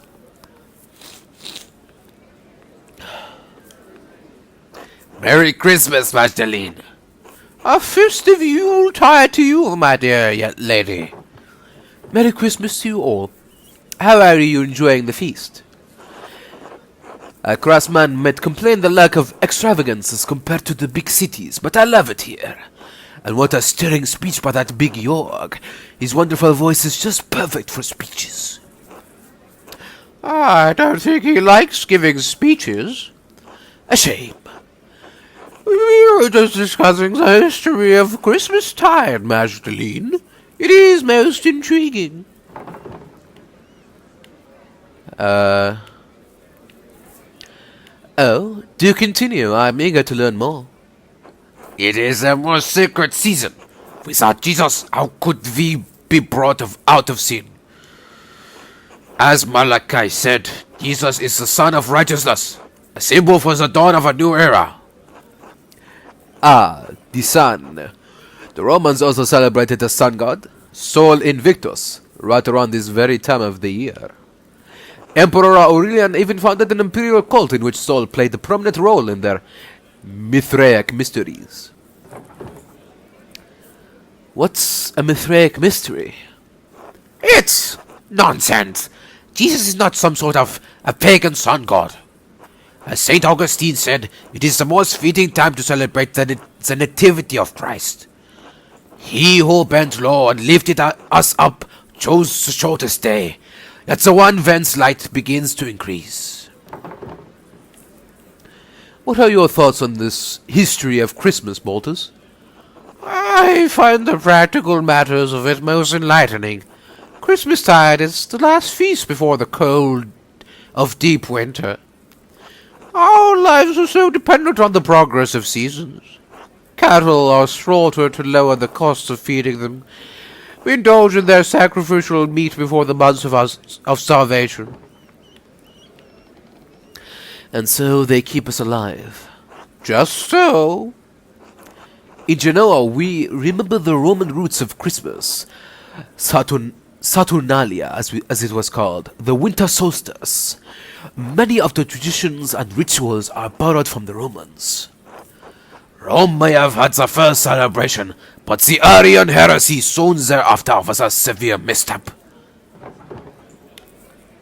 I've heard very little about the Arian heresy. It was a doctrine that stated Jesus, the Son, was distinct from God, the Father. Arius argues that they are not same in essence, co-equal and co-eternal. We are fortunate Emperor Constantine put an end to this grievous error. And we are fortunate Charlemagne was crowned on Christmas Day, else its popularity might not have recovered. You are ever grim. Lighten your mind, Werner. I rather enjoy your Christ candle, the gift bringer, a most joyous idea.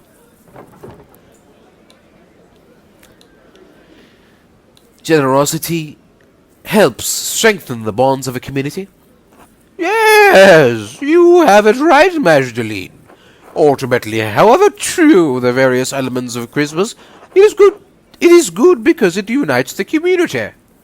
That is why we are here, to feast and be merry. And partake in the most splendid beer that has been brewed. Salutations to you, my friend Baltas. Indeed, it is truly excellent. Well done, Baltas. I admit it is most palatable.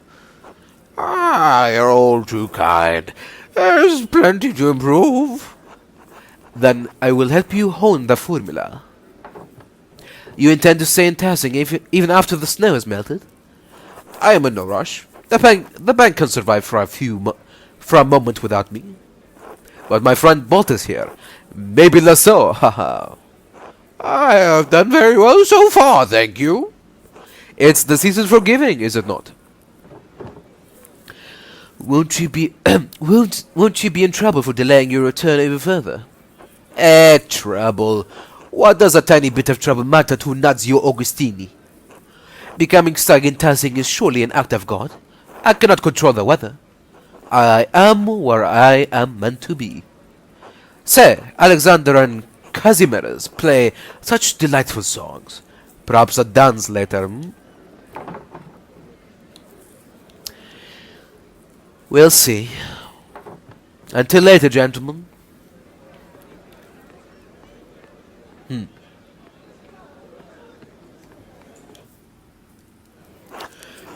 Happy Christmas, Magdalene. Magdalene, dear. Merry Christmas, Magda. God bless.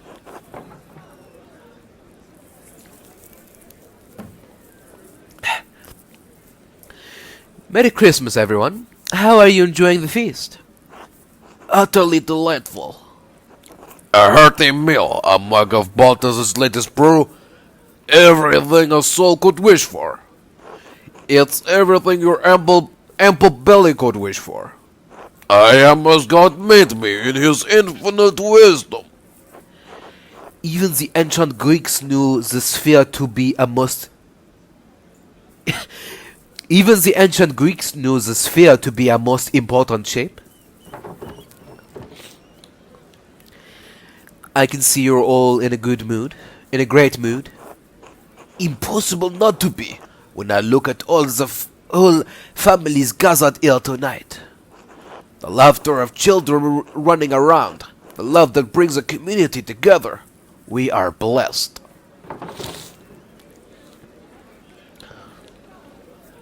It's certainly better than all the arguing. As long as you have moments such as this to realize that we matter to each other. Well said, darling. Why, I thank you. To the four of us. Nazdravi. I don't have a drink to toast with. Then toast with your heart. I am so happy I married you, Andres. The day I was inspired to come find you in Innsbruck was the most important day in my life. I've been ever so lonely without you. Love at long last. We know the feeling, don't we, Gustav? The path before us was filled with thorns and thistles, but we endured. Make sure to prepare for that, Magdalene. There will always be some thorns on the path. I will do what I can. You'll do fine. You're strong and stubborn, just like your mother. I never knew my mother. She was gifted, pragmatic, outspoken. Her spirit lives on in you. She would have enjoyed it here on a night such as this. God rest her soul. I hope so. Well, I'll let you continue with the celebrations. Stay safe, dear. Make most of this night. You've earned it. Bless you, Magdalene. Enjoy the feast. God bless you. Alrighty then. Down we go. Let's see who else do we have here? Eva, Veronica, Anna, and Alexander. Let's see what Alexander is up to. Mistress Magdalene. Merry Christmas. Merry Christmas, Alexander. Merry Christmas, Casimiras. Enjoying the night? Very much so. The cookies especially. I haven't had such a wonderful gingerbread in ages. We were just setting up to perform. Did you have a particular song in mind you want us to play? Between the two of us, we know all the Christmas songs between here and Spain. How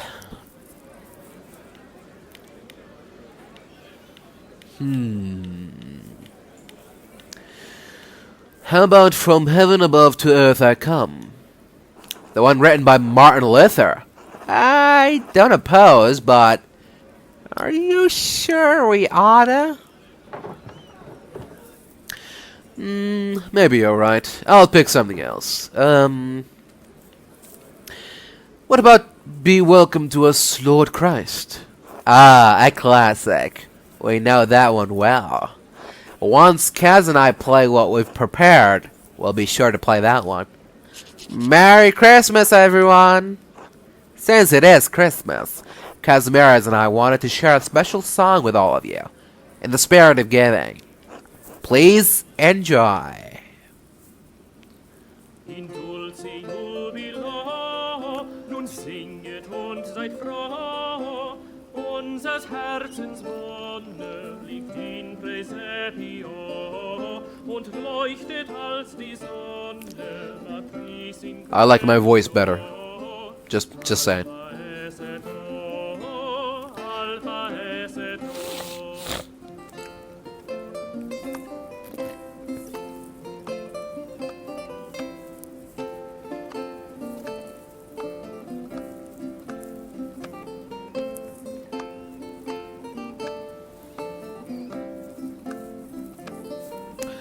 Oh, Smokey is here. O Jesu parvule, nach dir ist mir so weh, tröst mir mein Gemüte, du Optime, durch alle deine Güte, o Princeps Gloriae, trae me poste, trae me poste.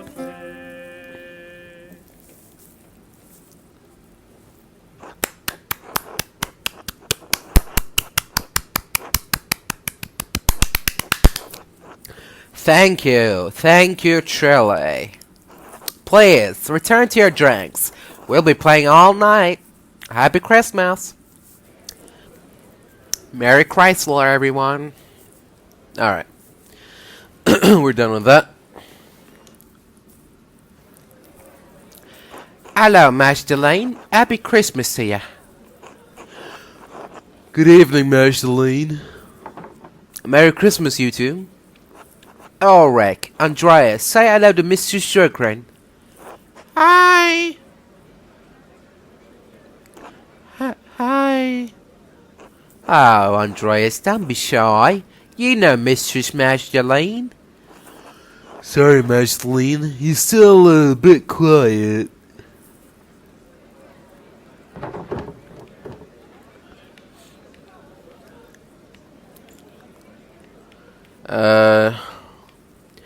I'm still not used to you addressing me as Mistress Strakren yet. We're raising these two to treat everyone with the respect and deference they deserve. Unlike you, who used to steal from the neighbors. Hush, I grew out of that, Paul. Besides, you and the children steal the covers every night and leave my bones to freeze. How'd you like your speech, Magdalene?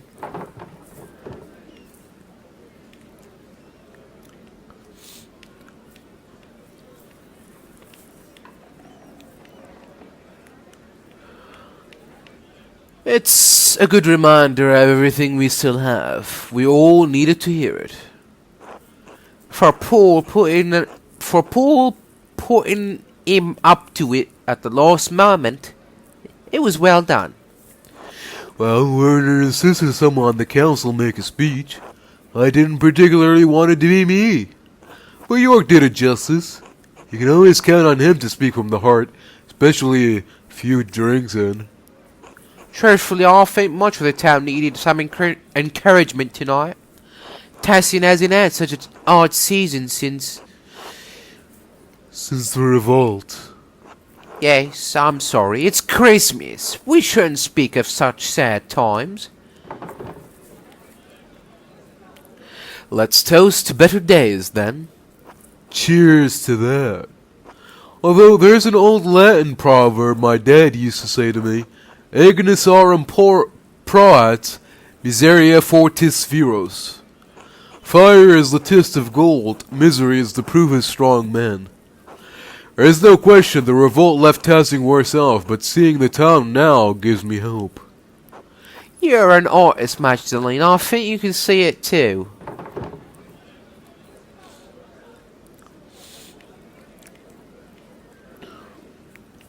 You mean how I'm painting the Rat House mural? I hadn't considered that, but yes, now that you mention it, seems fitting that you should paint the mural now. Memorializing Tassing's history in this mural will remind everyone what the folk of this town are made of. To be honest, most nights I'm grateful for the revolt. Really? Oh, yes. You wouldn't remember, but life was already terrible before that night. The revolt burned away the dead wood that had rotted Tassing for decades. God knows my father was an evil man. His death released me from years of fear. The revolt gave me the courage to face him, to become better than him. I think something of the same happened when the abbey was destroyed.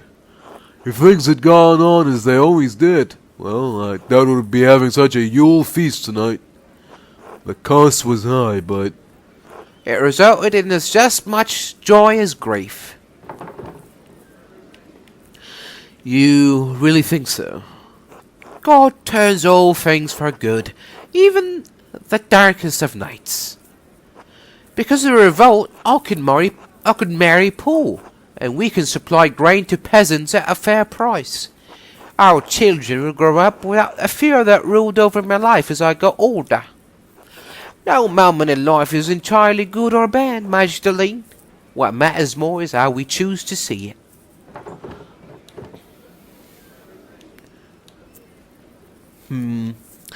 I don't know. I don't see how my father's attack can be anything but evil. keep hope, Magdalene. Lord helps those who trust in him.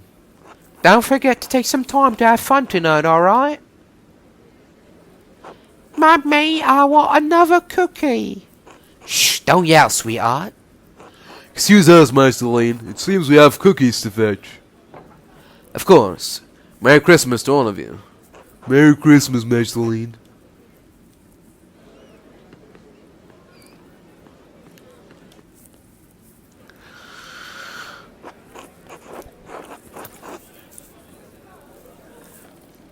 Magdalene! You finally came over to say hello. Hello again, Otts. Hello, Magdalene. Happy Christmas, Eva. Till. Magdalene, how good to see you. How is that mural coming along in the rat house? Almost finished with it, I hear. That's right. The last I heard about it, you were still working on the middle section. The history of the saints, right?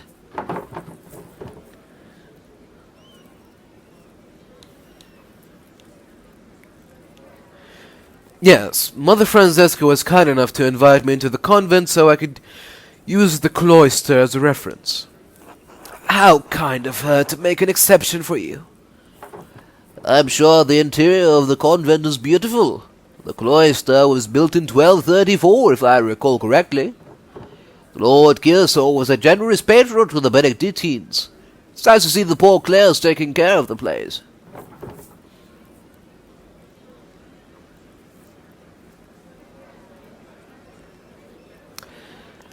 They have left the workshop to time, sadly. There are still supplies stacked and pots of dried paint left out.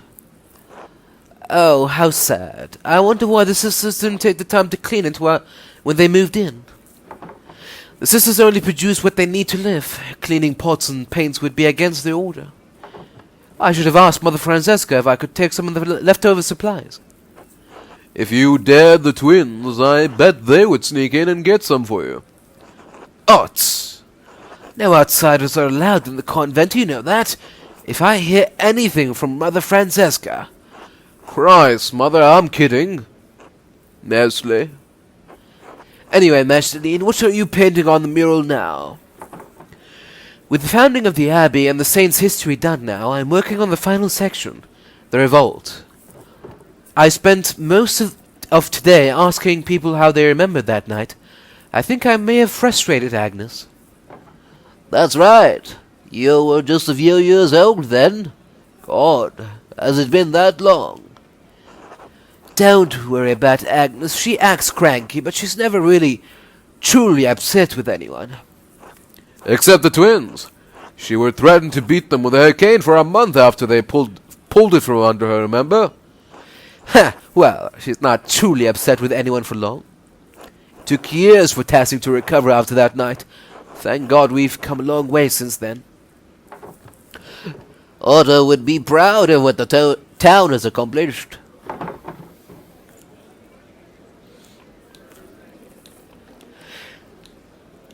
I think so too. You know, Masterline, I think he would be especially proud of you for memorializing Tassing in the Mural. He would be thrilled to think that you've become a part of the family.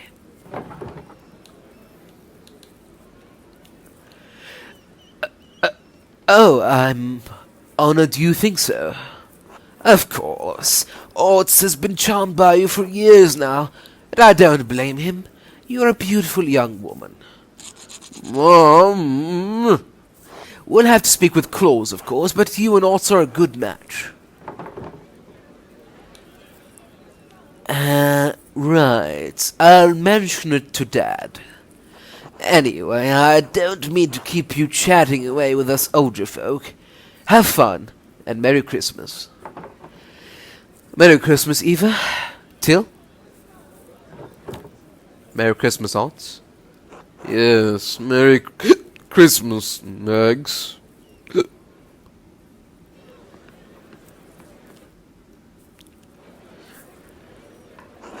Merry Christmas, Magdalene. Enjoying the celebration?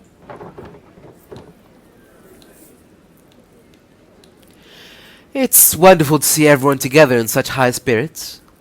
Isn't it? Even Grandpa is enjoying himself. The winter's been difficult for his gout. The cold makes his joints seize. I told him he didn't have to come to the potent loaf, but he insisted. I haven't missed one Yule procession in my life, and I'll be god damned if some snow stops me.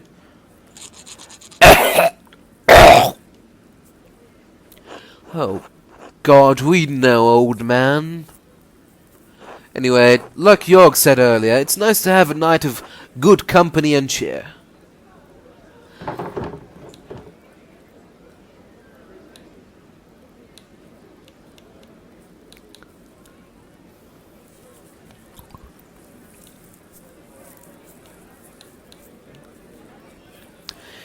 Paul told me he put you up to making a speech in the first place. Why'd you do it? What? He did? Oh, that bastard. Yeah, word have kept going on about how someone should say something. Paul said that I was the most charismatic of anyone on the council. He said that? Well, he said that I would make the least amount of people angry over it. But he said it was my charisma.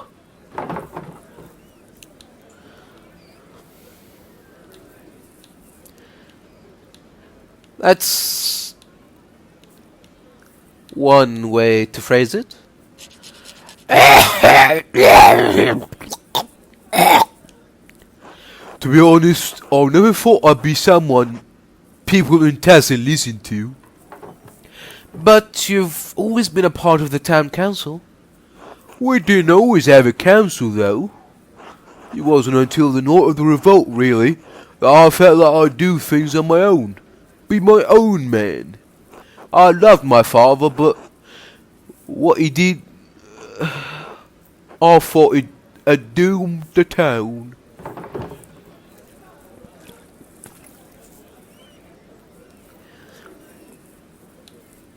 A lot of terrible things happened all at once. No one can shoulder all the blame themselves. No, but my dad chose violence. He chose to destroy the abbey. I always went along with him because he was my father. He had to be right. That night was the first time I thought any different. I learned that night that you can fight for something right and still choose the wrong way to do it. And I swore that I would never let that happen again. The revolt broke down everything I thought I knew about Tassing, about myself, but it made a lot of things better for Tassing, and that makes me hopeful. What do you mean? Well, our new lord is strict, but he made a deal with us. The council let us govern ourselves. As much as I was grumbling earlier today, York is right. Life changed in Tassing, and even though the first few years were hard, we're better for it now.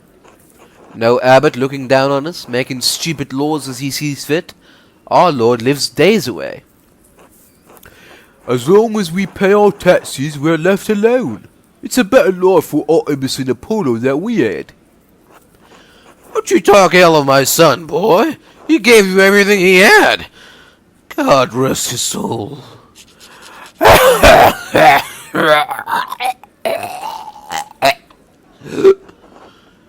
I know, Grandpa.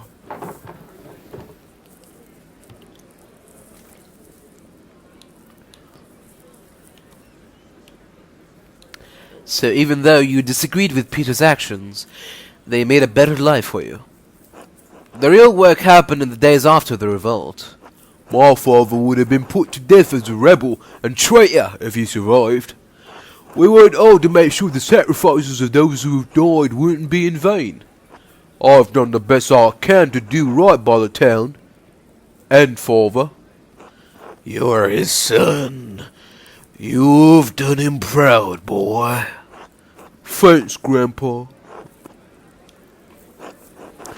Anyway, I'm going for another pint. Anyone else? Yes, yes. Bring me a pitcher. You've had enough, Grandpa. Your humors might become unbalanced. And another for me, York. Magdalene? I'll get myself another later, thank you. Alright, we'll see you later then, Magdalene. Merry Christmas. Merry Christmas, everyone.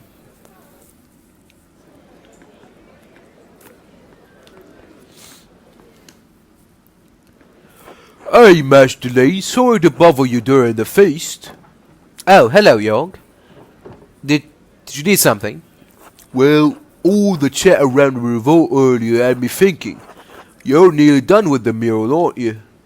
Last time you talked with the council, you said you were working on the final portion, painting the revolt. I don't mean to nag during the feast, though. That's Veronica's job. I should have it done soon. I've been listening to people around town talk about the revolt, so I can get a better idea of how to paint it. Everyone has a different idea of how that night happened. But I think I finally settled on how I want to depict it. Yeah?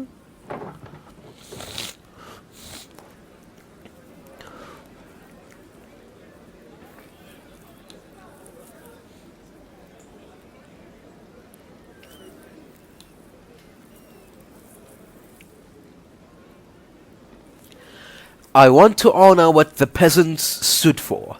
I'll show Otto giving a speech and the soldiers in the distance. That's a good perspective. It shows what happened without being too detailed about, well, what happened. I'm sure everyone will love it. Claus would be proud of the design you've picked. Eva will like that especially. Anyway, I'll get out of your way. You've got better things to do. I think Otto was looking for you too. He always is. I think I'll actually go home for the night. I've had enough of Otz's flirting, and I should check in on my father. Tell him hello from all of us, alright? I will. Good night, Jorg. Good night, Magdalene.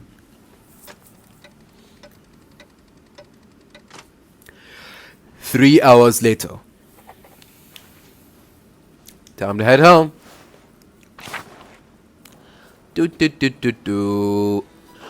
God bless you and Merry Christmas, Magdalene. Oh. Merry Christmas, Sister Amelie. Were we bothering you with the noise next door? No, not at all. Not at all. Hearing people celebrating Christ's birth brings me great joy. Christmas tide should be a heartening time of year for us all.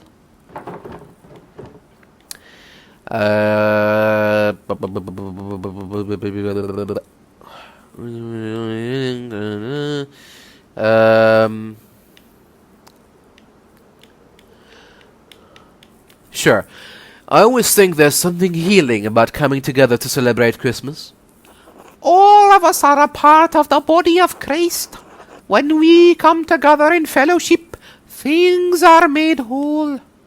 People need Christmas in the depths of winter to remind them that spring will return, and we will all have a chance to live again. Magdalene, who is that?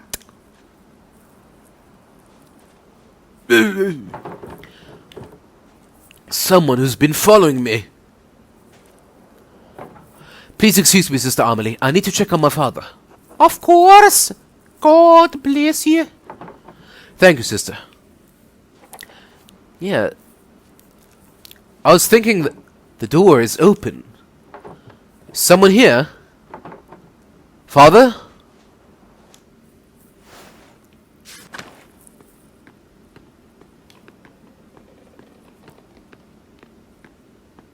Let's investigate everything here. Huh. Who was that old man?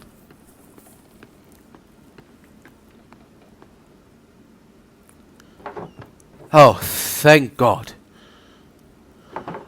Magdalene, is that you? What's the matter? Oh, it's nothing, Father. Just checking in on you. I always appreciate it. I'm worried about you, Magdalene. You worried about me? You're working too hard. I know taking care of me takes up so much of your time. And I know how hard you've been working on the mural. I know how important it is to you. For you to work this hard, it has to be important to you. It is important to me.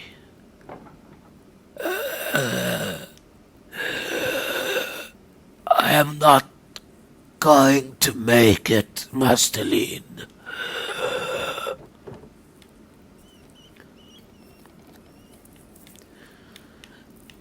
That's not true.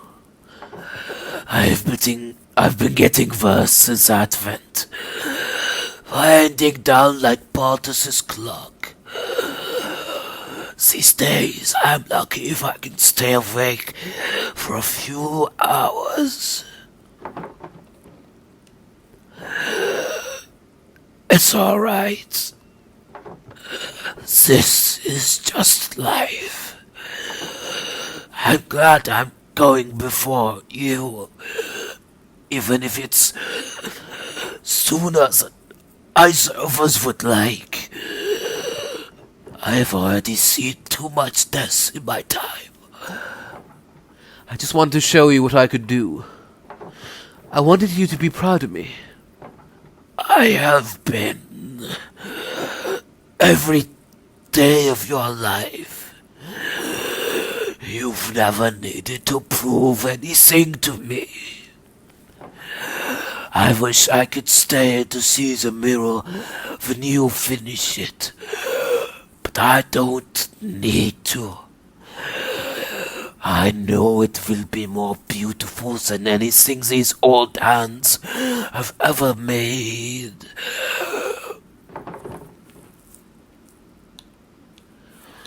Don't say that, Father. It's true, though. I mean, I got along all right. But I always knew you would surpass me before long. You can already see things that I never could. See things and make them real. I don't know if that's true. It is. Whether I die tonight or tomorrow or the next day, I'm not going to be here much longer. One morning you're going to wake up, but you have to do things for yourself. Love things for yourself. You'll have to share it with the world. Love is the only reason to do anything in this life. All this talking. Too much. Could you bring me something to eat? Of course, Father. You haven't eaten all day. And I missed the Christmas feast too. I can't believe no one brought me a cookie. I'll go get some soup.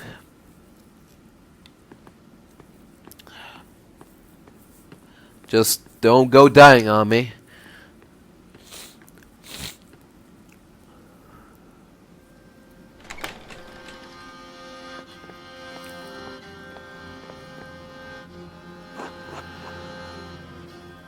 Oh God. The killer's voice. What am I supposed to... What's the killer's voice supposed to have?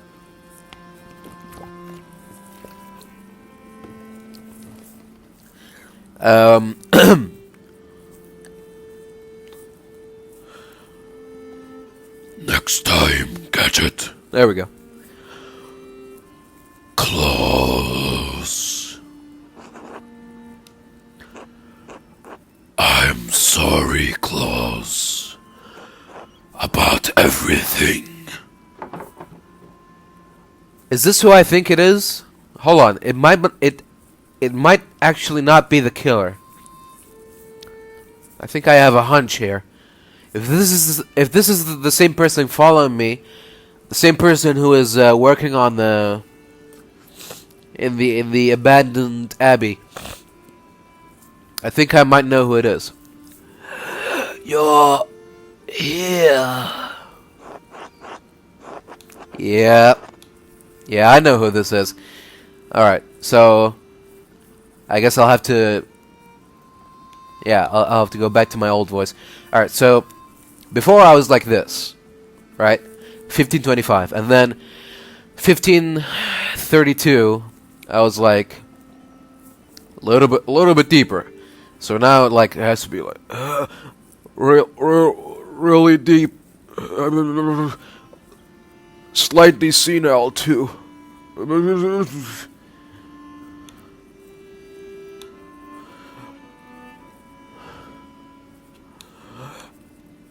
I thought I could stop all this. But I couldn't. So many people paid the price. They're still here, all in the dance of death.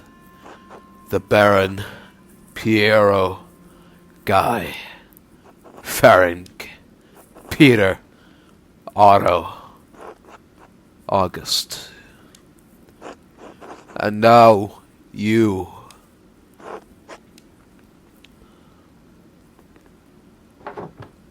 Father?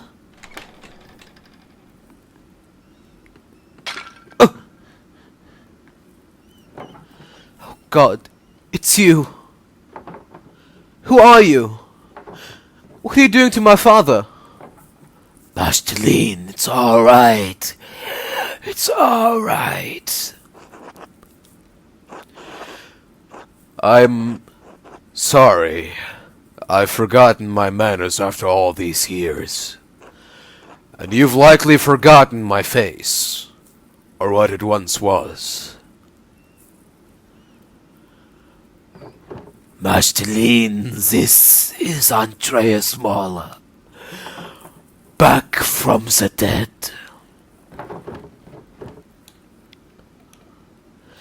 The earliest memory I have is of you running into a burning library.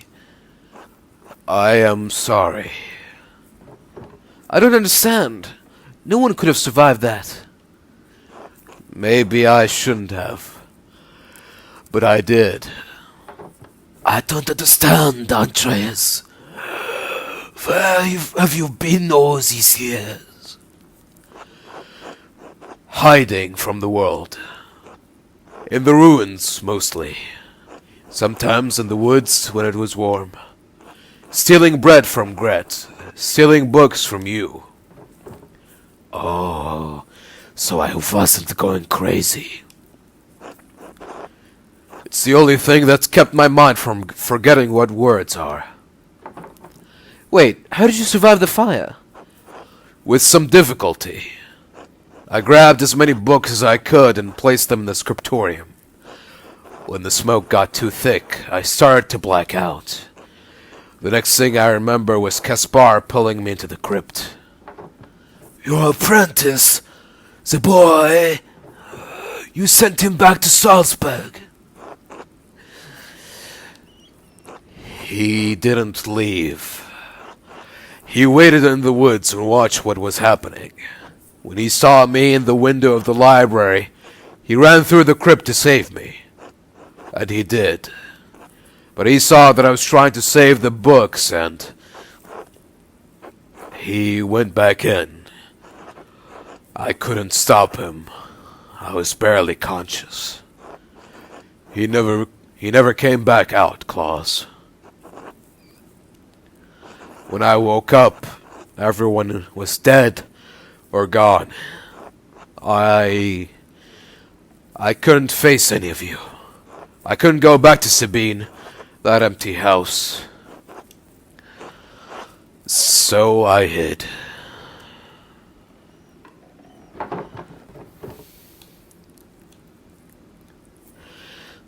Why have you been following me? I thought you were trying to kill me. What happened to mine was an accident. I just stepped too close to the edge. I'm sorry. I was afraid to talk to you. Afraid to talk to anyone. What changed? Why are you here tonight? To help you. To help Claus. Help me? Help me with the mural? Help you survive to finish it. The hand that tried to kill your father will likely strike again. It has killed before to prevent Tassing's history from being known. Tassing's history? Why? Because Tassing's real history is at odds with the story we've all been told. It's been covered bit by bit, layer by layer, until it couldn't no longer be seen. But it's still here. It's always been here, hidden beneath our feet. And it's still protected, haunted by the specter of death that has hung over this place for generations. The thread puller. Thread puller? Beneath our feet? What are you two talking about? The person who attacked your father is the same person who manipulated someone into killing Otto Zimmerman. And Lorenz Rothvogel. Yes. And they traveled through the Roman aqueduct that connects Tassing and Kearsarge. It's a network of tunnels I've become quite familiar with. And I've seen the ghost that haunts them, that can squeeze through the tiniest opening. I've seen it bend itself in half to reach the places I could never follow. I've traveled along every inch of the aqueduct in the old city, but there is one place I have never found. The lair where the thread puller retreats to. The ancient Roman temple that it is determined to hide from view. The Mithrium? You found it? No, but I mapped out the darkness between the collapsed tunnels. And I believe I know how to get there. Come with me, I'll show you. Now? If the thread puller becomes aware of what we're doing, well, I don't know what they'll do. We need to act quickly. Will you be alright? Yes, I will be fine. Protect my daughter, Andreas. With my life, Claus. I promise. Alright. Let's find the Mithrium.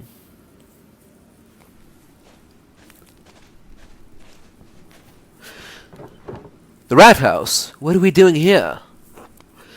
When the men dug the foundation, they found Roman ruins that have been buried over time. Lucky never wasted stone, so he used the Roman wall as one of the cellars. There's a way inside.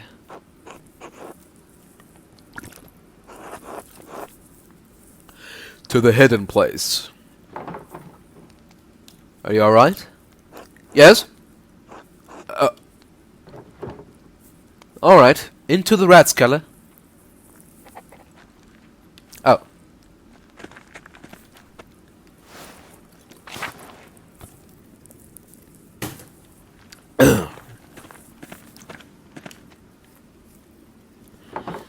Alright, that wall is different. Does that mean this is the place? No. It's two-sided, new and old. This was above ground once. It carried water. Look.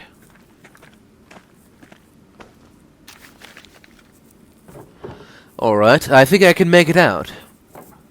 Cornelius today, and 6 Mithrium. Cornelius goes to the baths today and completes the 6th rank in the Mithrium. You see? No, I most certainly do not see, Andreas. Well, here.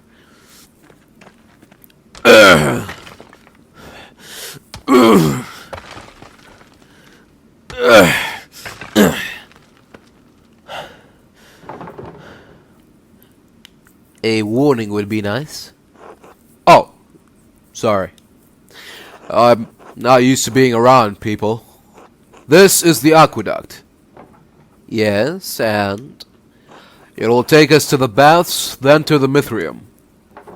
Alright. There. After you, please. Alright. Sure.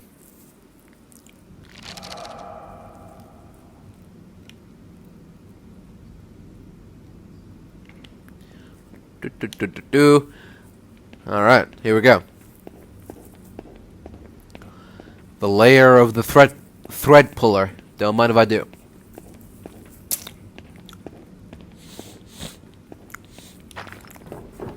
This part of the tunnel has collapsed. We're not getting to the Mithrium this way. I think... yeah, Spar and I found a collapsed section of the aqueduct near town. He explored it, but couldn't describe what he found in the dark. This must be the other side. I shouldn't have let him go. I should have taken more care with him. Andreas, we can't do anything about that now. Yes, of course. Alright.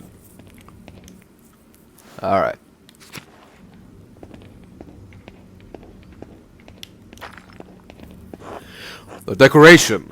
These must have been the baths. Doesn't look like there's a way through. Silt. All the floods kept carrying it down here. Hundreds of years of floods. What if we can't get through? What if it's buried forever? It's too early to get this discouraged. Let's keep looking. Oh, what? What? There's... oh. Ah, there we go. More stairs. Down. Would something be below the baths? A hypocaust. They use warm air to heat the rooms above. Roman colonies in the north often had them. Let's hope those haven't filled with silt as well. Ooh. Bit cramped in here, isn't it? Do you know where we're going? These pillars just kind of go on in all directions. Andres, could you look that way? I think I'm going to try exploring ahead. Of course.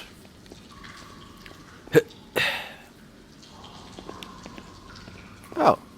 Hey, it's me now. I'm Jimmy Stewart. I'm really old and stuff. How could you abandon your work, Andreas? I thought you were a true artist, a master of something. The only thing more pitiful than watching you work in that scriptorium was your love of that dying art. An eye for an eye, Andreas. You may have condemned me, but in doing so, You damned yourself as well. Oh, jeez, there's a lot of ghosts in here. Master, why did you send me back into the flames? Oh, geez, son, I'm sorry. I can make it up to you, I promise. Here we go. No. Oh, no, this isn't right. I can't be here right now. How did I get here? Andreas? You're still here? Yes. For a little while longer. You're leaving? I am the last vestige of reason that once ruled this court. When it goes, I will go with it. Well, hell, I'll rule the city if you leave. No one. You must leave this place forever, Andreas. You must abandon it for good. What how? What can I do? I don't even know how I got here. This was once a place of refuge for you, Andreas. But it has become a prison. A prison you constructed to protect yourself. From what? From pain. From risk. From life itself. But I can't stay here. I have to help Magdalene. How do I get out? Andreas, you are the architect. I will help you as best as I can, but you are the only one who can answer that. Oh, jeez. I don't understand what's going on here. Oh, boy, this is a big puzzle here. Oh, lordy, lordy, have mercy. Hello, hello, Andreas. Oh, is that you, Sabine? Yes, of course. I'm still here. Part of me will always be here with you. We haven't talked in so long. Why? Oh, I ran out of things to say. You ran away from life. I didn't want to deal with it. Any of it. You ran away from the people who loved you.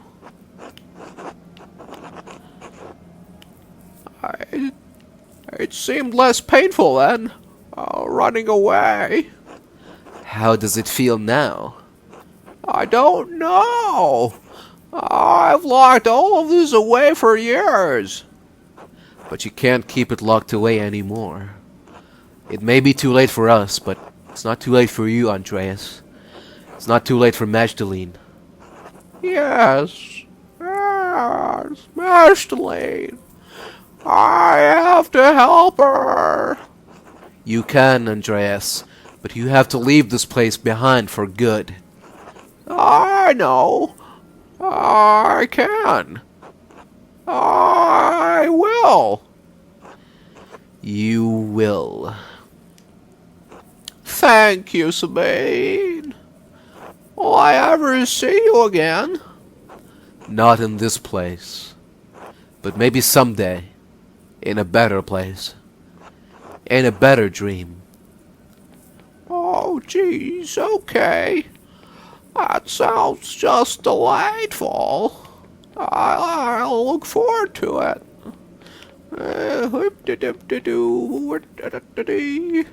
Here I go. Master Andreas? Oh! Oh, Caspar. It's really you. It's so good to see you again, Master.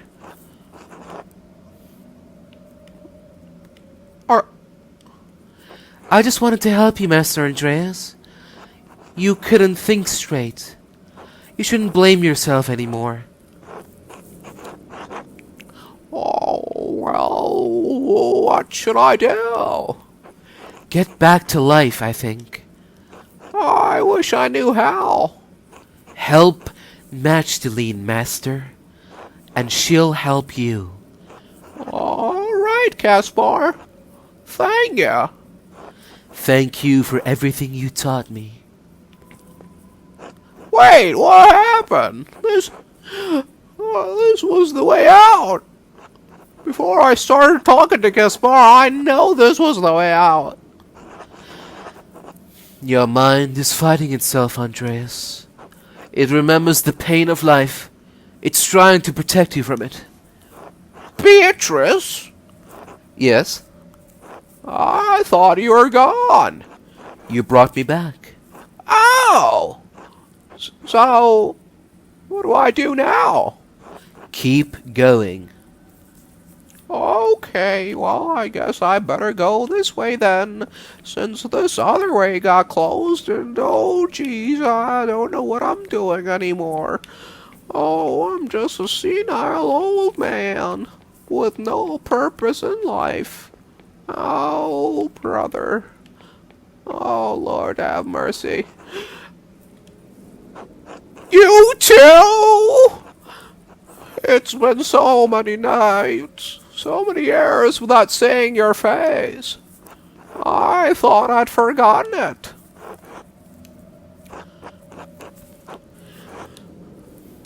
I know there's nothing I could have done, but that doesn't make me feel any less guilty. It's always there under the surface, no matter how I try to bury it.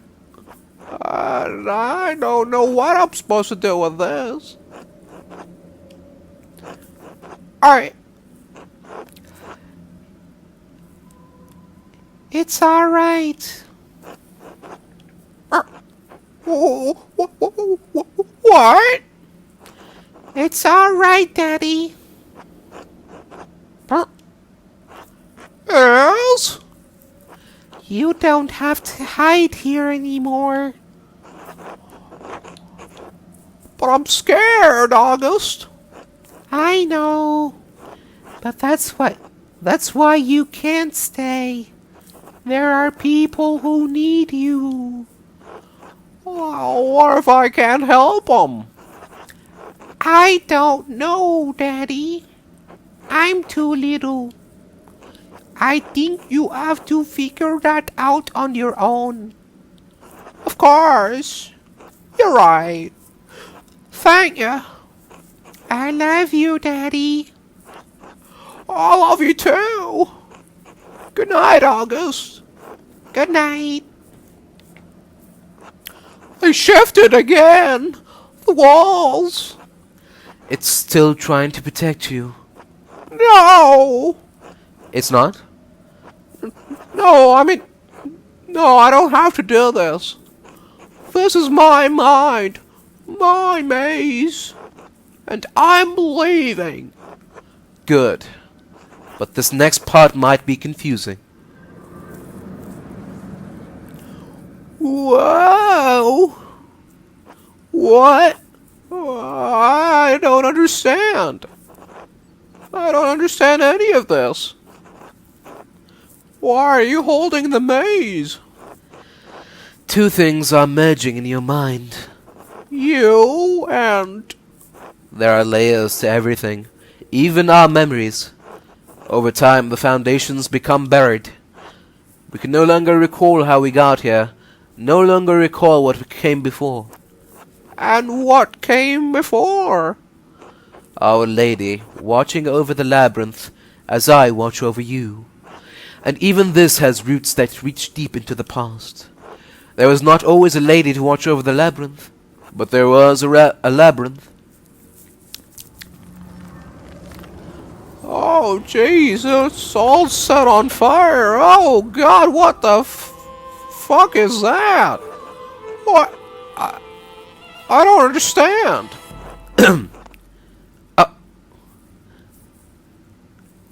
I'm going back to my serious voice now. Sorry about that. Sorry if anyone got annoyed by that. Here we go. This I did not expect. I expected Gurno, I expected Guy, I expected Otto, I expected a lot of people. Definitely not Sister Amelie. But she did say that she digs a hole in her room, so she did have a way out. Should have seen it coming. Anyway, Sister Amelie, is this real? Am I still in my mind? You are here with me, and we are here in spirit. Are we still in the ruins? We are in the tabernacle, the heart of the labyrinth. Your spirit was wandering, and the Lord brought you here. But I don't understand. How did you leave your cell? I have not. We are only here in spirit, Andreas.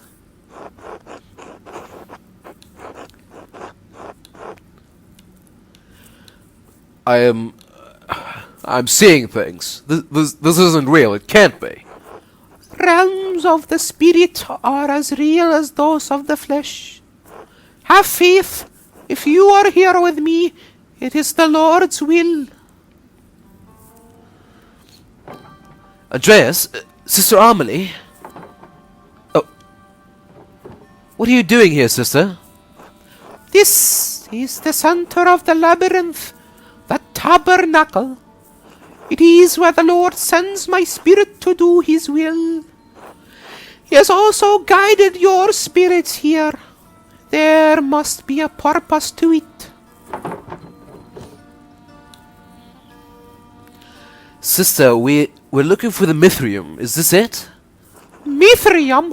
No. This is the tabernacle. Not a place of wood and stone, but a place of spirit. The Lord has called me to this place for many years. He has always made his will known to me. Soon he will make it known to you. Sister, how does your spirit come to this place? Through the door between life and death. When my spirit hears the call, it descends through my grave. Here the Lord tells me what messages I must bear, and to whom. You deliver messages? Yes, once, long ago, I was a scribe. I copied many works of the great church doctors, Origen in particular. But it all ended with the fire. It ended with my life. Wait. I thought I had given up the pen forever, until the vision returned. No!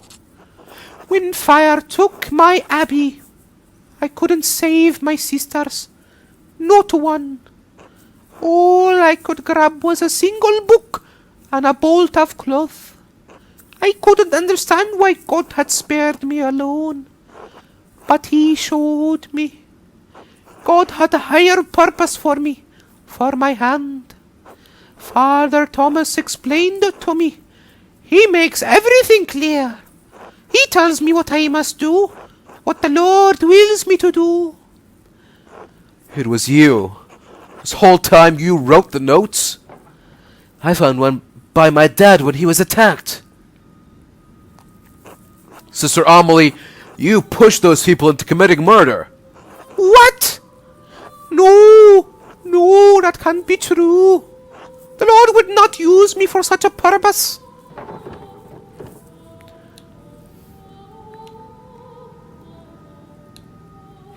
But that's what happened, sister. You wrote those notes. And people were murdered because of them. No, I wouldn't. He wouldn't. There was nothing in his messages about murder. No. I am not here. This can't be happening. This can't be happening. Ah!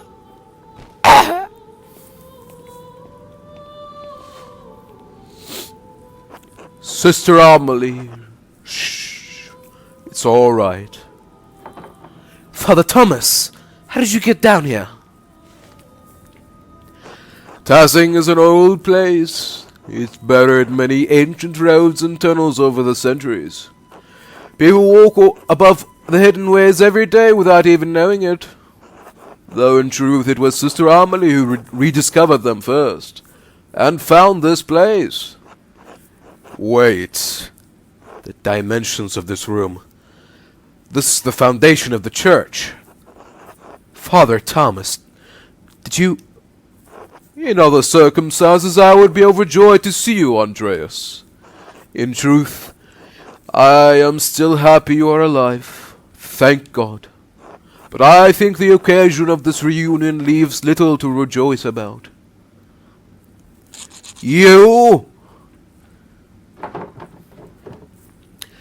and Sister Amelie were behind all of the murders? No. No, she had no part in this. But the notes, she wrote them. She did, but she did not understand their purpose. I guided her. I told her what to write. You abused her love and trust for your own purposes. He who wishes to follow love's way must regard neither cost nor shame, nor pain. He must stand to everything, even her most terrible commands. I am ashamed to admit it, but yes, I did. To what end? What was the point of all this? Look around you. What do you see?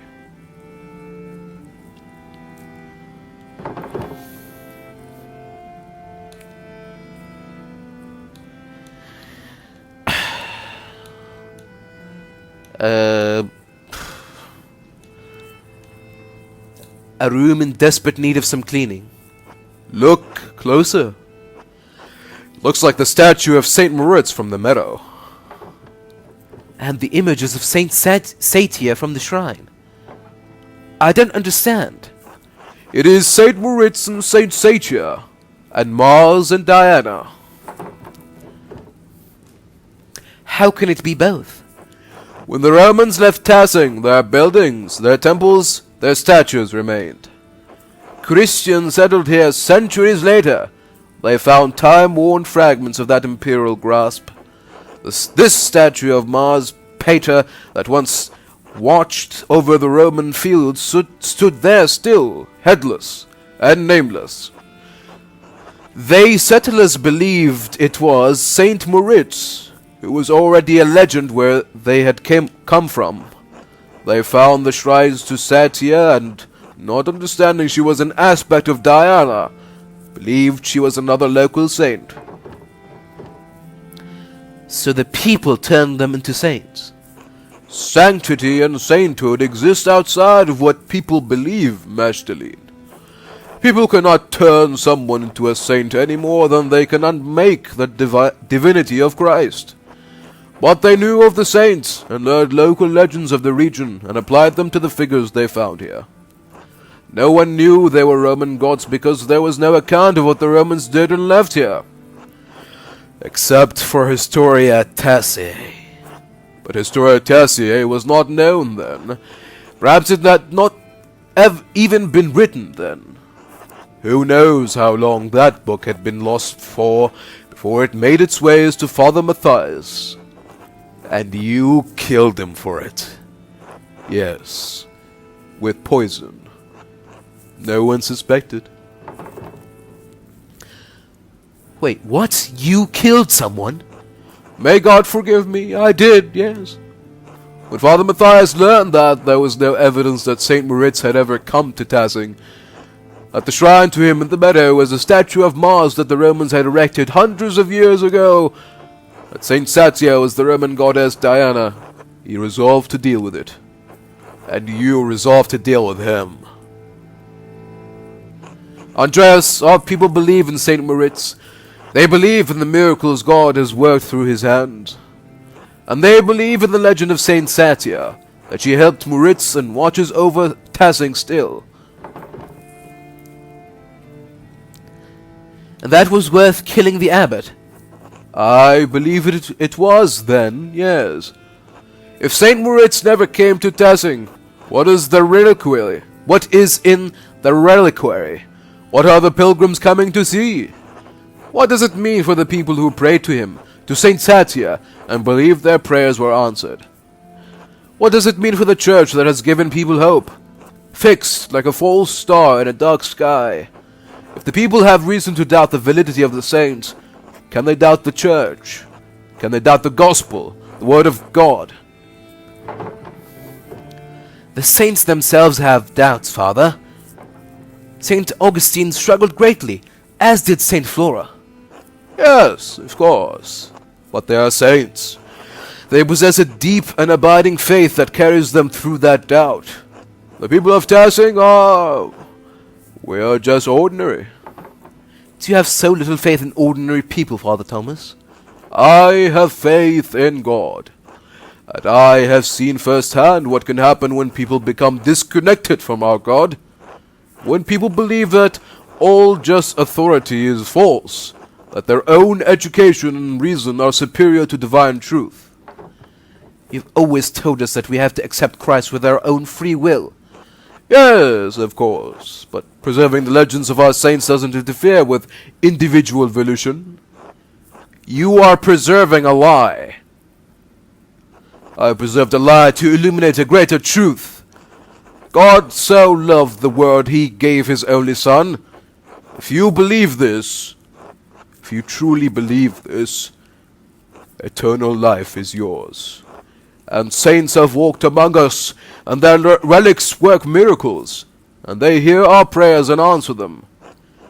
And the two that protect this town were never here. They don't need to know that, Andreas. There are times when God feels so far away from us in these mountains. But a peasant in Tassing can stand in a field, look over our valley and say, Saint Moritz was here. God was with us, and he is with us still, and he will be with us always.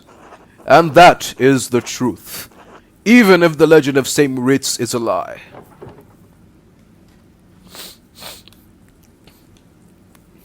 And you think that justifies all of this?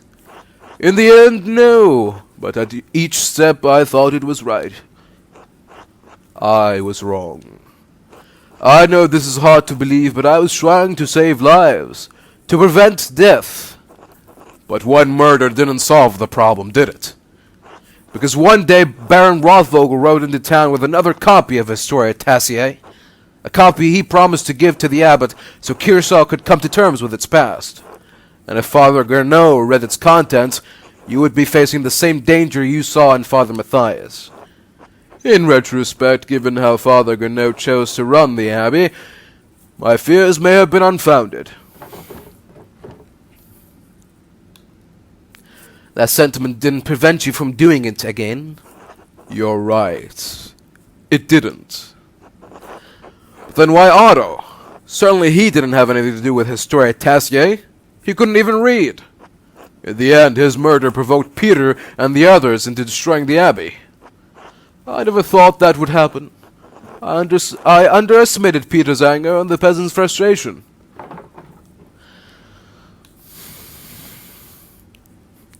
So you killed him to prevent an uprising, but it caused it instead.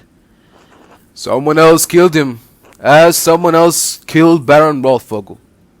And it wasn't to prevent an uprising, but to stop him from showing people what he found. What he found when he was helping to dig the foundations of the Rat House. Alright, well, I'm gonna have to pause this confession here and take a quick bathroom break. I'll be right back. So, it was Father Thomas all along. You know what? He also, in the list of suspects, he was definitely somewhere near the bottom. Although,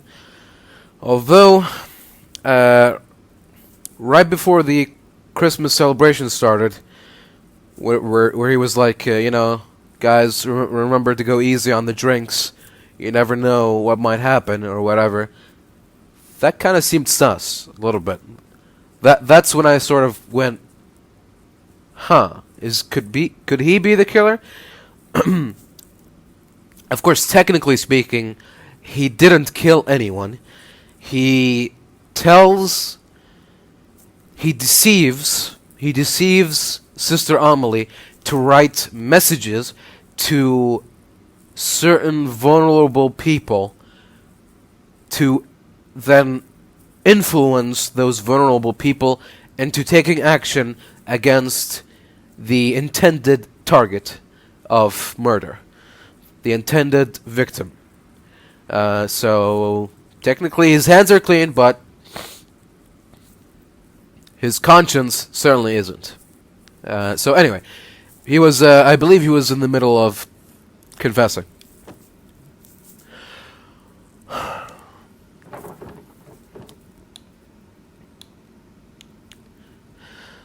What?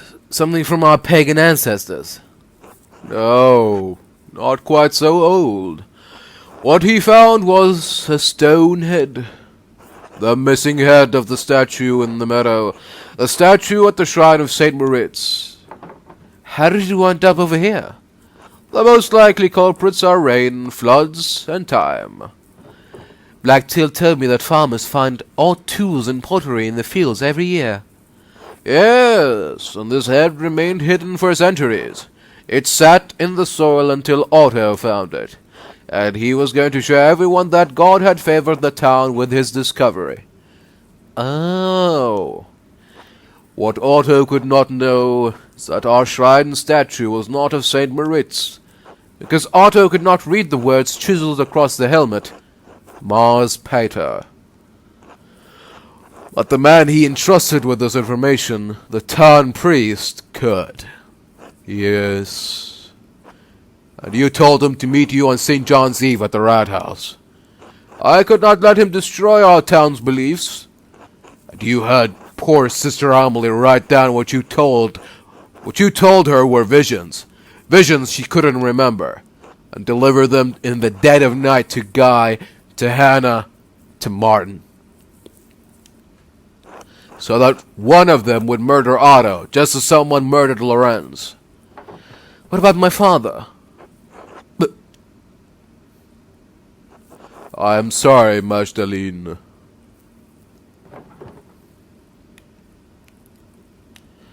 Why'd you do it? It doesn't make any sense. Was it because of the mural? Yes.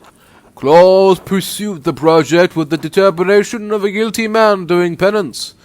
He kept digging and digging for answers about Tassing's past, Kearsor's past. I was afraid that sooner or later he would find out about Moritz, Satya, this place, everything. So you tried to kill him? No, I tried to scare him. First with the note, but he ignored it. I thought if I ransacked the workshop it would scare him off. I didn't expect him to come down so quickly. It was just an accident. It wasn't an accident. You almost killed him. I know. So what are you going to do now? Kill me? Kill Magdalene? No. No, of course not. I have neither the means nor the will to do so. But even if I can't stop you from telling people what I've done, I can stop them from finding this place. Oh.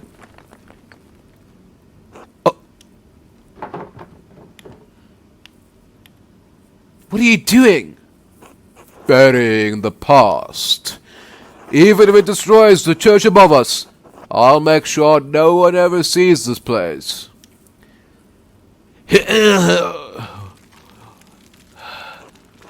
Father, you're going to kill us all. You're going to kill Amelie.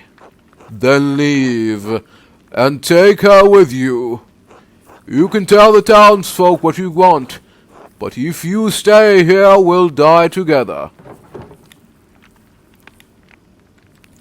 You'd really kill yourself and destroy the church just to hide the secret. Churches can be rebuilt more easily than faith. I am willing to pay the price for that.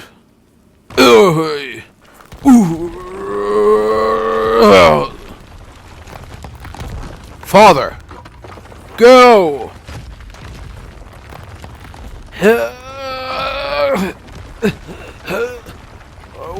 Wait up, Magdalene! Oh, jeez. The sister's a little too heavy for me. Are you alright? I think so. You? In truth, no. But I survived. And so did she.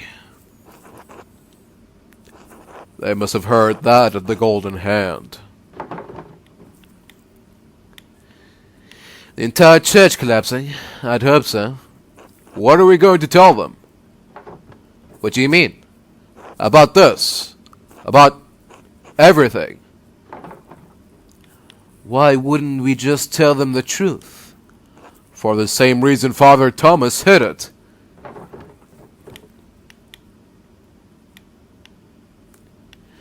So we should reward what he did? All the people he's hurt? It is better to punish the people of Tassing. What good will it do to tell everyone about St. Moritz and St. Satia? Maybe Father Thomas was right about that, if nothing else. Maybe it will break their faith.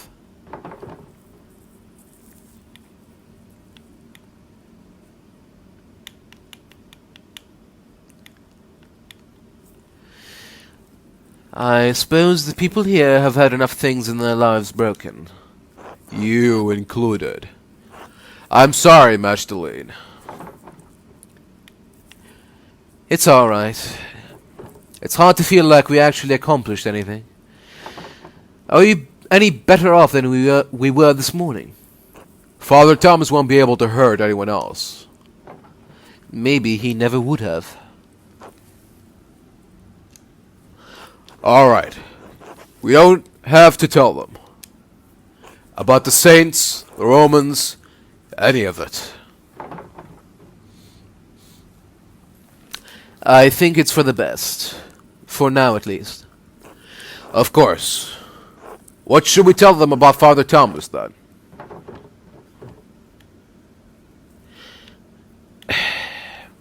We can leave that a mystery as well. Fair enough. Good. We should get Sister Amelie someplace warm. We can take her to my house. You'll probably have some explaining to do. A lot, I think. It's been a long time coming. I'm glad he didn't die in that fire. I am too. I think. Merry Christmas, Andreas. Merry Christmas.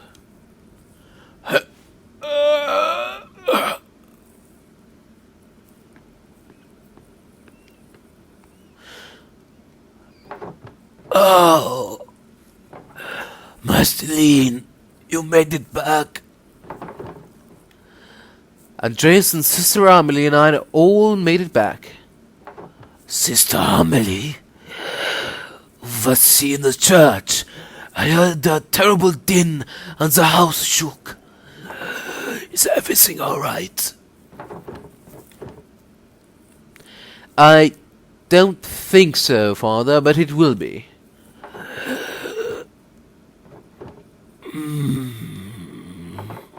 Are you alright, Father? Yes. I'm sorry. Just tired. Sit by me. Tell me what happened.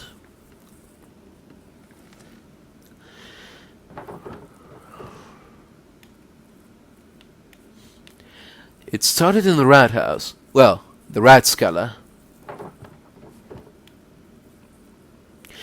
Andreas found an old Roman massage? What? There, that pointed to the Mithrium.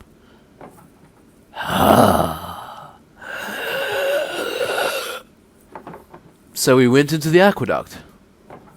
The section we found must have been closed off for centuries. We found an old Roman bathhouse. We couldn't go through, so we found our way down to a level under the baths. I think Andreas said it was a hypocaust. I got separated from Andreas. I was really afraid I'd lost him, that we'd both gotten lost down there. But then I heard his voice off in the distance, and I was so really... Father? Are you still listening?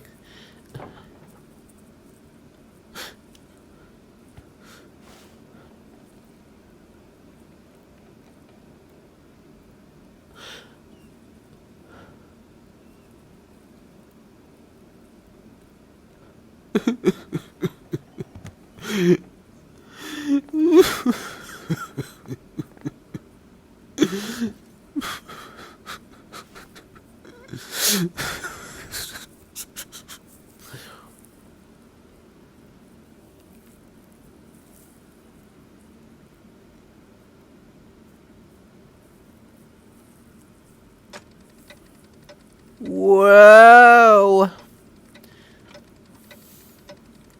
We're really going forward in time here. This is pretty incredible.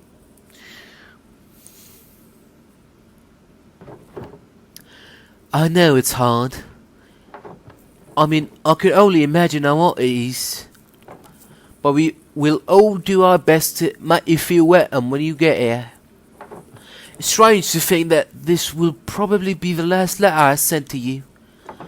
So I will end it with my love. Esther.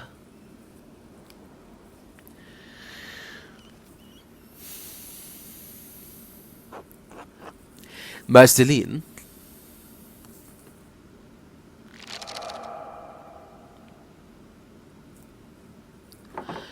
Yes?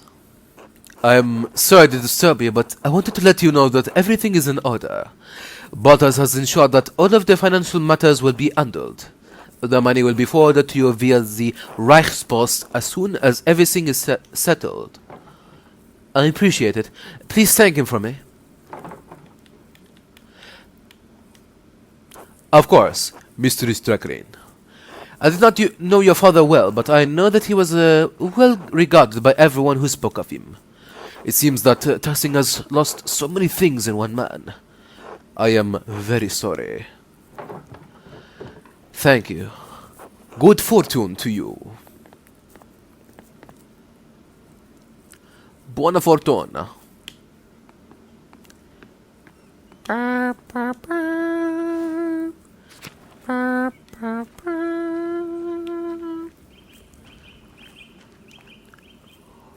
Are you sure you have everything you need, Master Lee?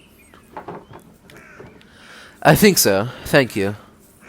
I made you something to take with you on the road. It's chamomile, cinnamon and wheat flour. If you're travelling and you're having cramps. I know. I'll use it. Well, Eldegaard's recipe just called for chamomile and wheat flour. I added the cinnamon for taste. I'm so sorry about what happened to your father. Thank you. Mother Francesca had us all say prayers for him.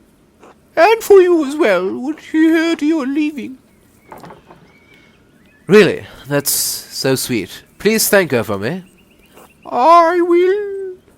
We'll all miss you so much, Magdalene. I will miss you too. God bless you. Safe travels. Oh, okay. I'm bound to this little area here. Marceline, I can't believe you're really leaving. I will miss you all dearly. The boys will miss you even more. Yours, at least. Oh, don't tease him. I think he's really having a hard time of it, despite appearances. Yes, well, he'll get over me soon enough. Maybe, but you are a special girl, Magdalene Dragren. I understand why you're leaving. God knows you have good cause. But Tassing won't be the same without you. Safe travels, and God bless you.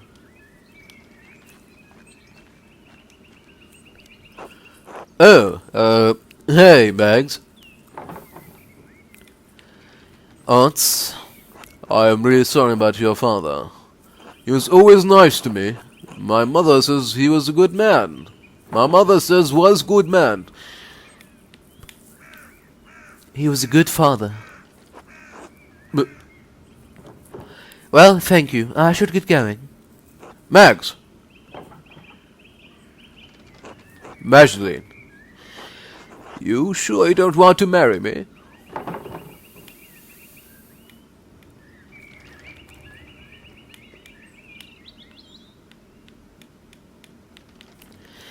It is a tempting offer.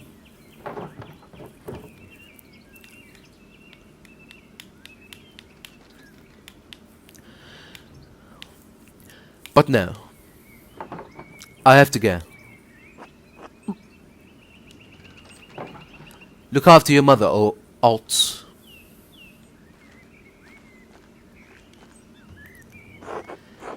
Good morning, Mr. Struckran. Are you off soon? Yes, father. Just saying my last few farewells. Of course. I'm sorry I didn't get a chance to know you or your father. God rest his soul. I am too. Don't let those bohemians put any heretical ideas in your head.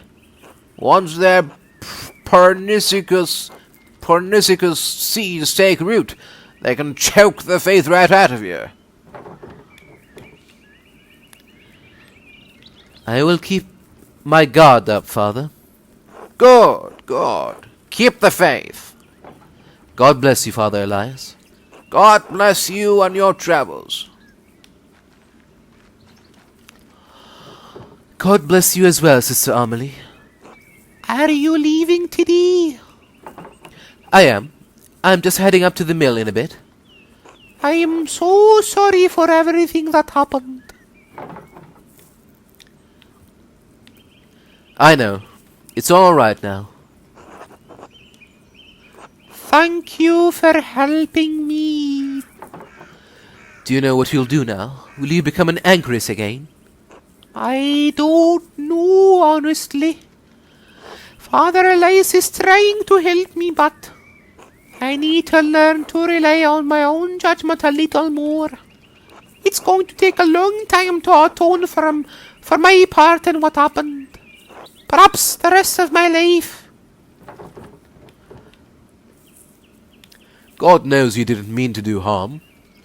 He does, but harm was done. I am writing an account of what happened here, as well as I can remember it anyway. If it is not enough to earn forgiveness, I pray that it will at least illuminate this history of a great darkness. Good. It's worth remembering. God bless you, Sister Amelie. God bless you and keep you safe on your travels, Magdalene. Oh, alright, and off to the mill. Magdalene, dear, I wish you'd stay with us. Little Andreas and Ulrika will miss you greatly. I will miss them too. Tassing is not the place for me. It's past time to leave. You will find your happiness out there yet, somewhere beyond the hills and the valleys. I know it in my heart. God looks after you, as he does for us all.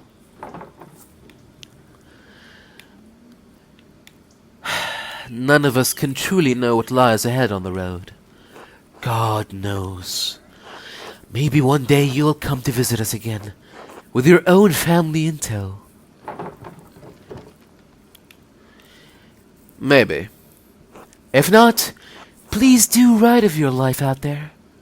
When I was younger, I often dreamed of traveling, visiting the many kingdoms. But I found my peace, here and now, in Tassing, even after all that happened. With the Revolt. Yes, and Lenhart. It was a frightening time, not only to me, but to Paul, and to Anna. It's probably what brought them together in the end. A miracle. My little darlings. Without them, I'd never have little Andreas and Ulrika. I am rambling. Stay safe on the road, Magdalene, dear. We're still in dangerous times. I will. Godspeed, Magdalene.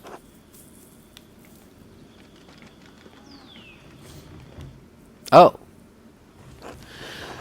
Are you sure I look alright? Of course, Andreas, you look perfectly respectable. You're a little worse for wear, but a good sight better than you were. It was kind of the women to help me clean up. I'm afraid I'd forgotten how to look after myself. Some say you took care of yourself quite admirably. How many men here could have survived in a burned-out cellar for the better part of 20 years? Sitting on our discarded wine, no less.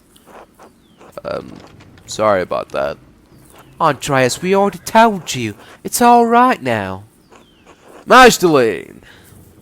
Hello, Magdalene. Are you off soon? Hello, yes, I'm riding with your flower to Mittenwald, and then down the Isar. Sorry to see you go, Magdalene, but I hope Prague is everything you've dreamed of. If it's half the city Esther describes, I'm sure I'll love it. You have a chance to make a life of your own there. God knows I've squandered so much of mine.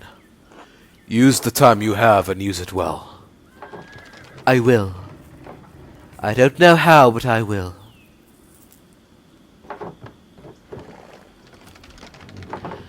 I wish he could have seen it, Andreas. I know. He would have loved it. I hope so.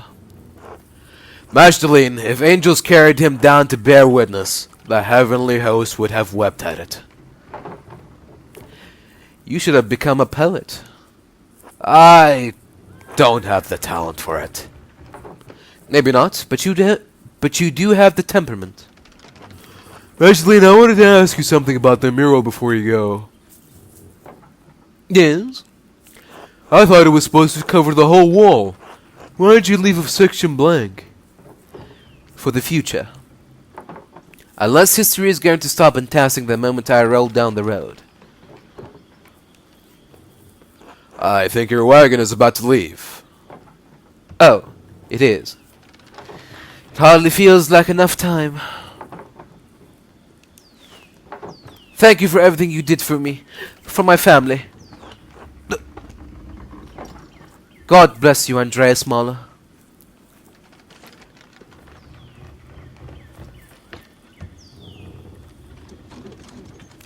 Goodbye. Andreas? Are you alright? I'm lost. That's alright. You're welcome to you're welcome to stay with us for as long as you need. Besides, you can't leave yet. The children require your expertise. Oh? They're up on the mill, the walkway. I'll have supper ready when you're done. Just remember that you're always welcome in our home, Andreas. Thank you.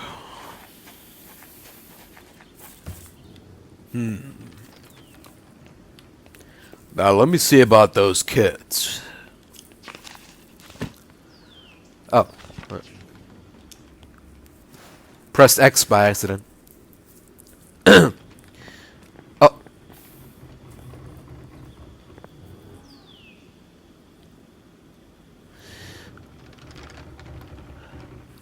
Here, kiddos. Let Papa Andreas help you. So you gotta go like this, sideways, but at 45 angle. That's right, that's it.